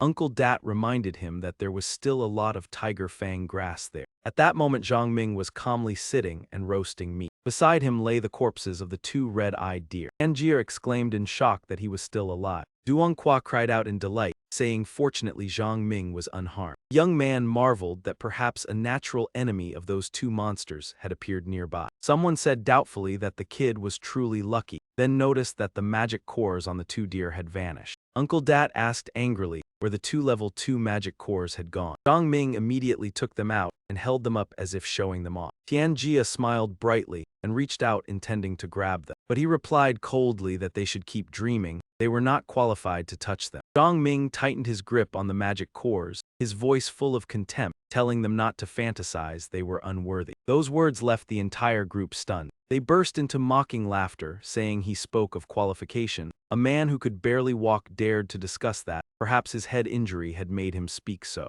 Duang Qua tried to step in and stop them, but Duang Thien held her back. The others simultaneously drew their weapons. As they were about to attack, Duang Qua stood in front and pleaded for everyone to stop. He turned and tried to persuade Zhang Ming. It was only 2 level 2 magic cores. She told him to give them over. He thought to himself that this girl was truly too kind. Perhaps the alchemy laboratory was the place that suited her. Tianjia pushed her aside and growled that there was no need to waste words with that man. Zhang Ming suddenly threw the 2 magic cores onto the ground. That action astonished everyone. Uncle Dat frowned and threatened that handing them over now was already too late. He said Zhang Ming still needed to learn a lesson. Zhang Ming smiled faintly and abruptly asked an unrelated question. He asked the man standing at the back whether he thought the same. That man shouted irritably that what he thought had nothing to do with him and told him to stop talking nonsense. Zhang Ming continued by asking the man with the headscarf whether he agreed as well. That man also replied impatiently and told him not to ramble. Zhang Ming looked at Duang Thien, Duang Qua brother, and asked what he thought. Duang Thien glanced around and answered vaguely that whatever he thought was not important. Zhang Ming chuckled softly and spoke slowly. They wanted the magic cores, and he was still standing there. He activated his magic, and a pile of magic cores suddenly appeared on the ground. Sight left them all gaping. One stammered about how there could be so many, saying they had already searched that man. He lifted the necklace and sneered, asking if they were surprised there was still more. The group grew even more unsettled, wondering how there could be so many. There were likely more than 3,000. Zhang Ming curled his lips meaningfully, telling them not to rush. There were still surprises ahead. Another batch of magic cores poured down. Uncle Dat could not help but grow tense. There were so many level 2 magic cores. He said softly that there was still a little more. Zhang Ming spread his palm toward them. He said he feared they did not have the ability to take them. They could not believe their eyes, wondering how there could be level 3 cores. How could one person possess so many high-grade magic cores? He smiled and whispered that it was still not over. Each of them stood frozen as if turned to stone. Zhang Ming summoned the natural staff with magic. Quantity was indeed great, but unfortunately. He pointed the staff straight at them, saying as he had stated before they were unworthy. A surge of magical power erupted and shot toward Tianjia and Uncle Dat. The two collapsed to the ground, leaving the remaining people. Extreme panic, unable to comprehend what had happened. One trembled and said that now he understood why the two monsters had fallen. Huanghua stammered as she called Zhang Ming name. He suggested teaching her a formula that combined medicinal herbs, asking whether she wished to learn. Zhang Ming tossed a bundle of strange plants to her, leaving her bewildered and unable to grasp what was happening. He turned to look at the people panicking in front of him. They quickly knelt, showing their remorse. Zhang Ming sneered. Survival depended on serving him. The toy above glowed a fierce red. Fierce creatures lurked around with predatory eyes. Duanghua eagerly asked Zhang Ming, "What is this?" Monsters with sharp horns and fierce eyes moved in herd. He answered calmly, "This monster is called Cloud Hoof because it resembles buffaloes on earth, with 4 white toes." He stepped down from the stretcher with difficulty. Zhang Ming's body ached but his spirit remained high. Capturing these cloud hooves at Shanghai Absolute Palace was not easy. On the way they encountered an alchemist, making the plan entirely feasible. He turned to Duanghua. "How much of the formula I gave have you completed?" Miss Tu smiled brightly, "All completed." He curiously circled Zhang Ming, but what was that red thing? Poison perhaps? The staff he had used before, the 2 sparkling gems on the path, what were they?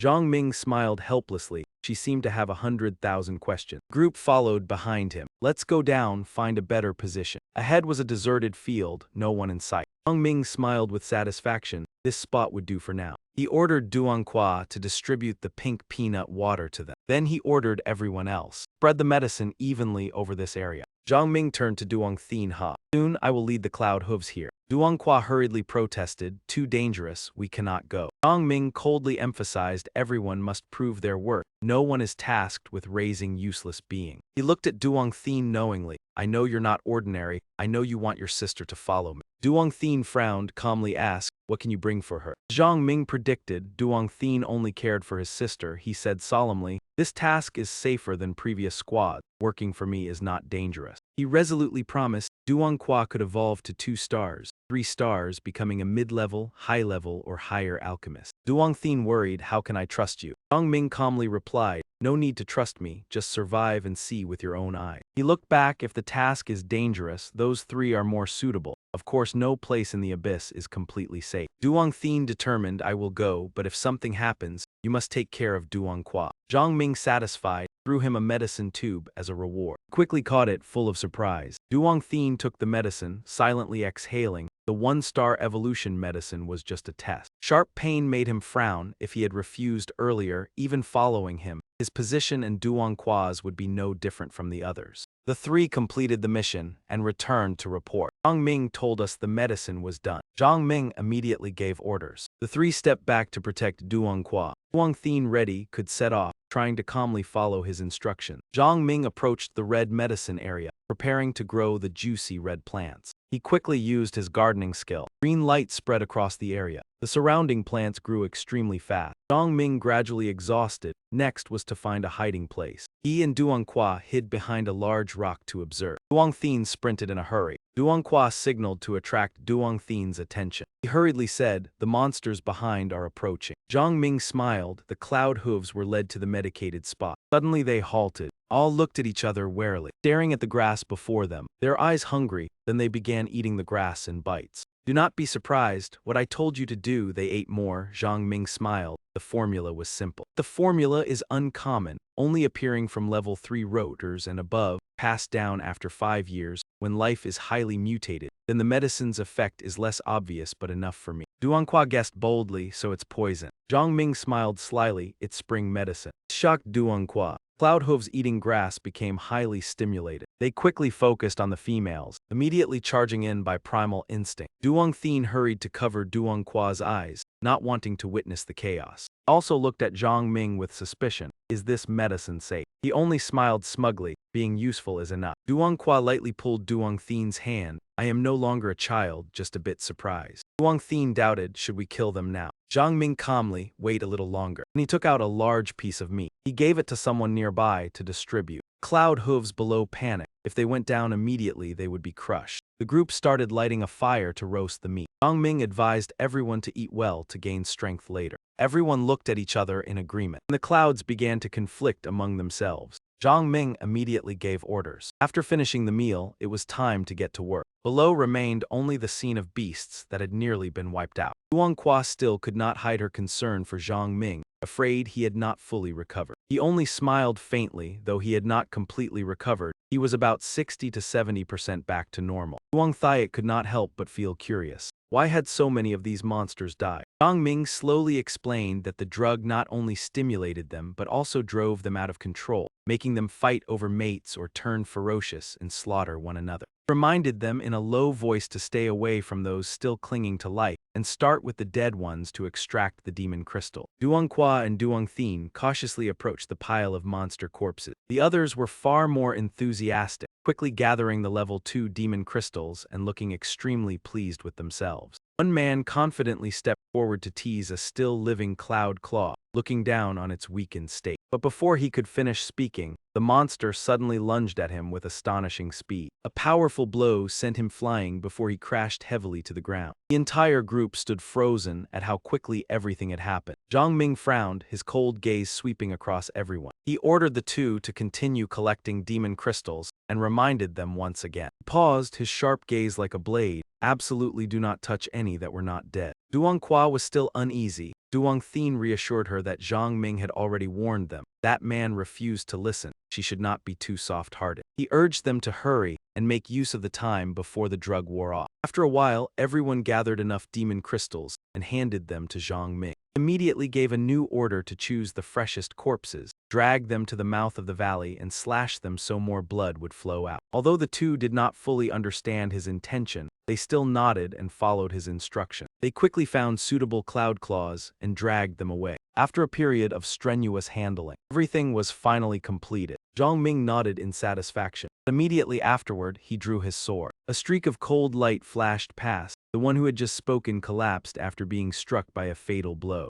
Duanqua screamed in terror, her eyes wide at the sight. Zhang Ming remained calm as he searched that man. Duong Thien realized in shock that he had hidden demon crystal. He still maintained a composed attitude. He ordered everyone to follow him into an ambush. Though still shaken by what had just happened, Duong Thien and Duanqua followed behind. They followed Zhang Ming and concealed themselves within the dense forest. He silently observed and discovered an eagle flying toward them. Drawn by the scent of blood, it was a 4-star eagle. The air there grew heavy, tense to the point of suffocation. Shadows crowded beside the corpses of the fallen zombie. Suddenly a shout rang out, breaking the silence and demanding they drop the demon crystals and leave. Yu Yin turned her head, her sharp gaze sweeping over the nearby group. One of them recognized her at once and called out her name like she was some famous online hot girl. The leader coldly ordered them to leave the demon crystals and her behind while the others got lost. Yu Ho sneered mockingly, showing clear disdain. Chu Yin grew angry, blaming the guard for being careless and allowing the enemy to approach, saying they should deal with the trouble they had caused themselves. De Yuan merely smiled and said Xiao, who was not lazy at all. Bringing the zombies here had been his doing. Leader, being ignored, became furious and thought they were looking down on him. He lost his patience and ordered the attack. At that very moment, he sensed something was wrong. An iron shield hurtled straight into the crowd. Xiao, who held a staff, and calmly asked why they had only acted now after the signal had been sent. Dai Nuyen gave an awkward smile and apologized for accidentally falling asleep. After that, the two cooperated seamlessly.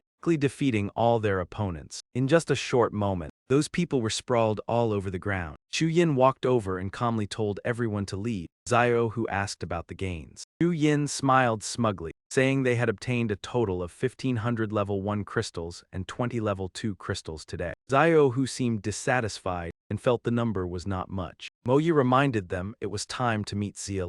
Zio, who lit a cigarette, and sighed that the French lady had been waiting for many days without any news of the boss. That moment, a green flare shot brilliantly into the sky. Everyone recognized it as Zia's signal. Something must have happened. The sky gradually turned a blazing red. Zhang Ming stood firm and unleashed the blooming azure blood technique. The monster immediately lost its strength and collapsed. He told everyone to quickly collect the demon crystals. In his mind, calculations continued without pause. These Hua Ming monsters were ideal hunting targets. He neatly sliced with his knife, removed the gland from the body, processed it, and it could be used to enhance poison resistance. He smiled at obtaining something valuable. Each gland of a Hua Ming monster could be exchanged for a 2-star evolution vial. Zhang Ming was delighted, realizing that using Cloud Claw corpses as bait had been entirely correct. Suddenly, a premonition warned that something bad was about to arrive. He immediately warned everyone to retreat up the hillside and hide because something was approaching. Everyone clearly felt the danger drawing near. He quickly calculated that in 3 days they had gathered over 500 level 2 demon crystals and several level 3 ones, which met the requirement. Even so, he still regretted missing the chance to subdue the 4-star eagle. Their current strength could not compare to Chu Yin team.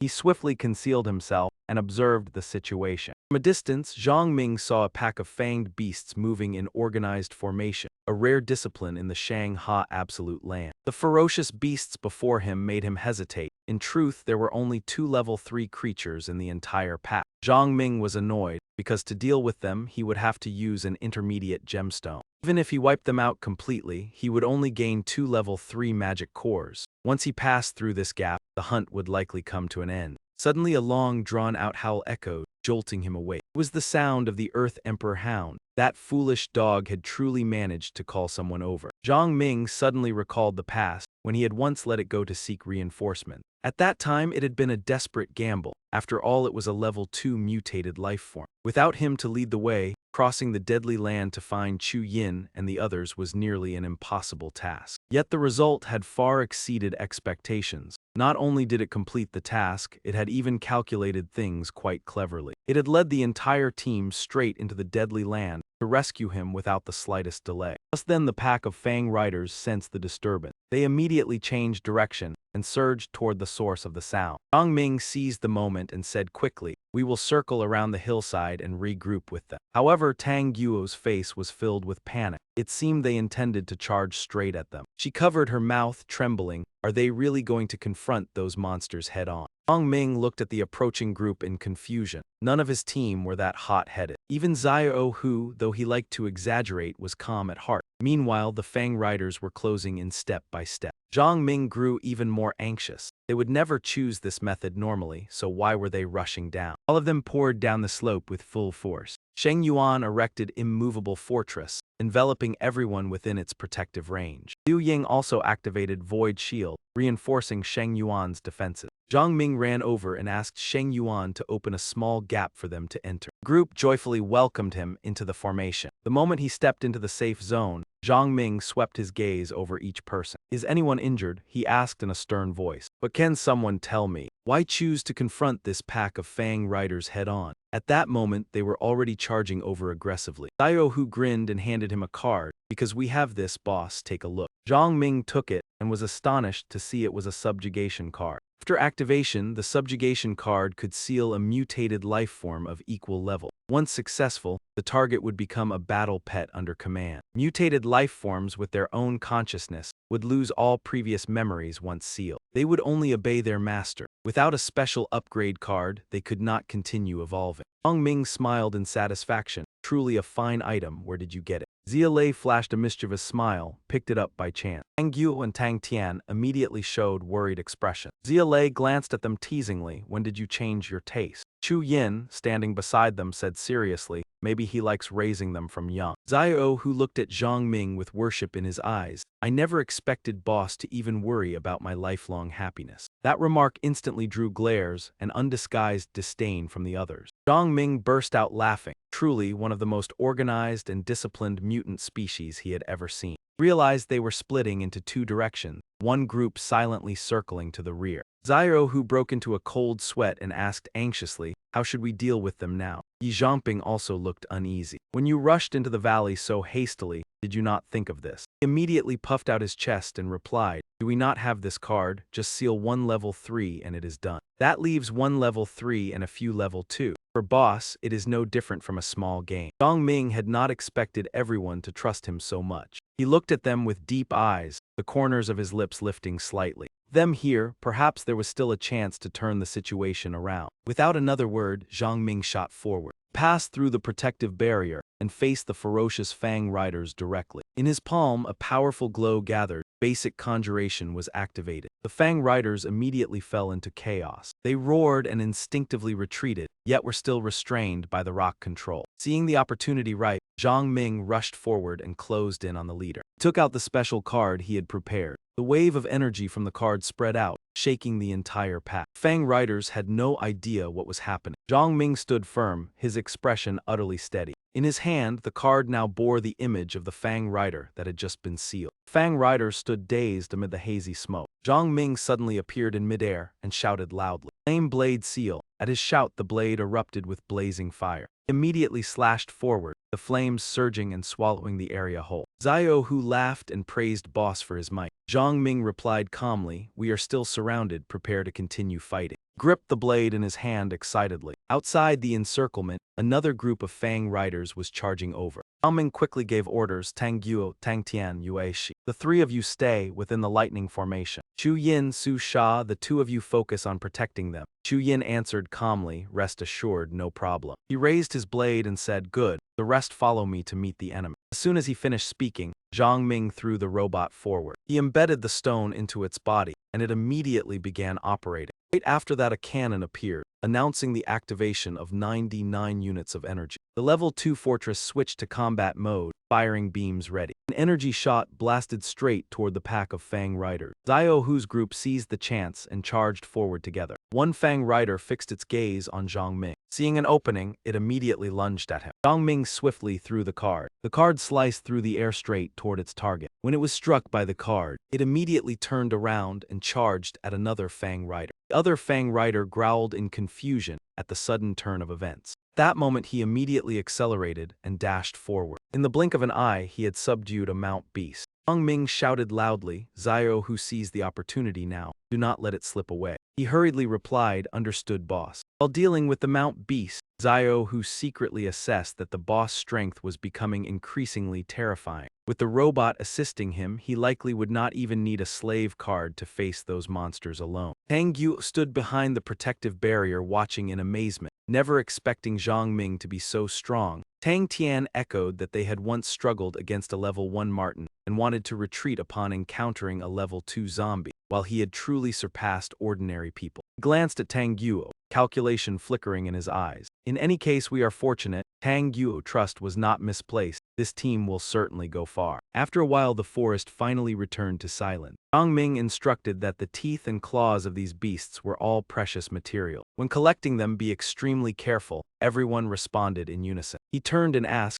Xiao, who do you want mounts? Xiao, who asked blankly what kind of mounts. Zhou Yin curiously added, are they cute? Zhang Ming replied calmly that cloud hoof eggs would hatch and grow into our mounts. When young, they are quite adorable. Two of them asked eagerly about the location. He pointed ahead and said near the exit inside the cloud hoof nest. Looking at the mountain range before him, he continued that the cloud hooves and fang beasts in this area had been cleared out. The remaining mutated monsters were not worth concern, but they still had to act quickly. As soon as he finished speaking, the two of them happily ran off. That moment, Zia Lei and Mo Yi stepped forward to report that they had gathered information in City. The area around Cloud Peak Villa was similar. Zia Lei unfolded the map and said that since he had instructed them not to touch Cloud Peak Villa, they had left it intact. But a large number of people had gathered there. It seemed to be divided into 3 factions. Since there had been no contact, their exact strength required verification. She spread the map and analyzed that however the largest force around here was not Cloud Peak Villa, there were at least 5 factions capable of posing a threat. Zia Lei pointed to a spot and said this is the Science and Technology City Squad stationed in a village 12 kilometers east of Cloud Peak Mountain. He continued that their leader De Kai was a 2-star evolver. There was a level 2 roulette in the village. Under his command were over 500 people with at least 30 1-star evolvers. And here is the large cement factory occupied by about 70 or 80 people calling themselves the Hungry Tiger Knights. She pointed to another location and added that they were young but already quite famous. Although they had no 2-star evolvers, most were 1-star, there might also be a roulette in the factory. Several possessed powerful professions. They had clashed with that squad and nearly put De Kai in danger. Moving to the next position, Zia Lei said this is in City Prison. Mo Yi is more familiar, so report. Mo Yi immediately explained that this place was notorious for holding many desperate criminals. Now the inmates were in control. He had observed at least over 1,000 people with abundant vehicles and weapons. Leader is Chang DeLong, nicknamed Black Dragon. When he was arrested, both Sister Lei and I witnessed it. He was formidable, having studied martial arts in Thailand and South Korea before smuggling across the border, later coming to City to do blood-soaked deeds. Zia Lei wondered that he should have been dealt with. How was he still alive? Mo Yi said he was a 2-star evolver with a profession rumored to be a cat demon master. Dong Ming corrected that it was not a summoner but a cat demon master. He knew clearly in his heart that this man would later become a 9-star powerhouse. Night fell over the workshop. Everyone had gathered enough cloud hoof eggs and brought them back. After finishing their tasks, the group gathered around the fire to eat. Zhang Ming group sat in a corner. Mo Yi pointed at the map and said that the one needing the most attention now was De Long. He and his subordinates were seeking to expand, seizing more roulettes and resources. Zhang Ming analyzed that after this period, anyone with sense understood that the roulette was a crucial resource. Whoever controlled the roulette would gain priority on the path of evolution. His gaze gradually turned cold. The struggle for roulettes had begun and would last many years. Even after stability, conflicts would shift to higher-level roulettes. Zia Lei remembered that there was also a minority ethnic force. They occupied the island in the middle of Lake Great Blade, protected by the surrounding waters, so their defense was strong. Their survival and development were quite stable. Oyi added that their strength was unclear but not weak. A clan of several hundred people reputed to be good at fighting. The final force was Dongshan Pass Village, organized by local residents. With the largest population of over 5,000 people, there was a level 1 roulette guarded at the village entrance. The village chief, Uncle Hai, was a 2-star evolver. His method of evolution was unknown. It was said that he had exchanged for a profession scroll from Yun Shao of the Hungry Tiger Knights. Zhang Ming murmured that name. Mo Yi raised a doubt that he noticed they had many weapons. Though self-made, their quality was like that of a military factory. Zhang Ming nodded. The information you gathered is very accurate. He looked at the map in thought. The weapons of Dongshan Pass were not military issue, but crafted by the artisan Li Hao. He recalled that Dongshan later became a major battle legion. His green sniper rifle had once been modified by Li Hao. In my previous life, when I came to City, they seemed to have encountered a disaster and were wiped out. Zhang Ming stroked his chin and calculated that he had heard little about the Science and Technology Squad or the Hungry Tiger. The key remained De Long because Cloud Peak Villa was originally his territory. In a short time, he had already encountered 3 future 9-star powerhouses. Unfortunately, except for Mu Xingfei, the other 2 had already had their paths of evolution severed by him. After a while, Zia Lei added that besides the 5 major forces, there were many small scattered groups. Only the High Sa team and the Spirit Merchant Guild were noteworthy. Zhang Ming slightly frowned as he repeated the name Spirit Merchant Guild. Seeing his change in attitude, Mo Yi asked suspiciously what was wrong. He had remained calm about the 5 major forces.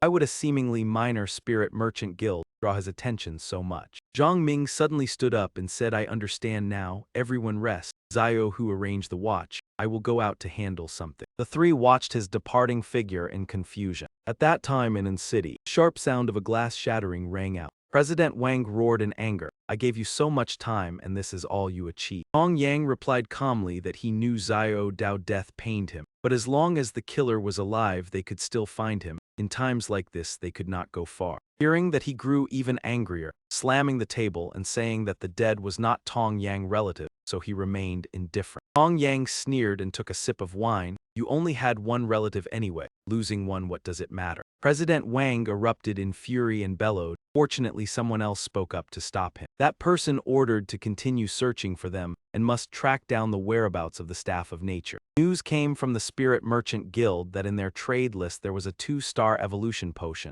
something everyone coveted. Everyone stood up in shock, Tong Yang showing doubt. Without the Staff of Nature, what could they demand? The masked man replied that they wanted people. He made it clear that for ordinary people they required 10,000, while a 1-star evolver equaled 1,000. The group began to speculate about their true purpose. Masked man spoke coldly, found a 2-star roulette and paid a heavy price to keep it, but operating it requires a level 2 Martin. It can only spin a few times a week, so half a month has not produced even a single 2-star potion. The roulette explosion caused heavy losses. The deaths of Xiao Dao and Quan further weakened our strength. Now we need to increase our power. It is unclear why the Spirit Merchant Guild demands so many people. Everyone grew grave hearing the analysis. Hong Yang proposed that Chairman, the time is too tight. Outside dangers lurk everywhere. Our manpower is not abundant. Gathering 20,000 people in a week will be difficult. The chairman replied that several gathering points were originally intended to be developed as sources of resources and information, so they had maintained harmony. The masked man raised his glass and said regretfully that now others had interfered. In that case, we no longer need to show restraint. He gently swirled the glass of red wine,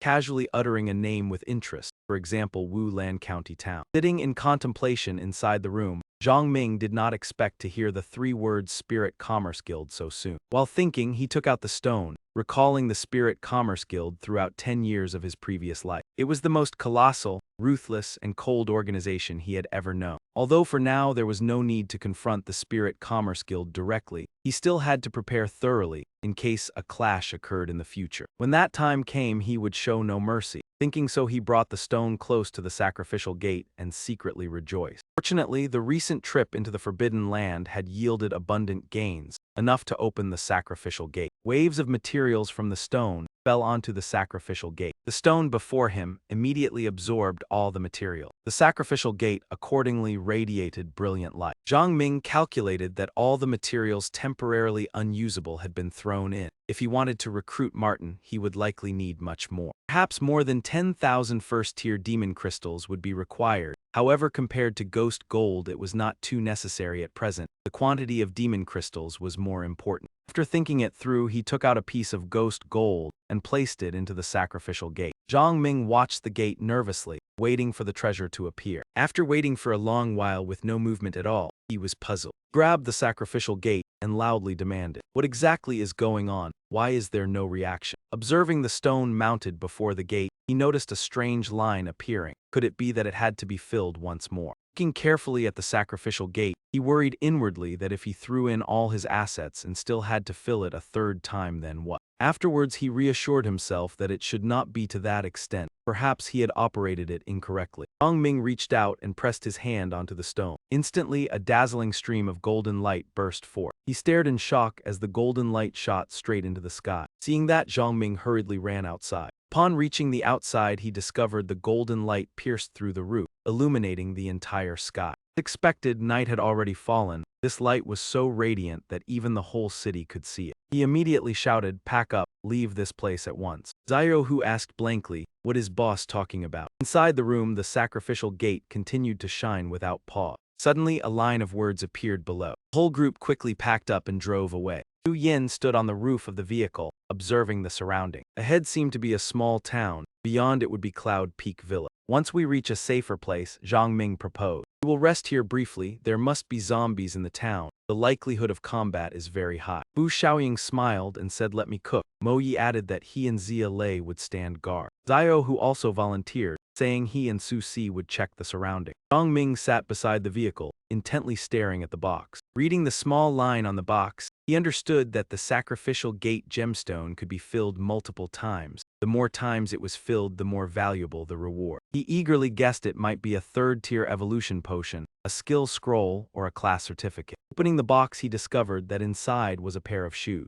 Zhang Ming felt a trace of disappointment. Bloody Battle Flower Stomp turned out to be this equipment. It would have been better if it were an equipment blueprint. He immediately appraised it. Unexpectedly, it was still only incomplete equipment. After confirming it, he spoke in frustration. To complete it, additional materials had to be invested for activation. Clearly, it wanted to squeeze more resources from him. He took out a cloud claw as the first material. Zhang Ming dropped the claw into the shoes. In just an instant, the shoes emitted a blinding light. The system analyzed increased speed and agility, accompanied by a sprint skill. Increases movement speed by 100% for 3 seconds, cooldown 10 hours. He was astonished. Just a 2-star cloud claw material had already generated a skill. Afterwards, Zhang Ming continued to take out another material. There was still one more opportunity to insert material. This time, he used the tail of a lizard demigod. The system notified increased balance and resilience, while retaining the speed boost skill. Cooldown 10 hours. Additionally gained an active skill consuming mental power to inflict damage on the target. Seeing that, he was delighted at the appearance of a second skill. Observing the transformed shoes, he calculated that there was still one more chance to add material. Just the cloud claw and the lizard demigod tail had already elevated the shoes to this level. Afterwards, he took out the ghost gold.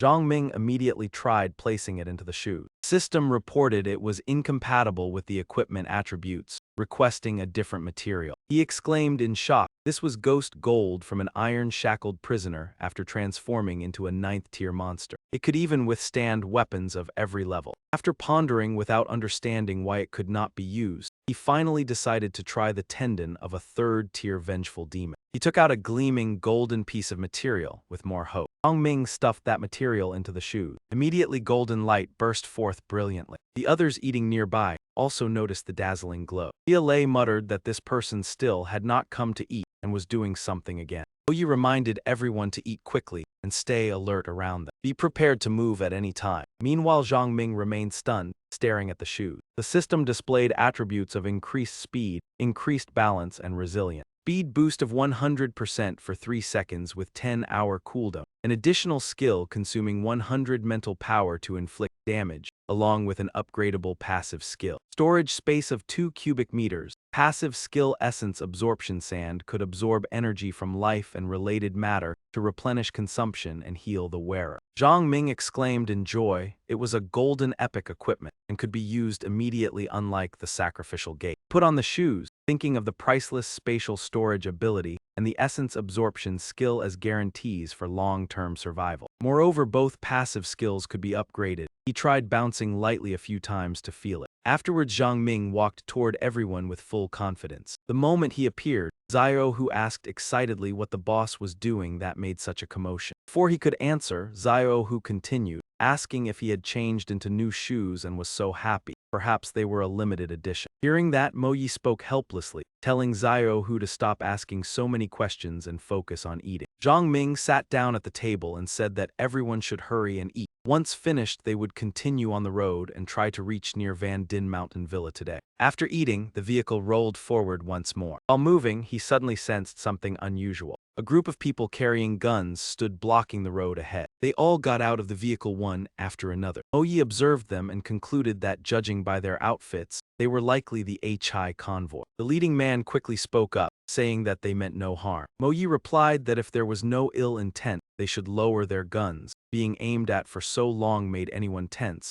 If something happened, he could not guarantee restraint. Hearing that, he turned and ordered his men to lower their guard, then invited them over to talk and told Luke Tu to bring out his box of Hong Hak Lao 1916. Then introduced himself as Vien Thuong, saying he and some acquaintances had formed a convoy. Because they often wore black, they were called the H.I. convoy. In truth, it was just a playful name. Vien Thuong said gently that upon seeing them, he came over to ask if there was any chance for trade, hoping there was no misunderstanding. Zia, standing behind, gave a faint smile and said that misunderstandings were sometimes a good thing. She paused briefly before continuing that she liked doing business, but first had to see what he had. He laughed and replied that the beauty spoke sharply. They had nothing rare, only food, water, and essential supplies. Seeing that everyone looked tired, they could buy some. Suddenly he dashed forward as fast as lightning, swept past Vien Thuong men and circled to the rear. Reaching the vehicle, he grabbed the package placed on it. When he returned, Zhang Ming hurled the package straight toward them. Vien Thuong was startled to realize it was his own pack of explosives. Then he had returned to his original spot, raised the detonator, and said that business required sincerity to receive sincerity. They did not like causing trouble without reason, but were accustomed to talking in absolute safety. He was secretly horrified, not knowing when the detonator on him had been taken. Vien Thuong broke out in sweat, gripping the package tightly. He only smiled meaningfully. Immediately after, Vien Thuong hurriedly shouted that it was his fault and told everyone not to get heated. In times like these, everyone had a hard life. After speaking, he handed the package to a subordinate and told him to take it away to handle it. Then he turned to Zhang Ming with a fawning look and asked what they needed. Zhang Ming replied curtly that they should get straight to the point. He needed 3 things. If Vien Thuong had them, the price was negotiable. He raised 3 fingers, first ammunition, second food, third information. Vien Thuong hesitated, saying ammunition was scarce. He had some but not much. Food was their main commodity, so that was no problem. As for information, it depended on what they wanted to know. Zhang Ming said directly that ammunition could be set aside for now. Any information of value could be traded. He would pay according to its usefulness. He curled his lips and added that what he needed was grain, not ready-made food. The two concepts were vastly different. Hearing that, Vien Thuong was shaken inside. In such times, people would risk everything for a bite to eat. What did he want such a large quantity of grain for? Thinking so, he signaled for a subordinate to step forward. The man brought a small sack and handed it to Vien Thuong. He opened it and counted 90 rounds and 50 magic cores. This type was suitable for their guns. Zhang Ming crossed his arms and nodded, saying it was acceptable. Seeing that he did not haggle, Vien Thuong grew even happier. In that case, did he want a few more pistols? He said while taking the bag of ammunition from his subordinate. Zhang Ming asked how many. He handed the bag over, saying there were about 10 revolvers of guaranteed quality, along with roughly 300 bullets. Zhang Ming opened it to inspect the gun, nodded at the good color and condition, then told him to name the price. Vien Thuong quoted a price in surprise, and he generously bought them all. The subordinates whispered that this man was truly rich. This deal earned brother Thuong a fortune, telling each other to speak softly lest they be heard. Vien Thuong calculated for a moment, then smiled ingratiatingly, asking if they needed rice, noodles, salt, vinegar. He casually tossed the bag of magic cores over, saying no need, include it all together. Vien Thuong weighed the bag and remarked that he seemed to have given more. His gaze turned cold, saying there were 500 level 1 magic cores, and telling him to reveal the location of the armory. People behind were stunned, asking how he knew, wondering if it had been exposed. They immediately grew restless, surrounding Vien Thuong as if preparing to respond. On Zhang Ming's side, there was only calm. His eyes locked onto the opposing group. Vien Thuong hurriedly reassured them not to get agitated, then turned to ask and received an answer. Their ability, it was hard to hold onto those items. Better to exchange them for these 500 magic cores. With luck, it could help one more member of his team evolve. Compared to an armory difficult to reach, it was far more worthwhile, he said with a smile. At this moment, Vien Thuong's mind was filled only with anxiety. He had not expected the secret of the armory with 10 guns, 300 bullets, and 200 magic cores to be guessed so precisely. At first he thought he had met a wealthy patron. In the end, he gathered courage and raised one finger, saying 1,000 magic cores, and he would also give the location of a small grain depot. Zhang Ming showed interest, asking how much grain was inside. He replied that it was at least enough to feed 1,000 people for 2 months. Zhang Ming nodded, saying fine, but he also wanted detailed information about the surrounding forces. The sun gradually sank behind the mountain. As he prepared to get into the vehicle and leave, Vien Thuong called out, asking if he was not afraid of being deceived. He turned back and replied coldly that deceiving him would come at a price, asking if he dared to try. Vien Thuong broke into sweat and said of course not. The vehicle rolled forward. He also reminded him that if he wanted to continue trading, in 2 days he should bring more grain to Van Dinh Mountain Villa. A subordinate was about to suggest something, but Vien Thuong stopped him, telling him to abandon that thought immediately. He raised his voice to the group, saying he had once been a bounty hunter and judged people accurately. They should remember, if they met that team again, do not harbor ill intentions, otherwise do not blame him. His gaze was stern. If they wanted to invite disaster, that was their choice, but they were not to drag the whole team down, understood. Late afternoon at Van Din Mountain Villa. A pair of binoculars was aimed at the buildings ahead. Mo Yi observed while analyzing. From a strategic standpoint, it was a good position, located on a mountain peak backed against a cliff, with only one entrance making it difficult to attack. Lowering the binoculars, Mo Yi said that advantage applied only against humans. Yahello nodded, saying that was right. With zombies and mutated creatures it was different. Whether the road was hard or easy was not the issue. If the villa had not built sturdy walls to protect visitors from the dense forest on both sides, this place would have long been breached. De Yuan added that by his rough estimate, there were several thousand zombies around along with quite a few mutated life forms. The lush greenery meant their numbers were also high. Yahello added seriously that according to information from the HI convoy, there were 4 factions within Van Din Mountain, but their own investigation showed discrepancy. We stood behind and slowly explained everything again to Zhang Ming. People from the various factions who wished to enter or leave the estate had to deliberately create noise to attract zombies, then drive through in such a risky manner. Almost every time there were casualties, but because of that the outside factions temporarily did not dare to covet this place. Chu Yin asked in surprise, since it is so dangerous, why did we still choose this place as our base? Zhang Ming rested his chin on his hand and thought. There was naturally a reason, but that was information from his previous life. This time it might not be entirely safe. After thinking it through, he reassured her, "It is fine. Tonight I will personally go to Yunding Mountain Estate to investigate." Night gradually fell. Xiao Dong sat calmly on the long bench. The 3 people in front angrily slammed the table. "Is this all? Xiao Dong, do not go too far." Xiao Dong sneered, "Everyone knows the situation outside. Look at those dense zombies. My brothers and I risked our lives for that number, and you still think it is too little." Hu Yan shouted angrily, "You really are a man without integrity." Xiao Dong pretended to turn and ask his underling, "She says I break my promises and am scum. Is that right?" The underlings laughed mockingly. "If she says so, then it must be right. Xiao Dong really is terrible. But it seems I quite like that. How about I become a little worse?" Xiao was so furious that tears fell. "You will suffer retribution." That sentence made Xiao Dong frown in displeasure. He slammed his hand heavily on the table and shouted, "Trade food for what you have, and that is retribution. If you do not like it, then go outside and find your own. Do not pretend to be noble while cursing me." As he spoke, he pointed straight at Sister Dung Group. "Do not bring up the past when we were in the same company. Times have changed." He sprang to his feet irritably. "Look at how Nguyen Tiu Dung treats women. Without me, would you have remained safe until now?"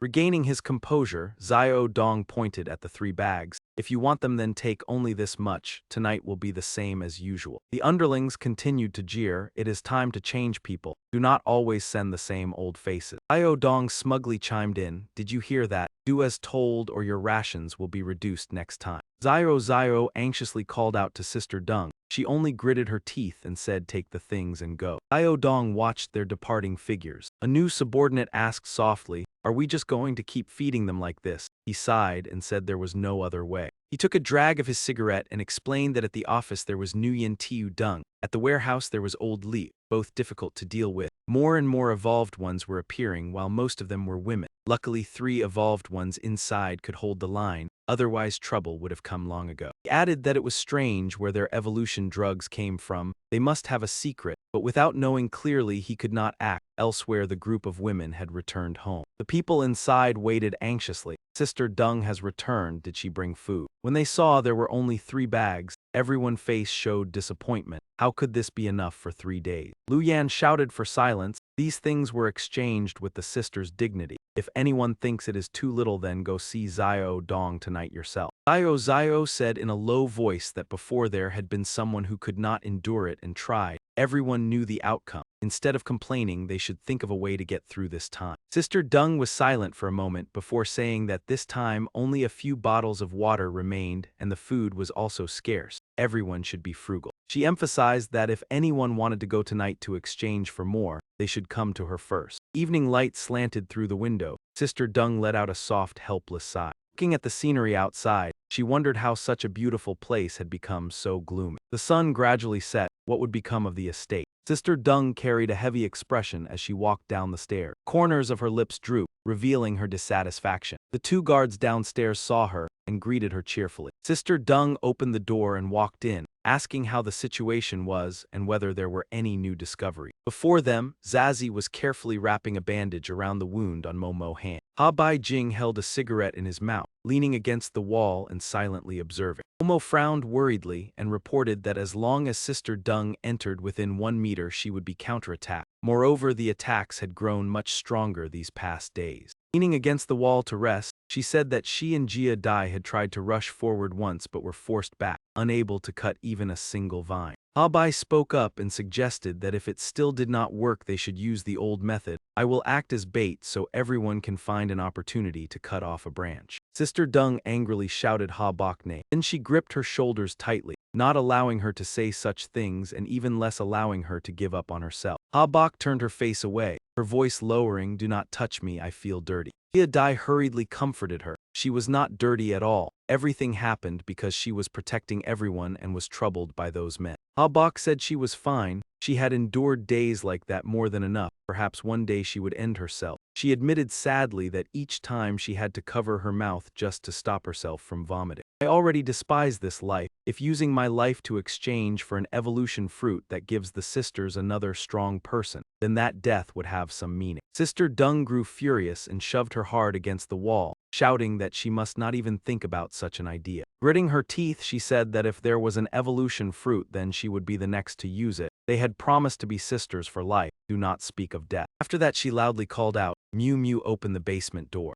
Jia Dai rotated the green bottle according to the set mechanism. A secret door slowly opened before everyone's eyes. Sister Dung led Momo and Jia Dai forward and said decisively that today the three of them would try once. She did not believe the root feeding that rotten flower could endure. Elsewhere, a few houses still glimmered with faint light. A man opened the door and reported to Uncle Liu that someone from Jianning had come to exchange for some food. Uncle Liang sat by the desk and calmly asked what the terms were. Yuang Dao held an axe and listed that one one-star evolution potion would be exchanged for 20 sacks of rice, 50 cans of food, 10 bags of salt, 10 barrels of oil, 2 crates of noodles, and 200 liters of water. After hearing this, Uncle Liu frowned, although we control the farm warehouse. But resources are not endless. This exchange rate is becoming increasingly unfavorable. Yuang Dao reported that we currently have 10 evolved ones. Zio Dongside has 12, Nguyen Tiu Dung 3, Jan Ning 14. Half a month ago we were equal and now we have fallen far behind. Uncle Liu looked at Huang Dao with suspicion.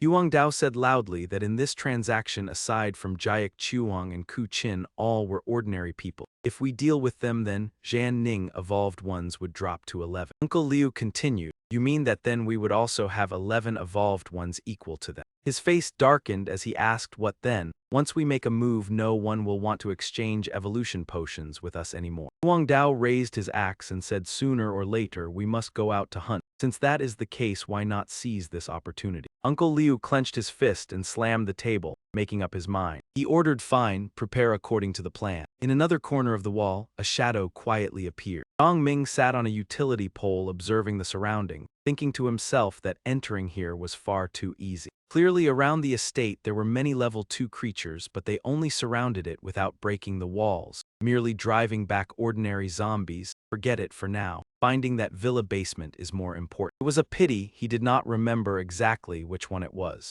Thinking this, he jumped down and silently moved toward another area. His feet touched the ground softly. He slipped into a hidden corner and began searching. However, the place was rather noisy. Ambiguous conversations echoed from inside. Zhang Ming cursed inwardly in frustration. With so much noise, there must be many people. Better leave this place and investigate later. He shifted position, then leaped high into the air before landing safely. The moment he touched down on solid ground, a piercing scream suddenly rang out. That sound naturally drew Zhang Ming's attention in that direction. Thinking he had been exposed, he immediately drew the pistol at his waist, tensely aimed the gun forward. Inside came shouts and curses, yet it seemed no one had noticed him standing outside the door. After a while, he quietly let out a breath of relief. It turned out to be an accident. He had nearly run into trouble. Even so, he still wanted to see what was happening. Perhaps there would be a favorable opportunity. Thinking that, Zhang Ming moved lightly toward the window to look inside. Inside, Xiao Dong was screaming and struggling on the bed, his face twisted in pain.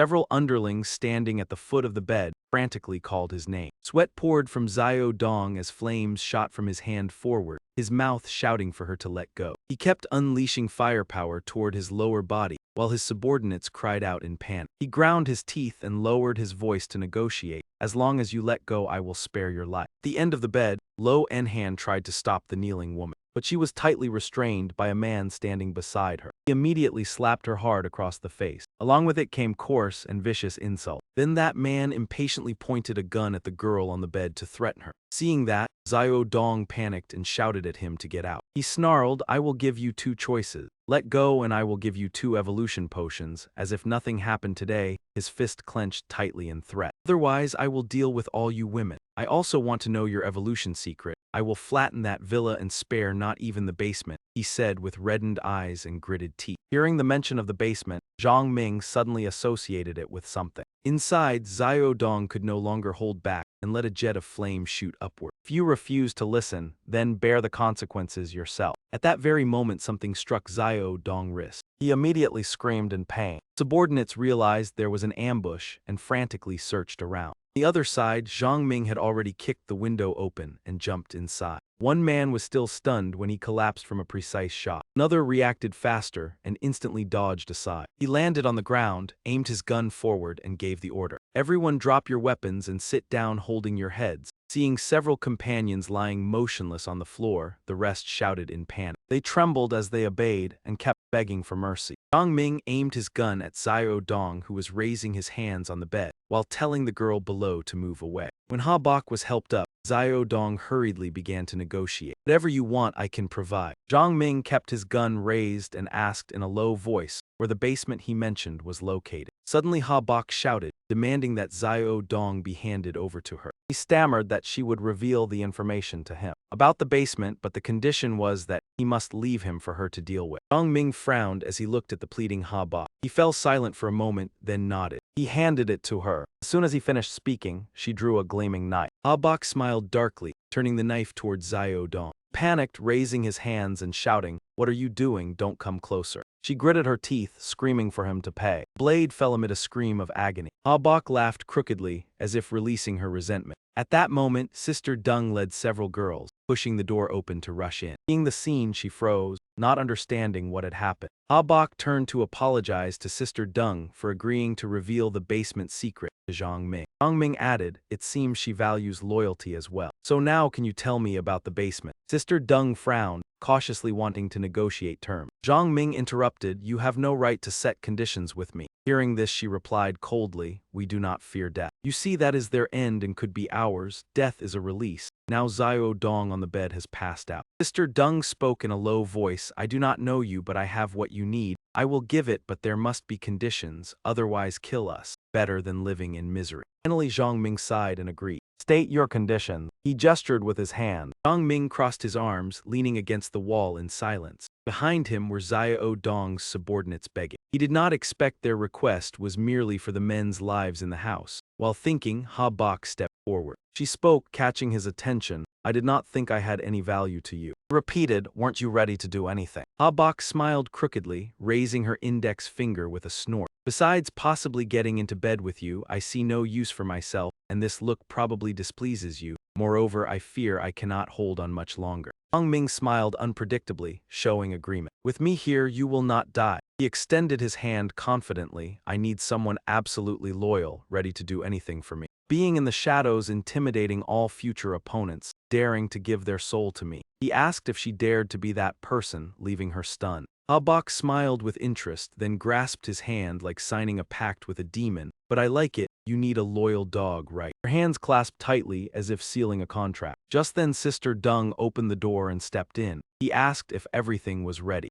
She nodded. "Now I will take you to the basement." Minutes later, they arrived at a well-lit villa. A girl held a decorative urn, turning it lightly. The secret door to the basement opened. Sister Dung said it was their secret. Seeing the scene, Zhang Ming frowned slightly, restraining his astonishment. It was a deceptive fragrance demon tree. From outside, it was hard to gauge the evolution level of this demon tree. because it concealed its mana essence. Its tentacles bore berries exuding a seductive fragrance, tempting one to taste. Survivors eating them would show signs of evolution. Though usually not equal to demon trees in rank, they were effective. At first, many rushed to it, seeing it as an alternative evolutionary path without human medicine, thinking they could escape the control of the wheel. Yet this so-called evolution lasted only about a month. The consumer's body became its vessel, the seed quietly developing inside, and by the time the power faded, it was too late. Those who ate that fruit gradually became nourishment for the tree, their bodies transforming into a half-human, half-wood form, until their life force was drained, and from within their trunks a new sprout broke through the bark and emerged.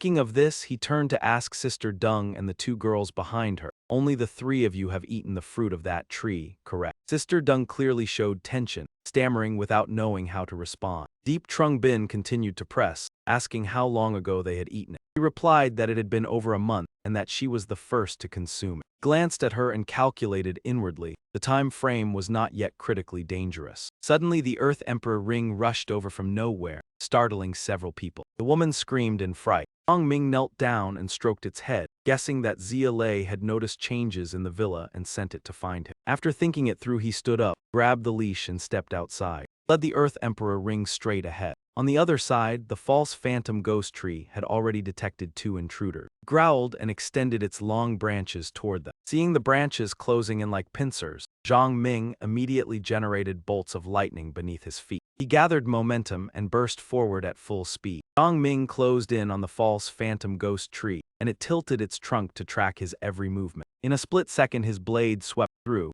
severing several reaching branches. Seeing its branches cut off, the false phantom ghost tree roared in fury. At that moment, he ordered the Earth Emperor ring to charge. Receiving the command, it lunged forward and bit tightly onto the severed branch. This still had value. The Earth Emperor ring would hold it in place here for now. Zhang Ming left those words behind, then turned and dashed off, pouring out all his strength toward the door ahead, the place where in his previous life De Long had once established his path to 9 stars. If that was true, then perhaps he too could reach such heights. Zhang Ming laughed with excitement. Suddenly several roulettes appeared blocking the path. Sight before him left him stunned. There were 4 completely different types of roulette. Zhang Ming observed and evaluated silently. As expected, it is indeed this place, he murmured softly. He saw a white level 2 roulette and a black level 3 roulette. And he shifted to a green level 4 and a blue level 5. Outside the smaller Cloud Peak Villa, there were also 3 scattered level 1 roulettes, 7 in total, corresponding to 7-star linked pearls. While calculating, he took the stone from his pendant. This was the reason in his previous life De Long had laid his foundation here and risen in one step to become a 9-star powerhouse.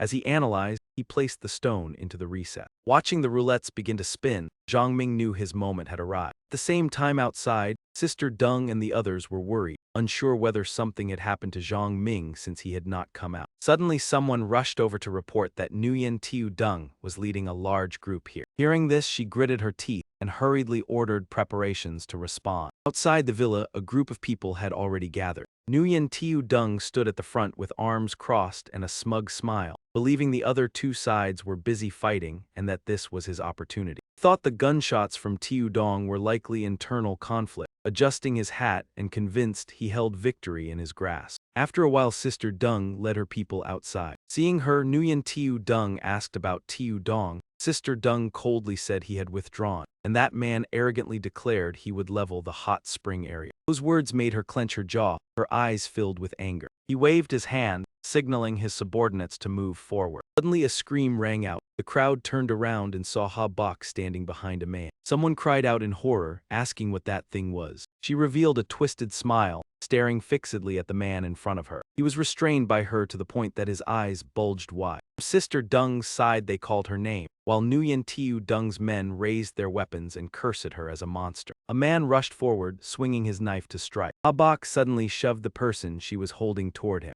Seeing the large wound on that person's back, he stammered in terror. He repeated Zhang Ming's words. Anyone who did not resist would not lose their life. Nguyen Tiu Dung angrily pointed and ordered them to attack Ha Bok. The crowd charged forward together, while she spread her arms to meet them. Ha Bok dashed forward and kicked one man in the face. Then she spun and struck another. As her hand was restraining one person, another rushed in with a punch. Clenched his stone-covered fist, roared and threw a punch. Habak smiled and also punched straight back. As the two fists were about to collide, the subordinates thought she would surely fail. When they met, the layer of stone on the opponent's hand shattered. Nguyen Tiu Dung cried out in shock. It shattered. That man had not yet recovered when he hurriedly retreated. Several men dropped to their knees begging for mercy, stammering that they surrendered and would not resist. Suddenly something touched Nguyen Tiu Dung's shoulder, causing him to start and turn around. In front of him was the wide mouth of Earth Emperor Ring, making him scream in fear. Sister Dung's group witnessed the scene and could not help but shudder. On the rooftop, Zhang Ming observed from beginning to end,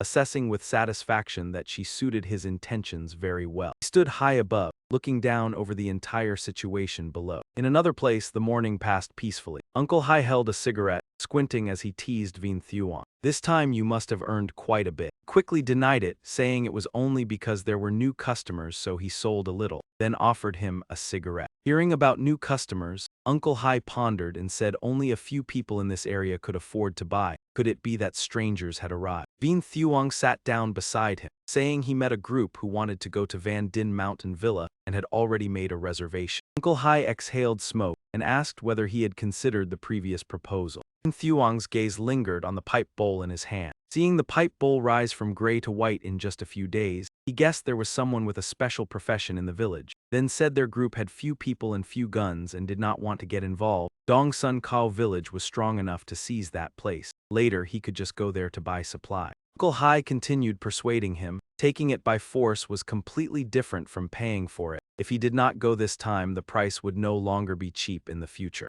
Vien Thuong scratched his head and stood up, saying he would think about it but told him not to place too much hope. On the other side, a subordinate ran over to report that the formation was ready. He immediately ordered them to depart. Uncle Hai sat behind the desk, raising his head to remind Yuan Shang to stay safe, and if they encountered the Lao family, ask them to stop by here. He turned and raised his hand to acknowledge. Not long after, the vehicle began rolling away. A few subordinates cautiously asked Yuan Shang, "Do we really have to follow them there? I heard there are many valuable things inside." He immediately waved his hand to dismiss it. "Don't think that old man Uncle Hai is kind. That place is not somewhere you can enter casually. A slip-up could cost your life." Subordinate hearing this raised a finger and changed the subject. So if the newcomer hears this, would he come to join? Yuan Shang quietly drove on without answering. At another luxurious mountain estate, Zhang Ming placed his hands behind his back and smiled slightly. He looked at the people before him with calm eyes. Io, who rubbed his chin and said, "Didn't you tell us to scout the estate? Why does it look as if it's already purchased?" Sister Dung raised her hand to report that the Chim Nin Tu side had about 300 people, the Liu Yi side around 200, with daily casualties making the corpse count unclear. Our side had a total of 57 people, 42 of them female.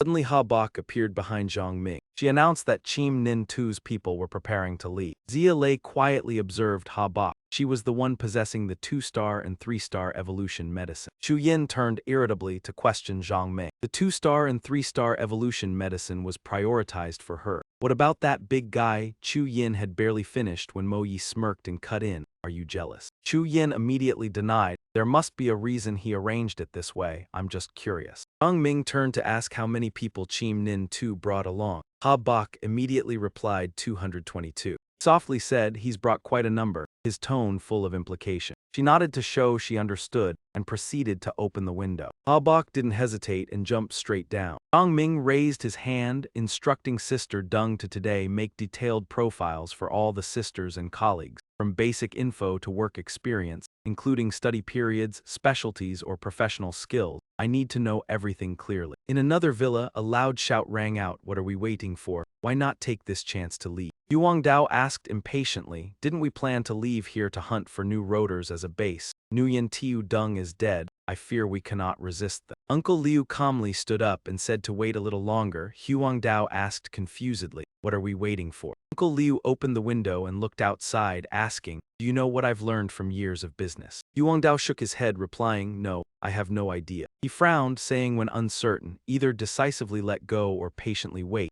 Never bet on luck. Huang Dao immediately asked, "So what do you mean?" Suddenly a loud scream erupted outside, startling Huang Dao. He turned to ask him what happened. Uncle Liu only silently watched and sighed. Then he told Huang Dao to follow him to see the new king of Van Din. Not long after, Zhang Ming received additional new guests. Uncle Liu led the group, standing still to watch him. Just then someone stepped in. Behind that person, red-stained footprints marked the path. Everyone turned to see Ha Bok enter, her body covered in blood. Her eyes followed her. It seemed Chim Nin too had been handled by her. Yet her gaze at them carried a hint of disappointment. Uncle Liu wondered, perhaps she is disappointed because I haven't left, or because she couldn't take him down. Thinking of this, he broke into a cold sweat. On the other side, Zhu Ying stepped forward, her expression hesitant. He reported Ha Bok had taken 2 heavy bullets, 5 bones broken and the bullet still inside. If not removed, the cam low technique would struggle to be effective. Zhang Ming smiled slightly, saying let him handle it. Saying this, he stood and told Sister Deng to continue receiving guests while he took Ha Bok inside for treatment. In the room, he held a small knife in his hand. Zhang Ming frowned, saying it was not just about removing the bullets. He also needed to remove necrotic skin tissue from her face. Ha Bok calmly nodded in agreement.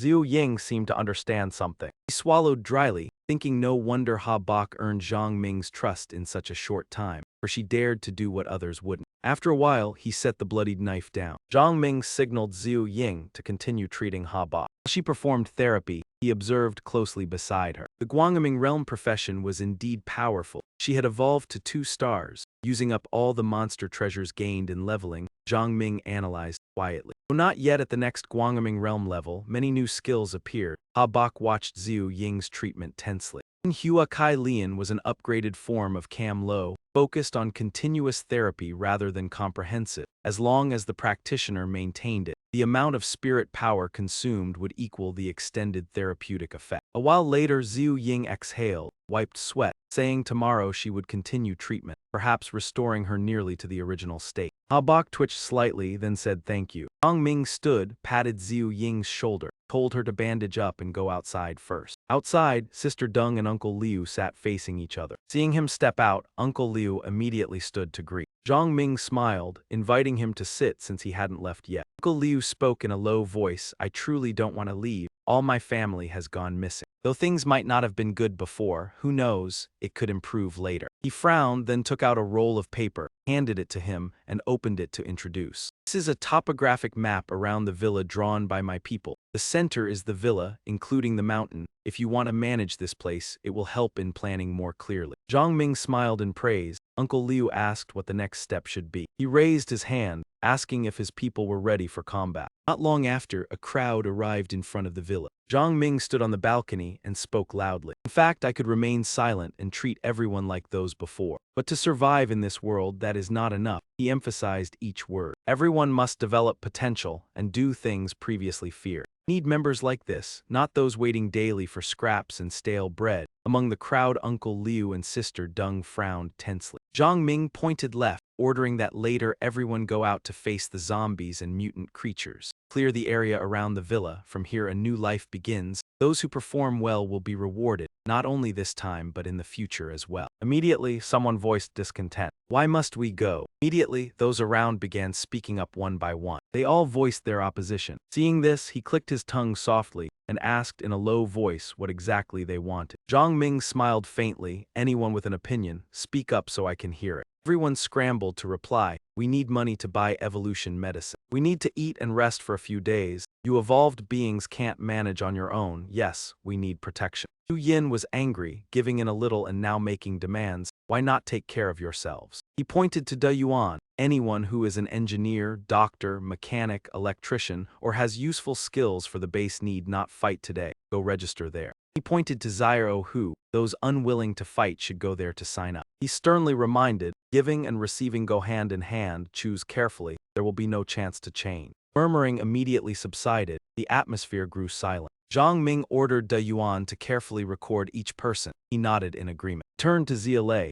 assigned tasks to those who agreed to fight. She wondered why not let those who refused to fight lead. He replied calmly, besides fighting we still lack labor manpower. Soon they rushed to clear the zombies ahead. Shouts rang out continuously. Zhang Ming's group observed from outside. Deputy Zhu Ying prepared to condense a protective barrier. He stopped her, don't intervene yet, let them experience it themselves first. Zhang Ming silently evaluated Uncle Liu and his subordinates. Clearly they had encountered and gained experience handling zombies. He turned to the group of women. They were still weak, needed more training to keep up. Up above, people whispered, "That girl seemed like a former model, too many zombies. That group did nothing letting us go first. Wasn't that the mall agent bitten, unlikely to survive?" Someone clutched their hands, staying was better, trying to show off brings trouble. The person next to them shivered, lucky we didn't go, risking ourselves only feeds others. Someone whispered, "Just don't let them hear." Dusk fell, two people stood among the scattered zombie corpses. They eagerly said Chu Yin was right, those unaware usually excuse cowardice.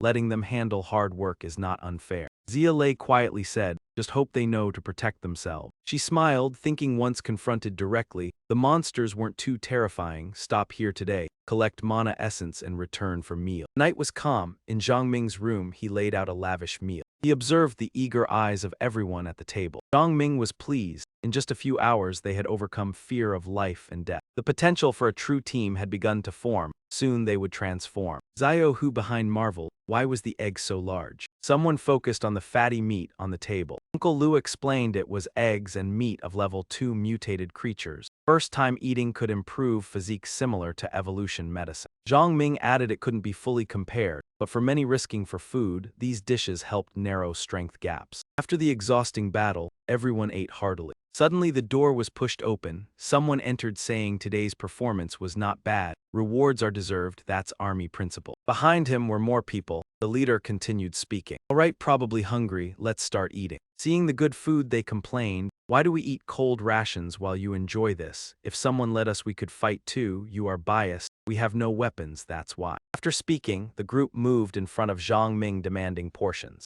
Zia Lei looked at them coldly. On what basis are they demanding? A flash appeared right before the leader's forehead. Thin smoke drifted. Zhang Ming said coldly they should clearly see the situation. He swept his gaze across them. The base does not need to shelter useless people. I declare one thing. Your mealtime is over. Go outside to collect zombie corpses and burn them. Anyone fleeing bears consequences themselves. The atmosphere sank. They looked at each other trembling. Just then Ha Bok reported a convoy outside the mansion. The leader claiming to be Yuan Shang wanted to meet. Zhang Ming immediately remained vigilant, unsure what news he carried. Outside, two large vehicles were parked. Yuan Shang silently observed, assessing this group as formidable. In a short time, they had taken Yunding Villa and begun clearing nearby zombies. The efficiency truly amazed others. Inside the illuminated house, Zhang Ming shook hands with Yuan Shang. The goods arrived fast, indeed like a professional team. He laughed saying that's our trade. Zhang Ming invited him to sit. Yuan Shang said recently forces plan to unite at one place.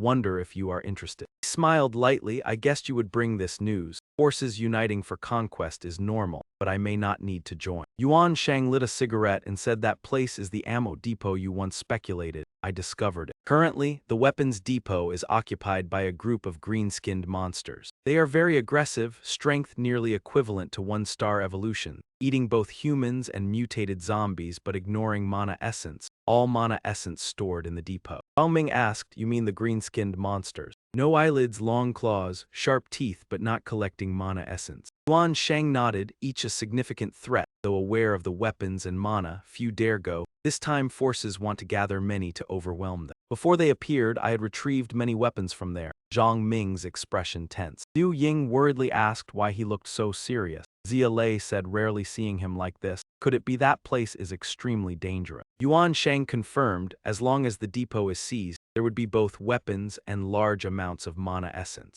He said I recognized your ability. If you agree to join, I will ensure you a position in the strike team. Also receive a fair share. Zhang Ming silently considered looking at him. He said this needed consideration, having come here. Let's stay and eat first. Yuan Shang then followed the two inside. Zia Lei seriously asked for Zhang Ming's opinion. Are you wary of that kind of monster? He let out a soft sigh and replied they are called fiends. Their strength is extremely formidable. In his previous life, Zhang Ming knew that fiends were formed from humans contaminated by radiation. After undergoing mysterious mutations, they lost all humanity and became savage creatures that regarded everything as prey. Fiends have no demon cores to determine rank. Their strength can be judged by height alone. About 1 meter is equivalent to a 1-star evolver. Every additional 50 centimeters raises them 1 rank. At 5 meters, they can rival 9 stars. This species possesses no special skills but is powerful through bodies pushed to the limit. If an evolver without a good class or strong skills encounters one of the same level, it is extremely dangerous. Fiends reproduce at an astonishing rate, even capturing human women or female zombies to sustain their bloodline. He shook his head lightly. Although eliminating them brings no direct benefit, their overwhelming reproductive ability made them a great enemy of humanity in his previous life. Zhang Ming tightened his grip on the knife handle and said, "Even after more than a month of the apocalypse, there are still large-scale counterattacks. Before we left the city, we even saw missiles flying overhead." "Right,"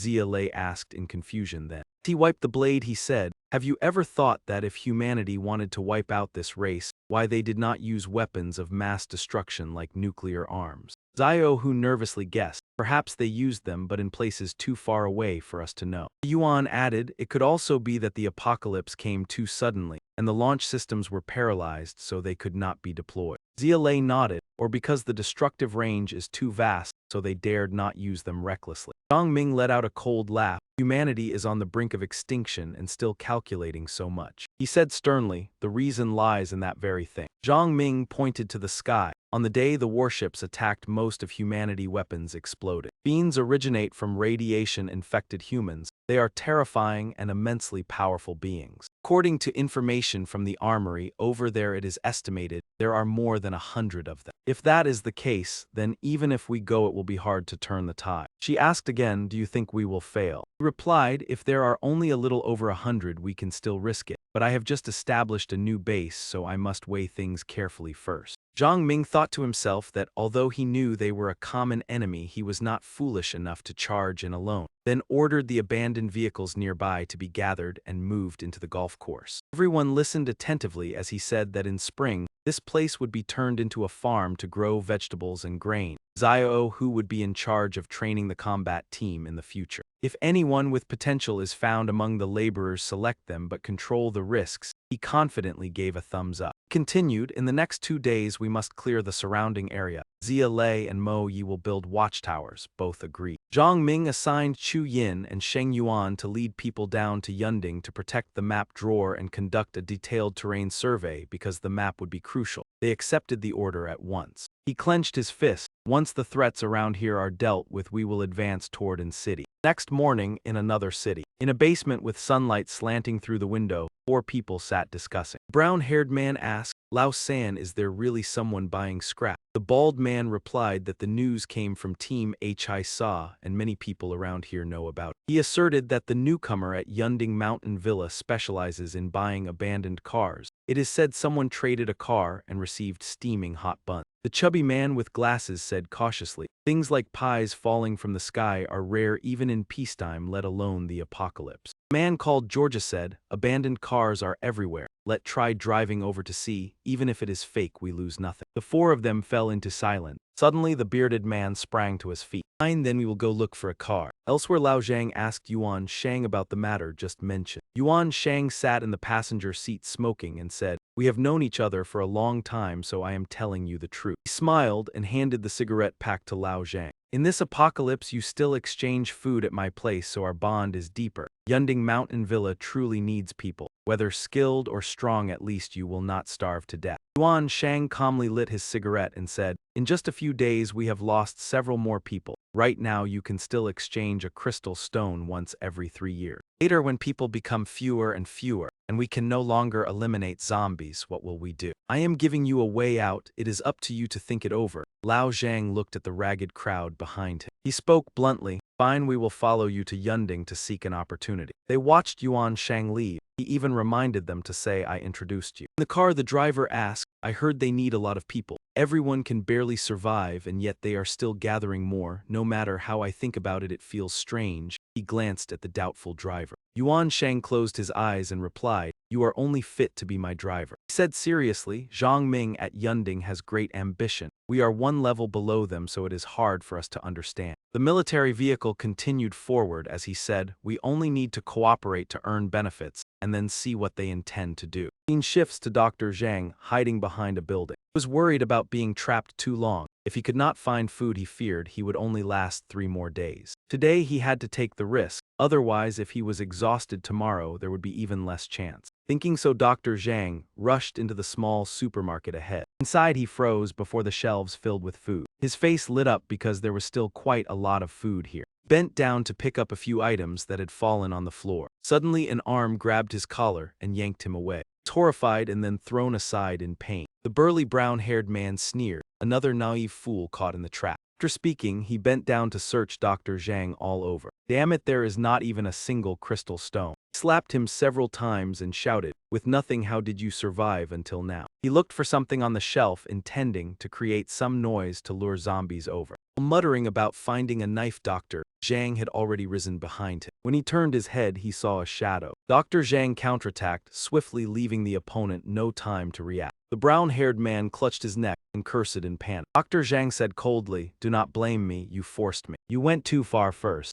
Beneath the trees, 4 young girls walked in. M-1EB7T, M-1EB7T, and 3 others stood outside waiting anxiously. Suddenly Zhang Ming appeared and opened the door. M-1EB7T, M-1EB7T felt as if she had seen a savior and asked, is Sister Deng all right? Liu Ying brought good news, the surgery was successful and the parasitic sprout has been removed. M-1EB7T, M-1EB7T was overjoyed. Zhang Ming thanked Dr. Zhang, you have worked hard, so go rest as there are 2 more operations. M-1EB7T, M-1EB7T, eyes sparkling, made another request. There are sprouts in our bodies as well. We hope the doctor can help. He nodded awkwardly. Zhang Ming told Liu Ying to stay to prevent accidents while he went to the hot spring villa to check on things. She agreed. Suddenly someone teased, always acting on your own and you will face retribution. It turned out Yahello had appeared handing over a sheet of paper, saying, I will punish you on behalf of the moon. He remained silent for a long while, then let out a helpless sigh. She speaks like an old mother. Yahello was irritated by the sword-wielding man's shout and snapped back. I dare you to try, Zhang Ming said with a smile. I'll give you a hand, stop making a fuss. What exactly happened? He held out the paper and continued, I don't know why you are rushing to recruit people, but I have to admit the HI team's publicity is quite effective. Over the past 3 days, more than 300 people have arrived, especially yesterday after the zombies were cleared. The path here was safe, so over 100 more came each day. She added the base can be built gradually. Rushing will cause many problems, the most prominent being the food supply. The food in the Luyi warehouse was not little, plus what Yuan Shang brought. If the number of people remains the same, we can hold out for about 2 months. Zhang Ming agreed. Anything else to note? Yahello pointed at him. This is already large enough. What happens when food runs out? Drink milk instead of meals. She softened her tone. Also need to collect scrap vehicles. Many people have come to exchange these past few days. Each vehicle is not much but adds up to several dozen. The more people exchange, the more food is consumed. As she walked, she said, that's just the beginning. There are many other issues like daily life, hygiene, security, health, and prying eyes from outside forces. In the shelter, everyone scattered to take care of their own business. Yahello sighed. In general, there are many things to handle. Dai Yi, what do you plan? Zhang Ming pointed to the warehouse. Aren't there plenty of work clothes? Distribute them for washing and changing. Add some grade 1 mutant meat to meals to increase stamina. Let them clean the conference hall as temporary work, before building walls to accustom them to discipline. The collection of scrap vehicles cannot stop. It is raw material for forging greatswords later. The more collected the better. Our standard equipment depends on it. Tell Zio who to train them strictly, teach formation and rule compliance. Add up to 5 more days. Wait for them to recover strength, then we proceed to the machinery workshop. Yahello immediately went to execute. Chu Yin ran over to report. Zhang Ming has a group at the gate. They brought quite a few scrap vehicles. They said they wanted to trade with us. Many armed, attitude rather arrogant. 2 looked at each other. Understood, he asked again. They said where they came from. Chu Yin replied, not specified, but subordinate of Uncle Liu said they are from Ying Cheng prison. Zhang Ming frowned, a bad feeling. This time, the containers had moved inside the gate of Yunding Manor. Wu Jiang sat on top of a vehicle impatiently. That pretty girl has been gone so long, hasn't she returned? He grew more annoyed. No news. If Zio who doesn't come out, he plans to rush in. A subordinate hurried to reassure. Just then someone came out and warmly called Dai Yi Zhangping. Seeing the person, Hu Jiang immediately became alert. This bald man he never heard of in his previous life. Didn't look like De Long's people either. Hu Jiang tilted his chin. Are you the owner here? Dai Yi Zhangping nodded. Hu Jiang jumped down and handed the list of food to exchange. 40 scrap vehicles and 150 people. How much will you pay? The followers whispered, do they think we are fools? Where would they get so many vehicles and people? Zhang Ming calmly replied, 50 gin of rice and 50 bottles of water. Hu Jiang got angry, swore directly, "Do you think I lack rice? I brought this much and only this. And how many people came with you? You only give me 50 gin of rice and 50 bottles of water," then waved his hand at him. Zhang Ming was slightly annoyed but stayed calm. "Speak properly." Hu Jiang frowned in discontent. "This guy's aura is even greater than mine. Seems his strength is not bad." He lit a cigarette and glanced around. Still many brothers on his side. Guns are not lacking, and with brother Long backing, if nothing profitable is gained today, not worthy of brother Long. Zhang Ming asked frankly, "So how much do you want?" Hu Jiang priced 150 gin of rice, no water needed. Add 100 cans of meat and half a container of oil and salt. Wang Ding interjected, "Do you think we treat money like water? Do you know how many people that place supports?" Jiang grimaced, warned, "Watch your words or Zio who will shoot you." Zhang Ming signaled to yield. If Hu Jiang said so, follow it. Sister Lei said to transfer the food. Zhu Yin behind frowned, thought, this is not Zhang Ming's style, since when was he extorted? Zia Lei still agreed to follow his wishes. After the containers left, only Zhang Ming's group remained. Zhu Yin turned to scold, "Zhang Ming, why not handle that money?" Calmly said, "Keep calm. Now we need to focus on building the base, not confronting surrounding forces." The Yuan added, "Right, we are not like before, can't finish fighting and leave. We have a stable base, everything must consider impacts, can't rush and ruin big plans." Zhang Ming encouraged, "Okay, everyone, use the time, there are many tasks to build the base." He turned to remind lightly, "Worried they are young, may not understand." He explained further, "De Long is the strongest force around here,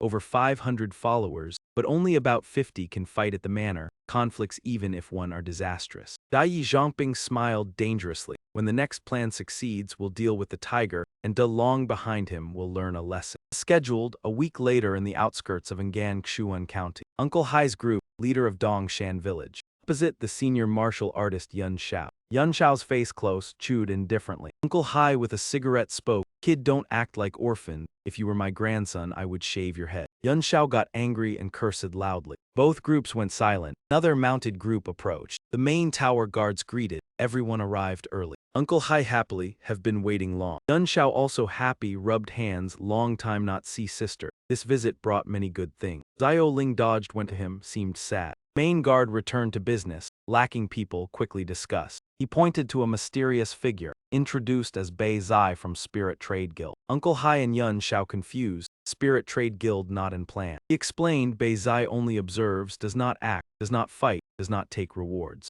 Uncle Hai said nothing, smoked. After thinking, he said, "Okay, begin according to plan, prepare to capture military base." In the building, the group stood crowded. Zio, who reported, "The senior has news." That group started heading to the military base. Hearing this, Zhang Ming gathered everyone. Main target is Engan Xuan County Food Warehouse. He emphasized, if successful this time, base food supply problem will be solved, at least 1 year without worry about meal. Zhang Ming drew his sword to inspire everyone's fighting spirit. Near the Engan Xuan County Food Warehouse, Zio, who busied himself handling tasks while not forgetting to remind them, "Move out, arrange the next person into position." Under Uncle Lu's supervision, everyone hurried to manage the situation. From one area to another, they were all short on manpower. Zia Lei stood to the side, urging them on without pause, "Move faster, everyone focus, and do your jobs well." Zhu Yin felt utterly drained as she worked, thinking to herself that the rear had been arranged according to plan. Now they could only rely on the men at the front line. On the battlefield, everyone moved in perfect unison. Sickles were raised high as they surged forward in a fierce wave. Zhang Ming poured all his strength into smashing the monsters closing in. While fighting, he calculated silently, this battle could not use guns or the noise would draw the surrounding mutants. Then the pressure would spike, zombies would gather in greater numbers, and the assault team would slow down. Suddenly he realized someone behind him was being cornered by a monster. Zhang Ming immediately rushed forward and struck, knocking it away. He looked at the man who had just been ambushed with concern and asked firmly, "Can you still hold on?" "I am fine, I can keep dealing with them, boss," he said as he thrust his spear straight into the monster's body. Zhang Ming patted his shoulder in encouragement, "Good, I will give you 1 minute to complete the evolution process." When he saw the vial placed into his hand, he was stunned. His eyes reddened as he looked at Zhang Ming, too moved for words. "Thank you, Zhang Ming." Took it as motivation and shouted loudly, "I know many of you are facing such a disadvantage for the first time, confronting such a horrifying scene for the first time. But do not be afraid, keep the rhythm steady, we will definitely win this battle." Zhang Ming pointed behind him, perform like he did. When the battle ends, there will be evolution potions. I will never break my promise. At the mention of evolution potions, everyone's spirits lifted at once. Zhang Ming immediately composed himself and observed the situation seriously. He had not expected the number of monsters around the grain warehouse to still be so dense. The thought of Mo Yi's group flashed through his mind. He wondered if something had happened to them. Monsters surged forward in waves, while Mo Yi's vehicle accelerated to break free from the pursuit. The truck was loaded with food supplies as Mo Yi spoke sternly. The two of you in front have worked hard. She suddenly looked ahead as if noticing something, anxiety clear on her face. Mo Yi tapped the driver lightly as a reminder, the armory is up ahead. We split up. Watching everyone throw meat to lure the monsters, she calculated silently. For a successful assault, Zhang Ming needed them to draw the monsters away from the grain warehouse, and near the armory another force was fighting. Their gunfire was enough to attract these creatures. Her face was cold. Sacrificing the group at the armory to hold back the fiends had always been their usual style. She told herself she was overthinking. If Zhang Ming had already concluded the armory could not win, then she would just complete the mission, while Zia Bai behind her kept staring at Mo Yi. Suddenly she cried out in alarm. Zia Bai Lion jumped off the vehicle to everyone's shock. You all go ahead. Sister Deng watched in fear while Mo Yi behind remained calm. She is a 2-star evolver. She must have her own plan. Zia Bai turned back and rushed toward the two figures that had just appeared. 2 men blocked her path. Step aside and we will not make a move. Zia Bai glared at them silently, full of vigilance. The two scrutinized her before sneering. What is wrong with this ugly woman? Girls lacking beauty like this should disappear to preserve superior bloodlines. I have always thought perfect appearance is also a standard. As they looked at her, they commented in sync like true twins. You were the one who led the monsters here just now. Confess obediently which side you belong to. Zia Bai lunged forward coldly and struck while that man was still probing. Not only ugly but stupid as well. 2 hurriedly retreated to dodge, still mocking her for overestimating herself. That man kept sidestepping her attacks while taunting her. Did you think we did not know you are a 2-star evolver? Today we will let you taste real strength. 2 moved like shadows bound together, encircling her and flaunting the coordination of twin brothers. Zia Bai locked onto her target and charged straight in. Eyes widened in shock. A shockwave thundered across the area. The force of the explosion blasted Zia Bai away, her body covered in wounds. Hidden in the smoke they sneered, you ugly woman think being a 2-star evolver lets you run wild. There are many things in this world you have never known. With your strength you would not even reach the top 50 in our guild. They laughed coldly, we twin brothers are already in the top 20. Do you know the gap? It is a crushing difference. Zia Bai suddenly threw a heavy punch into one man's abdomen. His body swelled grotesquely before exploding. Shock force sent Zia Bai flying into a wall. The remaining man laughed smugly. You guessed wrong. Zia Bai rose to her feet again as if unharmed. She clenched her fists and charged again while they were still hesitating. Suddenly they detonated themselves again, the power immense yet foolish enough to not know restraint. They are twins with a special class. Maybe you have never even heard of it, even if you are also a class holder. Still cannot defeat us, because we are both 2nd-level evolvers. You have no advantage against us, too insignificant. People like you usually die early, a perfect example and stupid too. Another explosion rang out as he looked utterly self-satisfied. That foolish woman must be finished. Zia Bai braced herself and slowly stood up. She clenched her fist and rushed at the twin once more. Punch after punch landed squarely on his face, shattering his glasses and sending him flying backward. The other one roared in anger, impossible.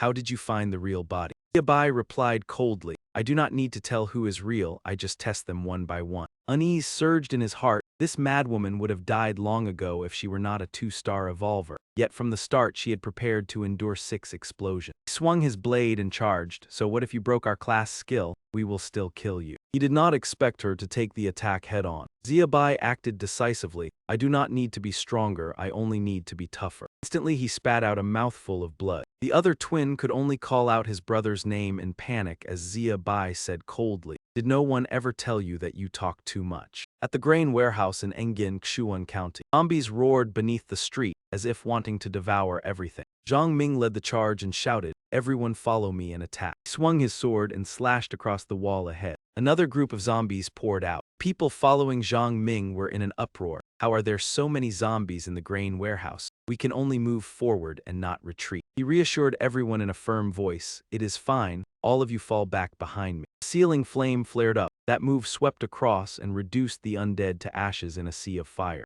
The blink of an eye, all the zombies ahead were completely wiped out. Zio, who rushed forward in excitement. Boss is truly incredible. He cleared them all with a single move. Boss, the food warehouse is as good as ours now. The moment the door opened, a dark shadow suddenly shot toward them. Zhang Ming instantly sensed something was wrong. He darted forward like lightning and shoved Zio Hu aside. Only then did Zio Hu turn pale with fear. Boss, what exactly was that thing? Zhang Ming explained in a low voice that was a black mud zombie. I did not expect it to be hiding in here. Zio Hu panicked when he felt his lower body go numb. Zhang Ming told him to let Master Fu handle it. Rest assured it was not too dangerous. After speaking, he stepped deeper inside, muttering, "Where are you hiding?" Suddenly, something attacked him from behind. He spun around at incredible speed and swung his sword to block. Before his eyes appeared the full form of the black mud zombie. This mutated type was far stronger than the others, and its appearance sent chills down the spine. Its method of attack was to shoot out sticky sludge that clung to its target.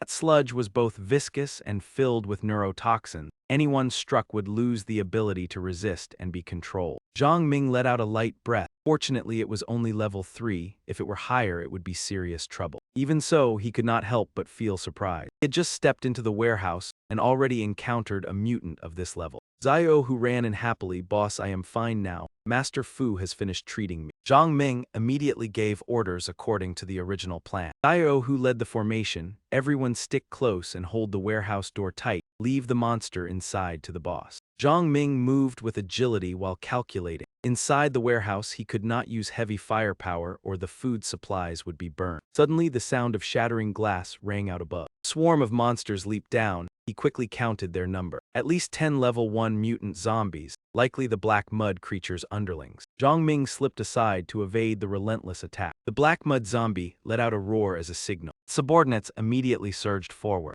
He drew his sword, maintaining a defensive stance as he waited for an opening. One charged straight at him. He swung his sword and cut it down. Zhang Ming unleashed the ultimate skill he had prepared. Life Drain skill activated. He delivered a powerful kick to his opponent. Another bit down on his leg. Zhang Ming spun around and launched a flurry of counterattacks. Blade formed a sharp vortex. The monster's back was covered with dense, razor-sharp spikes. He drove a kick straight into it. A stream of green energy flowed into his body as the blood drain skill took effect. Wounds on his body began to close. Zhang Ming smiled faintly. That is right. The abundant energy was replenishing his stamina and restoring his body. Another one lunged at him. He swung his arm and cleaved down over its head. The gash on his face was also regenerating at an astonishing speed. After dealing with the underlings, Zhang Ming stepped forward. "Now you are the only one left." Black Mud Zombie immediately launched a fierce counterattack. Zhang Ming gritted his teeth and endured, rushing forward to stab straight into it. Everyone outside ran in calling out to him. Zhang Ming turned back and said, "You came at the right time. Split up and transport the food immediately. Move quickly." Uncle Liu shouted commands the transport team into the warehouse. The others continue to defend. "Hurry up, not a single grain of rice is to be left behind." Oyi reported to Zhang Ming that after luring the zombies far away, they had immediately returned to provide support. He turned and asked, "Where is Ha Bai?" Oyi hesitated and said she discovered something unusual and told us to withdraw first. She stayed behind to block the rear and on Ha Bai's side. Holy Seat Bizi is in pursuit. Ha Bai is doing everything she can to lure him far away. Holy Seat Bizi moved lightly and said, "Stop. Your teammates are not in this direction. The opposite way is the Ngan food warehouse. Am I right?" Ha Bai suddenly stopped. Turned to look at him. Bizi smiled and said, "It seems my guess was correct, but you are quite capable to have taken down my subordinate. I am the 5th holy seat of the Spirit Merchant Guild. Bizi, I will give you a chance to become a warrior under my command. I will spare your teammates and restore your appearance." Ha Bai shot him a contemptuous glance. She replied coldly, "You truly are a fool." Outside the Ngan food warehouse, the undead surrounded the area tightly. Inside, the team was desperately holding their ground. They kept the undead from flooding in, while others took the opportunity to move supplies. Uncle Liu urged them on while reminding them to move quickly but maintain formation. Do not waste ammunition. Suddenly, a dark shadow descended from above,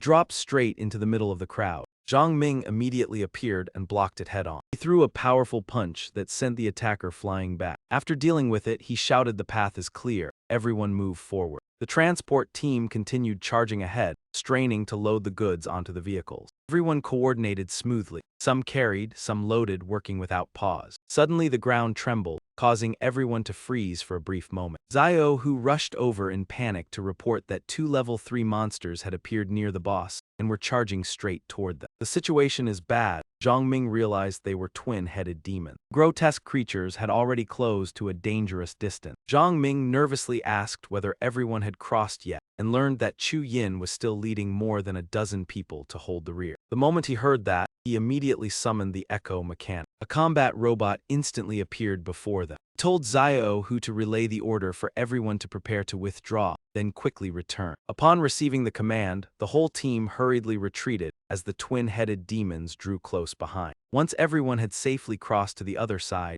Zhang Ming ordered the wooden bridge destroyed. Zio Hu immediately cut the rope securing the bridge. The zombies who had just stepped onto the bridge fell straight into the abyss as it collapsed beneath them. Right after that, Zhang Ming signaled the Echo Mechanic to open fire. A single shot shattered the zombies into pieces, leaving none intact. He seized the moment to urge everyone onto the vehicles to retreat. At last, the convoy loaded with supplies began to roll forward. Goods had been safely transported out of the warehouse. Under Zhang Ming's command, the convoy continued advancing straight ahead. The monsters still kept pace behind them. A barrage of massive boulders was hurled straight at him. Zhang Ming calmly swung his mountain-cleaving blade, knocking away the seemingly terrifying rocks. Zia Lei, standing beside him, anxiously asked what those things were. As he observed them, Zhang Ming replied that they were twin-headed demons, enormous in size and extremely ferocious. If they were allowed to catch up, the price would be enormous, and the small demon on its shoulder kept hurling objects toward the vehicle. Zhang Ming had no choice but to summon a sniper rifle. He lowered his body into a precise shooting stance,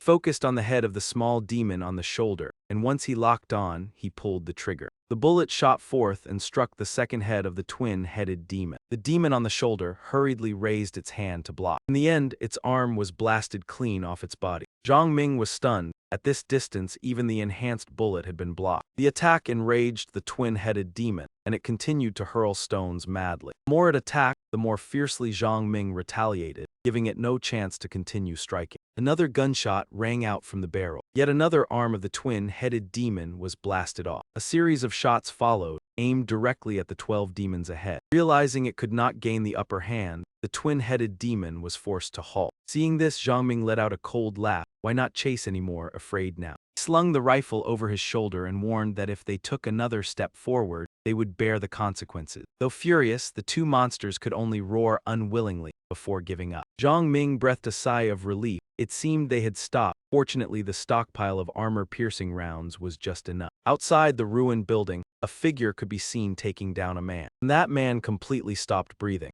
The red-haired zombie coldly flung him flat onto the ground. She suddenly stared blankly at her own hand. Standing there motionless, she murmured that this seemed to be some kind of word. But what word? Why could she not read it? Why could she not remember? Suddenly, a demon cat appeared behind her and silently approached. Following it was another black-haired zombie, who calmly said, "You cannot escape." The red-haired one did not understand her words and only looked confused. Seeing her ignore its master, the demon cat immediately growled in anger. The black-haired zombie soothed the cat while coaxing that if she let her absorb her, she would be freed. Without a host, she could not evolve. The black-haired woman sternly declared that if she refused to obey, she would surely be eliminated. She might as well accept her proposal. Red-haired one seemed to want to say something, but only disjointed sounds came out. Even so, the black-haired female demon understood and replied that it was not an illusion. Suddenly, the red-haired one shot out strands of hair as sharp as blades toward the black-haired one. The sudden counterattack startled the black-haired one for a moment. With agile movements, she quickly retreated to evade. Thus, the ambush failed to achieve its effect. The red-haired zombie showed irritation at the failed strike. That resistance enraged the black-haired one,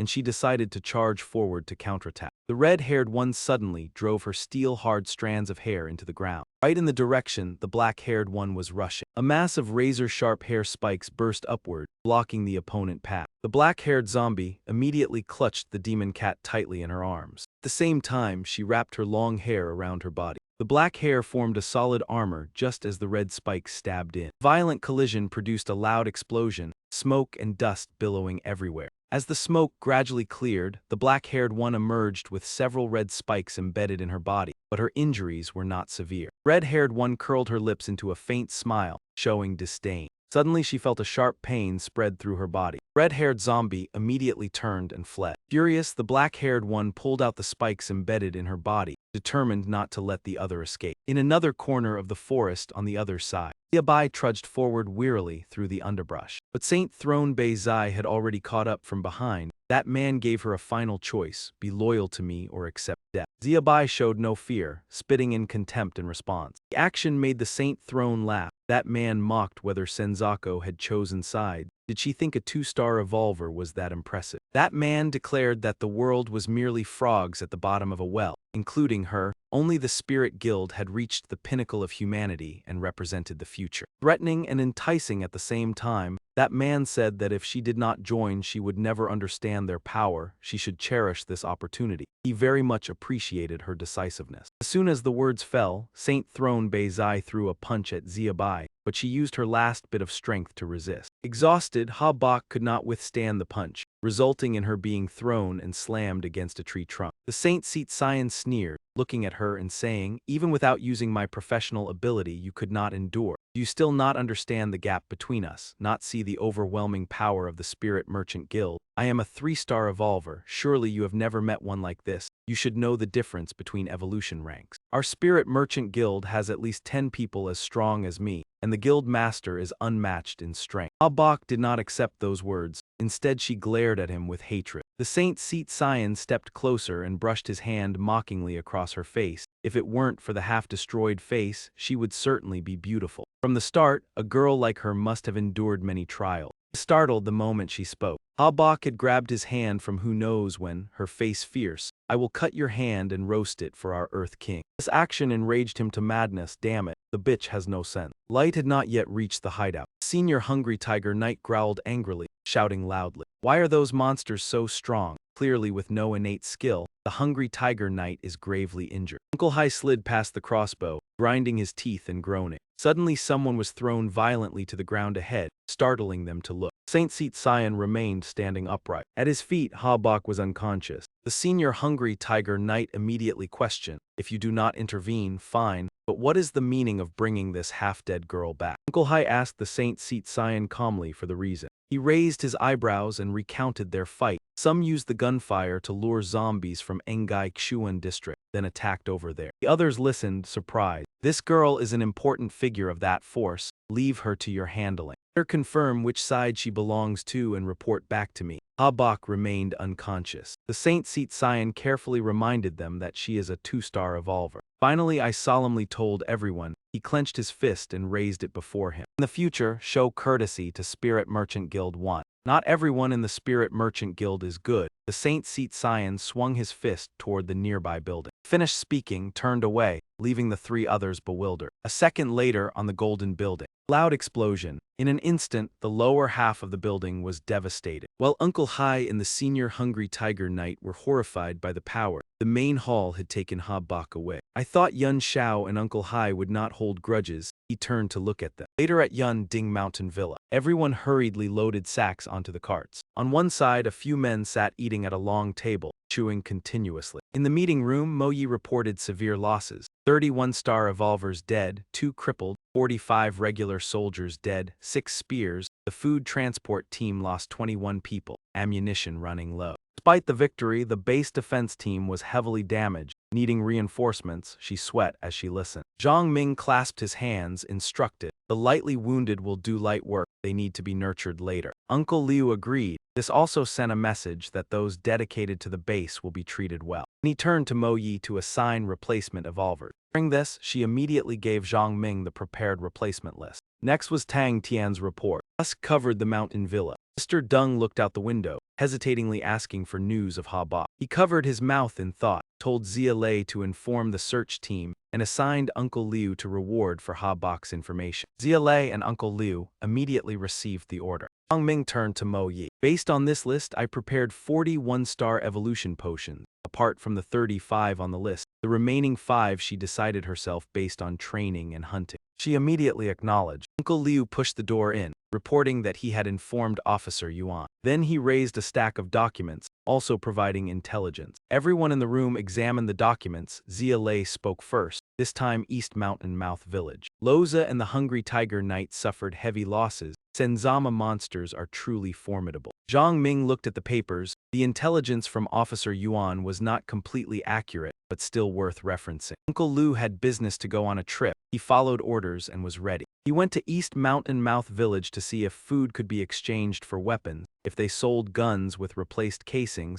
we would provide magic crystals as barter items. Zhang Ming glanced and gave instructions. He ordered Mo Yi to monitor De Long carefully. Suddenly Zia Lei asked Zhang Ming if the Spirit Merchant Guild needed investigating. Analyzed, the guild uses every method to evolve, many cruel, inhumane methods, temporarily ahead of humans, so this phase should be avoided. The second night at Yun Ding Mountain Villa. Everyone gathered around the large round table. Zia Lei reported news at 6:07 p.m. Yesterday, over 200 people from Anthan prison moved toward Yun Ding Mountain Villa. The leader is a villain. Pang Lin, nicknamed Evil Tower, along with Hu Zhao, previously came to extort the villa. Io, who continued 8:13 p.m. yesterday, the hunting team discovered over 20,000 zombies near Anthan, arriving at Yun Ding Mountain in 7 days, many level 3 zombies. Sister Deng worriedly reported, at noon today, Liuang Engai from East Mountain Mouth Village sent news they refused to exchange food for weapons.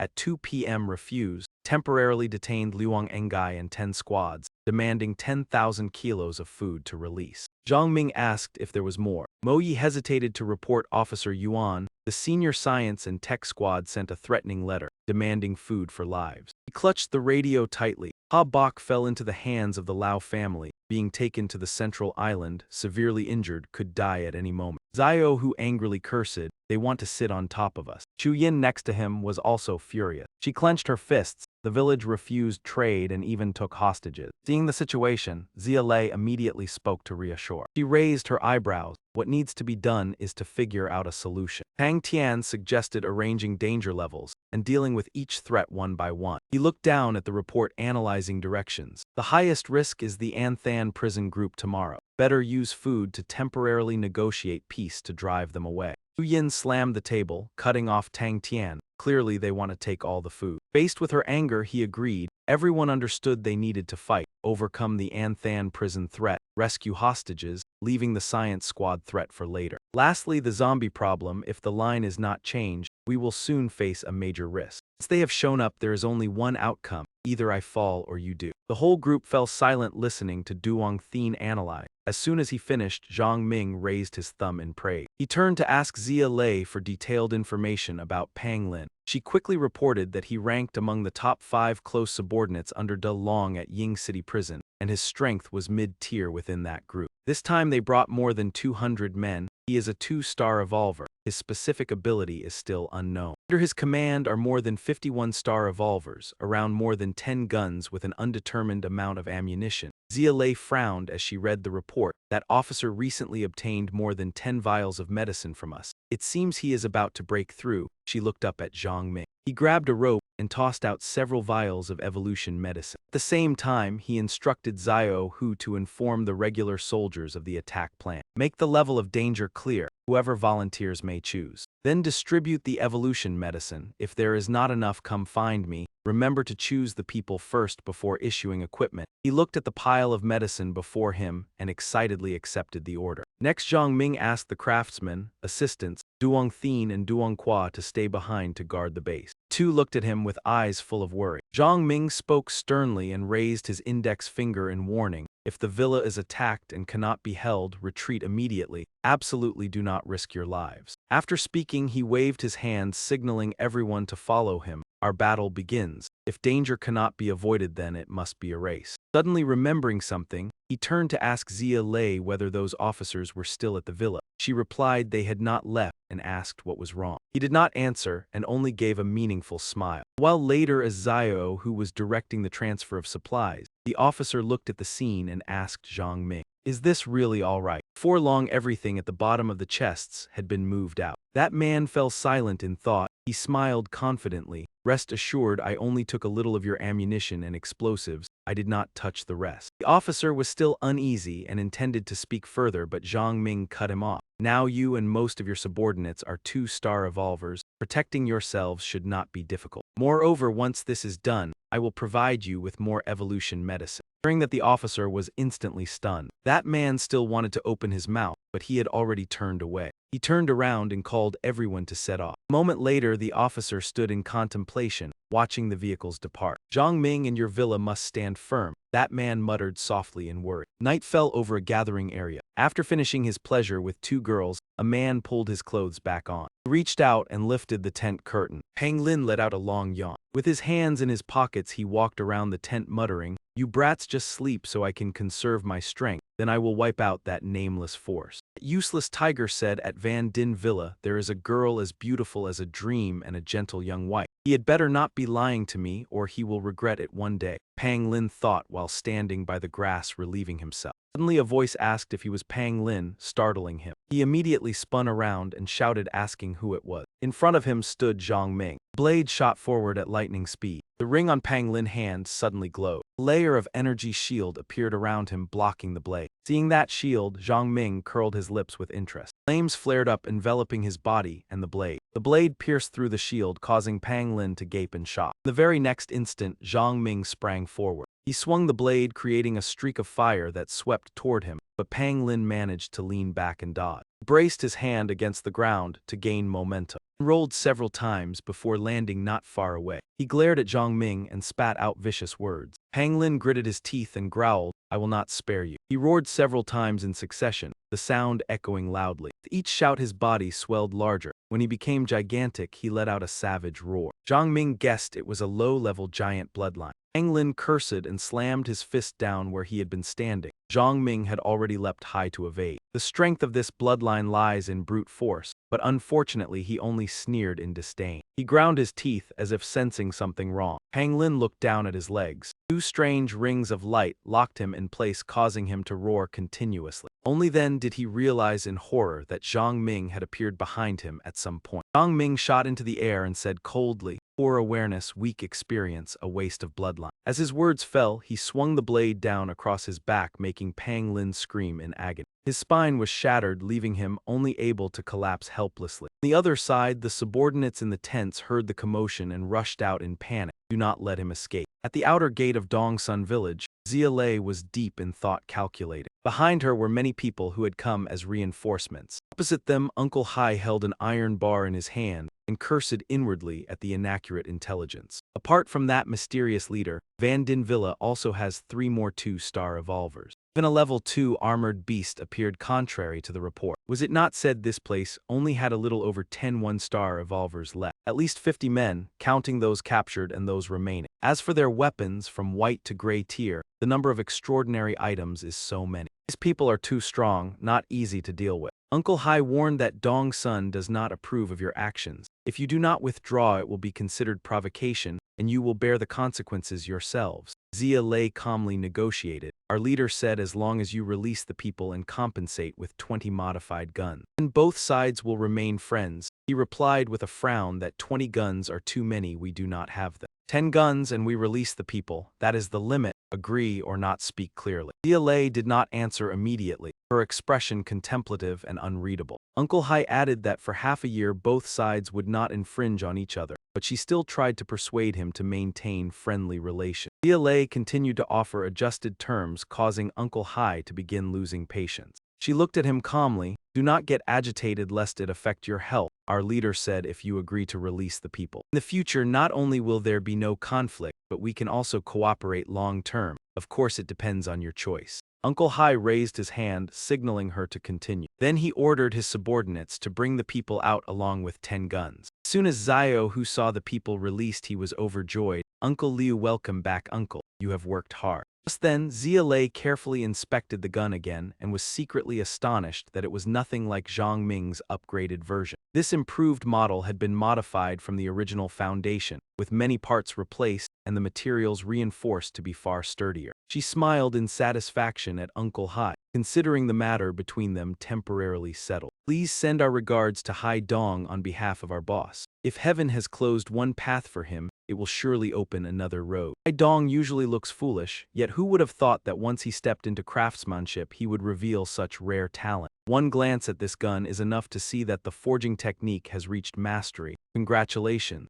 After hearing this, he frowned and gritted his teeth, suppressing his anger. The subordinate beside him asked softly, Uncle Hai, are we really just going to let them leave like this? Why not take care of them while they are heading back? He remained silent, deeply uneasy, unable to understand how that girl knew so much about Hai Dong. In another area of the central island, within the Liu family estate, Xiao Wu could not hold back and shouted that this woman refused to speak. Even if you say nothing, we will find out ourselves. Fiercely threatened Xia Bai, thinking Yunding Mountain Villa could hide anything. The moment you left, the news was already in our hands. Do you really think the Liu family knows nothing? If you are smart, confess. How much dissolution money is there? How many weapons? How many 2-star resources? Are there any special professions? As long as you speak clearly, I will let you go. Xia Bai looked at him with contempt and called him a fool. Attitude only made him even more furious, and he spat out foul insults. Xiao Wu went mad, striking as he shouted threats. He fumed that after interrogating for an entire day and beating her to exhaustion, he still got nothing. Even after being tortured like that, she did not utter a single word. If he could not even handle this small matter,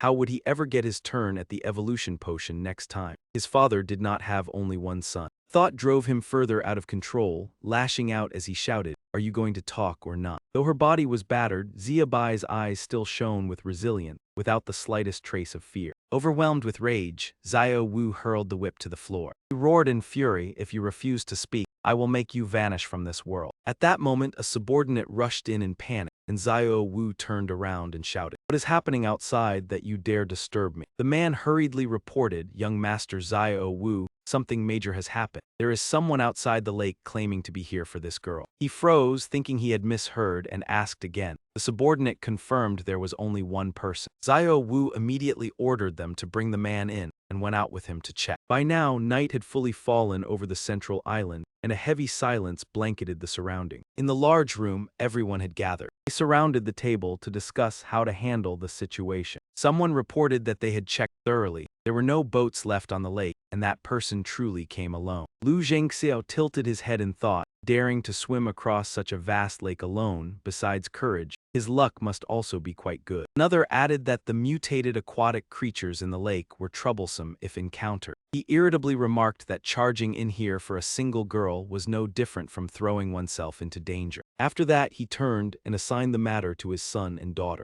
Xiao Hai cast a mocking glance at Xiao Wu. Since father handed today's matter to us, we must handle it properly, not like you, interrogating all day and getting nothing, truly foolish. Cursed inwardly, if father had not spoiled you, I would have taught you a lesson long ago. Xiao Ling stepped in to mediate, stop arguing. Where is that person? Bring him in and let us see. Xiao Wu swallowed his anger and temporarily let Xiao Hai off. That moment the door was pushed open from outside. Zhang Ming walked in calmly and said with composure that he had come to find someone. The eldest of the Liu family shouted, do you think you can find someone just because you say so? Who exactly are you? What are you looking for that you dare come here so brazenly? Put away that irritating calm expression of yours. It is unpleasant to look at. Xiao Wu stepped forward and pointed at his face. She has the same attitude as you. I have already taught her quite a lesson today. If you keep acting like that, I will make you suffer as well, understand? Paid no mind to the provocation and calmly said, so that means she is here. He shouted angrily, did you not hear me today?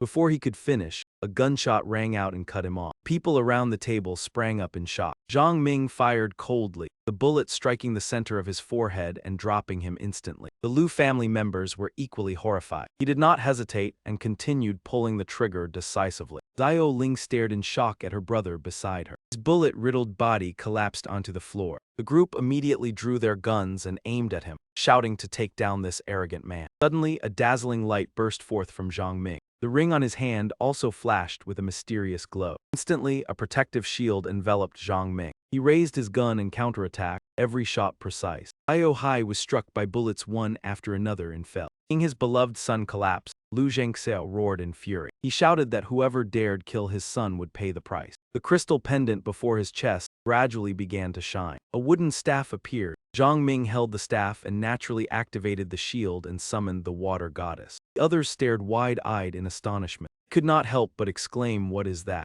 The giant water figure clenched its hand into a fist. The surging force of the punch made Xiao Ling hurriedly grab her weapon and rush forward. He charged straight toward the water figure. Xiao Ling's sharp blade stabbed fiercely into its left chest. Lu Zhengxiao shouted, "Good, break its defense." Before he could finish speaking, the muzzle of a gun was already pressed against the back of his head. Zhang Ming coldly ordered Lu Zhengxiao to stand straight. He was startled and exclaimed in panic, "When did you appear?" Xiao Ling growled, "Release my father immediately, or you will not leave here alive today." He remained unshaken and calmly replied that he would not die here. "But if you do not release her, then today all of you will pay the price." Zhang Ming's finger lightly touched the crystal at the top of the staff. Lu Zhengxiao suddenly realized that it was the nature staff. He said coldly, "Since you know its power, then choose, release her or face the consequences." Lu Zhengxiao looked at him and slowly said that he did not deny Zhang Ming was very strong and so was the nature staff. But if Zhang Ming truly risked his life, at most both sides would suffer heavy losses. The Lu family had many people, and Zhang Ming's trump cards were likely already exhausted. If Zhang Ming attacked, the Lu family could still continue to exist, but Zhang Ming would certainly not leave alive. Hearing his words, everyone was shocked. Zhang Ming still replied calmly that he was not wrong, but so what? In his anger, he calculated silently that although those words made sense, he did not want to drag both sides into destruction. In the end, should he release her or not? Trusted aide beside her softly reminded her, "Xiao Ling, the family head is now caught between two sides. Her 3 elder brothers have been unable to decide. Only she can make the choice."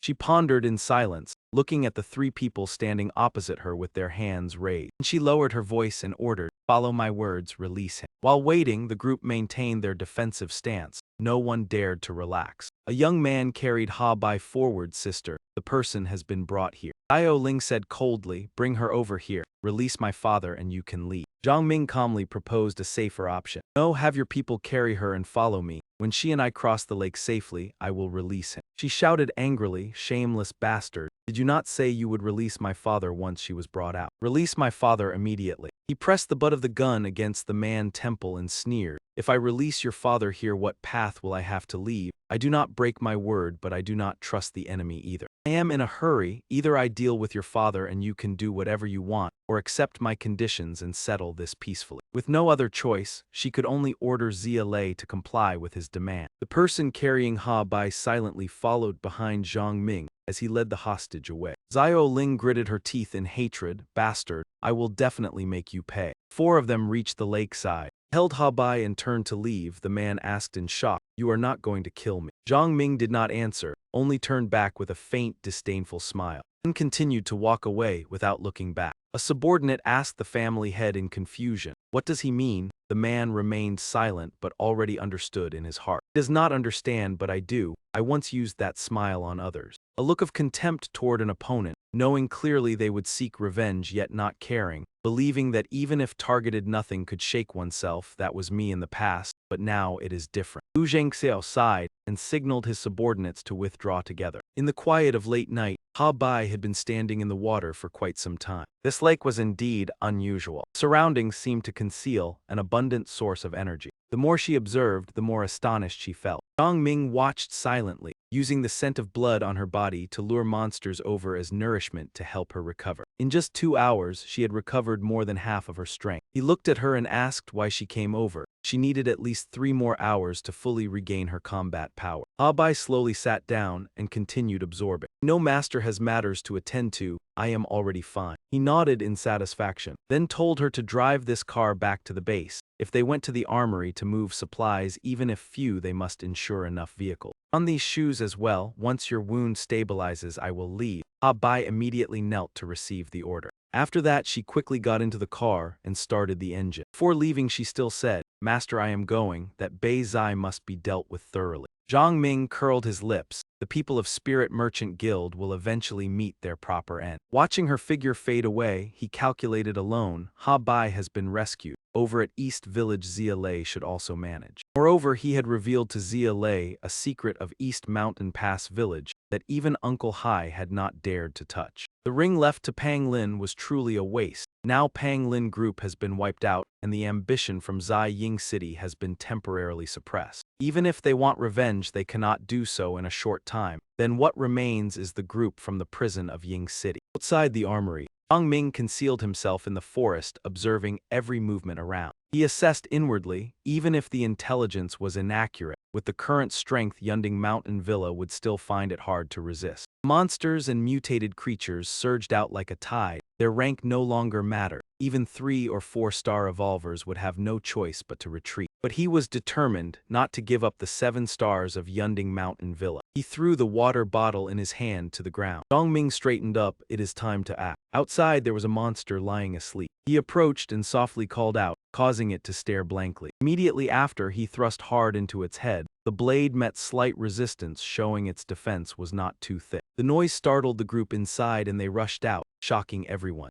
Zhang Ming calmly cast Wind Seal. The wind flame blade ignited, its edge engulfed in flames. He swung the blade forward, the flames spread out and burned the monsters. Yet caution was still clearly visible on his face. The door inside was blasted open. A monster was flung toward him. Zhang Ming immediately sidestepped to evade. Hundreds of ferocious monsters poured out from the warehouse. He looked at them with satisfaction. The plan to lure them out had succeeded. He turned and ran, drawing the entire group after him. They were led toward the forest. Only when reaching a suitable position did he stop. Zhang Ming held the staff and smiled as he cast Blue Blood Lotus. He swung the staff, countless sharp icicles shot forward. Explosions echoed throughout the forest. After that, he turned back toward the armory. Zhang Ming stepped inside and could not help sighing that if not for the threat of monsters, he would never have come to this cursed place. Not only did he consume the only mid-grade gemstone, but also gained no crystals. This battle was truly costly. He observed carefully. The warehouse was not large, but there were quite many firearms. More than 1,000 rifles alone, abundant ammunition, over 100 pistols all still new, and hundreds of sets of military gear and bulletproof vests.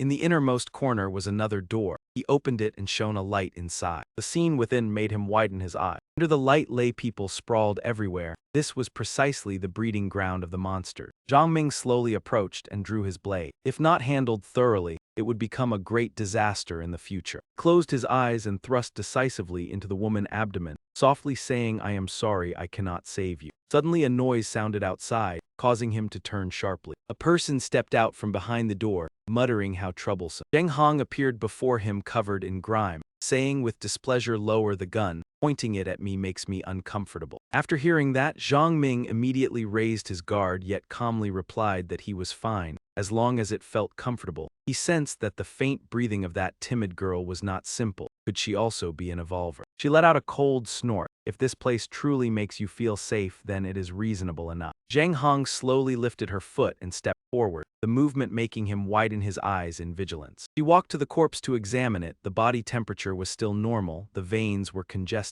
Rigor had appeared early. The corneas were gradually clouding. All signs matched death. It seemed no further information could be extracted from these zombies. Zheng Hong turned to look at him with scrutiny. "What did you do before? Your methods are clean and decisive. Even after 2 months of the apocalypse, it is hard to train someone who understands the human body so thoroughly." Zhang Ming irritably raised his gun and aimed it straight at her. He wondered what was going on. Clearly this woman's strength was not enough to threaten him, yet her gaze sent a chill down his spine. He kept his distance and questioned her. "Who are you? Why are you here? And how do you understand everything so clearly?" Zheng Hong smiled and replied, "Your senses are truly sharp. I only glanced at you when you left. Not even a second passed before I was discovered." She cast him another look. "The way you act is proficient, as if by instinct. Were you specially trained since childhood?" Zhang Ming angrily retorted that she had read too many novels, but she immediately cut him off. "Do not mind it. My profession is Heavenly Observer. I have some special abilities so I could see your previous battle clearly." He gritted his teeth and muttered, "Supervision."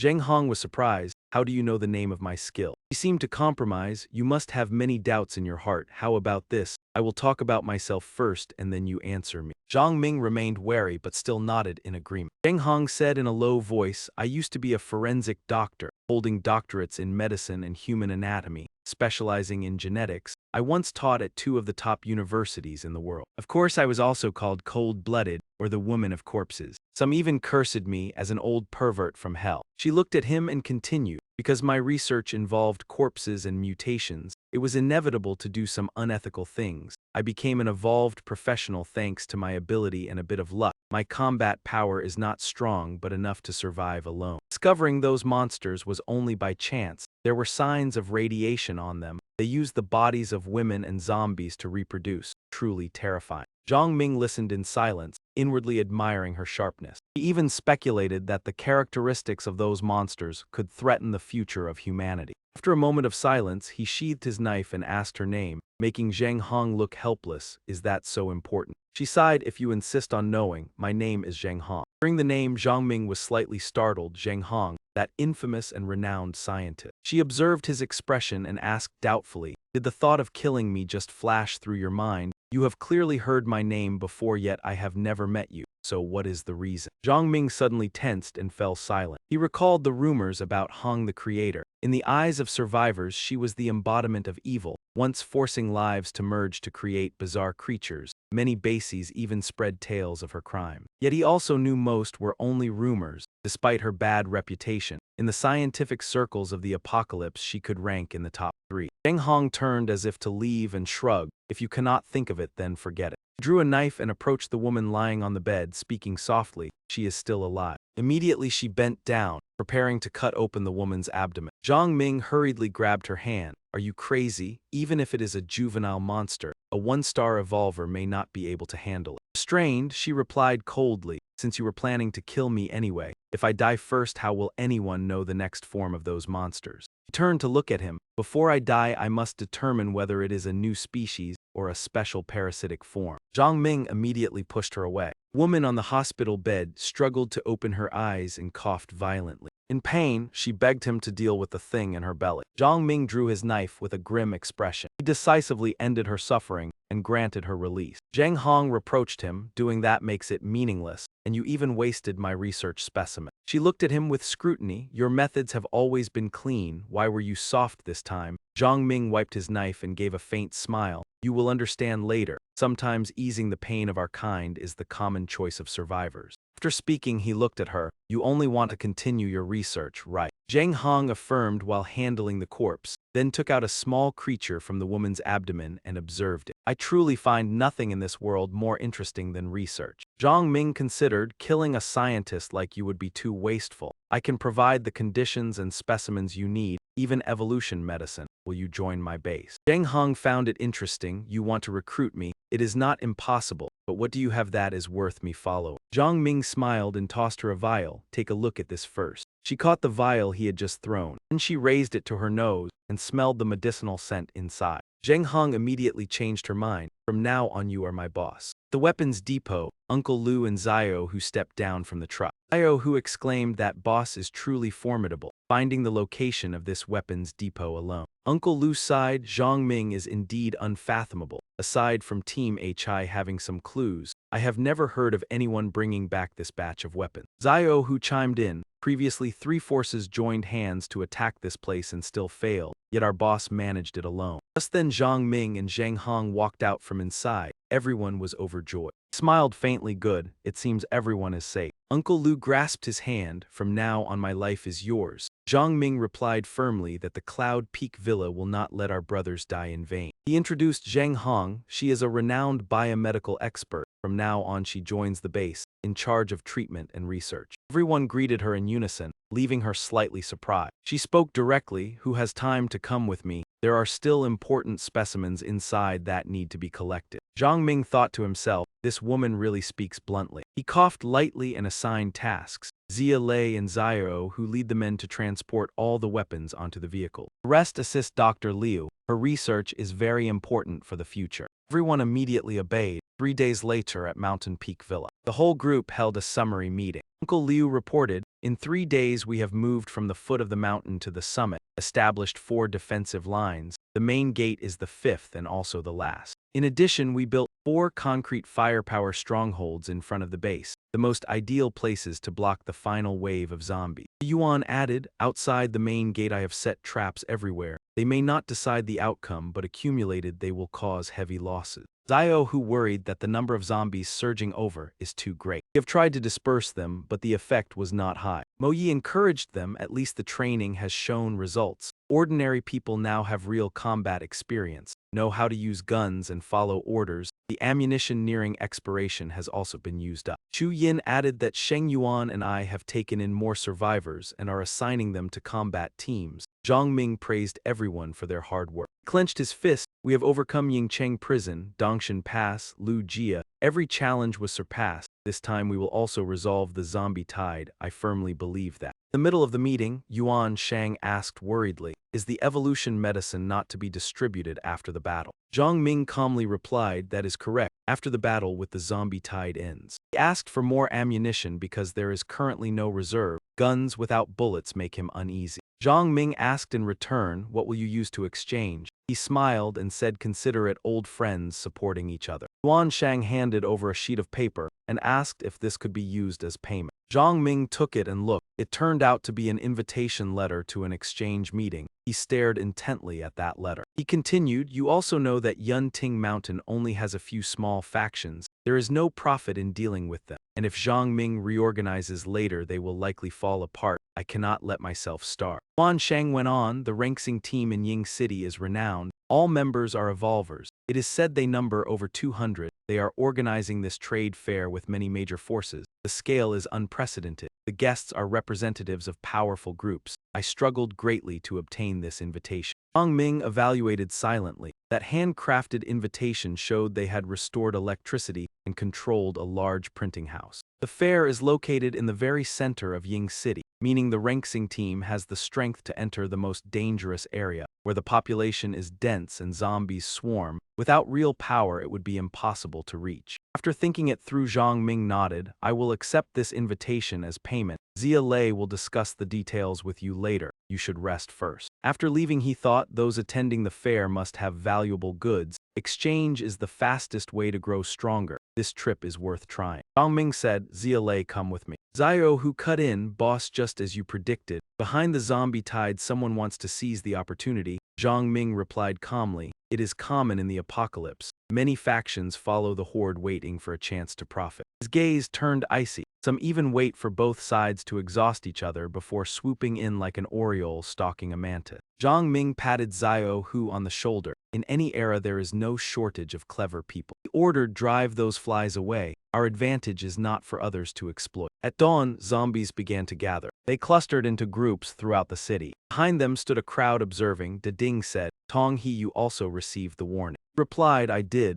The situation is hard to handle." He asked De Kai, "This is your territory. Where did Yun Ding Villa come from? Do not tell me they threatened you." De Kai answered, "This place is not mine. In this area De Long is the real master of Ying City Prison." Then he turned and asked what Sasha thought. He looked bored with the discussion. De Ding laughed and asked, "Little sister Sasha, any thoughts?" She replied, "After following the zombie tide this long, you all know the stakes. If told to retreat now, would you agree? And why gather and pretend to discuss? Is that not too tedious?" He said, "Fine then, I guess Yun Ding Villa is only bluffing. Tomorrow when they return we will join forces to intimidate them back. Each mind your own business. I do not believe they dare escalate." De Kai asked, "De Ding makes sense. Tong He, what do you think?" He rested his chin on his hand and replied, "Forget it. It will not work." De Kai said irritably, "If the three of us agree, what is there to fear?" He even said Sasha would not dare oppose them. If needed, they would join hands to eliminate that weakling. Upon hearing this, she left at once. Through binoculars, someone was watching Sasha. Zhang Ming was slightly startled. He did not expect to meet her here. Memories of the past surfaced. Back then both were 4-star evolvers. He had just risen to fame while Sasha's force was under threat. They met in an underground bar and quickly found common ground. Their relationship lasted quite a long time. He had invited her to join his team, but she refused every time. A year later, Sasha relied on her patron to eliminate an old enemy. When she planned to move against that patron, she was discovered. She rushed into a perilous forbidden zone and disappeared from then on.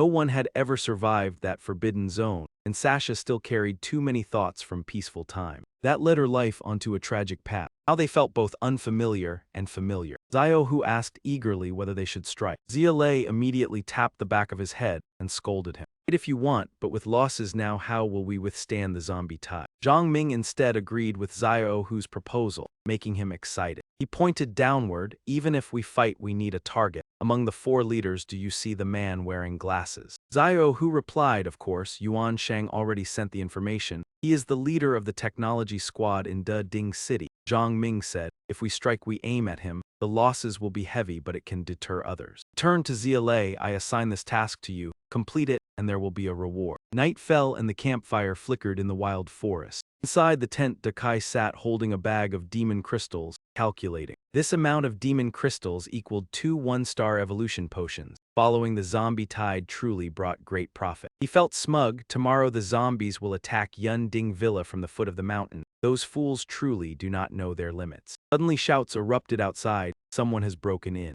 Someone outside yelled, young Master Kai, we are under attack. Dakai rose in anger. He rushed out to check the situation. Before him, a group on motorcycles were firing into his camp. A shout rang out, wipe them out. Dakai angrily grabbed his spear to counterattack but was blocked. Zia appeared and cut off his path. Dakai was caught off guard. From afar, Sasha witnessed everything. He asked Zhang Ming, was the technology squad you're doing? He smiled. There was also the Hungry Tiger Knights. Yun Shao and De Ding have always been at odds. Zhang Ming looked at Sasha. Now can we discuss cooperation? In the distance, someone was watching. One said the technology squad has gone silent. Another doubted how could it be so fast. A truck drove toward them. Yun Shao stepped out of the vehicle. Zia Bai and Zia stood behind. Yun Shao greeted Zhang Ming somewhat cautiously. Zhang Ming shook hands and said, I am discussing cooperation with Sasha. If Yun Shao is interested, you may listen. Sasha asked, how do you intend to cooperate, and what do we gain? Zhang Ming replied, the target is this zombie wave. If we cooperate, you two will assist in the defense. They remained silent. He added, Yun Ding Villa belongs to me, so you need not worry too much. If you find it unsuitable, you may withdraw. It will not be a burden. Yun Shao was still uneasy. Zhang Ming reassured him, danger exists, but if the villa falls, you will also suffer. For our common interest, we must give our all. Sasha still hesitated. He said, if you guarantee at least 30 evolvers join the battle, then after it each person will receive 1 evolution potion. He added, for every additional 10 people, there will be 1 more 1-star potion, and for every 30 firearms, there will also be 1 more potion. Yun Shao agreed but only wanted 5 potions. Sasha looked puzzled. He added, after defeating Dakai, if there is his long spear, I want it immediately. Zhang Ming took out the spear before Yun Shao's burning gaze. He handed it over and Yun Shao nodded. Elder Yi, rest assured, I will do my utmost to complete what you entrusted. Sasha crossed her arms and asked how confident he was. He replied that as long as it was over half, it was worth the gamble, surprising her. He extended his hand, then let us have a pleasant cooperation. Dawn gradually broke. All eyes focused on Zhang Ming. He spoke after driving away the zombies behind them. The 2 minor factions wanted to take advantage of us.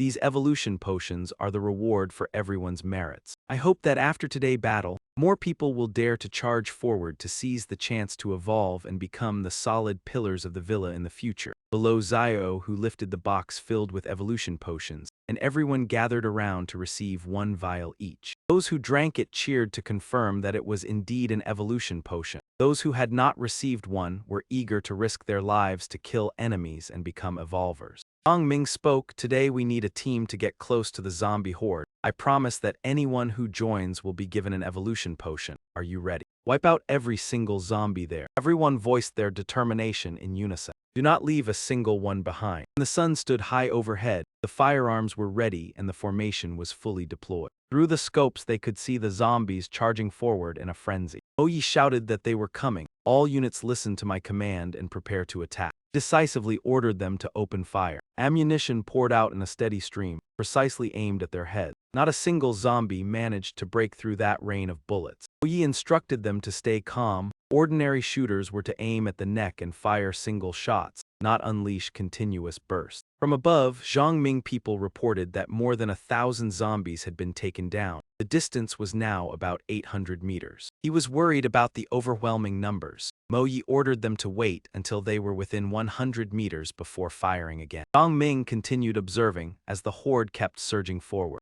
Zio, who shouted that a level 2 mutated zombie had appeared, a black demon, evolvers prepare to intercept. There was also a shield-bearing group behind it. Just as he said, behind the charging formation were zombies carrying red shields. Their appearance was completely different from the ones in front. Moyi said the monsters know how to use shields, then focus on their legs and cripple their mobility. She suddenly paused when she saw 3 massive rocks. The boulders appeared directly above their heads and came crashing down. He shouted a warning that there were long-range attacking zombies as well. Zhang Ming drew his gun, thinking that the high-speed ones might break the black demon formation and support the armored zombies and the ape type behind them. Took aim and wondered why these mutants' coordination was so skilled. Zhang Ming pulled the trigger. The bullet immediately took down one of them. Another zombie hurled a spiked stone. The people above hurriedly dodged. They were shocked that the stone seemed to have a strange structure. The stone quickly rolled toward 2 of them. They had no time to react and were struck. He turned to look and realized it was a dangerous spiked rock. Zhang Ming glanced back. Yun Shao people requested to withdraw, seeing the situation worsening. Others said they had already given their all. It reminded him that the zombie tide was only 50 meters away. If they were to retreat, it had to be now. Lion shouted that no one was allowed to retreat. Anyone afraid of death step aside. Anyone who dared to flee would be dealt with. Yun Shao Yuanjiang thought to himself that no one from Yun Ding Mountain would step back. If they ran now, how could they ever face anyone again? Moyi reassured everyone to hold their ground. Panic would cost them everything. Ordinary people were to withdraw to the second line as planned. Evolvers stayed to block the enemy.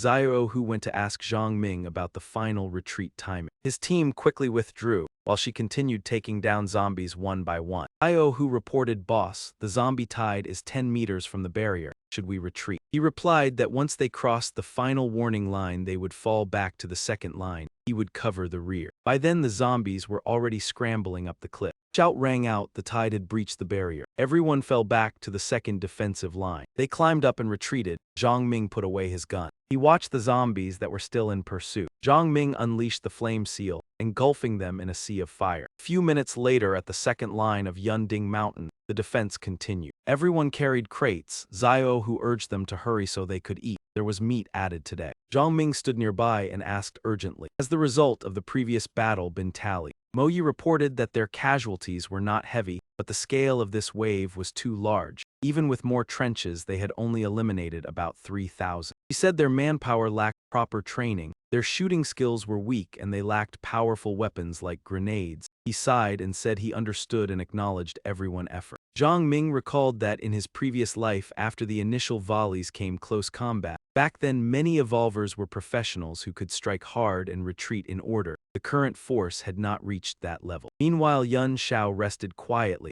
watching the stream of people transporting goods in surprise. He secretly cursed that these people were overly confident, that ammunition, if exchanged, would equal many evolution potions. If they won this battle, they would obtain tens of thousands of level 1 crystals, along with quite a few level 2 and level 3 ones. Zhang Ming decided to follow the old plan. He and Xiao, who along with another team would guard the third line. Chu Yin and he would stay to buy time, dismantle the traps set by the musician and regroup at the third line, though worried Moyi still complied. In the valley between the green hills, zombie horde pushed forward in a crush. Behind a nearby bush, Sasha and Zia Bai observed with a few others. Someone whispered that the zombies fallen at the front line could yield 4,000 crystals, equivalent to 30 evolution potions. Another interrupted, saying, "Do not entertain such thoughts. Our team already promised. Exposure would harm our reputation, and if Yun Ding won, they would grow stronger while we would become their enemy." Zia Bai leaned on her hand and listened to the whole conversation. Someone anxiously gestured for silence. Sasha looked at them and reminded them to keep their promise. "Do not harbor crooked thoughts," both nodded. He pointed at the one leading and said the crystals on that beast were densely packed. It was about to evolve to level 3. Its master must be very strong. Sasha added that the woman who once destroyed the Daikai camp, who else could accomplish such a feat? She said, "We value credibility for long-term benefit. Trust me." Sasha silently continued observing. Half of Zia Bai's face was already twisted and deformed. At 1 o'clock, the second defensive line of Yunding Mountain fell. At 2 o'clock, the third line was also breached. The fourth defensive line of Yunding Villa. At the tense moment, Xiao Hu raised his index finger and said there were 20,000 zombies, more than the population of a small city. Zheng Hong replied that the city contained about 19,000 people. Compared to this wave, it was still slightly fewer. His face turned pale. There were only a little over 1,000 people here. Dr. Liu did not need to compare so harshly. He continued that the forces over there have now diminished. Only about 10,000 remain stationed. Everyone stirred in commotion after hearing this. It was evident on every face. Dr. Liu, is this certain? If that is true, then victory tilts completely to our side. Zheng Hong hesitated slightly and replied that the actual situation is indeed so, but further verification is still needed. Zia Lei waved and called out loudly, "Sister Liu, Zhang Ming is looking for you." He quickly replied that she understood. On the other side, Mo Yi reported that the second defensive line was holding far better than the first, while the third line was under immense pressure. The zombies seemed crazed. The first line alone had more than 300 level 2 and even 3 level 3. She clenched her hands when the third defensive line was breached. The evolved had to stay behind to cover the rear. 30 people fell. The total casualties have now reached 137. Zhang Ming surveyed the scene. This was the first time the entire team faced a corpse tide. Such losses were already considered very low. Zia Lei signaled Zhang Ming, "I have brought Sister Liu here." He asked if, according to her prediction, the time should be about now. Zheng Hong confirmed, "It matches the timing exactly. Then shall we begin?" She shut her eyes tightly. Zheng Hong immediately deployed her magic. An eye floating in midair emitted a faint glow. Zhang Ming explained that she specializes in observing the sky. This is a professional skill that allows her to expand her vision without obstruction. He could not help feeling regret over all her skills. Their cooldown times are very long. The last time she used it to monitor the monster occupying the armory. Only now can it be activated again. She opened one eye slightly and said, "White 367. Mo Yi asked nervously if white meant level 2 zombies. They had eliminated quite a few before, yet now more than 300 appeared. Zheng Hong continued, "Black 42. Zia Lei turned pale. Black represents level 3 zombies. The original estimate was around 20. Unexpectedly, it has reached 42. She smiled and added, "Green 1. Zhang Ming frowned. That means there is one green hidden among them. Without Zheng Hong observation ability, perhaps only at the critical moment would they discover this dangerous level 4. Zheng Hong spread her hands. "I have reviewed everyone's zombie classification list and am very curious how you identified so many types, but that can wait. What I want to say is that according to the map, this level 4 is the Evil Marquis. The Evil Marquis possesses 2 flexible and sturdy tentacles that spin continuously above its head in battle. Once it seizes an opportunity, it will coil tightly around the opponent's neck. The weak collapse instantly. Even the stronger can hardly escape suffocation." He broke into a cold sweat because this mutated creature skill is terrifying. It also has the golden body ability that turns its whole body golden, greatly increasing defense, nearly reaching level 5. De Yuan stepped forward and said, "I was wondering why the zombies from Ying City headed straight here. The leader is so strong, and there is even a level 4. He adjusted his glasses. "The corpse tide has erupted. I set many traps along the way to slow them down, but they will arrive soon." Zhang Ming drew his sword. "There is nothing more to discuss. Prepare for battle. The level 4 is mine. Act on my signal when the time comes." He smiled faintly. "Let us go. Ready to Chinese letter, Chinese letter." The soldiers opened fire at the zombies in unison. Ammunition tore through the air and slammed into their body. Mo Yi raised his gun and said they could suppress with firepower at first, but if this drags on they will run out of bullets sooner or later. Zhang Ming replied in a low voice that they cannot plan that far yet. Sasha shouted, "Zhang Ming, we have arrived as planned. My people are attacking the corpse tide from the flank." He responded, "Very good. Thank you all for keeping your word." Abak ran over carrying the fox. Zhang Ming was so startled, he almost dropped his gun. What exactly happened to this earth hound? He patted his shoulder, reminding him.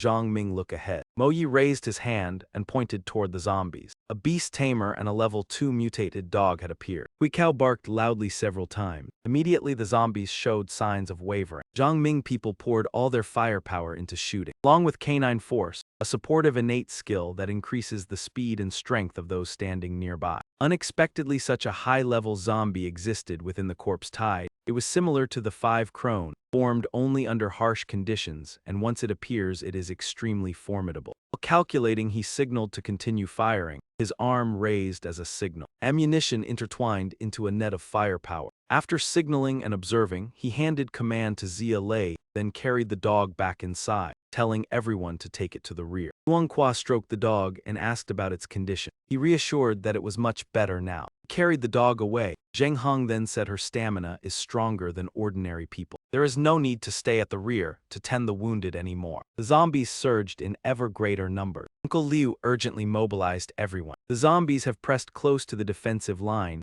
Everyone charge and plug the gaps. Hold your position. Meanwhile, the man holding the shield strained to block them, demanding that the stone barricade not be moved. The frontline group formed a shield formation to push back the zombies. Seizing a brief opening, Yahello ordered the grenades thrown. Immediately, a series of spherical objects were hurled out. Battle-like bombs were thrown forward. The explosions blasted them several meters away. Suddenly, a strange beast dashed out. The rare dog revealed a special aura. It leapt up, pouncing on a larger monster. It signaled with its movement. Zhang Ming remained focused on the situation. It was the evil marquee hidden within the corpse tide, finally revealing itself. Corpse Tide officially launched a fierce assault. Zhang Ming immediately issued a warning. Yahello shouted, "Those who have evolved move to the front line. The rest withdraw into the main building." Those inside the building quickly found advantageous positions to fire. The target is the group behind the zombie horde. Everyone coordinated and attacked simultaneously. At this moment, many had begun to mutate more intensely. Primary targets are the beast tamer and the evil marquis. He activated and adjusted his skill, then charged straight forward at high speed. Not far away, the dog was being besieged. A streak of light swept across its body,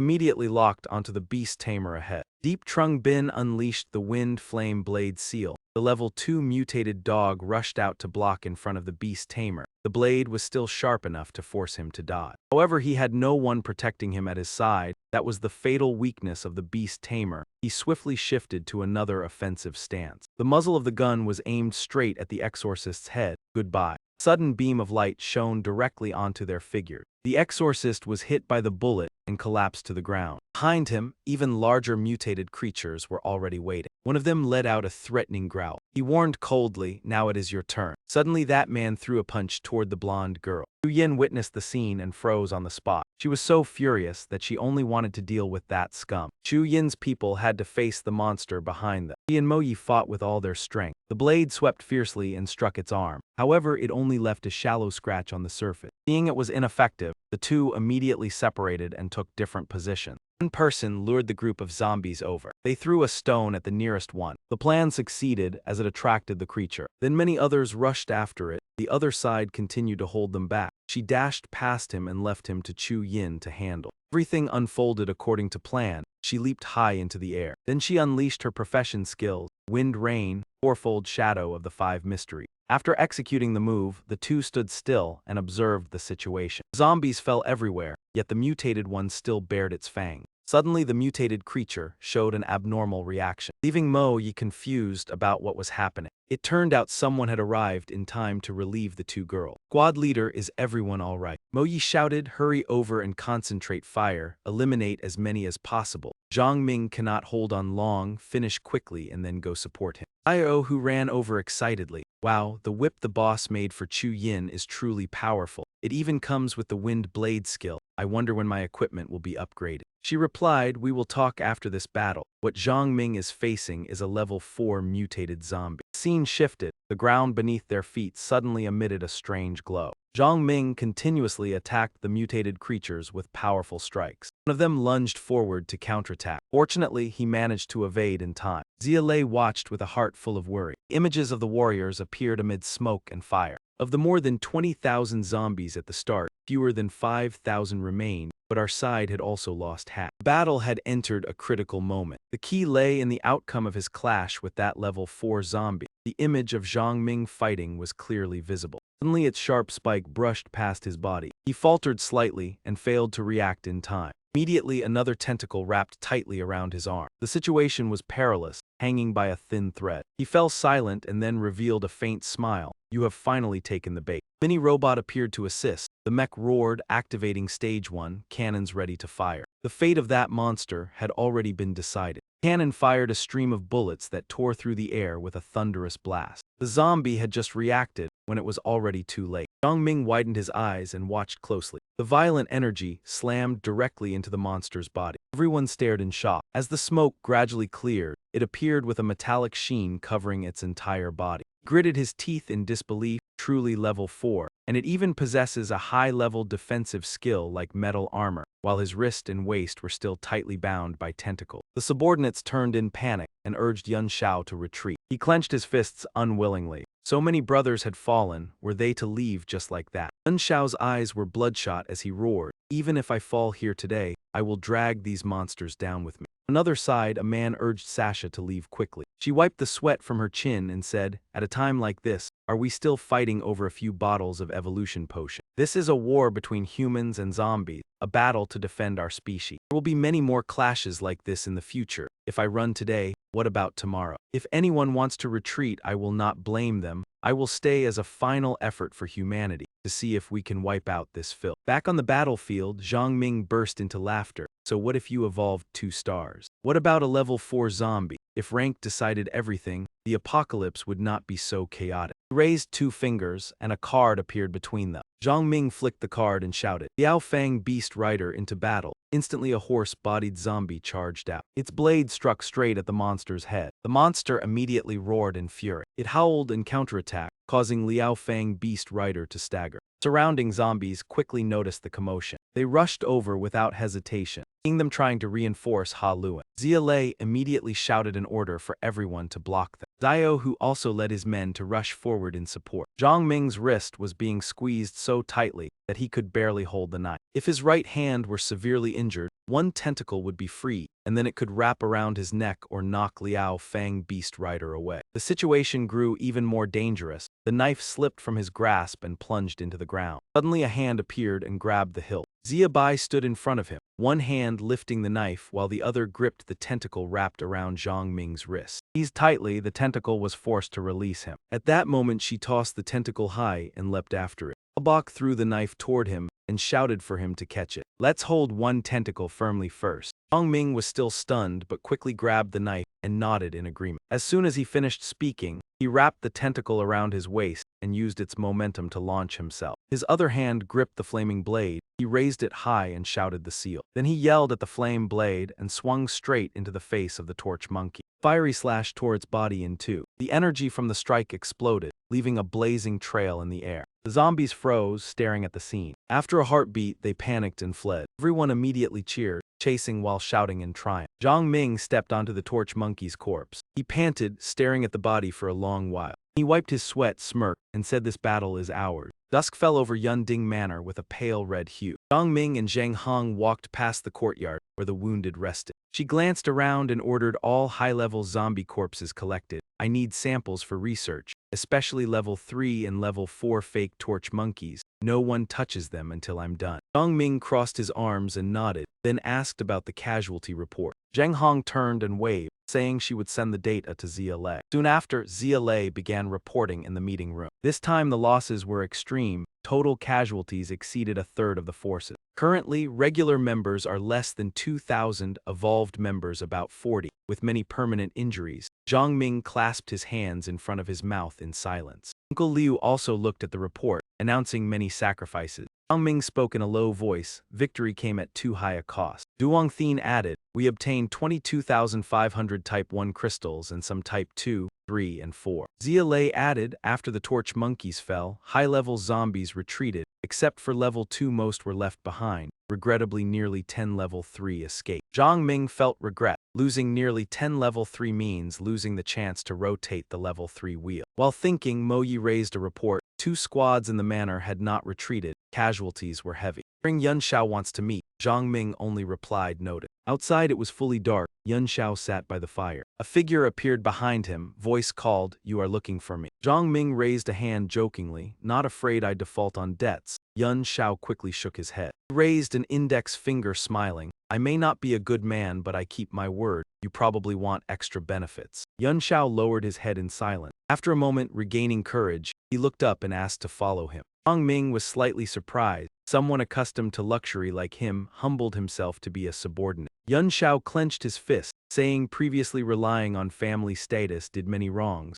After the apocalypse witnessed worse, thought he was not wrong. "I know it's hard to believe, but before I would never obey anyone even to death. Today I've seen things never before. First time risking life in battle. First time charging for comrades. First time seeing others fall for me. After the battle, recalling the past, I only felt disgust at myself. I want strength to fight alongside. Even if I fall one day, it will feel worth more than living reliant as before. Now I want to rely on myself." "Zhang Ming, will you accept me? I'll do anything." He stroked his chin thinking. Then he stepped forward, placing a hand on Yun Shao's shoulder. "First, cut that flashy hair. I can't get used to it." Later he stood at the basement door, hands in pockets. While Yun Xiao was still joyful, he said there is a suitable place for training. He looked at the ghost tree in the basement, smirked coldly. It regrows quickly, indeed fearless. Zhang Ming rushed and cut several branches off, as a lesson for disobedience. Then he went deeper to find the level 3 wheel. Today, having 30 level 3 crystals, he wanted to try his luck. If lucky, could obtain a 3-star evolution medicine. Thinking this, he released the crystals in. The wheel spun rapidly, then stopped at an item that was not medicine. Zhang Ming frowned in disappointment, but decided to try again. Next time hit a better item, but still not ideal.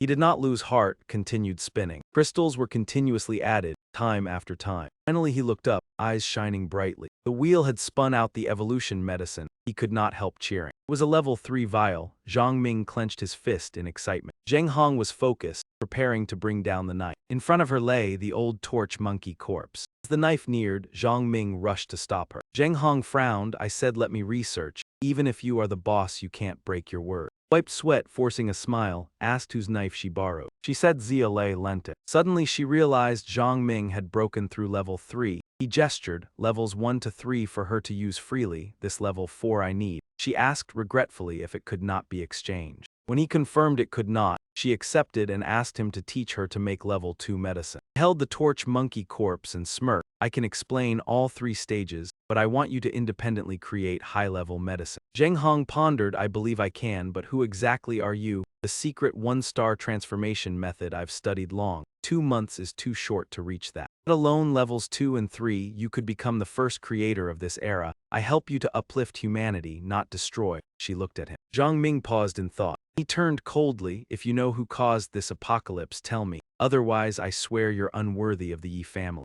Later elsewhere, he knelt studying the old torch monkey corpse. His 2 fingers waved slightly. A level 4 skill card appeared, applicable to zombies level 4 and below. He smirked, stacking the lucky cards he had. As long as there is enough time to accumulate level 3 crystals, joining the 3-star ranks, this lucky card only appears by fate. Even used once, this old torch monkey had full-body armor in addition to tentacle. Thinking this, he activated the card on its corpse, hoping to seize that opportunity. From the card burst forth endless shimmering streaks of light, then in an instant they flared into a blinding radiance. Looking at the card in his hand that had completely transformed, Zhang Ming could not hide his joy, knowing he had succeeded. Yun hesitated for a long time, still unable to decide who should be given to use it. Unexpectedly, this early morning brought a swirl of emotions between loss and joy. Full-body armor offered solid defense but reduced speed and agility, while Zhang Ming possessed blood battle and gentle wind moon, both inclined toward swiftness,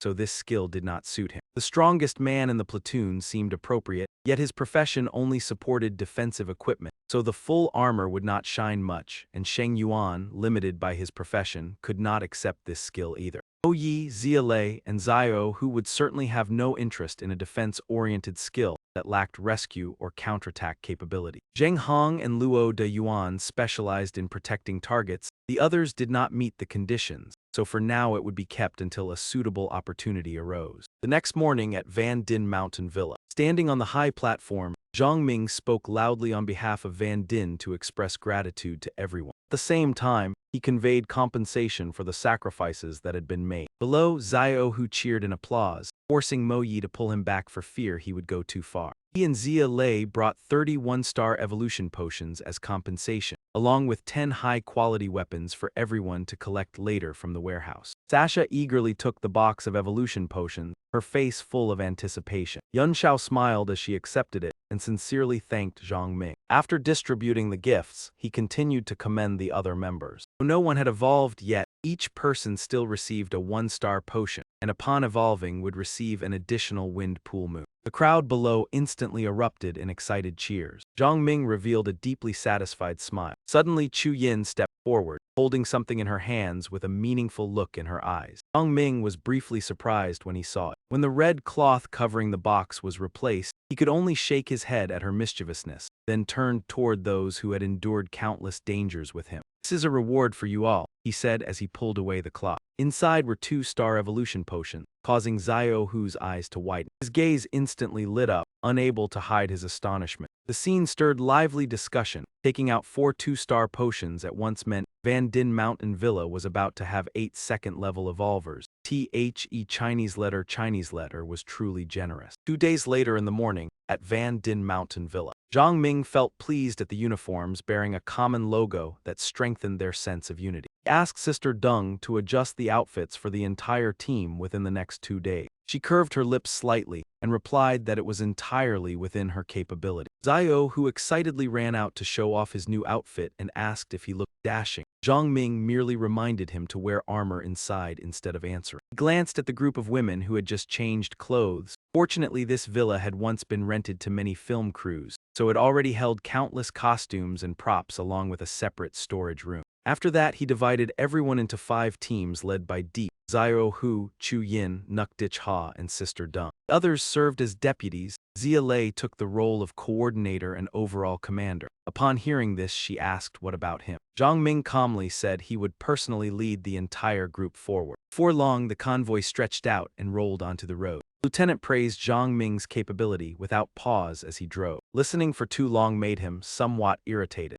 Zhang Ming took out a bottle of evolution potion to cut him off, asking if he had come to collect payment. If he delivered him to An City, there would be another reward. That man casually accepted it and asked if he intended to attend the trade fair alone. Zhang Ming nodded, saying he had prepared carefully. Gripping the potion tightly, the lieutenant smiled and said it seemed this trade fair would be worth anticipating. Not long after, they arrived at the bustling center of An City. Zhang Ming stood silently by the roadside, observing his surroundings. Suddenly, a loud call made him turn around in surprise. Before him stood Zio Yun with a shaved head, waving enthusiastically and reporting that he had arranged lodging and completed the surveillance preparation. Zhang Ming was stunned that after merely telling him to change his hairstyle, he had shaved it clean, then reminded him not to act rashly. Zio Yun replied in one breath that he had instructed everyone carefully. Thanks to the binoculars Zhang Ming had given, they could monitor from several hundred meters away. As long as a suspicious person appeared, the surveillance team would follow and uncover the opponent's hiding place. Zhang Ming grew thoughtful as many signs showed Lao Ra had close ties with the Spirit Merchant Guild. Though he did not wish to clash yet, their influence had spread near Van Din Mountain Villa. He asked if Zio Yun was a native of An City and if his profession was title Marsh Shaman. The young man confirmed and curiously asked how he knew. Zhang Ming said he had once seen him use his skill and asked further about the origin of that profession. Zio Yun pointed and said everything came from the multicolored roulette in the cement factory. The Hungry Tiger Knight skill scrolls also came from there. The crystals were gathered to spin it so no one had reached level 2. He added that he did not know why that roulette later shattered. Zhang Ming warned that the multicolored roulette concealed dangers, especially one must absolutely avoid touching the black square. As the sun gradually set, seeing that a quarter of the journey remained while night was approaching, Zio Yun anxiously asked for his opinion. Zhang Ming said sternly that the city at night was the domain of the zombies, so they would rest here for now and continue tomorrow morning. A powerful kick sent the door flying open. Inside, quite a crowd was revealed standing in wait. Both of them could not help but be startled by that sight. Few people intended to rush forward when an old man hastily stopped them. He called out Zio Yun's name. Zio Yun immediately recognized him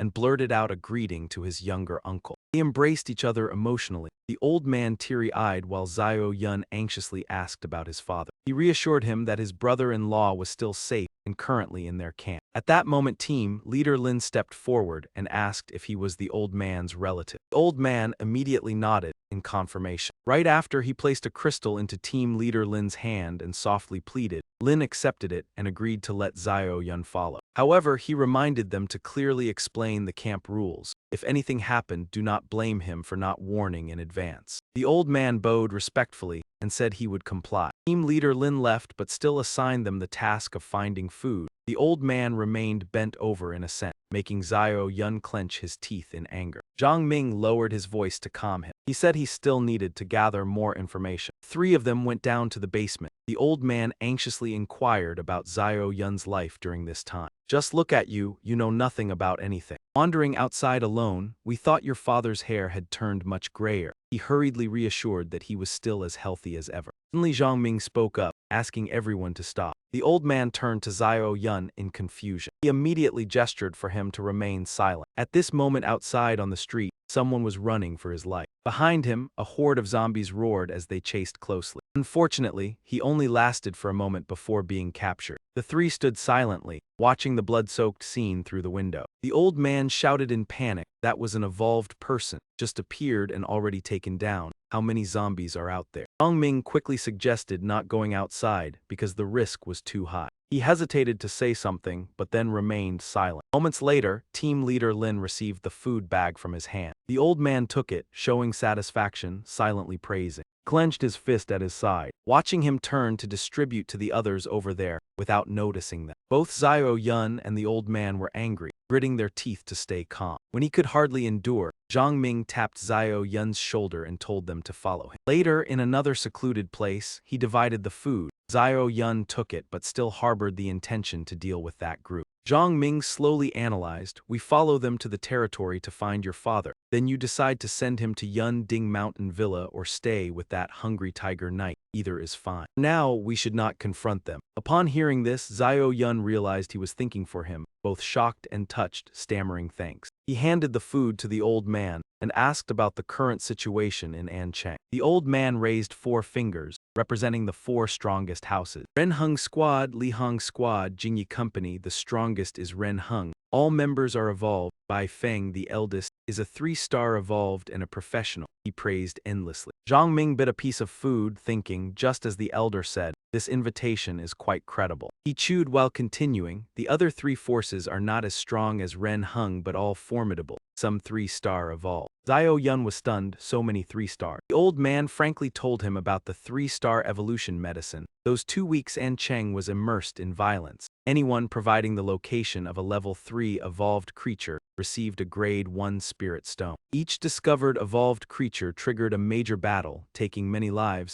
he silently recalled. Xiao Yun was amazed, isn't it taking subordinates, lives to exchange for 3-star evolve? The old man lowered his head. Things like the wheel of reincarnation are hateful. To evolve further one must take lives. Small forces have no chance. Speaking of small forces, Ancheng also made a ranking. First Ren Hung Squad, second Jingmei Company, third Li Hong Squad. He glanced at Zhang Ming. Xiao Yun asked about Yunding Mountain Villa. The old man was not very clear, only knew there was a rather good person, ranked 41. He recalled past life. Such rankings appeared in many fields, especially when survivors had many connections. This ranking became a tool for exchange. Zhang Ming told them to rest early to take Xiao Yun's father out tomorrow. Early next morning in Ancheng, 3 followed team leader Lin to the front gate. Truck was parked right in front of the battle gate. The old man introduced as they walked, "Your father and uncle live in the garage ahead. Conditions not good but safe." Father and uncle took turns hunting, luckily able to trade magic items for food. Not bad in this world. Xiao Yun noticed many people gathered ahead. In the crowd, crude curses rose, seemingly still thinking themselves powerful. "I'll show you you're nothing, dare spit in my face, so pathetic, want to kneel." 2 men were forcing another to kneel. Xiao Yun immediately rushed forward like flying. He punched one of them, making him release immediately. Xiao Yun's father immediately called his name. The old man also ran over to inquire.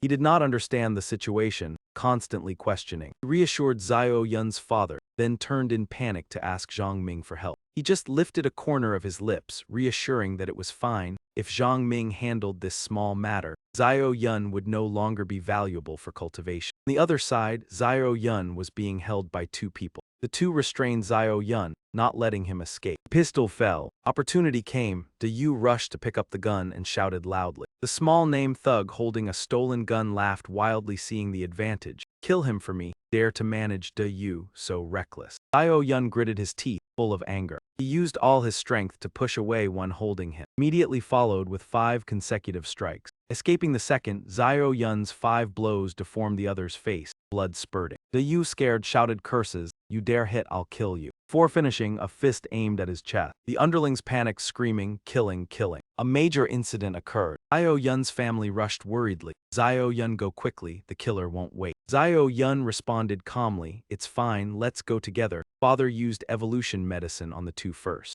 At this moment, another group arrived, shouting to get out quickly. Lead approached Xiao Yun. He pointed and ordered, "Kill those 3 for me." All 3 of Xiao Yun's family were shot. Zhang Ming stood behind pretending to ask. Before asking, already ordered to kill, acceptable for enemies, but not for people inside the camp. The leader sneered coldly, showing contempt, even told him to just kill. Seeing his subordinate rush up, Xiao Yun's father quickly said, "Second young master, listen to me explain." Like a hand grasping the neck of the rushing man. Zhang Ming flashed past, grabbing the man's neck like the wind. He turned pale as banana leaf. Zhang Ming's eyes wide, asked back, "What about me?" The subordinate trembled, sweat pouring, facing death. A hurried voice rang out, "This little friend's underling." He waved and ran, "Innocent little friend, offended you. I apologize on behalf," ready to compensate. Afterwards, he cautiously asked Zhang Ming, "Little brother said to go to the study. A few days ago found a foreign wine, drinking and chatting." Zhang Ming released the man's neck, looked at him, asked if this person was evolved. Subordinate fell flat on the ground as suggested. Zhang Ming agreed. After that, he angrily kicked the subordinate, "Worthless, get out of the way." He turned to Zhang Ming, showing remorse. "Your brother evolved 3-star, leveling this place is fine, no need to bother with the competing son, I apologize on behalf." Fearing Zhang Ming's disagreement, he quickly pointed to Xiao Yun's group behind. "Evolution medicine for the 2 is on me.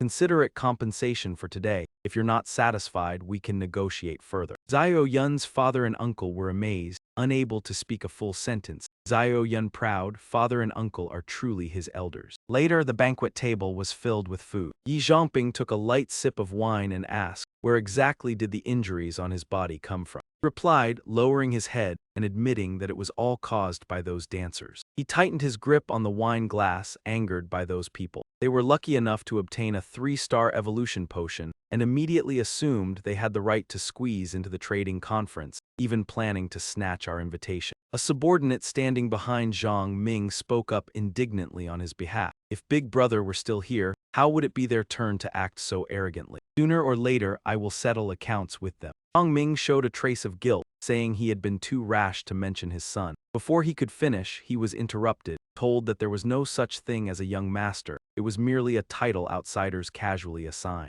A few days ago, subordinates discovered that quite a few level 1 and level 2 monsters were entering and leaving a building. Countless strange plants had also appeared in the corridor on the 5th floor. Outside each tree hung a gray pouch that pulsed like a beating heart. My men risked their lives to approach and observe, and found that at intervals monsters would take shape inside and then fly out. Those trees were bizarre in form, especially the largest and densest one, which even produced level 2 monsters. The subordinate behind him spoke in a heavy voice. Those trees were all level 3, along with a swarm of level 1 and level 2 monsters. I wanted to lead my brothers to gain some benefits. My elder brother was already a 3-star evolver, yet the outcome turned out like this. After hearing this, Zhang Ming only smiled faintly, saying that an apology did not need to be exchanged for those evolution potions. Everyone was stunned. Someone even blurted out a doubtful question. Zhang Ming kept smiling and slowly said he only needed to borrow their team for a short while. Xiao Yun and Brother Bao hid behind a shattered boulder. Brother Bao glanced back, not expecting that man's surname Ji to actually lead them all the way here. Xiao Yun looked up at the sky behind him and sighed softly. It would not be long before the boss sent the signal. Sure enough, a beam of light shot straight into the sky, startling him. Our boss has given the signal, prepare to act. Hearing this, Brother Bao immediately grew anxious and ordered the fire to be lit. Flames quickly devoured the house, turning the place into a blazing sea of fire. Surrounded by flames, the monsters roared in fury and dashed out. He blocked the front and shouted, telling everyone to run to the bank across the street. As long as they held the main door tightly, those monsters would not be able to break in. Zhang Ming stood on the rooftop observing, silently judging that the arson team had lured them all away. Now it was time for him to act. He narrowed his eyes in calculation, recalling the monster that had harmed his son, called the Abyss Ghost Vine, a kind of strange plant monster once regarded by the ancients as a living plague. Zhang Ming recalled their characteristics. Wherever the Abyss Ghost Vine appeared, a mother tree would first emerge. This tree released a gas that plunged people into hallucination.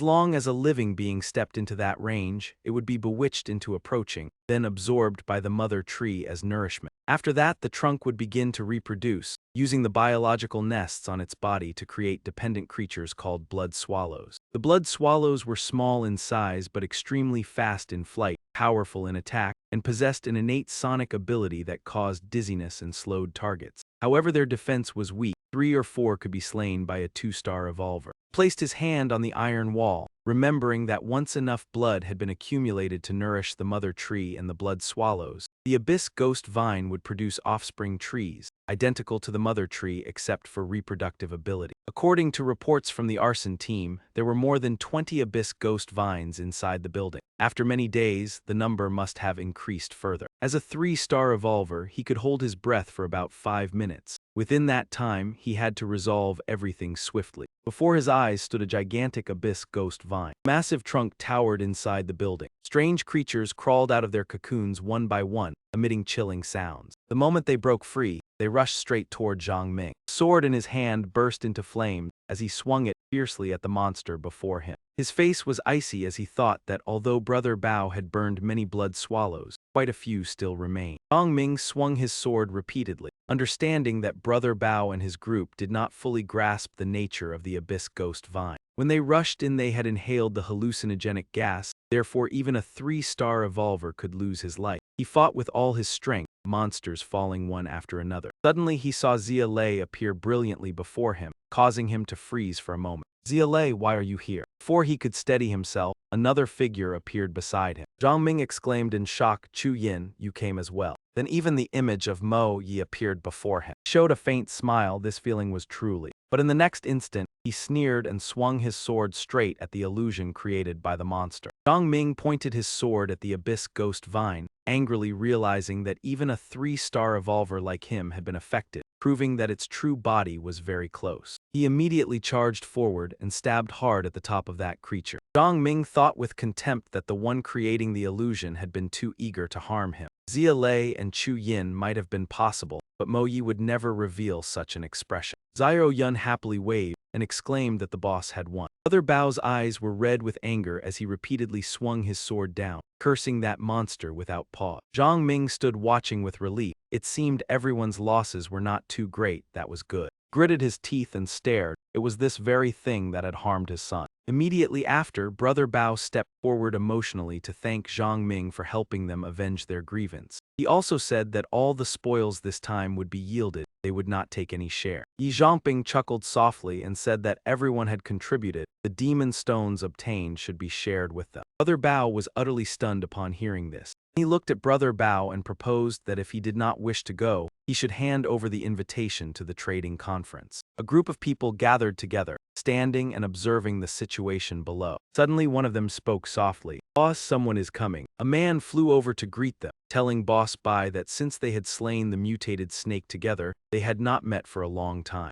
Bai Feng looked at the newcomer and could not help feeling emotional. It seems Dong Bao has gained another valuable item. The two stepped forward to shake hands, Bai Feng secretly sizing up the young leader of the New Year Thunder mercenary team. Dong Bao was full of vitality. Not long after, another group also arrived one after another. Boss Li laughed loudly as he stepped forward to greet them, asking Boss Bai if that was not Dong Bao. He and Dong Bao silently watched him with vigilance. He immediately drove his vehicle and sped toward them. Bai Feng responded, silently evaluating the other party in his heart. Boss Li was also present. He was the leader of the 3rd-ranked Roaring War team. Before the apocalypse, he repaired cars. After the disaster, he became a killer. His subordinate hurriedly pointed in another direction, telling the boss to look over there. In that direction, another team appeared. Dong Bao looked at the approaching group and recognized them as the 15th-ranked team, the Silver Armament team. The two began analyzing the background of the newcomers. It was said they came from various provincial and city-level teams. The distance was at least 100 meters. Were they not afraid of miscalculating and falling? To cross so precisely, they likely needed at least the strength of a 2-star evolver.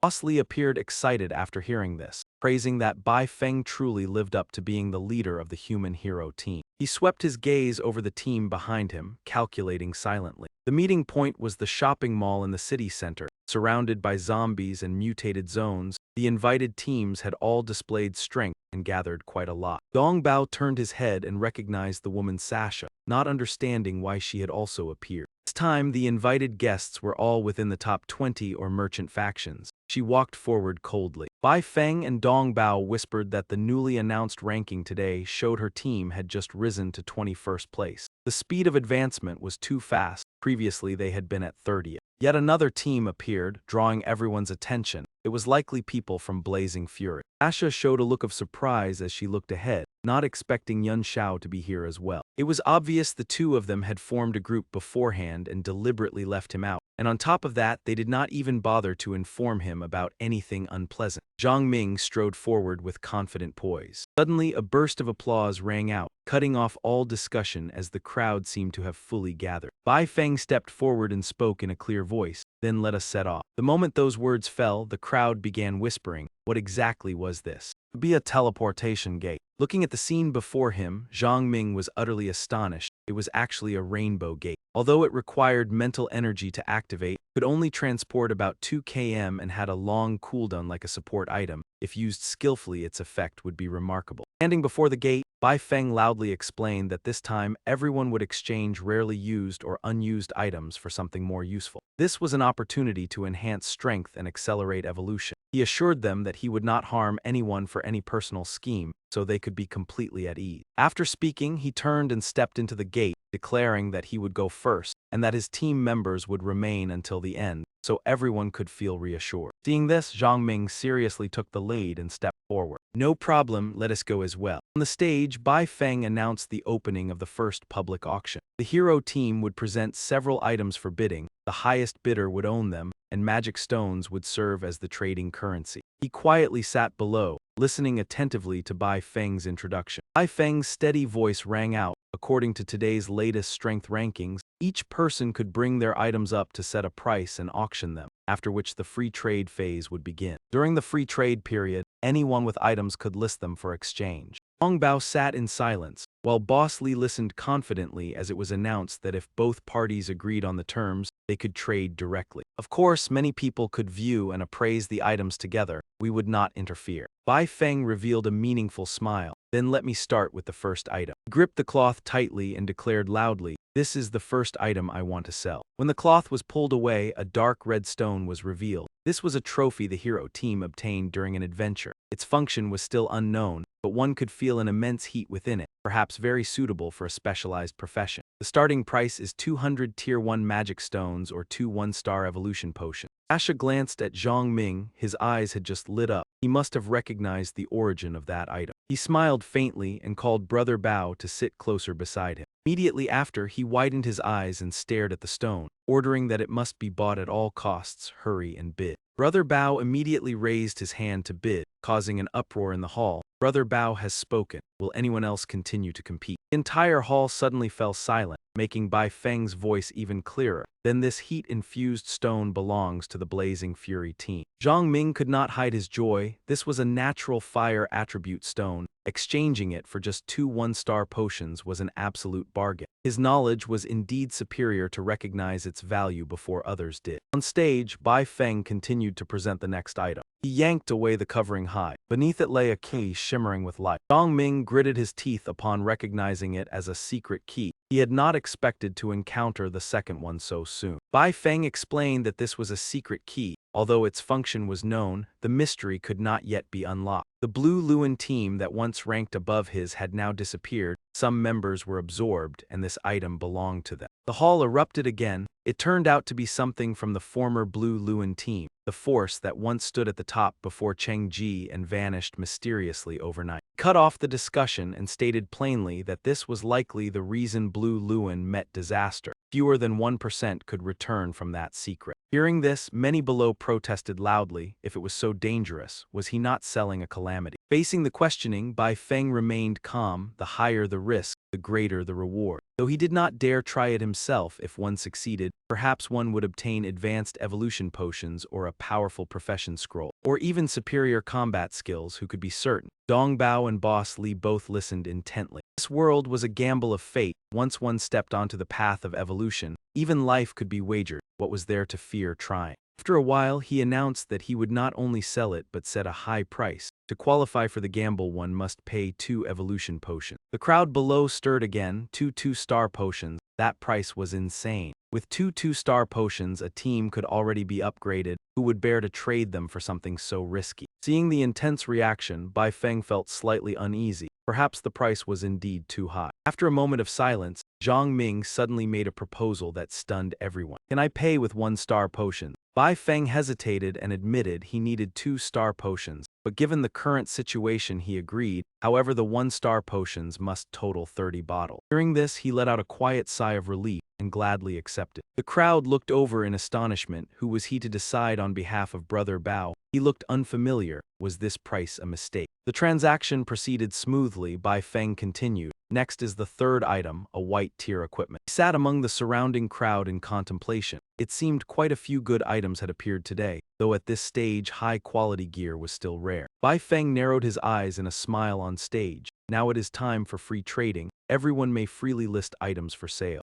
Immediately the stalls grew lively. Some shouted about selling 2-star potions, willing to negotiate for anything. Some offered to trade a famous space adventure actress for a 2-star potion, selling 15 portions of tier 3 mutant beasts for 15 1-star potions. No bargaining. Zhang Ming began strolling around to observe each stall. Suddenly, a shout selling a profession scroll sounded by his ear. Looking toward the direction, he saw an old man offering a profession scroll for 1 2-star potion. Brother Bao softly reminded him that was not that the elder from Taping Lonely City, this time dropping from top 6 to top 10, could it be because of this profession scroll? And he gathered to look and then shook their heads. Trading a 2-star potion for this did not seem worthwhile. They showed dissatisfaction and left one after another, believing the old man was asking too high a price. Zhang Ming stepped closer and asked quietly, would tier 2 magic stones be acceptable? The old man pondered and replied that it was possible, but at least 100 tier 2 magic stones were required. Next morning, 2 men appeared atop a high-rise building. Holy Seat quietly looked ahead and spoke. He glared and turned back. So many fine prey. I already see hope 4 years from now. The matter of the Azure Seat is yours. I have nothing to do with it. The Holy Seat pointed forward with interest. I know all about the Chamber of Commerce dividing territories.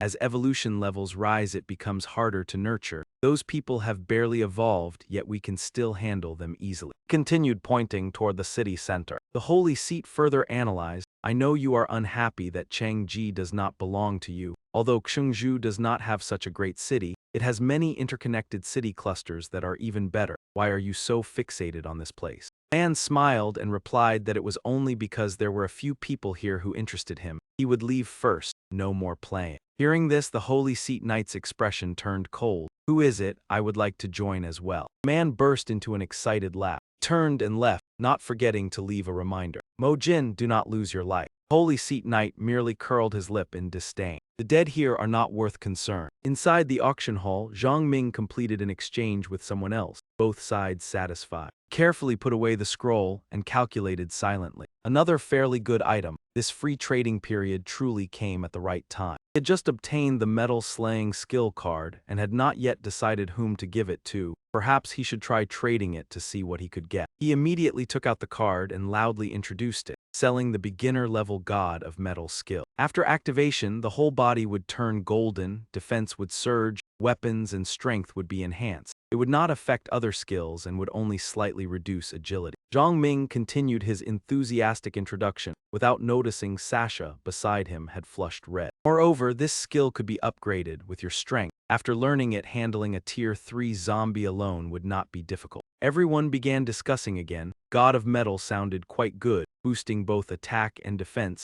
It seemed a certain type of zombie also possessed a similar talent. He raised the card high with a smile. It seemed someone had encountered that type of zombie before, because this skill was in fact identical to its talent. Sasha was utterly stunned after hearing it. That was a level 4 left marquee monster, one capable of extracting color system abilities from zombies. The mere thought of it made its terror unimaginable. Ai Feng immediately stepped forward to ask about the price of the scroll. After hearing it, he let out a faint chuckle. Everyone can try naming a price. I find this item well worth trading. Someone proposed exchanging it for 2 evolution pills. Zhang Ming frowned in displeasure upon hearing that. Unless they are level 3, otherwise he will not consider trading for evolution pill. A leading man spoke up in opposition. That price is far too high. No matter how good it is not worthy of a level 3 evolution attribute. Do not overprice it. Immediately afterward, a group from my lone Than company appeared, holding long sabers, asking whether this could be used for exchange, but Zhang Ming immediately shook his head. They are only white quality weapons, that kind can be found in abundance. The man cast a calculating glance at Bai Feng. This fellow may not be that strong, he likely does not have enough capital to seize that item. Bai Feng profession is originally Copper Fist Warrior. His profession focuses on enhancing defense and fist strength. If he obtains that skill, then Jingmei Heroic Squad may find it hard to stop him in the future. Bai Feng moved closer and spoke bluntly about his request. I want to exchange it with a sound upgrade scroll. When asked how many scrolls were needed, Bai Feng immediately flared up. Zhang Ming gritted his teeth and replied, if it is not 2 scrolls, then I will not trade. Bai Feng still refused to back down, grinding his teeth as he retorted, I only have 1 scroll, this price is already very reasonable. Zhang Ming remained extremely firm. Without 2 scrolls, do not say another word. Bai Feng could only reluctantly add, I will add another profession scroll, but these 2 scrolls are worth even more than your card. You must add something else to balance it. Seeing him silent, Bai Feng continued to raise the offer. Then I will add 5 downgraded evolution potions. If not, then 10 bottles, otherwise we end the discussion here. Zhang Ming revealed a faint, meaningful smile. Suddenly the door was blasted open by a powerful force. A man beaten into a miserable state was thrown straight into the middle of the hall. The scene left everyone stunned. Bai Feng gritted his teeth in fury. Boss Bai, what do you mean by this? That man is my subordinate. Lord Saint Throne entered with a group of assassins, glanced around and smiled. I am truly pleased to see such a full gathering. He stared ahead and burst into laughter. What does it feel like to be about to use an evolution potion filled with anticipation? Right now I am feeling exactly that. He provocatively exclaimed in excitement, come here, welcome to offer yourselves to Demon Gold City Throne. Drew the cold iron sword into his hand. He dashed forward. Yi Zhangping also immediately rushed up, preparing to unleash a powerful strike. Lord Saint Throne instantly summoned his memory creature to charge toward Zhang Ming. The beast growled as if ready to bite its opponent. His sword strike was blocked by that beast. The subordinates, eager to curry favor, charged forward. Lord Saint Throne, just leave these stubborn fools to me. He nodded in satisfaction and agreed. Zhang Ming observed him and secretly calculated a countermeasure.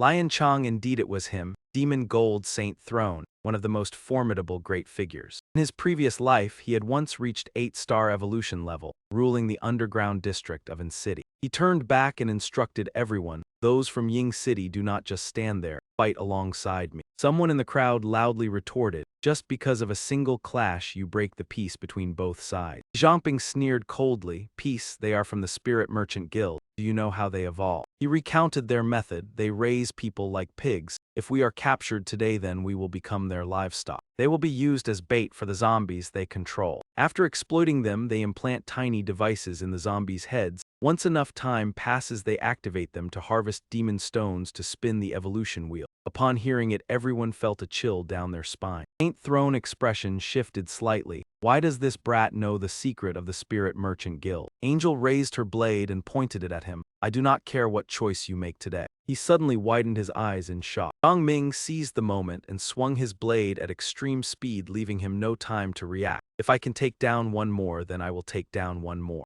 Zhang Ming recalled the past, when Saint Throne sat high above, feared by thousands, while he was not even qualified to approach. He was one of the 9 great Saint Thrones of the Spirit Merchant Guild, representing Blood Star, a symbol of terror and power. Names such as Jin Bizi, Julong, Li Qing, and Du Sheng flashed through Zhang Ming's mind. Though they stepped onto the pinnacle by trampling countless sacrifices, they were still those who stood at the peak of humanity. But in Zhang Ming's eyes, although the Spirit Merchant Guild was strong, the nature of those people remained filthy. He stared at the blade, flames of passion and justice burning in his eyes. In this life, Zhang Ming swore never to kneel before those people again. He wanted to personally shatter the fear that once weighed on his heart. With that thought, he attacked the lackey even more fiercely. His blade chopped down, forcing the man to raise his staff to block, but the immense force split the staff in two. Lian Chang remained calm, and even praised his blade as not bad. He placed his hand behind his back, where a pair of daggers were hidden. Lian Chang prepared to seriously engage in battle with him. He swiftly drew out the 2 daggers and shouted as he charged, at the same time shooting straight toward Zhang Ming. Zhang Ming calmly analyzed, Lion Chong belongs to the weapon master profession, able to maximize the power of any weapon. Thinking that he will become an 8-star powerhouse in the future makes this battle even more difficult. At that moment, Demon Gold Saint Throne spoke. He sneered, "Let you pigs witness the true strength of the Spirit Merchant Guild." Saint Throne clapped once and the floor trembled slightly. He continued clapping several times with hidden intent. The ceiling collapsed and a group of evolved individuals descended on ropes through the gap. Their overwhelming numbers threw everyone into panic. They shouted that they could no longer hold back, otherwise they would be raised like livestock. The battle cries echoed everywhere. Bai Feng clenched his fists in fury. He charged straight toward Lord Saint Throne. Seeing this, Saint Throne thought Bai Feng had courage but asserted he was not a match. They might not even need to fight. The provocative expression, he proposed cooperation. "You are the strongest leader of Ying City. If we join forces, both sides benefit. We need organized cooperation, not more corpses." Bai Feng grew even angrier after hearing it. He refused because they turned their own kind into bait for zombies. Saint Throne merely pretended to sigh in regret. Behind him appeared the phantom souls of many ferocious beasts. Those souls charged simultaneously toward Bai Feng. His fist struck straight into the mouth of the wolf soul. Bai Feng's hand was corroded with burning pain, causing him to be shocked and highly vigilant. Saint Throne showed interest upon seeing him break the wolf soul with his bare hand. He began to grow serious, cold iron spikes sprouting from both hands. He swung the steel spikes toward Bai Feng, unleashing the move White Bone Pierce. The speed was so fast that Bai Feng only had time to be startled as the spike tip neared his shoulder. But he managed to use Golden Slayer Body to knock Saint Throne flying away. Flung back, he quickly stabilized his stance. Saint Throne praised Bai Feng's special defensive skill, yet still believed it all useless before himself. He intended to increase his force further, putting even more pressure on Bai Feng. Saint Throne raised his head arrogantly and spoke. "Sorry, I possess 2 professions." He leaped up and unleashed the powerful move Lightning Dual Bone Void, making Bai Feng break into a cold sweat. On the other side, Zhang Ming was still battling Lion Chong, both sides continuously exchanging blows without yielding. Finally, he activated the Radiant Seal Grandmaster Profession Scroll, using seal techniques to elevate his power. Zhang Ming immediately leapt into the air. The strike was so fast the opponent had no time to react. He unleashed the Seal Wind Mountain Blade with devastating force. That assault carried an overwhelming determination to end the battle. Lion Chong fell into a passive stance, struggling to defend. He was continuously pushed back. Zhang Ming landed firmly on the ground. At the same time, Lion Chong was sent flying, and the Holy Seat Grandmaster, engaged with Bai Feng, grew furious at the scene. He resolved to eliminate Zhang Ming at all costs. Zhang Ming pointed the dagger forward, coldly saying there was no rush, next it would be your turn. Holy Seat Grandmaster immediately lunged forward with murderous intent. Zhang Ming calmly used the dagger to deflect the attack without flinching. The Electrolyte Twin Bone Void Strike seemed ineffective. The Holy Seat Grandmaster was forced to retreat and maintain distance. His eyes briefly showed surprise mixed with caution as the strike was blocked. Zhang Ming arrogantly stepped on Lion Chong's head. The dagger still pointed forward, his voice cold. Even the Ma-Gold Holy Seat was just so. Seeing his disdain, the Holy Seat Grandmaster snorted and ordered the wolf soul to charge. Zhang Ming did not move, simply chanting to activate the primary freeze skill. Immediately, a clay statue rose to block the wolf soul. 3 wolf souls charged but could not penetrate the statue. Seizing the moment, Zhang Ming used Blood Battle Stomp to accelerate. In an instant, he had moved over 10 meters ahead. He closed in on the Holy Seat Grandmaster, leaving him stunned. Powerful dagger slash forced the Grandmaster to exert himself to defend. He had to admit Zhang Ming was stronger than expected, yet stubbornly claimed he was no match and should be proud to have forced him to full power. Ignoring the provocation, Zhang Ming continued attacking. Finally, the Grandmaster entered a berserk state, his body grotesquely swelling. Facing this giant form, Zhang Ming was briefly cautious. The Holy Seat Grandmaster transformed into a wolf. Losing all reason, he repeated threats to make him prey. Amid the tension, the ground suddenly shook violently. Those fighting panicked, thinking it an earthquake, fearing the place would collapse. A sharp-eyed person noticed a strange golden light outside and called everyone to look. A giant wheel appeared, the source of the tremor. Both sides unconsciously paused. Zhang Ming gritted his teeth, wondering if such a wheel had appeared in his past life. That wheel was extraordinary, not only massive but offering rich rewards from 1 to 6-star evolution pills, rank 1 to 5 battle pets, and countless skills.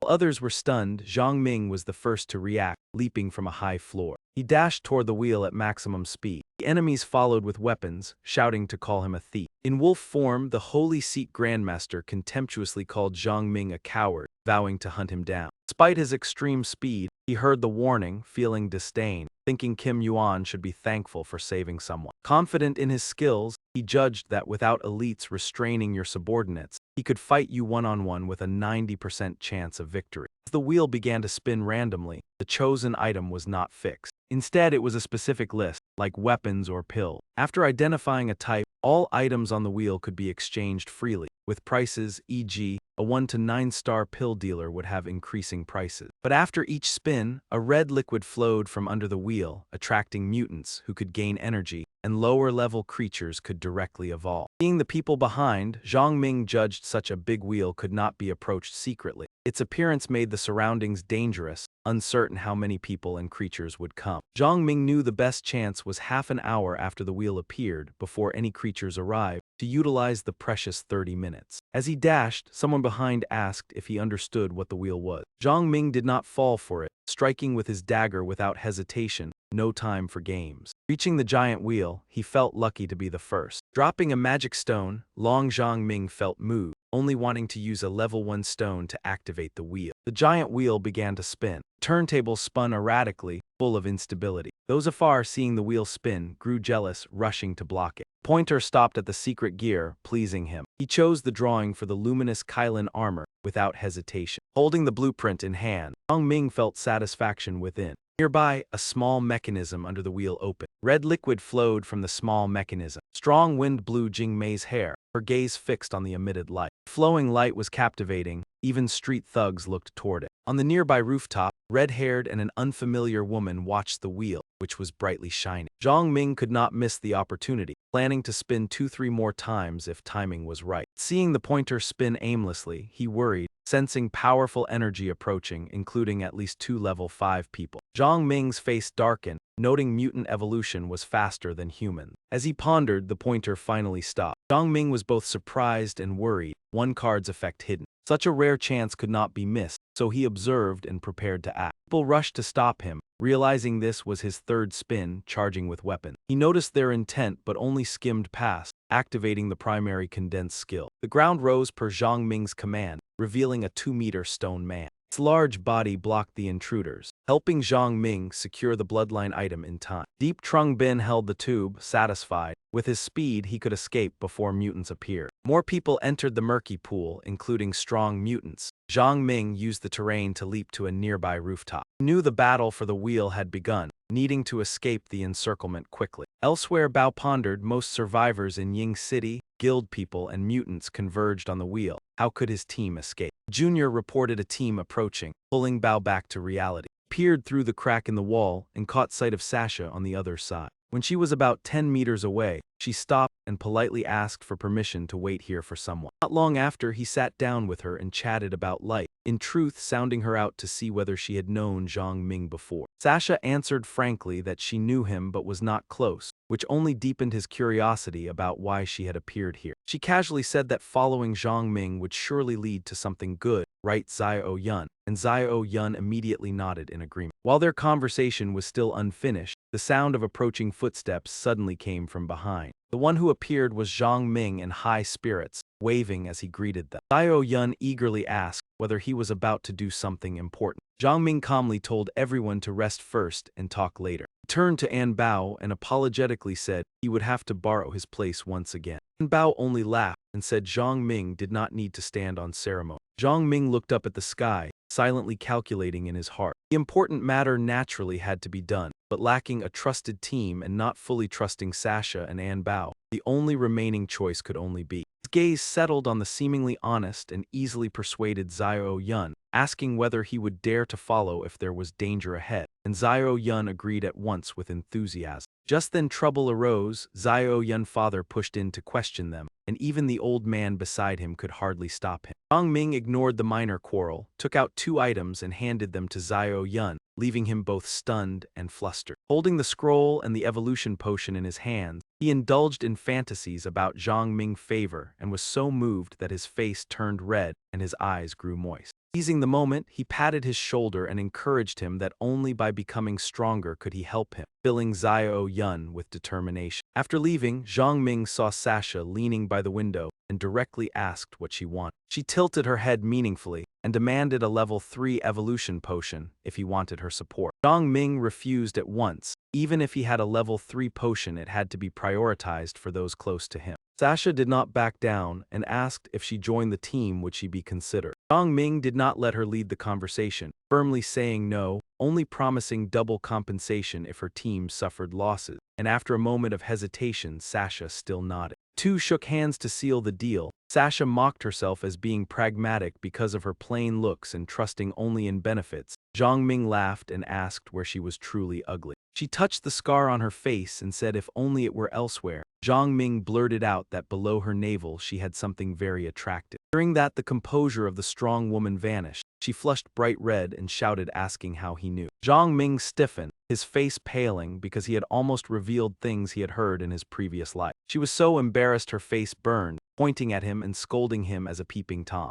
Members of An Bao team happily received the weapons Zhang Ming gave them and could not stop exclaiming, some even regretting that he was not their leader. In a closed room, Sasha and An Bao placed 2 bags of level 1 magic stones on the table, saying they were today harvest. Sasha glanced at her teammates and praised their coordination this time as extremely effective. An Bao modestly believed the main credit belonged to Zhang Ming for upgrading their equipment. When asked about the situation around the roulette, An Bao helplessly said corpses were piled up blocking the view so no one knew what was happening inside. Zhang Ming stroked his chin thoughtfully, understanding that relying on them was not enough and that he might have to scout it himself. Outside, rows of tall buildings stood closely connected. Aula drove into the safe zone, where a group of people had been waiting and hurriedly asked about the situation. He tapped lightly on the car, recalling the scene he had just witnessed and feeling a chill down his spine, telling them they could not imagine how terrifying the roulette outside was. Taking a bottle of water, he said the mutated beasts were as numerous as ants, completely preventing any approach to the roulette. During that horrifying description, the group could not help but feel uneasy.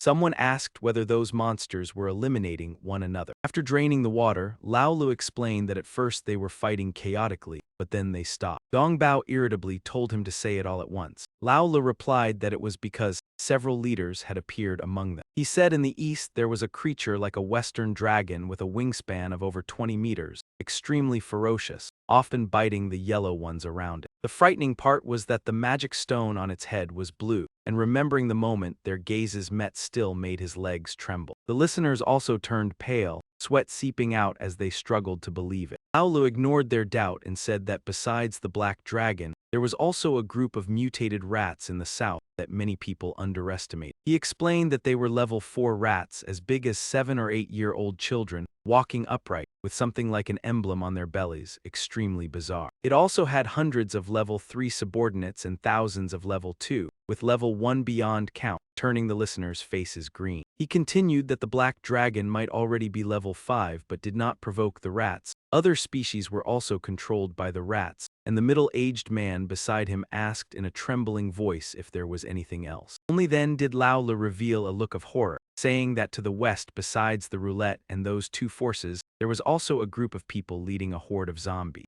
This news caused an uproar. Could high-level creatures already possess consciousness and know how to unite? He insisted he was not making it up, and said there were at least 4 level 4 zombies among them. Even more striking, the ones leading the zombies were 2 extremely beautiful women. He recalled the 2 silhouettes standing on the rooftop. Perhaps it was too shocking. So many people were unwilling to believe the story. Aula understood that reaction, because he himself had doubted it until he risked approaching and confirmed that one of the 2 long black-haired figures was indeed a zombie. She was even holding a black cat, and he admitted he had never seen such a beautiful zombie. Though not equal to boss Jing Mei, that appearance still made it hard to look away. Lost in his animated storytelling, he did not realize Jing Mei was standing on a nearby building, listening quietly to everything. He said seriously that the other one with red hair had no magic stone on her head, so she was certainly human, the image of her long red hair and mysterious aura still vivid in his mind. Suddenly an object flew over and slammed hard into the wall, leaving a dent, cutting off his words. The troublemaker was a bald man.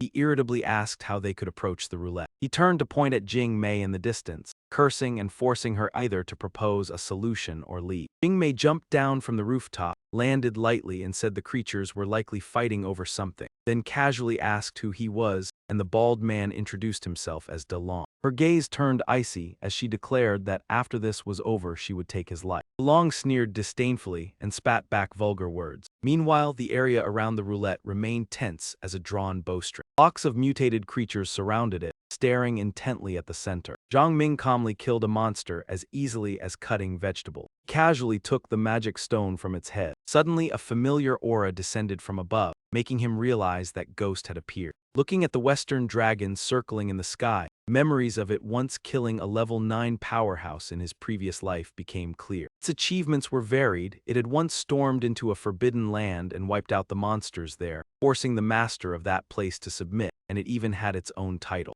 Since his rebirth, this was the first time Zhang Ming had encountered a force beyond his ability. The black dragon was already level 5 and could almost crush all living beings if it wished. Seeing Ghost flying around the roulette, he could not help feeling regret because all his plans became useless before such power. Ghost descended onto the roulette, its massive claws tightening as if to crush it. Zhang Ming guessed it had encountered an obstacle with the red evolution substance, angered that the roulette could not be destroyed and only humans could use it. Dragon tried every method including breathing fire yet still could not destroy the roulette. Zhang Ming secretly lamented that he could not kill it, because from head to toe it was a rare treasure. Just as he was still lost in thought then, a group of people suddenly revealed themselves near the roulette wheel area. They carried weapons and recklessly charged into the encirclement of elite monsters belonging to An Than, making Zhang Ming wonder what their true purpose was in appearing here. Spotting their target right below, they split off part of their forces to carve a path through the zombies. Zhang Ming quickly realized that An Than's factions had joined hands in an alliance. He decisively leapt off the building, constantly shifting positions as he sought a way to approach the roulette wheel. In his judgment, An Than's side still could not reach it for the moment because Ghost was standing guard. While he was still observing their next move, a sudden attack shot straight toward the black dragon. Its enormous body made evasion difficult. Being struck was almost inevitable. However, Ghost had thick hide and tough flesh. The blow did no real harm and only made it roar furiously through the air. Seeing the black dragon soar away, Zhang Ming immediately understood that this was a diversion arranged by An Than's faction from Fox Mountain. He swept his gaze across the ground and, as expected, discovered someone sneaking in through the sewer. The roulette wheel shone brilliantly, that light stirred greed in people's hearts and clouded their judgment. Zhang Ming gave a cold smile, thinking the plan was not bad, but committing forces like this was too reckless. A group had already reached the base of the roulette wheel, only a step away from success. The level of chaos was still not great enough. With so few people, the pull was limited. Failure was almost unavoidable. No sooner had the thought crossed his mind than An Than's side began to suffer losses. Those beneath the roulette wheel were pierced through by green tentacles one after another, collapsing in a gruesome scene. A few who were lucky enough to escape the claws of the mutant rats were immediately surrounded by zombies, and their fate was no better. The roulette wheel truly produced a 3-star evolution potion.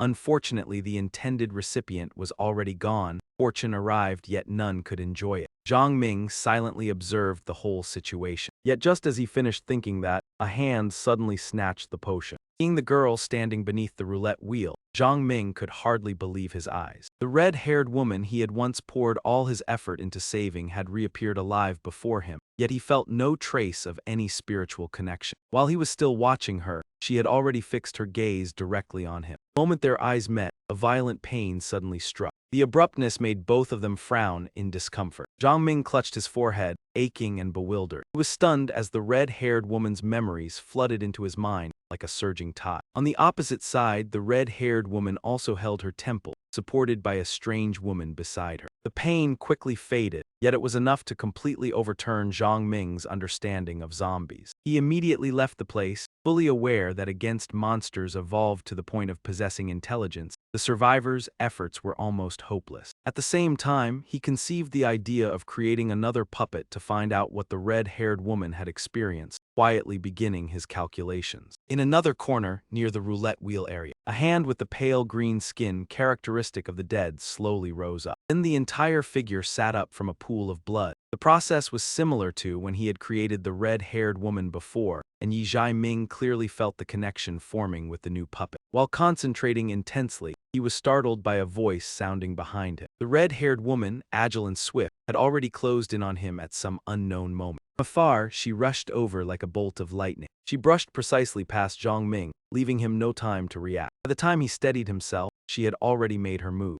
He gripped the neck of the newly formed puppet. The red-haired woman threw the motionless puppet to the ground, wiped the red stain at the corner of her mouth, and said in a halting voice that she did not like it, but doing so could increase her strength. After that, she took out the evolution potion she had just seized from the roulette wheel. "Thank you for saving me, this is for you." Zhang Ming looked at the potion held out before him. The situation left him stunned for a moment. He thought to himself that if others knew a puppet that had lost contact, no longer human, was holding in its hand the 3-star evolution potion that Anthan's faction had fiercely fought over, they would surely be shocked. The red-haired woman tilted her head and asked if he did not like it. Then she pointed at the zombie on the ground and said, "I like you. I do not like it, so I give it to you and not to it." Hearing that, Zhang Ming accepted it and softly expressed his thanks. He stared at the potion and asked whether she remembered what had happened before. His mind flooded with questions about her current state and the fragments of memory she still retained. The red-haired woman immediately replied in a broken voice, "I want the red thing from that big round table." Zhang Ming understood that the red liquid that seeped out whenever the roulette wheel turned was also useful to her. He mentioned that she and the language witch, that black-haired zombie, had once been together. She hesitated and said they cooperated to obtain the red thing. She hated her, only wanted to devour her, did not want to harm him because I like you. Zhang Ming analyzed silently. It seemed they had recognized the benefits of that red stream and wanted to join hands with him, while the humans who finished spinning the roulette wheel were all eliminated. He continued thinking that they were not worried about humans discovering the scheme because the roulette wheel's allure was too great. It not only made them stronger, but also provided that special blood-like substance. Zhang Ming asked whether they could immediately control part of the zombies. The red-haired woman shook her head and said, "We cannot." They listened to someone else. He told himself that even individuals with strong mental power like the red-haired woman or the language witch could not command the zombies when a dominant presence was there. With that thought, Zhang Ming tightened his grip on the potion, a plan rising in his heart. He proposed that when needed she could interfere and make the zombies falter to create chaos, and the red-haired woman nodded in agreement. Zhang Ming extended his hand and said then, "Let us create a great disturbance together." At the center of Anthan's faction, on the 5th day since the roulette wheel with changing rewards appeared at that bar, people discussed whether a small team like theirs should participate. Some said that even just going to watch the excitement would cost nothing. Someone mentioned the Furious Flame team that had once ranked in the top 20, and the Sasha Battle squad that had just entered the leading group. They looked toward the people standing on the platform. Someone replied that they were not sure, but the young man standing level with Brother Bao was from Sasha.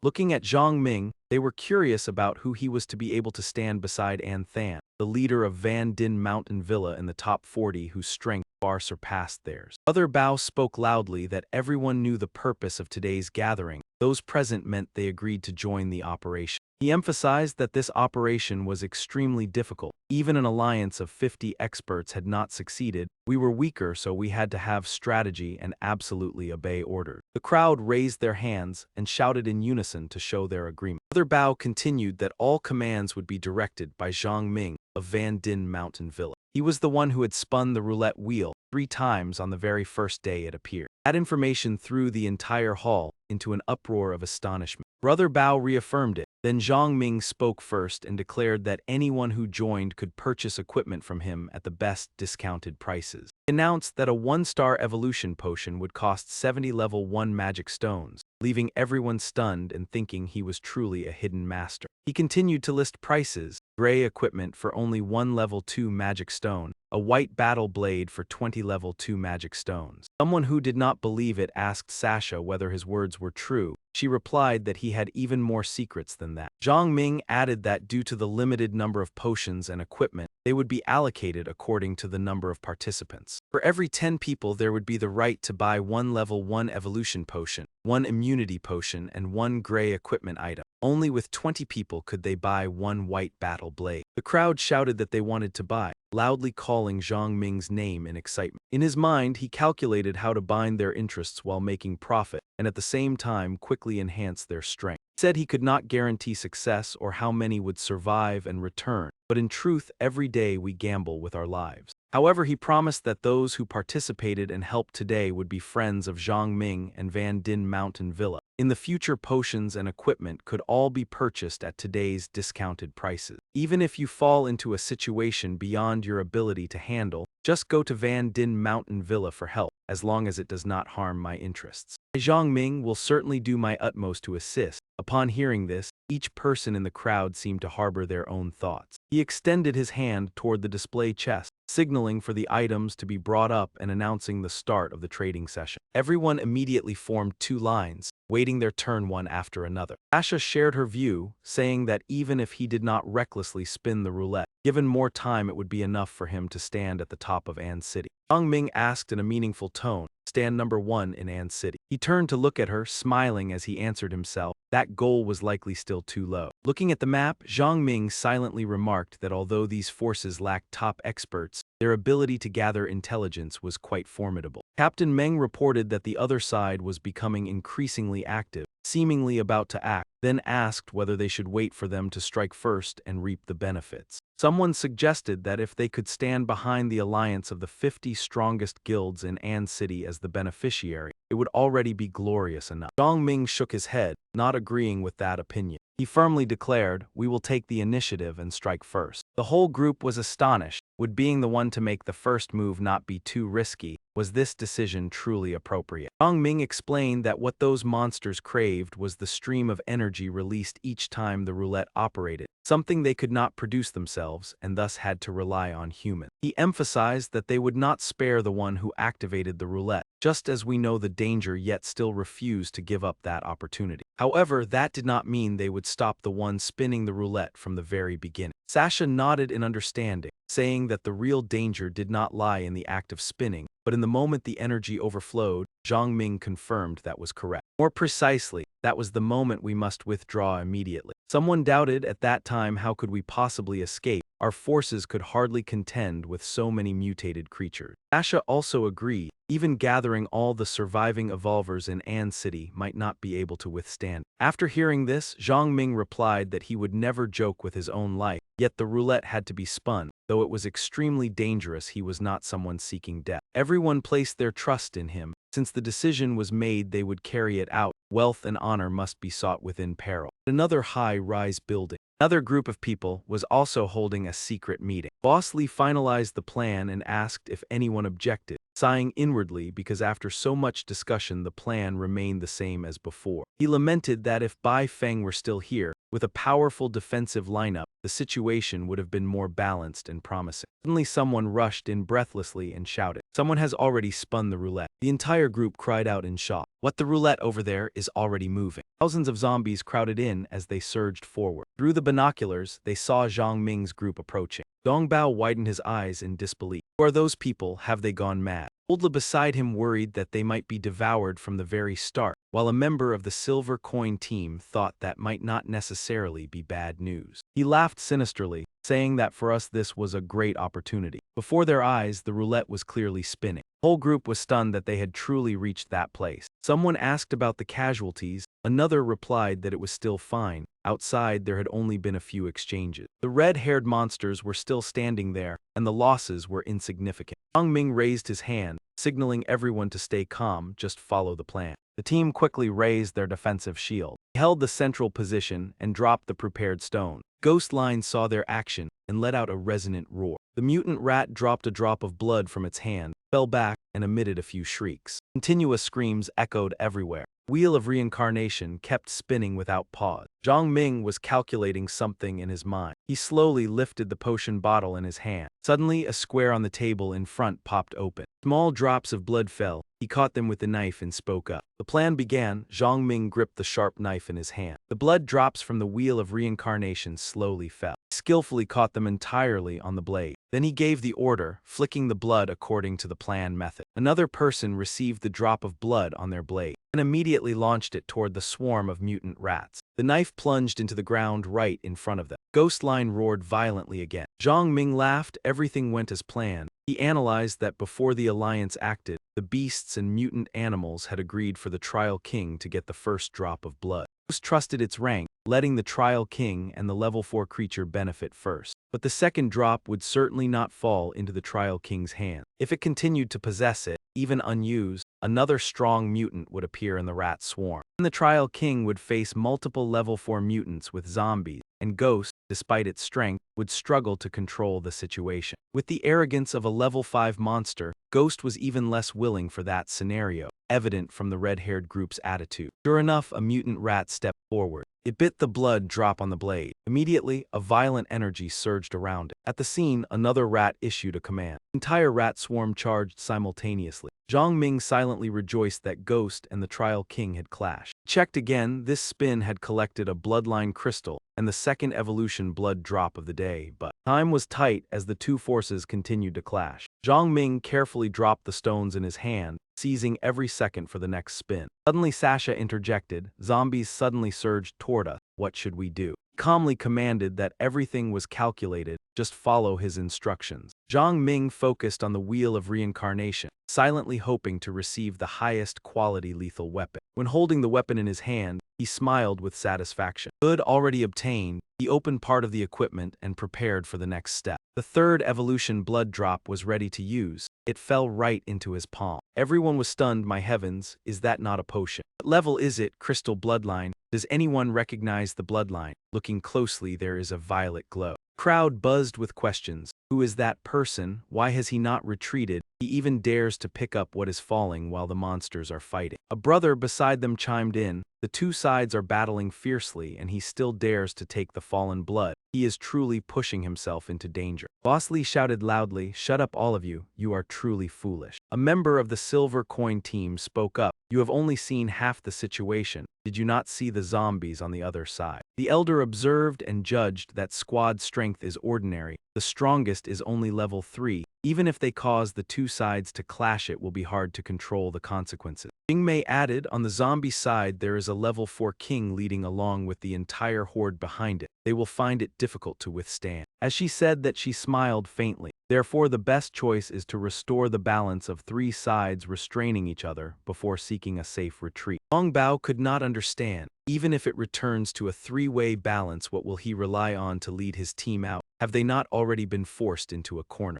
Jingmei's eyes flashed. Then what will he do next? Truly interesting. Ghost roared loudly and spread its wings as it shot into the sky. It charged straight toward the zombie horde ahead. Sasha seized the moment and immediately gave the order. "It is here, hold your positions." Zhang Ming lifted a monster rat and nodded slightly in thanks to her. He warned the mutated creatures not to act rashly, otherwise he would show no mercy. If this one is swallowed, it would be such a waste. So let it stay with me for now. I do not need to use it yet. Do not rush to fight over it. Both the zombies and the monster rats paused, seemingly listening to Zhang Ming's words. He revealed a calculating smile. "And I still want to spin one more time." People continued discussing. Why have the monsters stop? Is he begging for mercy? Even if they understand human speech, they would not easily let go. Someone suddenly said hesitantly, "I can read lips. He wants to spin once more." Those words made everyone even more shocked. Someone laughed arrogantly, so confident, truly interesting. The elder was certain, watch how he turns to ashes soon. Yet the person beside him thought otherwise. Perhaps he will not lose his life so easily. With the situation calculated so precisely, he must have prepared a backup plan, she speculated. The roulette spun another round. At this moment, Zhang Ming tightened his grip on the treasure in his hand and smiled inwardly. The profession scroll had fallen into his hand. 3 drops of blood fell into his palm. He sighed as he obtained another drop of evolution blood. Turned to Ghost. "You rely on having the highest evolution level to flaunt your power here." Ghost roared and shot forward. Yi Zhongping stared straight at it, admitting its threat was great, but he was not afraid. Every part of an evil dragon is precious. It only depends on whether it will submit under his hand. Watching from behind, Brother Bao was worried. Why does Zhang Ming still deliberately provoke it? He continued to provoke. "Aside from the first drop of blood, I have no intention of giving you the remaining 3. Hearing that, Ghost flew into a rage and its roar thundered. Zhang Ming pointed toward the monsters. "There are still a few lurking over there. If they join forces, even you will find it hard to turn the tide." He affirmed through observation that in a place with such abundant resources, they have only reached level 4. "I might as well personally take down a left marquee." At least it knows how to seek opportunities to level up. He turned to the Rat King, and you are no better. Even if you try to imitate the humans you admire, you are still a creature hiding in the sewers. Those words enraged the Rat King. Ghost frantically spat spells while he constantly mocked it as not a true dragon, but merely a winged lizard that should return to its origin, or accept the punishment of the Eastern divine dragon. Zhang Ming laughed loudly in provocation. I do not speak empty words, look at my battle pet. Today it will deal with all of you. Immediately, a new creature emerged from the roulette. Through the hazy smoke, its sharp fangs became visible. Its golden eyes blazed with power. It hovered behind his back. Zhang Ming gave the order. Twin radiant golden pupil king python move forward and block them. A mixed-blood dragon-like ghost is far from worthy of facing it. Seeing the brilliantly shining golden python, someone exclaimed, "Green crystal, that is level 5. It actually possesses a level 5 battle pet. How is this possible?" Everyone was astonished. Boss Li repeated again and again, "This is his true trump card." While Dong Bao was puzzled. With a level 5 battle pet, he still came to the trade fair pretending to be humble.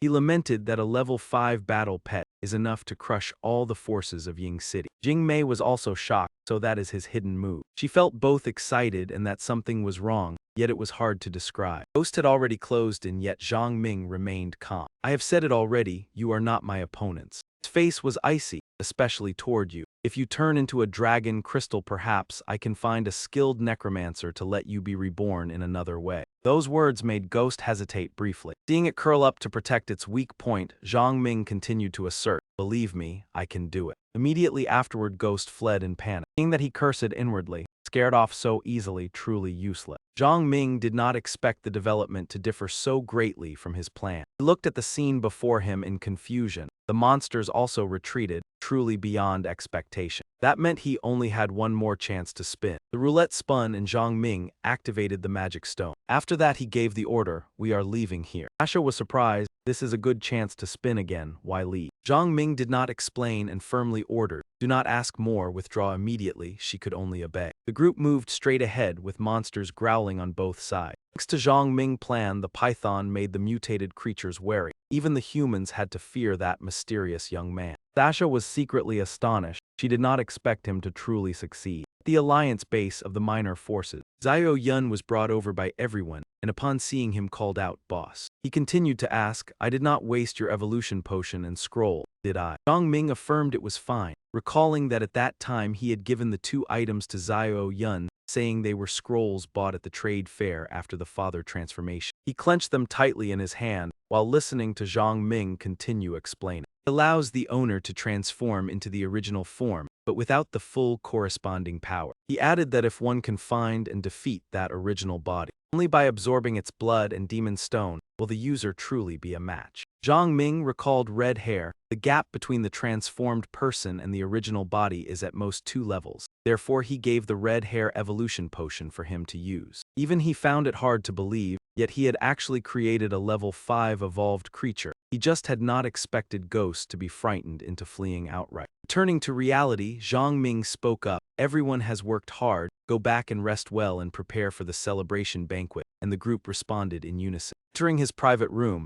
he began checking each item laid out before him. "I have spun the roulette 8 times. Not even halfway through, and the evolution blood has already run dry. That means he can spin a total of 20 times. 12 chances remain," Zhang Ming summarized to himself. He sighed in regret. If he had not exhausted all the vein stones to save his life, he could have continued spinning. Holding the evolution potion in his hand, he thought that even drawing a 4-star potion would be more than satisfying. That was the milestone beyond the beginner stage, and to step into the intermediate stage required a long journey. Yet once achieved, it would be like opening a door to another world. After thinking it through, he immediately drank the potion dry. The process of evolving to level 4 went smoothly. Energy swirled around his body and gradually settled down. After absorbing it, Zhang Ming's eyes turned a deep black. He felt his current strength was nearly comparable to level 5. When everything returned to normal, he smiled. Next were these 2 bloodline crystals. Even 10 years after the apocalypse, this kind of bloodline would still be ranked among the finest. The chance of drawing it was extremely low. In his previous life, even upon reaching level 6, he had never touched a complete half-bloodline.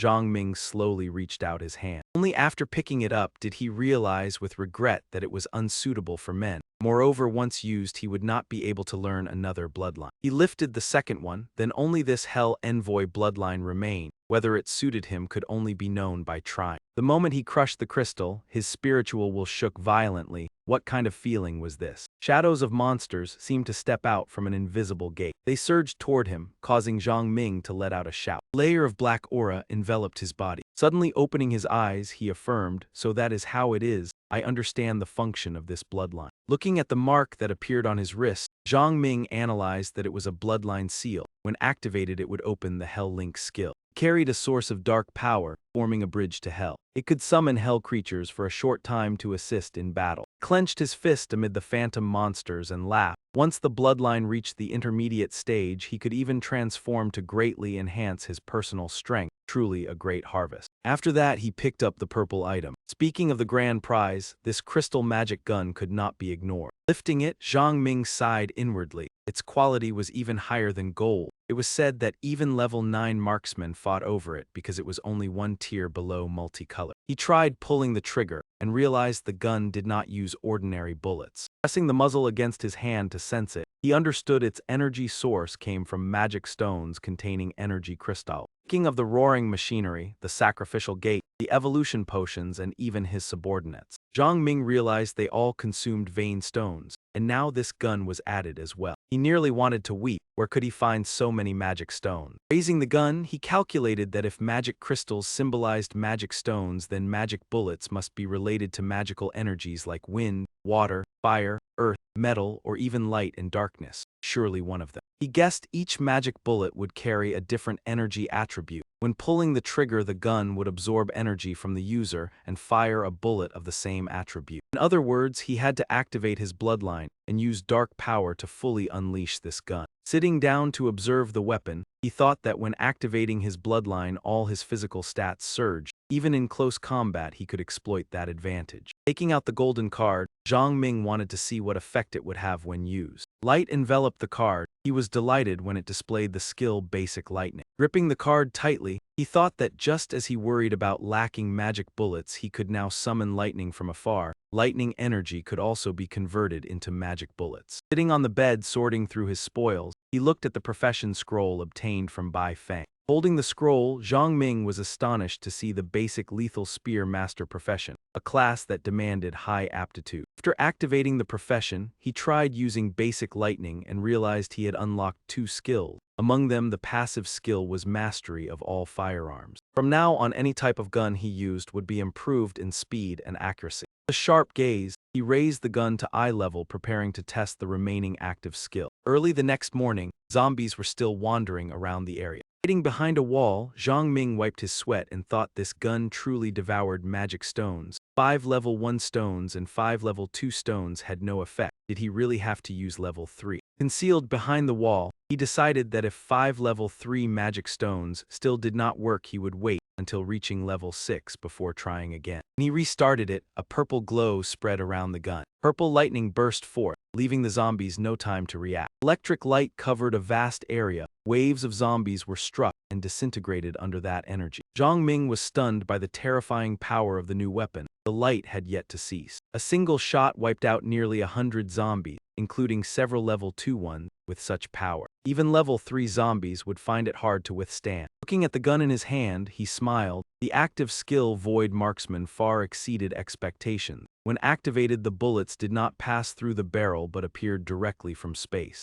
That was also why Bai Feng wanted to trade. He was a close combat fighter, and to use the profession scroll required a sufficiently leveled pistol. To him it was useless. It was just a pity that each shot consumed 5 level 3 magic stones, so the price was too high. When he arrived at the hall, Zhang Ming saw a crowd gathered. He asked what had happened. Everyone drenched in sweat pointed ahead. Zhang Ming was told that someone wanted to see him. The person was a red-haired girl with a sturdy figure. The crowd parted into 2 lines. He gestured for the red hair to follow him elsewhere. Watching Zhang Ming leave, people whispered, was she not the one who had been with the zombies? Did she know him? It was truly strange that he even had ties with the leader of the zombie horde. Zhang Ming's face darkened as he took out a tube of serum. Red Hair asked unhappily, why there was only one drop. He smiled and replied how much did she think there should be. Noticing someone eavesdropping behind the wall, he shouted loudly, "Come out, do not force me to act." The zombie woman stepped out, speaking hesitantly. "We help you, you give us blood."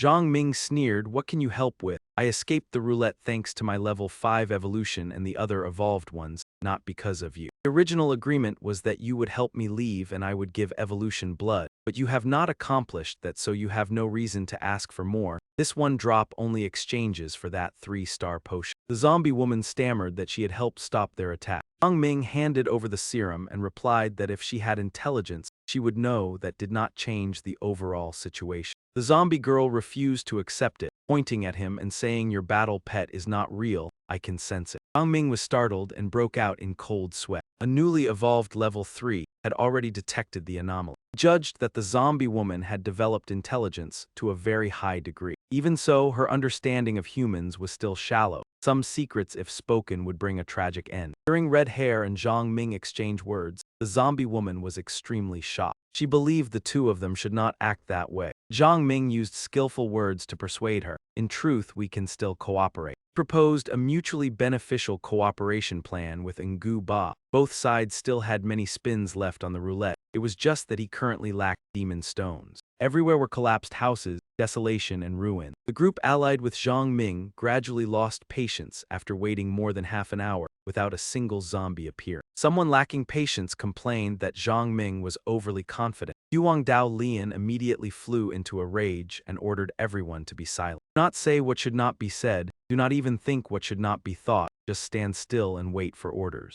Suddenly low rumbling sounds echoed down from above. The entire team instantly became alert, their nerves stretched taut. From afar, Ngu Ba led her zombie squad straight toward them. After bringing the zombie horde over, she leaped high into the air and quickly disappeared. Only the zombies remained, bewildered as if abandoned by their own kind. Zhang Ming's team, already waiting, surged forward and treated the zombies as prey, their shouts resounding as their momentum flared. Observing from above, Sasha reported to Zhang Ming that this was already the 5th wave today, each wave numbering around 1,000 zombies. Io Yun excitedly praised Zhang Ming as worthy of being the boss, able to join hands with zombies and have that woman lead her kind over for them to eliminate. Sasha was more cautious, since most were only level 1 zombies, with very few level 2. After observing the overall situation, Zhang Ming decisively ordered them to speed up because time was running short. He understood that if Ngu Ba discovered the level 5 battle pet was merely a show, Ian Go would return sooner or later. They had to seize the chance to spin the roulette a few more times. Zhang Ming fell into thought. Senza needed to find a few tougher targets to deal with. On the other side, Dong Bao slammed the table and demanded what they were playing at to suffer such heavy losses. Boss Lee interjected, reminding him not to go too far. Every team had casualties, not just his side. The elder was calmer,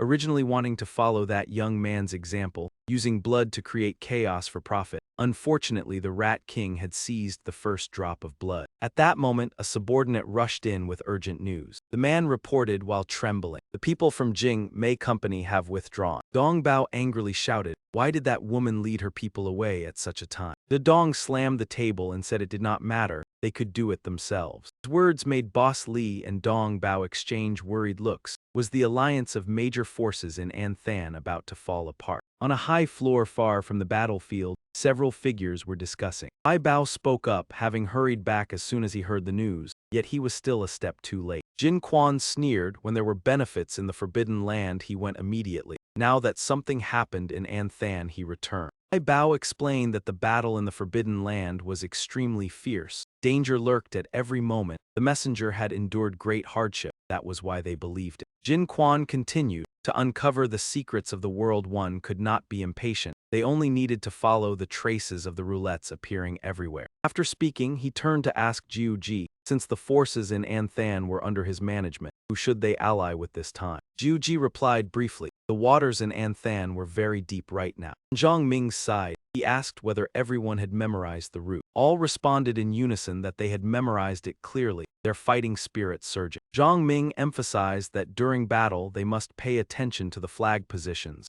Once receiving an order, they were to execute it immediately. Everyone listened seriously to every word he said. "Not be careless, anyone bitten must be left behind." Each person must complete his own task well. After giving instructions, Zhang Ming waved his hand to signal departure. The entire team charged forward under his command, opening the assault. Their momentum soared, one slash brought down the monster before them. The person behind instinctively bent down to take the demon stone from the monster's forehead. But immediately someone else swung his blade and killed another one. His hand also reached toward the demon stone, then halted in shock. One who had just attacked shouted not to stop and to keep advancing. He was not responsible for collecting demon stone. The other explained that he was merely practicing collecting them conveniently. The dual blade wielder said irritably that he had never slaughtered zombies so smoothly before. He looked at the gray-grayed longsaber in his hand with satisfaction. In just one morning, he had gathered nearly 100 demon stones, something he had never dared to dream of before. Suddenly, that person pointed toward the rooftop, shouting 2 words of coded language that caught his attention. Above, someone raised a flag signaling toward the front left. Having memorized the signals, they immediately understood. The dual blade wielder led the group in the direction indicated by the flag. Roulette still stood there. Before the tall rocky mound was a herd of mutated monsters,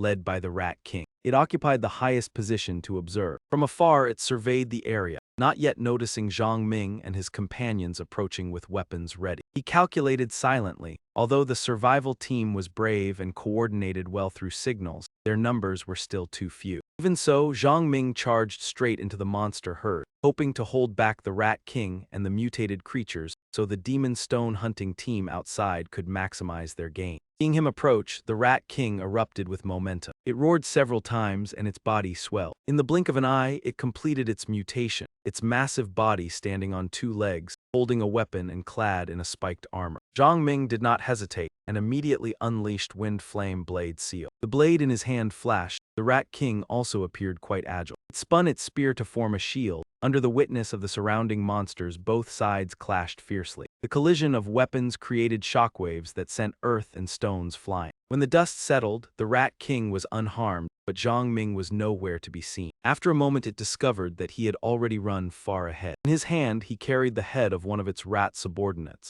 The Rat King roared in fury. Zhang Ming turned back to taunt, thanking it for the smokescreen and casually taking down a level 3 monster. Dusk fell, yet no one had activated the roulette. Hiding behind a wall, Zhang Ming felt regret that the Rat King was too cunning, refusing to leave its position far despite his attempts to lure it. He assessed that if given a chance to fight alone, he was 70% certain of victory, but the objective of holding it back had been achieved, so he should return to check the results. Upon returning, his teammates were already waiting. Xiao Yun waved happily. Brother Bao excitedly reported that today they had obtained more than 6,000 level 1 demon stones, 500 level 2, and 3 level 3. Asha added that in fact they had killed even more, but to avoid being surrounded they had to leave behind quite a few demon stones they could not collect in time. Yuang Dao Hong Hai assessed that losing only 60 people was a great victory. Normally they would have paid with more than half their forces. Zhang Ming praised everyone and told them to rest because tomorrow would be the decisive battle. He evenly distributed the spoil. According to the agreement, tomorrow he would take 20% to distribute evenly. The forces that suffered losses would receive an additional 10% as compensation. He kept the level 3 demon stones, and everyone could take all of his level 1 stones as an exchange. Everyone thanked Zhang Ming repeatedly with great excitement. He also felt grateful inwardly that they had worked so hard together. He turned on his heel and left, beginning preparations for the confrontation the next day. Inside Zhang Ming's room, Red Hair and Nguba sat facing each other on his bed. Nguba took out a vial containing a dark red liquid like blood. The two of them did not hesitate and drank the liquid dry at the same time.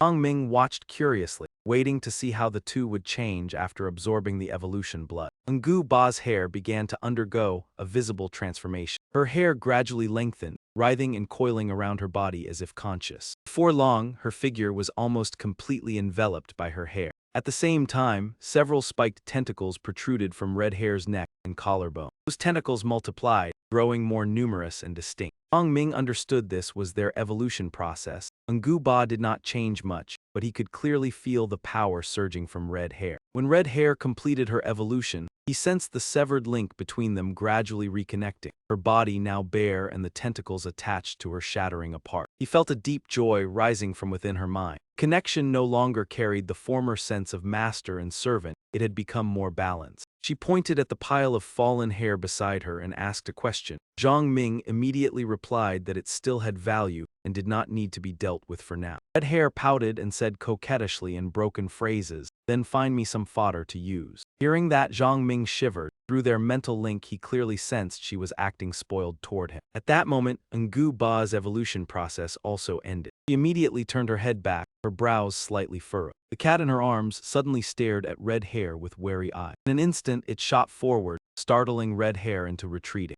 Seeing this, Zhang Ming shouted angrily. He activated the pendant, transforming it into a bow in his hand. Zhang Ming drew the bow, preparing to aim straight at the cat. At that moment, Ngu Ba pulled the cat back with her hair, holding it tightly in her arms and watching him warily. Zhang Ming kept the bow aimed at them, coldly warning Ngu Ba to control her pet. He emphasized that this must not happen again. She was not irreplaceable. Ngu Ba nervously stroked the cat. Retracting the bow back into the pendant, he said that tomorrow he needed both of them to cooperate with him. The next morning, at the roulette area, Red Hair and Ngu Ba walked calmly between two rows of zombies. The Zombie King parted the way, growling the two words evolution in broken tones. Red Hair enunciated each word in reply, saying that her master had no interest in the title of Zombie King, including them. Suddenly, a loud explosion sounded in the distance, drawing the attention of the Zombie King and the undead. The entire horde turned their heads toward the source of the sound. When the Zombie King and his two subordinates rushed over, Ngu Ba and Red Hair flew after them.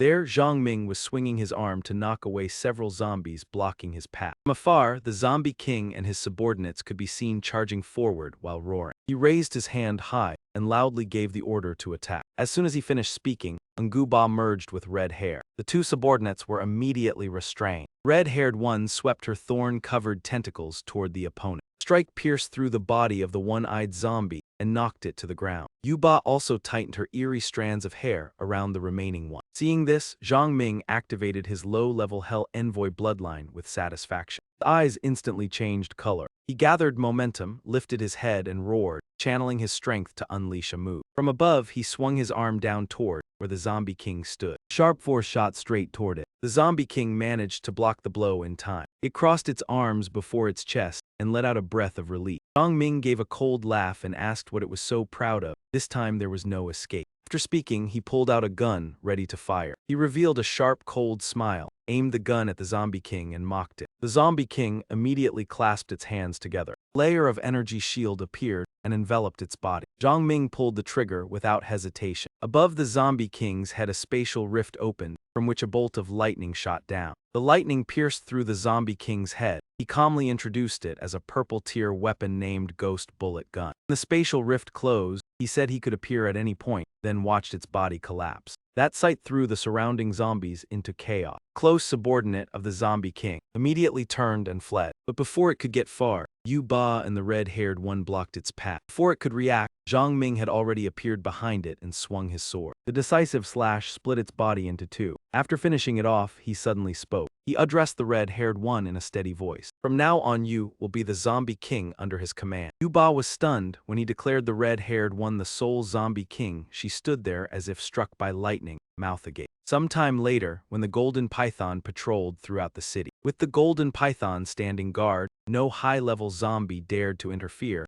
Zhang Ming's subordinates seized the chance to clear the remnants. He knelt on one knee atop the rooftop in contemplation. The four great zombies had been eliminated, and the undead faction had fallen into chaos. The rat on the other side would reach level 5 sooner or later, but was cowardly. Sensing the upheaval, it led the mutated beasts to retreat several kilometers away. Bao hurried over to report that many other forces were taking advantage of the chaos to loot, asking whether they should intervene. Zhang Ming glanced over and said there was no need. There were still many zombies, and they could not deal with them all. He looked into the distance with regret because the red-haired one was not a true zombie. Though she could exert mental influence, she lacked a magic stone and thus was not recognized. Otherwise, her becoming the Zombie King would have been more perfect. On the other side, Yuba spread her arms to sense the atmosphere. Zhang Ming looked at his own hand. Though when activating his bloodline he nearly reached level 5, the Hell Life summoning skill could still only call forth an existence comparable to level 4. Thinking this, he stood up and ordered Bao to prepare to withdraw. Reluctant to part with the collected crystals, Bao still obeyed without hesitation. Zhang Ming also felt regret. But Yun Xiao and the spirit power of the language crone were nearly at their limit, without Yun Xiao acting as a shield and the language crone providing support. Forcing it further would only waste resources and lives. Suddenly Brother Bao pointed downward and shouted, "A team is approaching the roulette." He narrowed his eyes and observed with vigilance, realizing that formation was far from ordinary in strength. Their clothing from head to toe was a uniform cold gray. The number of level 1 evolvers had reached around 300, more than 200 were level 2, and there were even 7 at level 3. Only 3 months after the apocalypse, yet gathering that many evolution potions would cost at least tens of thousands of crystal stone. Aside from those lunatics who raise humans as bait, could there be another force doing the same? Zhang Ming clenched his teeth in fury. Below, Juji clasped his hands behind his back and calmly led the group forward. A few nearby zombies growled as if about to pounce. He cast them a cold glance filled with killing intent. In the blink of an eye, those zombies were cleanly taken down by Juji. Witnessing that scene, Zhang Ming was shocked to realize that man had already reached level 4 evolution. But how did he achieve it? Yun Xiao was helped over and loudly asked Zhang Ming who those people were. He clenched his fists in indignation. What do they want? Are they taking advantage of the chaos we created to profit from it? Zhang Ming sank into chaotic analysis. Normally no one could accumulate enough evolution potions in just 3 months. They must be hiding some secret, while Yun Xiao remained resentful and demanded to confront them. He raised his hand to calm him. "Get in the car first and we will discuss it." Anger churned in his heart. Those people had clearly arrived long ago, yet hid to observe him summoning his battle pet, watched him kill the zombie king with bloodline power, saw him cause chaos that forced the Rat King to flee, then waited until his team was exhausted before revealing themselves. Thinking of that, Zhang Ming ground his teeth in indignation. Such conduct was truly excessive. Jin Quan approached with a smirk, noticing that someone's face looked very unpleasant. Juji turned his head to remind him to watch behind when a zombie suddenly lunged over. Jin Quan replied indifferently that White Robe was keeping watch. He came to refine a 4-star evolution potion, so he was highly focused. Someone lunged from behind, but Jin Quan seemed to have eyes on the back of his head, while asking White Robe how it felt to see a 4-star potion from the roulette taken by someone else. White Robe knocked back the zombie and shouted at him to shut up. Jin Quan sneered and said, "Fine, I will be quiet. It is just that your 4-star wife is still over there. You let her face a level 5 battle pet. Remember to kneel and apologize when you return." He spoke while swinging his sword to slash. White Robe snorted coldly, showing no sign of wavering. Yuji looked at him and said, "Fortunately, someone discovered it early. Otherwise, we would not have dared to act." At that time, even if White Robe turned back, it would not have meant much. "I must apologize for underestimating the rising force Yun Ding Mountain Villa, which led to flawed intelligence and nearly ruined the plan. I will report back to the commander." White Robe reassured him there was no need to worry too much. Even a level 4 evolver is not their match. What deserves more attention is the Spirit Merchant Guild. Jin Quan cut in saying they only need to take one more step. Persist a little longer, and they can sweep away all the resources from the roulette. The remaining portion of the roulette will sooner or later fall into our army hands. On the other side, a group silently watched. Someone sighed that while the mantis stalks the cicada, the oriole waits behind. Only this oriole is stronger than expected. Boss Lee angrily shouted, "Are we the cicada?" The old man raised his brows and replied, "Is that not the case?" Dong Bao clenched his hand and said, "Cicada then cicada. But I want to see whether the newly arrived oriole has enough strength to overturn the mantis." On the other side, Zhang Ming hid behind a wall, observing the group rushing toward the roulette. Jin Quan's voice rang out smugly. "What if the first spin yields a 5-star potion?" Immediately voices echoed in agreement. He braced his hands before the roulette, listening to his companions discuss what reward they wanted. Roulette spun continuously amid the lively discussion. Suddenly, Bai Bao signaled everyone to pay attention. He pointed at Zhang Ming, the level 4 evolution who had left, but his subordinates remained. Whatever he intended, Zhang Ming knelt on the rocks, quietly lowering his head. He pondered, observing the opponent's movements. Juji also watched him intently. He smirked sarcastically, seeing that the other was still unwilling to yield. Perhaps he needed a warning. Saying so, Juji snapped his fingers, and a spatial rift opened behind him. Immediately, a giant crossbow materialized. Crowd stirred, recognizing it as the Pandora destruction crossbow. Who would dare oppose Juji? Jin Quan laughed, saying Juji, as a tower master, could flexibly attack and defend, his power surpassing ordinary men. Claimed to have reached mid-level tower master. The crossbow could shoot white arrows capable of threatening level 5 mutants. The arrowhead aimed directly at Zhang Ming. Zhang Ming quietly stepped back, making them think he was intimidated. A while later, the wheel still spun incessantly. Bai Bao mocked Jin Quan for bad luck, getting only documents and demanding a rerun. But when he also got documents, Jin Quan laughed mockingly, causing Bai Bao to blush and ask for another try. Suddenly, Jin Quan noticed something amiss and stopped him. He had not yet placed the spirit stone into the wheel again. Jin Quan held onto the wheel, looking into the distance. His eyes widened in astonishment at the scene before him. He shouted that zombies had surrounded the wheel at some point. Above, the red-haired woman dashed like a streak of light. She continuously leapt forward. In her hand, she clutched a vial of evolution serum. Zhang Ming looked up as she passed, muttering, wanting to catch a sparrow. He also needed to assess their strength, coldly raising his blade. The red-haired woman held the serum, observing the entire situation from above. Roars echoed around the wheel in waves. Yuji's people had to back each other to withstand the relentless attacks. This time, the monsters acted more organized, advancing and retreating rhythmically with cunning. Little Ku Calyx looked up at the red-haired woman on the high-rise building. His gaze fixed on the vial in her hand. He guessed she used evolution blood to lure mutants over. Realizing the unfavorable situation, Zhu Ji ordered Jin Quan and Bai Bao to retreat. Bai Bao, looking at the incoming zombies, awkwardly admitted there was no escape. Jin Quan suggested using the Pandora crossbow to eliminate the red-haired woman and turn the tide. Zhu Ji gritted his teeth, unwilling, but activated the weapon as there was no other choice. Giant crossbow barrels slowly lifted, locking onto the target. He calculated that if the red-haired woman fell, the zombies would lose control, no longer guided by evolution blood. Once that blood source was gone, the zombies would scatter, giving them a chance to retreat. He adjusted aim while calculating. At that moment, Zhu Ji decisively fired, the arrow cutting through the air straight ahead.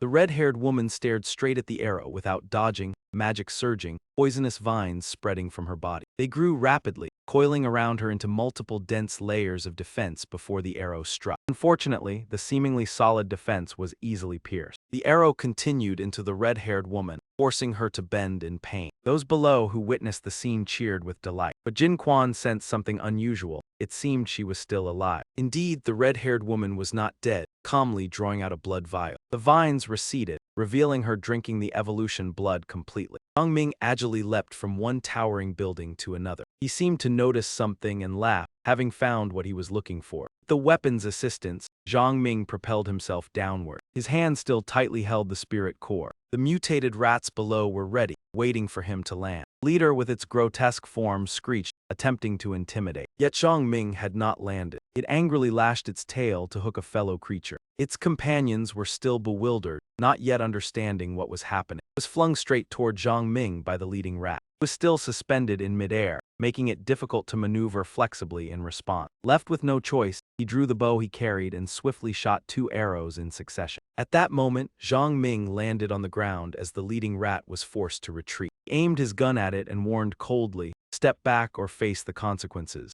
Perhaps overwhelmed by his presence, not a single rat in the pack dared to act rashly. Zhang Ming continued to threaten that if it took another step forward, this place would be its burial ground. His gaze was icy sharp, gun smoke drifting past and leaving a pungent sting at the corner of his eye. The leading rat could not believe it. In the blink of an eye, the subordinates around it had been wiped out by the human before it. The survival instinct of wild beasts was strong, so it also realized Zhang Ming was not an easy opponent to provoke. In the end, it turned and fled. Watching the Rat King's departing figure, Zhang Ming let out a soft breath, knowing it was cunning yet overcalculating, failing to see that he only had the strength for 2 shots and could have dodged completely. Seeing the rat retreat with its tail tucked, even if it had fallen into his scheme, Zhang Ming still had to admit it understood the situation. Even if he killed it, its subordinates losing their leader and going berserk would not be a good outcome. As he put away his weapon, Zhang Ming silently weighed the pros and cons of every possibility. Someone approached from behind, a stammering voice praising him. The one who came was Yu Ba. She struggled to express that she could deal with those who had seized his roulette. In exchange, she wanted his blood, and Zhang Ming bargained shrewdly, agreeing to only 1 drop. He looked at Yu Ba with an unreadable gaze, calmly thinking that a creature like her was truly easy to sway. Though not particularly clever, Yu Ba knew that price was too low. She raised 5 fingers to bargain, saying the red-haired one was injured with no one to assist. She only needed 5 drops. Zhang Ming did not yield easily. pressing it down to 2 drops and reminding her that he could help the red-haired one advance to level 5. After a round of wits, Yuba finally accepted 3 drops and promised that from now on they would regard each other as friends. Zhang Ming looked at the hand she extended, slightly surprised. After a brief consideration, he agreed, considering the word friend worth an extra drop of evolution blood.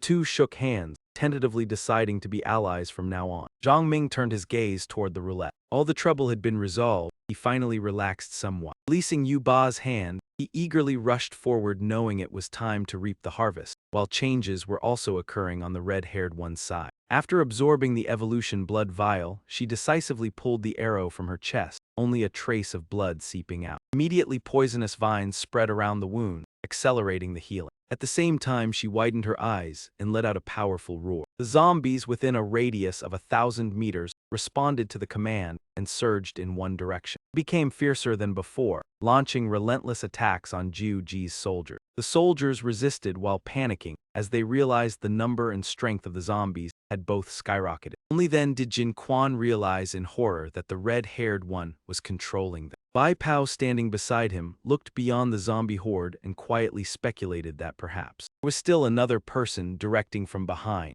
Wave after wave of zombies charged forward without pause, causing the soldiers to cry out in shock. Jin Quan felt that something was amiss. He ordered everyone to move aside to observe more clearly. Within his sight, a figure suddenly appeared. Looking closely, it was a young man strolling calmly through the sea of zombies, leaving Jin Quan stunned. Zhang Ming glanced at him and gave a faint smile. There were still many things in this world you did not know. As Zhang Ming approached, the members of the Miao Shi army immediately became alert and raised their weapons defensively. Jiu Ji stood behind multiple layers of protection and asked in a deep voice who he was and why he knew so much about them. He was displeased that information about their assault on the Forbidden Land had leaked out. Zhang Ming waved his hand and said that before spinning this roulette, they must have known who he was. He pointed at the ring of zombies surrounding the roulette and declared that all of them were under his control. If they wanted to leave safely, they had to leave behind all the items from the roulette. Zhang Ming did not hesitate to make blatant demands. Jin Quan looked at his arrogant face and ground his teeth in fury. His temper flared as he drew his sword and rushed forward, intending to teach him a lesson. But suddenly a hand pulled him back. Yuji calmly advised Jin Quan not to act impulsively. While the Miao Shi army was still discussing countermeasures,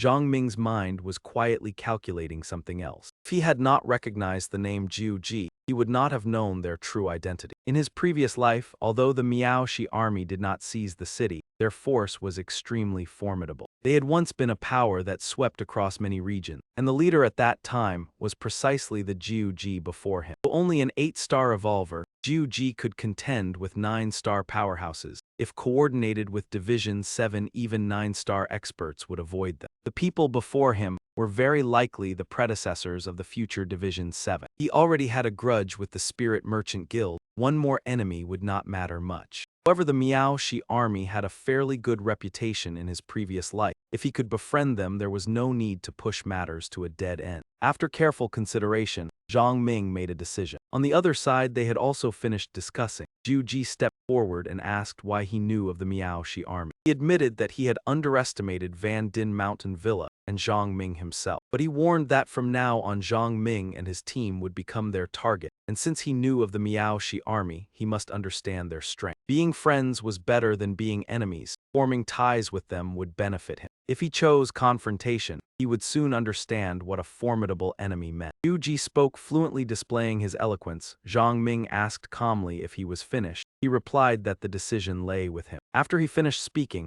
Zhang Ming pointed straight at Jiu Ji and said they could leave, but the supplies and equipment must stay. Bai Pao and Jin Quan secretly thought he was truly reckless. Jiu Ji had already conceded, yet he still pressed forward. Zhang Ming did not bother with their expressions. He coldly emphasized that if there were more words, even the leader's weapons and belongings would have to be left behind. A blunt threat left Jiu Ji's group both furious and uneasy. Jiu Ji shouted angrily, "Do you think you already have victory secured?" Zhang Ming showed no modesty and asked in return, was that not the case? Jiu Ji flew into a rage, raised his hand toward the sky, and declared that no one was allowed to look down on the Miao Shi army, not even him. A brilliant light burst from his hand. It shot straight into the sky and exploded exploded in a dazzling display. A beautiful firework appeared. Kuka laughed with excitement. Do you understand its meaning? Anthan's guards, along with several other groups, would quickly assemble and side with us. Zhang Yuan now had to face not only Dia the Quan, but the entire forces of Anthan. Zhang Ming, are you ready? If I cannot get out, your relatives and friends in Van Din's son Trang will be in danger. Kuka also relied on skilled experts, connected to Dia the Quan yet showing arrogance. But Zhang Ming remained calm. Could I also manage it this afternoon? Fan Bin delivered the news casually, leaving Kuka stunned, his face stiffened. A member of the group panicked immediately upon receiving the news. He looked at Kuka, realizing Anthan's elite team and small forces had surrounded our alliance. Kuka frowned, his cold gaze sweeping over Zhang Ming. He looked at him sharply, smiled slightly solemn, always vigilant in every detail. Every word emphasized, could your plan succeed when both sides confronted each other? Kuka frowned, annoyed. He quickly searched for treasures. I didn't expect you to trap us like that. Lian pulled out a silver cube. Zhang Ming recognized the box immediately. It was a spectral steel glider, silver in color, astonishing and terrifying him. The cube seemed magical, splitting into several pieces, with survivors from before having only the flying device. It transformed into a spacecraft, size and effect depending on the level, speed not too fast but useful at the right moment. Bok Bao spoke quickly, I will clear the way for everyone. The air seemed frozen. Eyes like fire, fearless, Kuka stepped out. Even if we sacrifice, we can avenge, not necessarily dead, Dia the Quan invincible. Bok Bao's decisive words spread like fire across Dia's army. Zhang Ming sneered at him, pushing me into a difficult position. You people are not bad. His words silenced everyone. Kuka speculated, could he still have reserved techniques? Zhang Ming suddenly analyzed. Unexpectedly, having this spacecraft, silver, could be operated with magic stone. High defense, stable, long-range piercing weapons have little effect. Calmly pulled a grenade from the space, forced me to take it, causing me slight pain. His voice mixed with regret and teasing, sorry, still usable despite flaw. Zhang Ming aimed straight at Bok Bao, the one in white, quick reaction, intelligent subordinate. Zhang Ming did not hesitate, threw the object directly at Bok Bao, treating him as an experiment. Bok Bao was stunned by the object's speed. Before reacting, red light flared. A deafening explosion. Shaking the space, smoke and dust filled the air. Chaotic scene, Bok Bao hit but still endured. He tried to stay calm, was at the shockwave. Immediately looking for Kuka and Kim Tian, along with Dia the Quan. They looked at him in surprise. He had not realized the situation. Both terrified, leaving Bok Bao confused. Were our losses so serious? Kim Tian pointed towards Bok Bao. He trembled. Bok Bao looked down. His leg had disappeared. Bok Bao was stunned, eyes gradually filled with horror. Severe pain struck, his face turned pale. Kuka gritted his teeth in anger, constantly threatening Zhang Ming. Zhang Ming gently placed another grenade in front of him. He smiled, do you want to continue fighting me? Kuka was injured but remained calm. He ordered his troops to drop weapons, take Bok Bao and retreat. But Dia the Quan's aggressive spirit did not let the matter go. Kuka coldly ordered, stay silent and listen to me. He quickly removed his equipment. Kim Tian ordered the team to retreat, put down their weapons. Everyone obeyed immediately. No one dared resist. Threw everything to the side. Before them was a mountain of items. The Quan quickly withdrew. Zhang Ming smiled. Kuka's judgment was accurate. Indeed a genius. A type of magic stone weapon ahead of its time. An early magic stone grenade with formidable power. A musician deserved to be the father of future magic crystal weapons, using only simple references to create two such products. He quickly departed. We continued spinning the wheel. As expected, Zhang Ming used Dia the Quan's magic stones to complete the next spin. A giant wheel appeared before them, and gradually sucked down to the ground. Zhang Ming calculated in his head a total of 5 movements. He quickly summarized the obtained items. 2 occupational scrolls, 2 documents, 1 lucky formula, also satisfactory.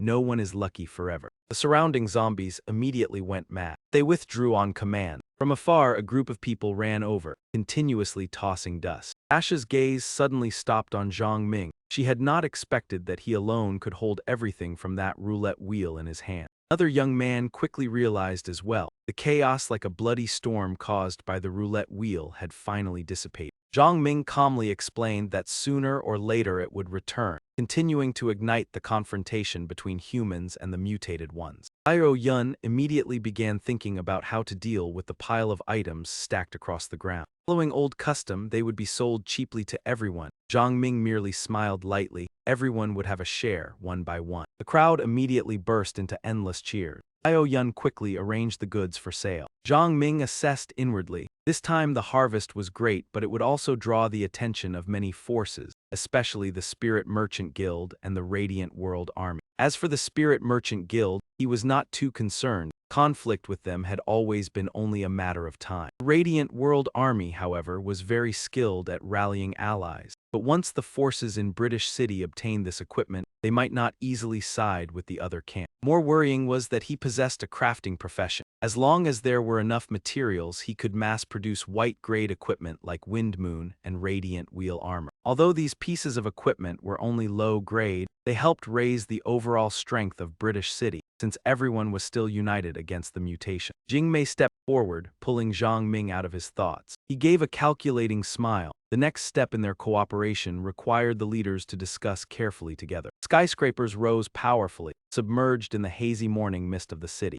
The Whisperer quickly arrived at the meeting point, with the zombie team following behind her. Each of her steps was steady, clearly showing her decisiveness. Her voice was cold and resolute, demanding the blood be handed over according to their agreement. Zhang Ming replied in a calm tone, assuring that he always kept his word with those on the same side. He presented the item containing the special blood she had requested. The Whisperer immediately took it without hesitation. She opened the lid at once. Without the slightest pause, she drank it dry. She saw Zhang Ming also hand a similar item to the red-haired girl. The other girl quickly drank it all as well. The power within both of their bodies gradually surged upward in a noticeable way. Whisperer looked straight at Zhang Ming, demanding all of it. In exchange, he could name any condition. Zhang Ming replied indifferently. Unless she could mass-produce level 3 zombies, there would be no more evolution blood. His gaze shifted toward the zombies behind her. Those behind her were clearly level 3, but she quickly cut off that line of thought, asserting that they belonged to her. Zhang Ming merely smiled faintly with hidden meaning, as if there was nothing left to say. That made the Whisperer's displeasure obvious. He immediately turned and left. Zhang Ming watched her leave, thinking to himself that from today the city would welcome a new king, a level 5 existence with formidable intelligence. But he also knew that king lacked a stable long-term foundation. 3 people sat beside a blazing fire. The aroma of food spread richly through the air. Manhwa Saint Throne appeared displeased. He asked whether they had been summoned merely to watch the grilling. Mojin Saint Throne smiled lightly, saying that before working they should eat their fill. Primal Saint Throne looked at him, showing suspicion about his true purpose. That man remained composed, mentioning that Zhang Ming had evolved to 4-star level after this harvest. That man analyzed that even if the 3 of them joined forces, they would not fear the opponent. Even so, they still needed to be cautious because the cities were overwhelmed with matters. No mistake could be allowed. After that, that man laughed comfortably, inviting everyone to try his cooking skills. Mojin Saint Throne calmly looked at the other 2, saying that this time they would let Zhang Ming taste the feeling of being jointly targeted. Zhang Ming was standing there seeing the 2 off. Dong Ho could not help asking why he did not let them go along. Zhang Ming patted his shoulder reassuringly, telling them to stay and finish their work, then set out in half a month. He worried about their lack of experience, but believed the mission in British City was not too difficult. Dong Ho frowned, his eyes filled with concern about the journey ahead. Sasha also suggested going with him to provide support. Zhang Ming tactfully refused, saying that at present he did not have the means to pay. He accused him of being stingy, saying that anyone who spun the roulette wheel ended up penniless. Sasha stepped closer, guessing that he already had a plan, telling him to take care. Without waiting for a response, she tugged at his sleeve. Suddenly she leaned in and lightly kissed his cheek under astonished gazes. Zhang Ming froze, not knowing what to say. Sasha lowered her head, slightly flushed yet keeping her voice calm, saying it was only an advance payment for the blueprint she wanted to buy first. After speaking, she turned away, leaving behind a cool farewell. Zhang Ming smiled helplessly, thinking that she was still the same as before. Everything was always clearly transactional. In the vast square, lively sounds echoed everywhere. Mojin Saint Throne raised his voice to draw attention, saying that perhaps they did not yet know what was happening, but that was not important. That man declared challengingly that today they would face a dangerous enemy, one who knew all their secrets and needed to be eliminated. Yuan Shan and King Hua Saint Throne remained silent, highly focused. Mojin Saint Throne spoke forcefully that hypocritical things only weakened humanity, and only the Spirit Merchant Guild was the true hope. The crowd immediately responded, cheers resounding loudly. After that, that man signaled for a person and a large mirror to be brought up. His voice was icy as he said he would show everyone something interesting. A strange vortex appeared on the surface of the mirror like stirred water. The image of Zhang Ming gradually emerged. He stood in the open space, eyes looking upward, his expression calm yet sharp. A massive airplane flew across, carrying a large container suspended beneath it. From it came a warning directed at Zhang Ming, calling it a gift for him. The container was quickly dropped. A loud crash rang out, dust billowed, the metal container appeared before him. Suddenly a gigantic arm stretched out from inside. A huge creature slowly stepped out. Zhang Ming realized that the one controlling the airplane was likely an airwalker. The airplane continued announcing that the creature's stats were nearly at level 6, possessing immense strength and the ability to control lightning. It was even superior to ordinary level 6 creatures. Later, if you fall, remember to keep your face dignified. This scene still needs to be recorded for everyone to admire. Yet those words not only failed to trouble Zhang Ming, but instead stirred his excitement. You summoned every demon and deity already, calling yourself a saint throne. Sometimes too much confidence turns into folly. Zhang Ming immediately sent a signal. A low roar echoed from the distance. It shot across the rooftops at astonishing speed, heading straight toward Zhang Ming. He lifted his head proudly. To me, a level 5 is nothing impressive. Two beasts launched their attacks at the same time. Zhang Ming stood at a distance, observing the entire situation. Yun Xiao had handed all the remaining evolution blood to Hong Ai. That foolish dog had not yet reached level 6 but was only one step away. He took out another item from his storage space. He raised his gun and aimed. At this distance, absolute accuracy was hard to guarantee, but it was enough to pressure the target. Zhang Ming's target was the aircraft hovering above. A massive mirror clearly reflected the battle between the two powerful beasts. Manhwa Saint Throne calmly remarked that a level 5 4-star, both master and pet were formidable. Nguyen Sun Saint Throne nodded in agreement that this counter-war shadow was indeed impressive. Back 2 Saint Throne had truly left a fine treasure. The last time the giant roulette appeared, it was thanks to it that they obtained information. Ma Kim Saint Throne observed and secretly laughed. When two level 5s clash, they will inevitably suffer heavy losses. On our side, there are 3 of us and 600 subordinates. Dealing with a 4-star pseudo-evolver should not be difficult. The other 2 also agreed that a lone 4-star pseudo-evolver could be handled easily. Ma Kim Saint Throne immediately gave the order. It is our turn now, prepare to strike. Yet a loud shout cut through his excitement. Our battle is not over yet. Everyone's gaze immediately lifted upward. The figure was floating in midair. Ma Kim Saint Throne's expression changed, both shocked and furious when he recognized that it was Bai Feng. Bai Feng gave a cold smile, his voice resounding. I must thank you for giving me the chance to be reborn and break free from the shackles of the strongest in An City. His words were resolute, and his momentum surged even more. Manhwa Saint Throne and Ian Sun Saint Throne stepped forward decisively. Their eyes were sharp as if to crush the opponent. A mere 3-star evolver dares to be so arrogant, truly looking down on the Saint Throne. Entering battle without equipment can only mean a fool. The atmosphere in the square suddenly grew still. Ganging up is too dull, how about we go one by one? Lo Enhan laughed provocatively. This matter belongs to our Van Din Mountain Villa, yet we trouble Boss Bai Feng. How embarrassing. He burst into laughter. Someone as strong as Boss Bai Feng was forced to such a state by a few of you. At that time, even I was startled. She narrowed her eyes in challenge. If there is a chance, I would also like to see how formidable the Saint Thrones of your Spirit Merchant Guild are. Now that I have seen it with my own eyes, I am somewhat disappointed. Her gaze swept across the 3 Saint Thrones before her, each with a different expression yet all locked onto her. Lo Enhan shrugged with a mocking smile. Your looks are far inferior to our Van Din Mountain Villa. Group advanced with momentum surging like a storm. Zio, who stepped forward, his icy gaze sweeping over the opponents. King against king. Aside from your guild leader, no one is qualified to disturb our boss. Manhwa Saint Throne curled his lips in a faint smile. Let me see what you have to challenge our Saint Throne. As soon as he finished speaking, a majestic voice sounded from another direction. King against king is reasonable, but she is a woman, so I will face her. Manhwa Saint Throne glanced over and recognized the speaker at once. There was no need to guess. That arrogant aura could only belong to Truck Jing Mei of Jing Mei Company, and the bow she carried originally belonged to Zhang Ming. Both sides had just taken the offensive, the atmosphere tense like a taut string, killing intent spreading everywhere. At that moment, a subordinate hurriedly reported, "We have been surrounded by the Ren Xing squad and Jing Mei Company." Ma Kim Sheng Chu raged. These two forces allied with Zhang Ming. Had he seen through my plan from the start? Sharp metal shards gradually emerged from his skin, clashing with a piercing sound. No use talking, just fight. Bai Feng stared at him. Why not use Renling transform? The words added fuel to the fire. Ma Kim Sheng Chu roared, only Yuan Sao is enough. He clenched each word hoarsely in anger. You are unworthy, then charged straight at Bai Feng. Bai Feng only slightly frowned. The corner of his lips curved into a half-smile. In another corner, Zia Lei faced Yuan Shan Sheng Chu.